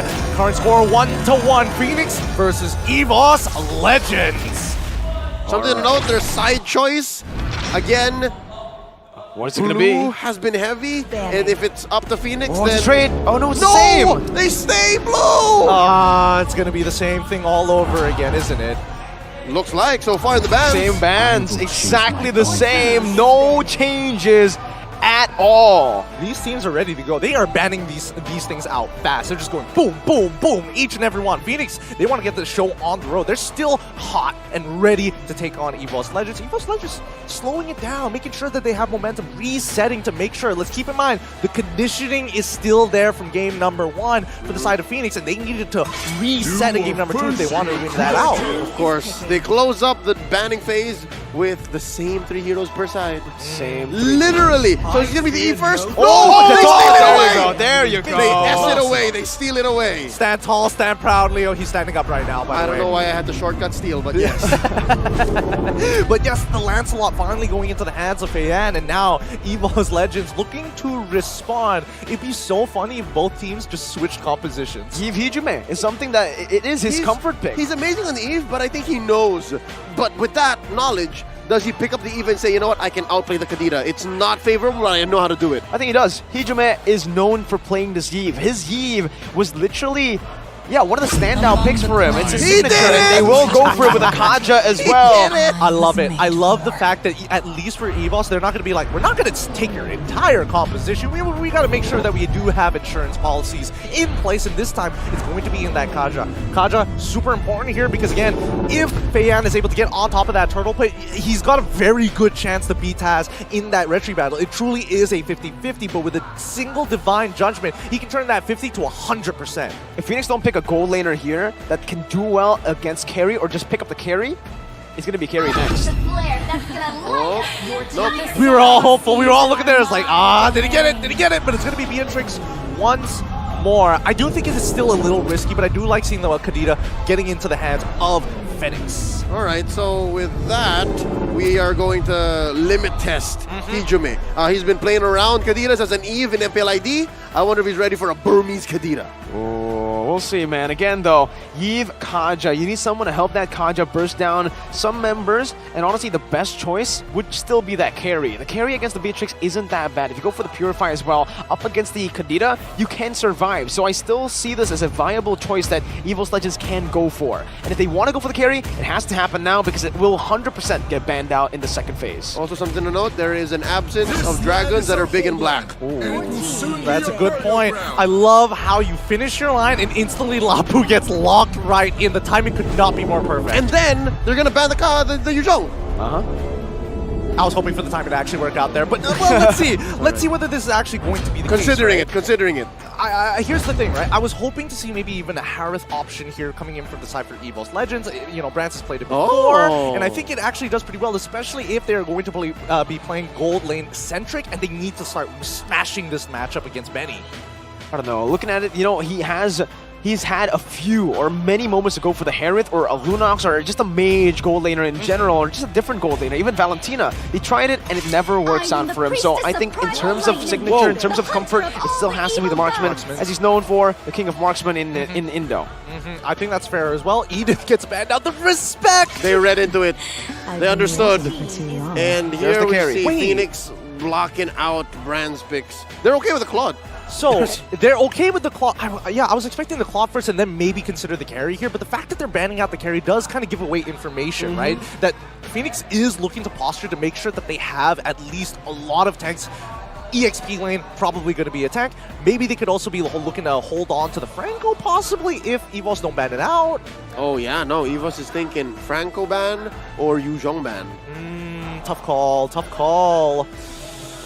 Zong. They decided to go for the Yuzhong. All right, they want to make sure that Brance is going to be okay. This is a no dragon zone. No dragon zone. They're done with the dragons, man. After game number 1 and 2, the dragons are doing so much in the game. One dragon being named Tycots. It's amazing. Game 1 and 2. Despite losing game 1. Yeah, despite losing game 1. I'm just imagining Coach out here just looking at Tycots is like, I'm sorry, bro. I gotta ban this. And he's like, I understand. Ooh, Brody gets banned out. They're so okay with the Claude. Wow, they want him to play the Claude. I think at this point, it's really because for Fenix, they might actually have better mid control now with the roamer that they're actually thinking about. And with that, Brance isn't really going to be able to do much as he did previously on the Claude. The reason he was able to get so much space was because of that mid control continuously going to the favor of EVOS Legends. I suppose, but then again, if we really break this down in terms of mid lane control, it's tough to outpush both the Eve and as well as the Kaja. We finally get to see the blocking coming in from Claude. That's to be expected. Coming back to Fenix, right? Again, same exact problem. How do you kind of maintain that control? Here it is with a Franco, and whoa! Terizla. Royal Milk with his Terizla. Okay. I like it. Again, it's very clear. Still, even when the draft has to change drastically, Fenix still plays with their box. They love their box. They're going to get a box some way, some form, whether it be a penalty zone or an RWM. It's more like a bowl this time with the penalty zone. Yeah, you know, it's circular. It's circular. It's even the rough ways. They've got some good combo components, I will not lie. Right? Fenix, it's all about just chaining the ultimates together. And it's guerrilla warfare. They have great re-engage. I think better vision this time too. Do they have better vision? Taz is smiling. I have a feeling he might go for something like a Fanny here, but they go for the Monster. Oh man. I was hopeful. I was same. Monstaz. Monstaz. We'll just go for the Martaz, you know. Martaz. Anti-CC Martaz. Martaz does really well against the Lancelot, by the way. You know, the anti-CC, especially against a Kadita and a Franco. Get out of penalty zones too? More importantly, they can actually play for the early game. And I think that's all going to be something that's great coming in from EVOS Legends. But run me through it, boys, before we get into the Land of Dawn. Which do you feel is the stronger draft? I'm going to start with Leo, Fenix, or EVOS Legends. If you are a conservative player and you just want to stick to what you know, I think EVOS drafted very well. Like, that's very comfortable for each and every one of them across the board. But when you're talking about potential, when you're talking about like the ceiling of their execution and what kind of firepower they're able to output, I love what Fenix has done here. All right, all right. What about you, Mirko? I think Fenix basically drafted the same way that they drafted in Game 1 and 2. It's still the same issues here with a low mobility XP laner that can be completely punished by brand so EVOS. Okay, that's fair enough. I'm going to lean towards Fenix, and I'm going to right off of your point, because you put it in perfect words, Leo. The skill cap, the potential coming out for Fenix is just so much higher. One single Iron Hook could change this game. And immediately we're going to go into the pause. Whoa, even the game itself is like, I can't handle this intensity. Yeah, no, and is that not where Fenix wants to be? As a challenger, as a newcomer to MSC, you don't want to be the one responding to what's going on. You don't want to be the one who is put on the back foot. So with that being said, I think with the lineup that they have, again, the penalty zone, those hooks, and as well the Kadira, the first time we're seeing Mok here on a mid laner that dives, by the way, in this series. I think things are going to change, and so yes, that's why I favor Fenix. Yeah, well, it looks like we have a Type 4 issue, which means probably something going on with their audio. They need to make sure that they have clean and crisp. It's super important that these headsets work for them just to make sure that they can communicate them with minimal delay. So don't worry, our marshals have got that covered. In the meantime, we get to discuss and theory craft a little bit more, because again, where do you attack on the map? And I feel with Fenix, they've got so many different angles that they can come from. It's a little bit more straightforward for EVOS Legends. Walls are going to matter more for EVOS. They don't want to fight where it's tight. The opposite for Fenix, which works well for their box, because when you say box, you want an open field. But Fenix actually enjoys where it's tight, especially when you find this odd penalty zone with just two dudes. This is the kind of matchup we're in. If Royal Milk finds a penalty zone for two, he'll take it. Neutral objective control is going to be the name of the game for the side of Phoenix, right? Which I'm exactly talking about, the Turtle Pit. Exactly. Turtle Pit, those round, those little clinch spots that you want to try to force EVOS in is going to be the main win condition for you. You need to try to bait that out. But the thing is, EVOS Legends have what it takes in Game 1 and Game 2, brands with a split push. No, here's the thing. The one thing that we didn't see from Fenix from Game 1 and Game 2 is the early lane swap, right? The EXP laners want to make an impact, and of course, Psychots was there for every single one of these turtle fights. I can't say the same for Fenix, but now with the Terizla, I expect him to match him every single time, because Terizla is going to absolutely smash Lapu Lapu pre-level 4. It'll be closer to a 50-50 now. In Game 1 and 2, it was Lapu Lapu versus Yuzhong, Mincitar versus Yuzhong. So yeah, this time around, Terizla versus Lapu Lapu. Yeah, definitely. No, just on a step-by-step comparison, yeah, Terizla's very fast. Yep. Especially in that lane again. So we'll see whether it's going to be a point of contention, maybe even a pain point for EVOS Legends. They might even get that if it goes so badly in the EXP lane. They might need to call their junglers or maybe even a roamer just to show up, show presence to get that lane pressure. I think the concern right now is the fact that XP lane is no longer that 1v1 lane that we knew from MSC 2022 M4. Now it all relies on the mid as well, right? Mid control, I think earlier we kind of suspected that maybe Fenix wanted to go for better mid control, but with the Kadita and the Franco, I would still actually give it to Yves and Kaja to clear out this mid wave a little bit faster. So with that, they should be able to utilize that faster rotation into the XP lane to get a better position for Psychots to actually respond to the turtle first, which can change a lot of things. And that's on a sustainability note, right? You're clearing waves much faster and you're able to stay for much longer. That's what Fenix is lacking. Franco and Kadira, they go in. You know when their ults are spent, they can't re-engage. They have to wait. Here's the thing, right? I agree with all these points. Mid is going to be super important. However, the very, very start of the game, we have seen teams actually go with the formation of sending their mage up by the EXP to get their early level 2, while the support sits around in the mid lane, hits their own level 2, and then looks to rotate across to make as much impact in the widest net possible. Which we didn't see much here at MSC. Exactly. It was all the rage at SEA Games. It was all the rage in the, playoffs that happened in the past couple of months. But now, what's going on? Has there been a change in the zeitgeist, in the culture, through the scrims? Because again, I don't know if it happened at Snapdragon. It happened very often during the Snapdragon, right? But again, it's on condition. Like, how strong are you at level 2? And I think in this case for Fenix, it's the perfect time to do so because you're not going to get mid anyway. You might as well hit your level 2s and maybe start affecting with the weaker side or maybe even the stronger side. It's all very situational, right? And I think you're right. I think in this particular situation, that level 2 power spike is going to give Fenix so much more room to play with, so much more kill threat in the early game, kill pressure that they can place on EVOS Legends, because honestly, that's what they need to play with. Wave pressure isn't the way to go for them. But it doesn't come for free. There's an opportunity cost to get that power spike, right? If Charisma. you park your dudes in mid, you can rotate where you're needed. But if you go for the XP Gambit, that's it. You're stuck there until you get there, all right? With that, is that game time? That's game time! We're getting right into it. Welcome, everybody. This is going to be the very final match. Who's going to take it away? It's going to be Fenix on the blue side versus EVOS Legends on the red side. Let's find out. As we jump right into it, we don't see too much of an interaction through the mid lane, but no, we didn't get to see the cool maneuvers in the beginning. No, they parked them both in mid, and that means we're at 50-50. No one got the checkmate. No one won. They're just going to isolate their targets, right? I mean, Royal Milk, he's going to have the best time in the world in Psychots. After the punishment he received in Game 1 and Game number 2, this is like, all right, this is sweet, sweet revenge.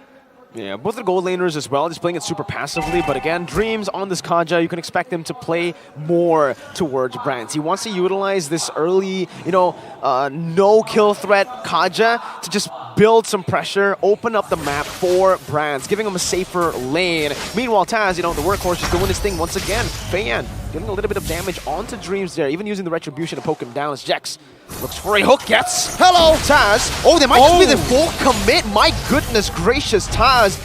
Definitely, had a little bit of a surprise there. Oh, they did. Luckily, Mock, he was very confident. He was like, okay, if we have enough damage, we can bait something out of him. We know if we, use that Petrify, we can guarantee the kill, but there's also the opportunity that the Mortal Coil goes through first. Yeah, so with that, again, we're at a 50-50. No one lost out on anything. Taz didn't spend his Retribution out of panic.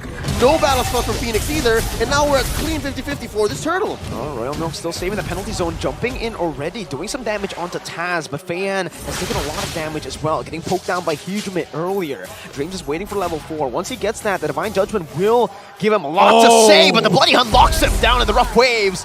From Muck will pick up first blood for Fenix. That was a really good call. They knew he wanted to get level 4. They were going to prey on him for it.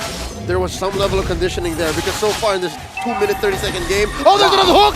Jex is lethal, and that's Psychots. Another member falls. Taz, is he still going to try to look for this right now? He does have the Mortal Coil. He's going to jump in, and Taz! Out-retries Faye, just walks in and jumps out with the retry win. No way. We need to get some, honestly, I'm going to talk to Freddy later. In this game alone, what are the stats for the retributions between these two junglers? You never know who's going to get it. Oh, that was amazing. Let's see what this 800 gold lead has done for Fenix. As you can see here, Benny can go either way. He can go for the early Hunter Strike, can build up quick to Blade of Despair. All this while Brands gets a pair of pants on first and keeping that gold lead very close. Again, 50, 30 gold between these two gold laners. We're off to a good start. Very good start indeed. Again, we're not seeing much aggression from either side, right? I expect to see EVOS being the aggressors here and looking to specifically punish like either Mock or even Jex. One or the other, right? It's hard to affect the side lanes without these two coming in for re-engagement and reinforcements at the same time. Oh! Good hook, but asking his Dreams with the Divine Judgment, locking Mock down. Good target thing. that. No! Mark is still able to survive for a while. Good Mortal Coil, they cancel it out though. That looked a bit iffy, almost surviving. All chat has my turn. Revenge.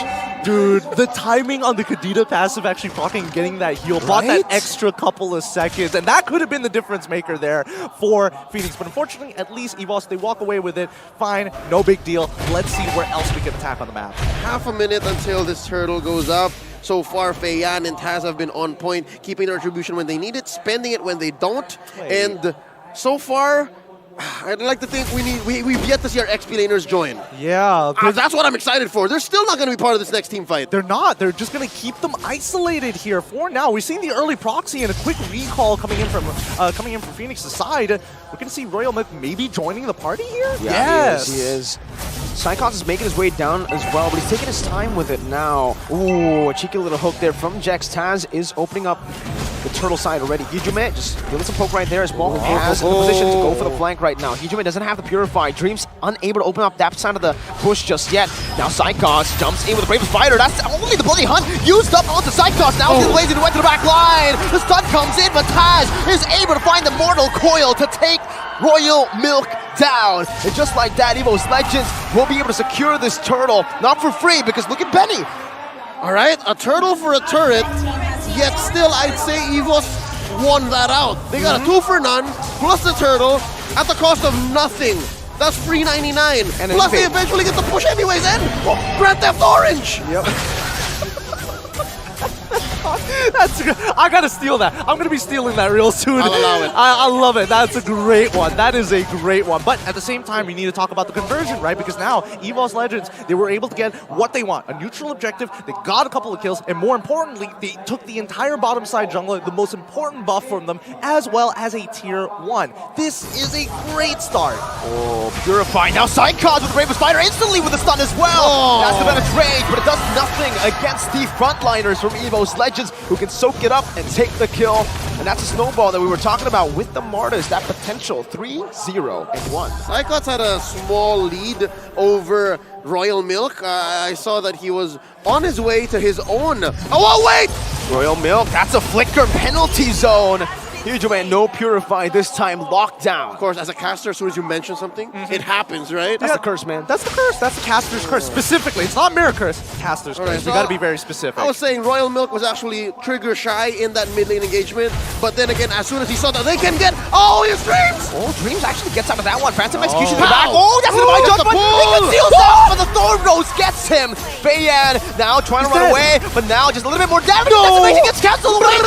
Pulls him back. Taz still looking for more with the Bravest Fighter by Psychos. And the stun to lock Mock down. He still is able to escape. Brand is chasing him down with the Battle Mirror image. Even Purified out of the breath of the ocean, and he takes Mock down. 6-4 in the 7th minute. I'm telling you, the fact that we have spaces in this arena not filled up, it's a disappointment. They need to be here to see this match. This is high tier Mobile Legends. Oh, that's a DPZ right there. Defensive penalty zone. Fenix is not ready for these fights, man. 2K ahead for EVOS, 7 minutes in.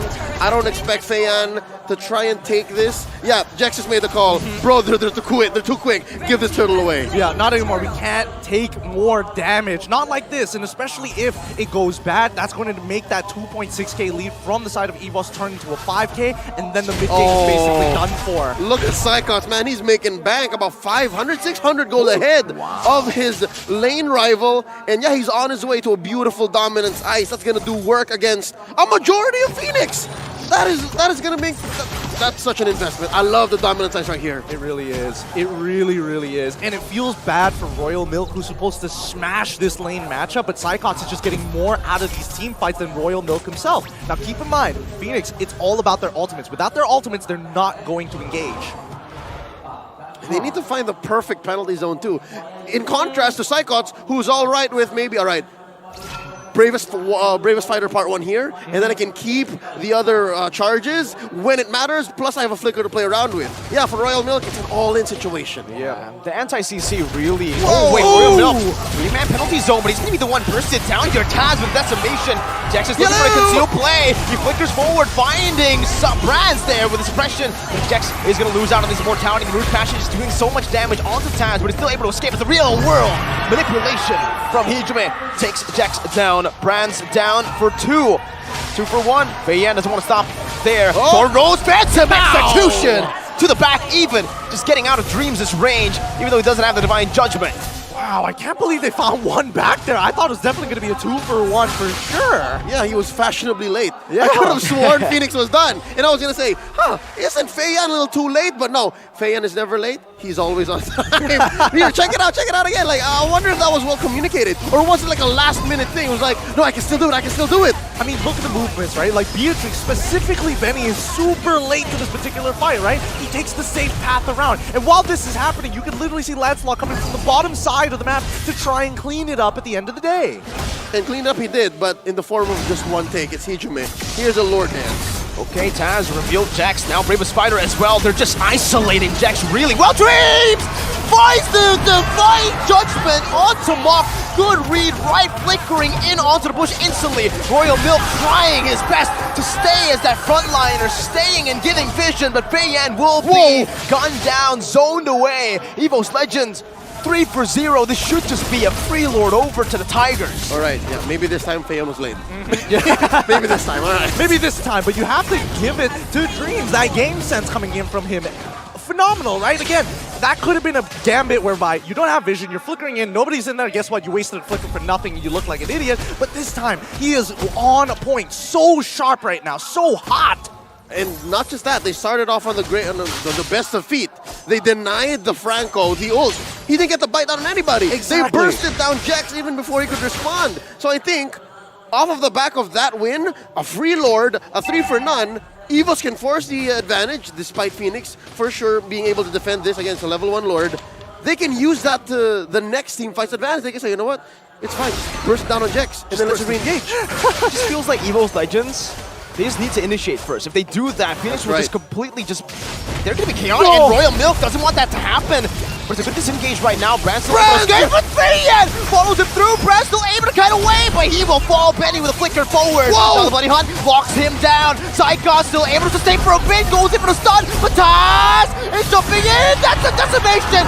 Taz is going for more, but Jax will flicker out EVOS Legends. I don't know how they recovered from that. Yeah, they trade 2 for 2 somehow there, and Taz able to also get a big flicker coming out from Jax. So now, with the Lord pushing, this could be huge. This could be an inhibitor. Oh, this is a clear win for EVOS. They're winning the lane. They're winning team fights. Fei Yan versus 3. Fei Yan versus 3. He missed the Thorn Rose. That just might be it right now. Taz is using that passive stack really well. Or they're getting him down to half HP, but with the Lancelot, I don't know, man. It's really hard to kill. Taz is playing at ×2 playback speed. you see that, Martin? And that forced Jax to flicker out. So yeah, for a minute from now, he can't play aggressive. He can't bite down on Brands nor Hijime. Let's look at the items this time around. Oh, it's interesting to see that despite Benny having this kind of items, I'd say Brands has been more aggressive in the past 5 minutes. Right? Like, yeah, no, you're entirely right. I mean, especially with the way that the game has been going on so far, I feel like, you know, Benny has been targeted, but not as much as he was in game number 2 itself. He shows up late on purpose. He makes sure that the team goes for that big combo, but keep in mind that he works very, very closely with either Mock or Jax, depending on the situation. Less with Royal Milk because of the clapback from EVOS Legends. Making sense. Mock and Jax are interchangeable. The Kadira combo plus Petrify works the same way as a hook bite down. Exactly. They both serve up to give a kill to Benny. Uh-oh. Yeah. Thing is, right now, Fenix, again, they just need to go for these 5v5s, but at this point, I think that goal lead is really, really starting to hurt them, right? Like, Benny isn't able to close the distance, and even if he closes the distance, the damage is certainly not enough right now. It's a significant 2.5K. Yeah. Yeah, some 2Ks are huge, some 2Ks are small. This falls on the former. Yeah. Wind of Nature, Brands. Yes, this is what we were looking for, right? As soon as we hit that 42k mark, EVOS Legends, especially for their cores, will have their item power spike in comparison to Fenix, who aren't there just yet. But if they delay this, if they reset the Lord at least maybe 1 or 2 times, they should be able to hit their own power spike. Well, Dreams. That's going to be concealed by Jex. Nobody spots him just yet, but there you go. Dreams has finally spotted him, able to escape. Ooh, Hijume.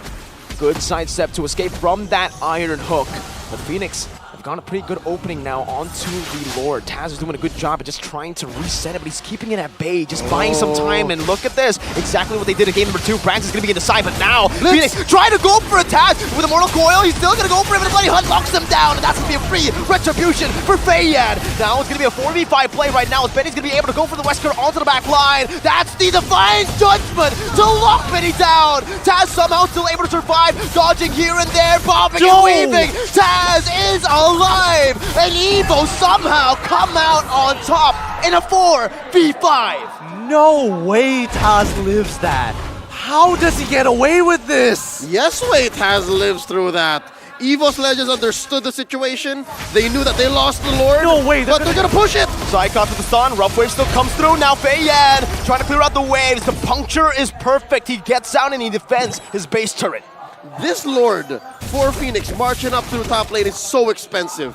Yes, they are going to buy some time. They're going to be able to spawn back and regain some parts of the map. But it was super expensive at the cost of Royal Milk and Benny. They need both for the next engagement. So yeah, they get to push up top. There's this wave that they're forcing Psychos to answer down bottom. But I don't think it buys them much in terms of team fights, at least in the coming minute or so. For now, I mean, both sides still looking for opportunities to punish the other, but I think especially with the mid wave already staggered, right? They only have 2 waves to really care about. And the outer turrets, yes, you can fall. That's totally fine. At the end of the day, they're still looking for that opportunity. Find that information. That's why they're sniffing out. That's why Dreams is playing a lot more forward in spite knowing that Jex has that Iron Hook. As soon as he uses it, he gets even more aggressive. Speaking of forward, y'all fellas think that Benny may have buttoned off more than he could chew. Like, he flickered forward earlier, right? On the shotgun. He's doing it like it's 2021. You're right.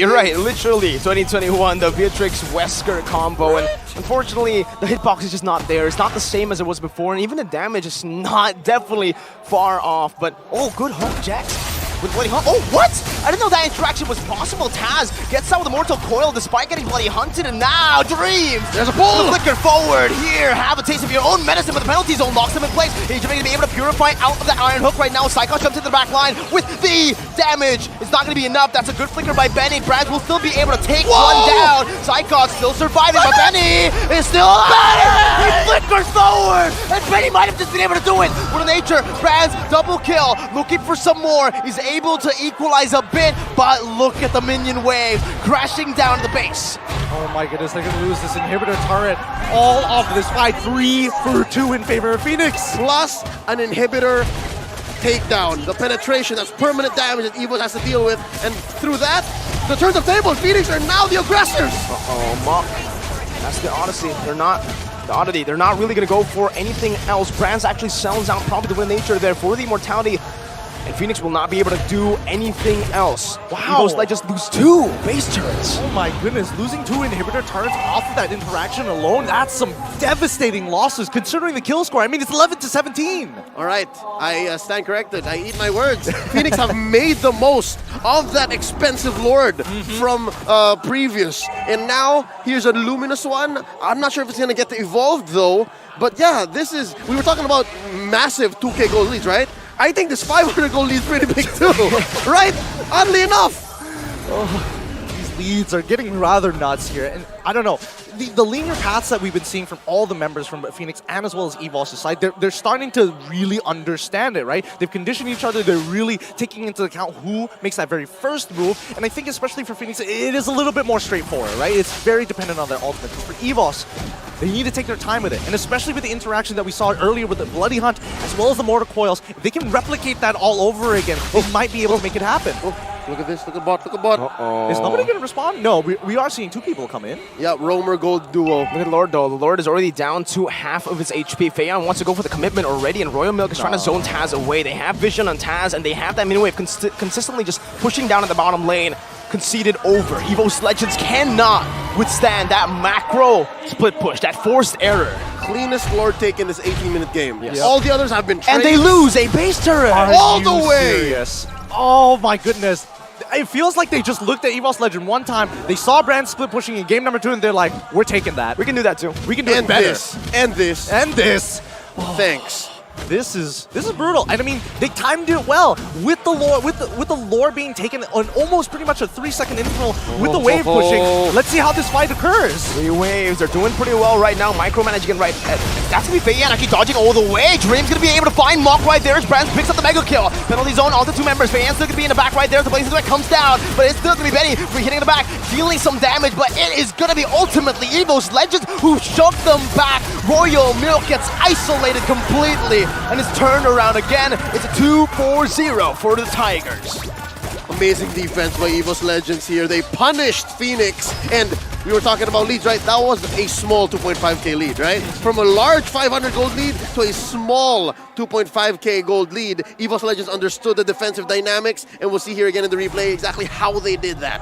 Right, let's take a look at this defense, right? Because all the ultimates were blown here, and almost immediately you see Claude instantly finding that first initial pick. Once the ultimates are down, and you saw, Royal Milk didn't get too much out of his penalty zone. The rest of the teams slowly swarmed around it to punish the rest of the team members one by one. What happened here? Jack suddenly got caught. That's going to be stunned. Mok jumps into the back line, but Hijube is able to purify out of that right now as the rough waves gets Mok to safety. Feiyan, Phantom execution back defensively. And EVOS Legends will not be able to crack that base open, but they were really close. 1 hit away. You can't miss a beat here. You can't blink. You can't leave to go to the bathroom. Take your phone with you if you're watching. But just the same, I have to say, the fact that Royal Milk is sitting at 1-5-5, his Festival of Blood not doing much.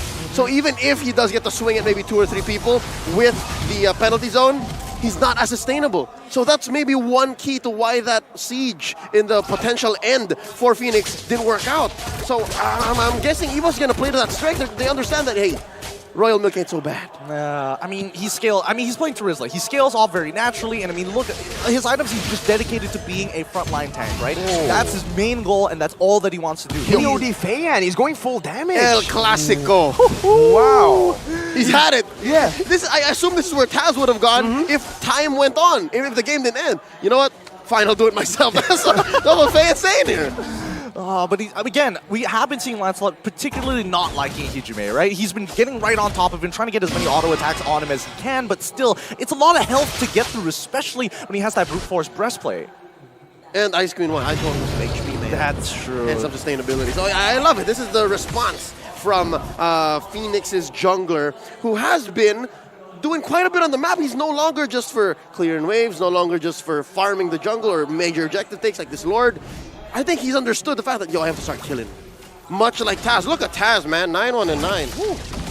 Right. Taz has been having an amazing game. Taz has an amazing series. He has been playing out of his mind. And in this game, he's really popping off. But this is where you see a lot of the macro movements, right? Especially for EVOS Legends, right? They don't have any inhibitors. Like Fenix, they can force it out of them. They can take the time. Yeah, Taz, dance around with it. Look at your waves. Your team cannot support you for that long. Look at Benny, all right? Benny and Jax, you said it, Leo. The only thing that he's missing from his arsenal is that split push maneuver, and right now he's looking for it, right? The fact that only Psychon's in the back. But EVOS Legends noticed something fishy. They noticed that Benny and Jax are missing from the fray right now. They conceal all the way in the bottom lane right now, but Feiyan's gonna be able to deal some damage onto Dreams. That's gonna be the bottom lane, turn it down, Flicker, and the stun. Jax gonna be caught away, and they actually disengage for the Lord, so they will not even be able to find that Fenix. They did not commit. Royal Milk is caught. He's not this mobile, so he can't get slowed down now with Retribution as well. That's the Divine Judgment to lock him down. This should just be, with another Blazing or Bravest Fighter. It's another lockdown. Mok with Petrify still trying to save him away. That's an immortality bought in time. Royal Milk with penalty zone now surviving. Brad dashing away, using Battle Mirror Image to escape from the Venice Rage. But Royal Milk will certainly fall, and it's a 2-0 free for EVOS Legends. The commitment. We needed to see the commitment from Fenix to chase them down all the way to the very end. There was a pincer maneuver there, for sure, somewhere, somehow. But yes, there may have been some hesitation along the way, and Fenix just like half of them, 2 out of 5 said, yeah, no, let's not do that. And that's what resulted in the free pickoff, and eventually A free Lord for EVOS unless Fan has something to say about it? Well, again, it's Fan. He's on Lancelot. He can turn this 50-50 very quickly around, but it's on the assumption that Dreams doesn't catch him first. Do they want to risk all of it here? Phantom Execution, Fei Yan looking for it now. Puncture in as well. Fei Yan's very low. Retry still Taz gets it. Everything's thrown out, and Dreams now is going to be able to find a Divine Judgment onto Mop, locking him down. The decimation comes through. The immortality is going to be popped away, but it's still EVOS Legends who come out on top, 2-0 with the Lord. Lord coming here in 5 seconds. Mind you, Fei Yan and Mok are out for 50. This is going to be a dangerous defense. If it's ever going to happen, I think EVOS smells blood in the water. They know it, and it only takes about less than that. Like, honestly, about 15 seconds from here on out until we see that Lord crash on, especially with the waves. And even better, EVOS is clearing the waves for it as well. They want to end this quick. That's the Lord in the mid lane, 1 hit away. Dreams with the conceal flickering forward. Benny is going to be caught in the Divine Judgment. The Tigers claw their way to a victory, starting slow but decimating everything in their way. EVOS Legends have reverse swept Fenix. The crowd, you can hear them even from here. They are excited, and it's great to see that EVOS Legends come into form, but what a battle against Fenix. Every step of the way attacks, every moment, every minute that passes, a death, something to learn. Oh my goodness. Myanmar coming out 1-2 against EVOS Legends kind of gives us a good power scaling for the rest of the tournament. I love it. I love it. The fact that we've given an MVP over to Psychots, we've given an MVP over to Benny in game 1. When is Taz going to get his nod? Taz played out of his mind. This is the time. This is the time. Right here, it's Taz time. It better be. It better be. I hope so. I feel, oh man. Teams, they're gonna go fist bump up there. They gotta show their respect, but man, they gotta be happy. What a battle this has been. Oh my goodness, the crowd is loud. Man, I feel like I'm in Jakarta, but no, we are in Phnom Penh, but there are a lot of EVOS fans here. A whole lot of EVOS fans in the building, all just cheering for them as they win again. Reverse sweep. The fact that we called it, you know, they start slow, and their start was pretty good, so that was a scary EVOS. This new, refinement that they have made. On a micro scale, taking it game per game, it's uncanny. We're not used to this. But when you watch the series as a whole, that's EVOS. That's EVOS. Honestly, that was playoff material. Straight off from the bat. Again, we were expecting to see, plays like this to start happening towards the later segments of the tournament. Start things off slow, go feel it out. But the format has forced these teams to really focus down on consistency and making sure that they start hot. Momentum is key, and honestly, it is working in the favor of EVOS Legends, but you have to be a little proud of these Fenix boys. I'm proud of both of them. This was a series worth watching, and dare I say, we mentioned it earlier about game 2. We're wondering what RSG Slate might be thinking, what RSG Slate is SG is thinking right now. Maybe Group B really is the group of death. Right? It's a 2-1. It is a 2-1. Points for everybody. Oh, the chances for tiebreakers is actually now a possibility because it's not a sweep. Oh, you're right. You're right. The tiebreaker possibility is certainly going to be there now. And RSG and Fenix got to be careful, right? With that loss, they are at a position where it's going to be very, very tough. A lot of pressure placed onto them, and especially after the game, reverse sweep. What does that have? The toll that it has on the team morale-wise, right? And mentality-wise, because they were very much in the lead. Even in game number 3 there, they had the chance to end. They had 3 ways pushing with an evolved Lord. Let's look at our MVP of this game. Come on, give it to us. Give it to the boy. Yes! Taz is going to be walking away as the MVP of this match. 10-1-14. Monstaz, it's Taz time. Oh. From workhorse to highlight player. Give this man his dub. I love it. He needs it. He needs it. I do not exaggerate when I say he was playing at ×2 playback speed at some point in that mid-game. I love it. And you see here, that winner truncheon, folks, he was just juggling. He was in the midst of a big team fight. He got his immortality popped. Fast fingers. That first turtle, though, that first turtle steal Oh my god, the steals that he was able to make in this game. We kind of, doubted him game number 1 after a few steals from Feiyan. We were like, wait, Taz, this isn't really the Taz I know. The Taz that usually wins the red tree battles, but it's in typical EVOS fashion. They start slow. Yep, and check out his heat map for the mid-game from 5 minutes to 15. Post-laning into those Luminous Lords. You'll see how he's just so on point. He will be able to rotate and then sit there. If anything, a lot of times, Taz was initiating a Lord dance, but Feiyan would not give it. There were times when we would pan over to the Lord pit, and then the Lord would be on Taz all the way. I don't know why, but this might just be Taz's brand of Lord dances. I want to see more of it.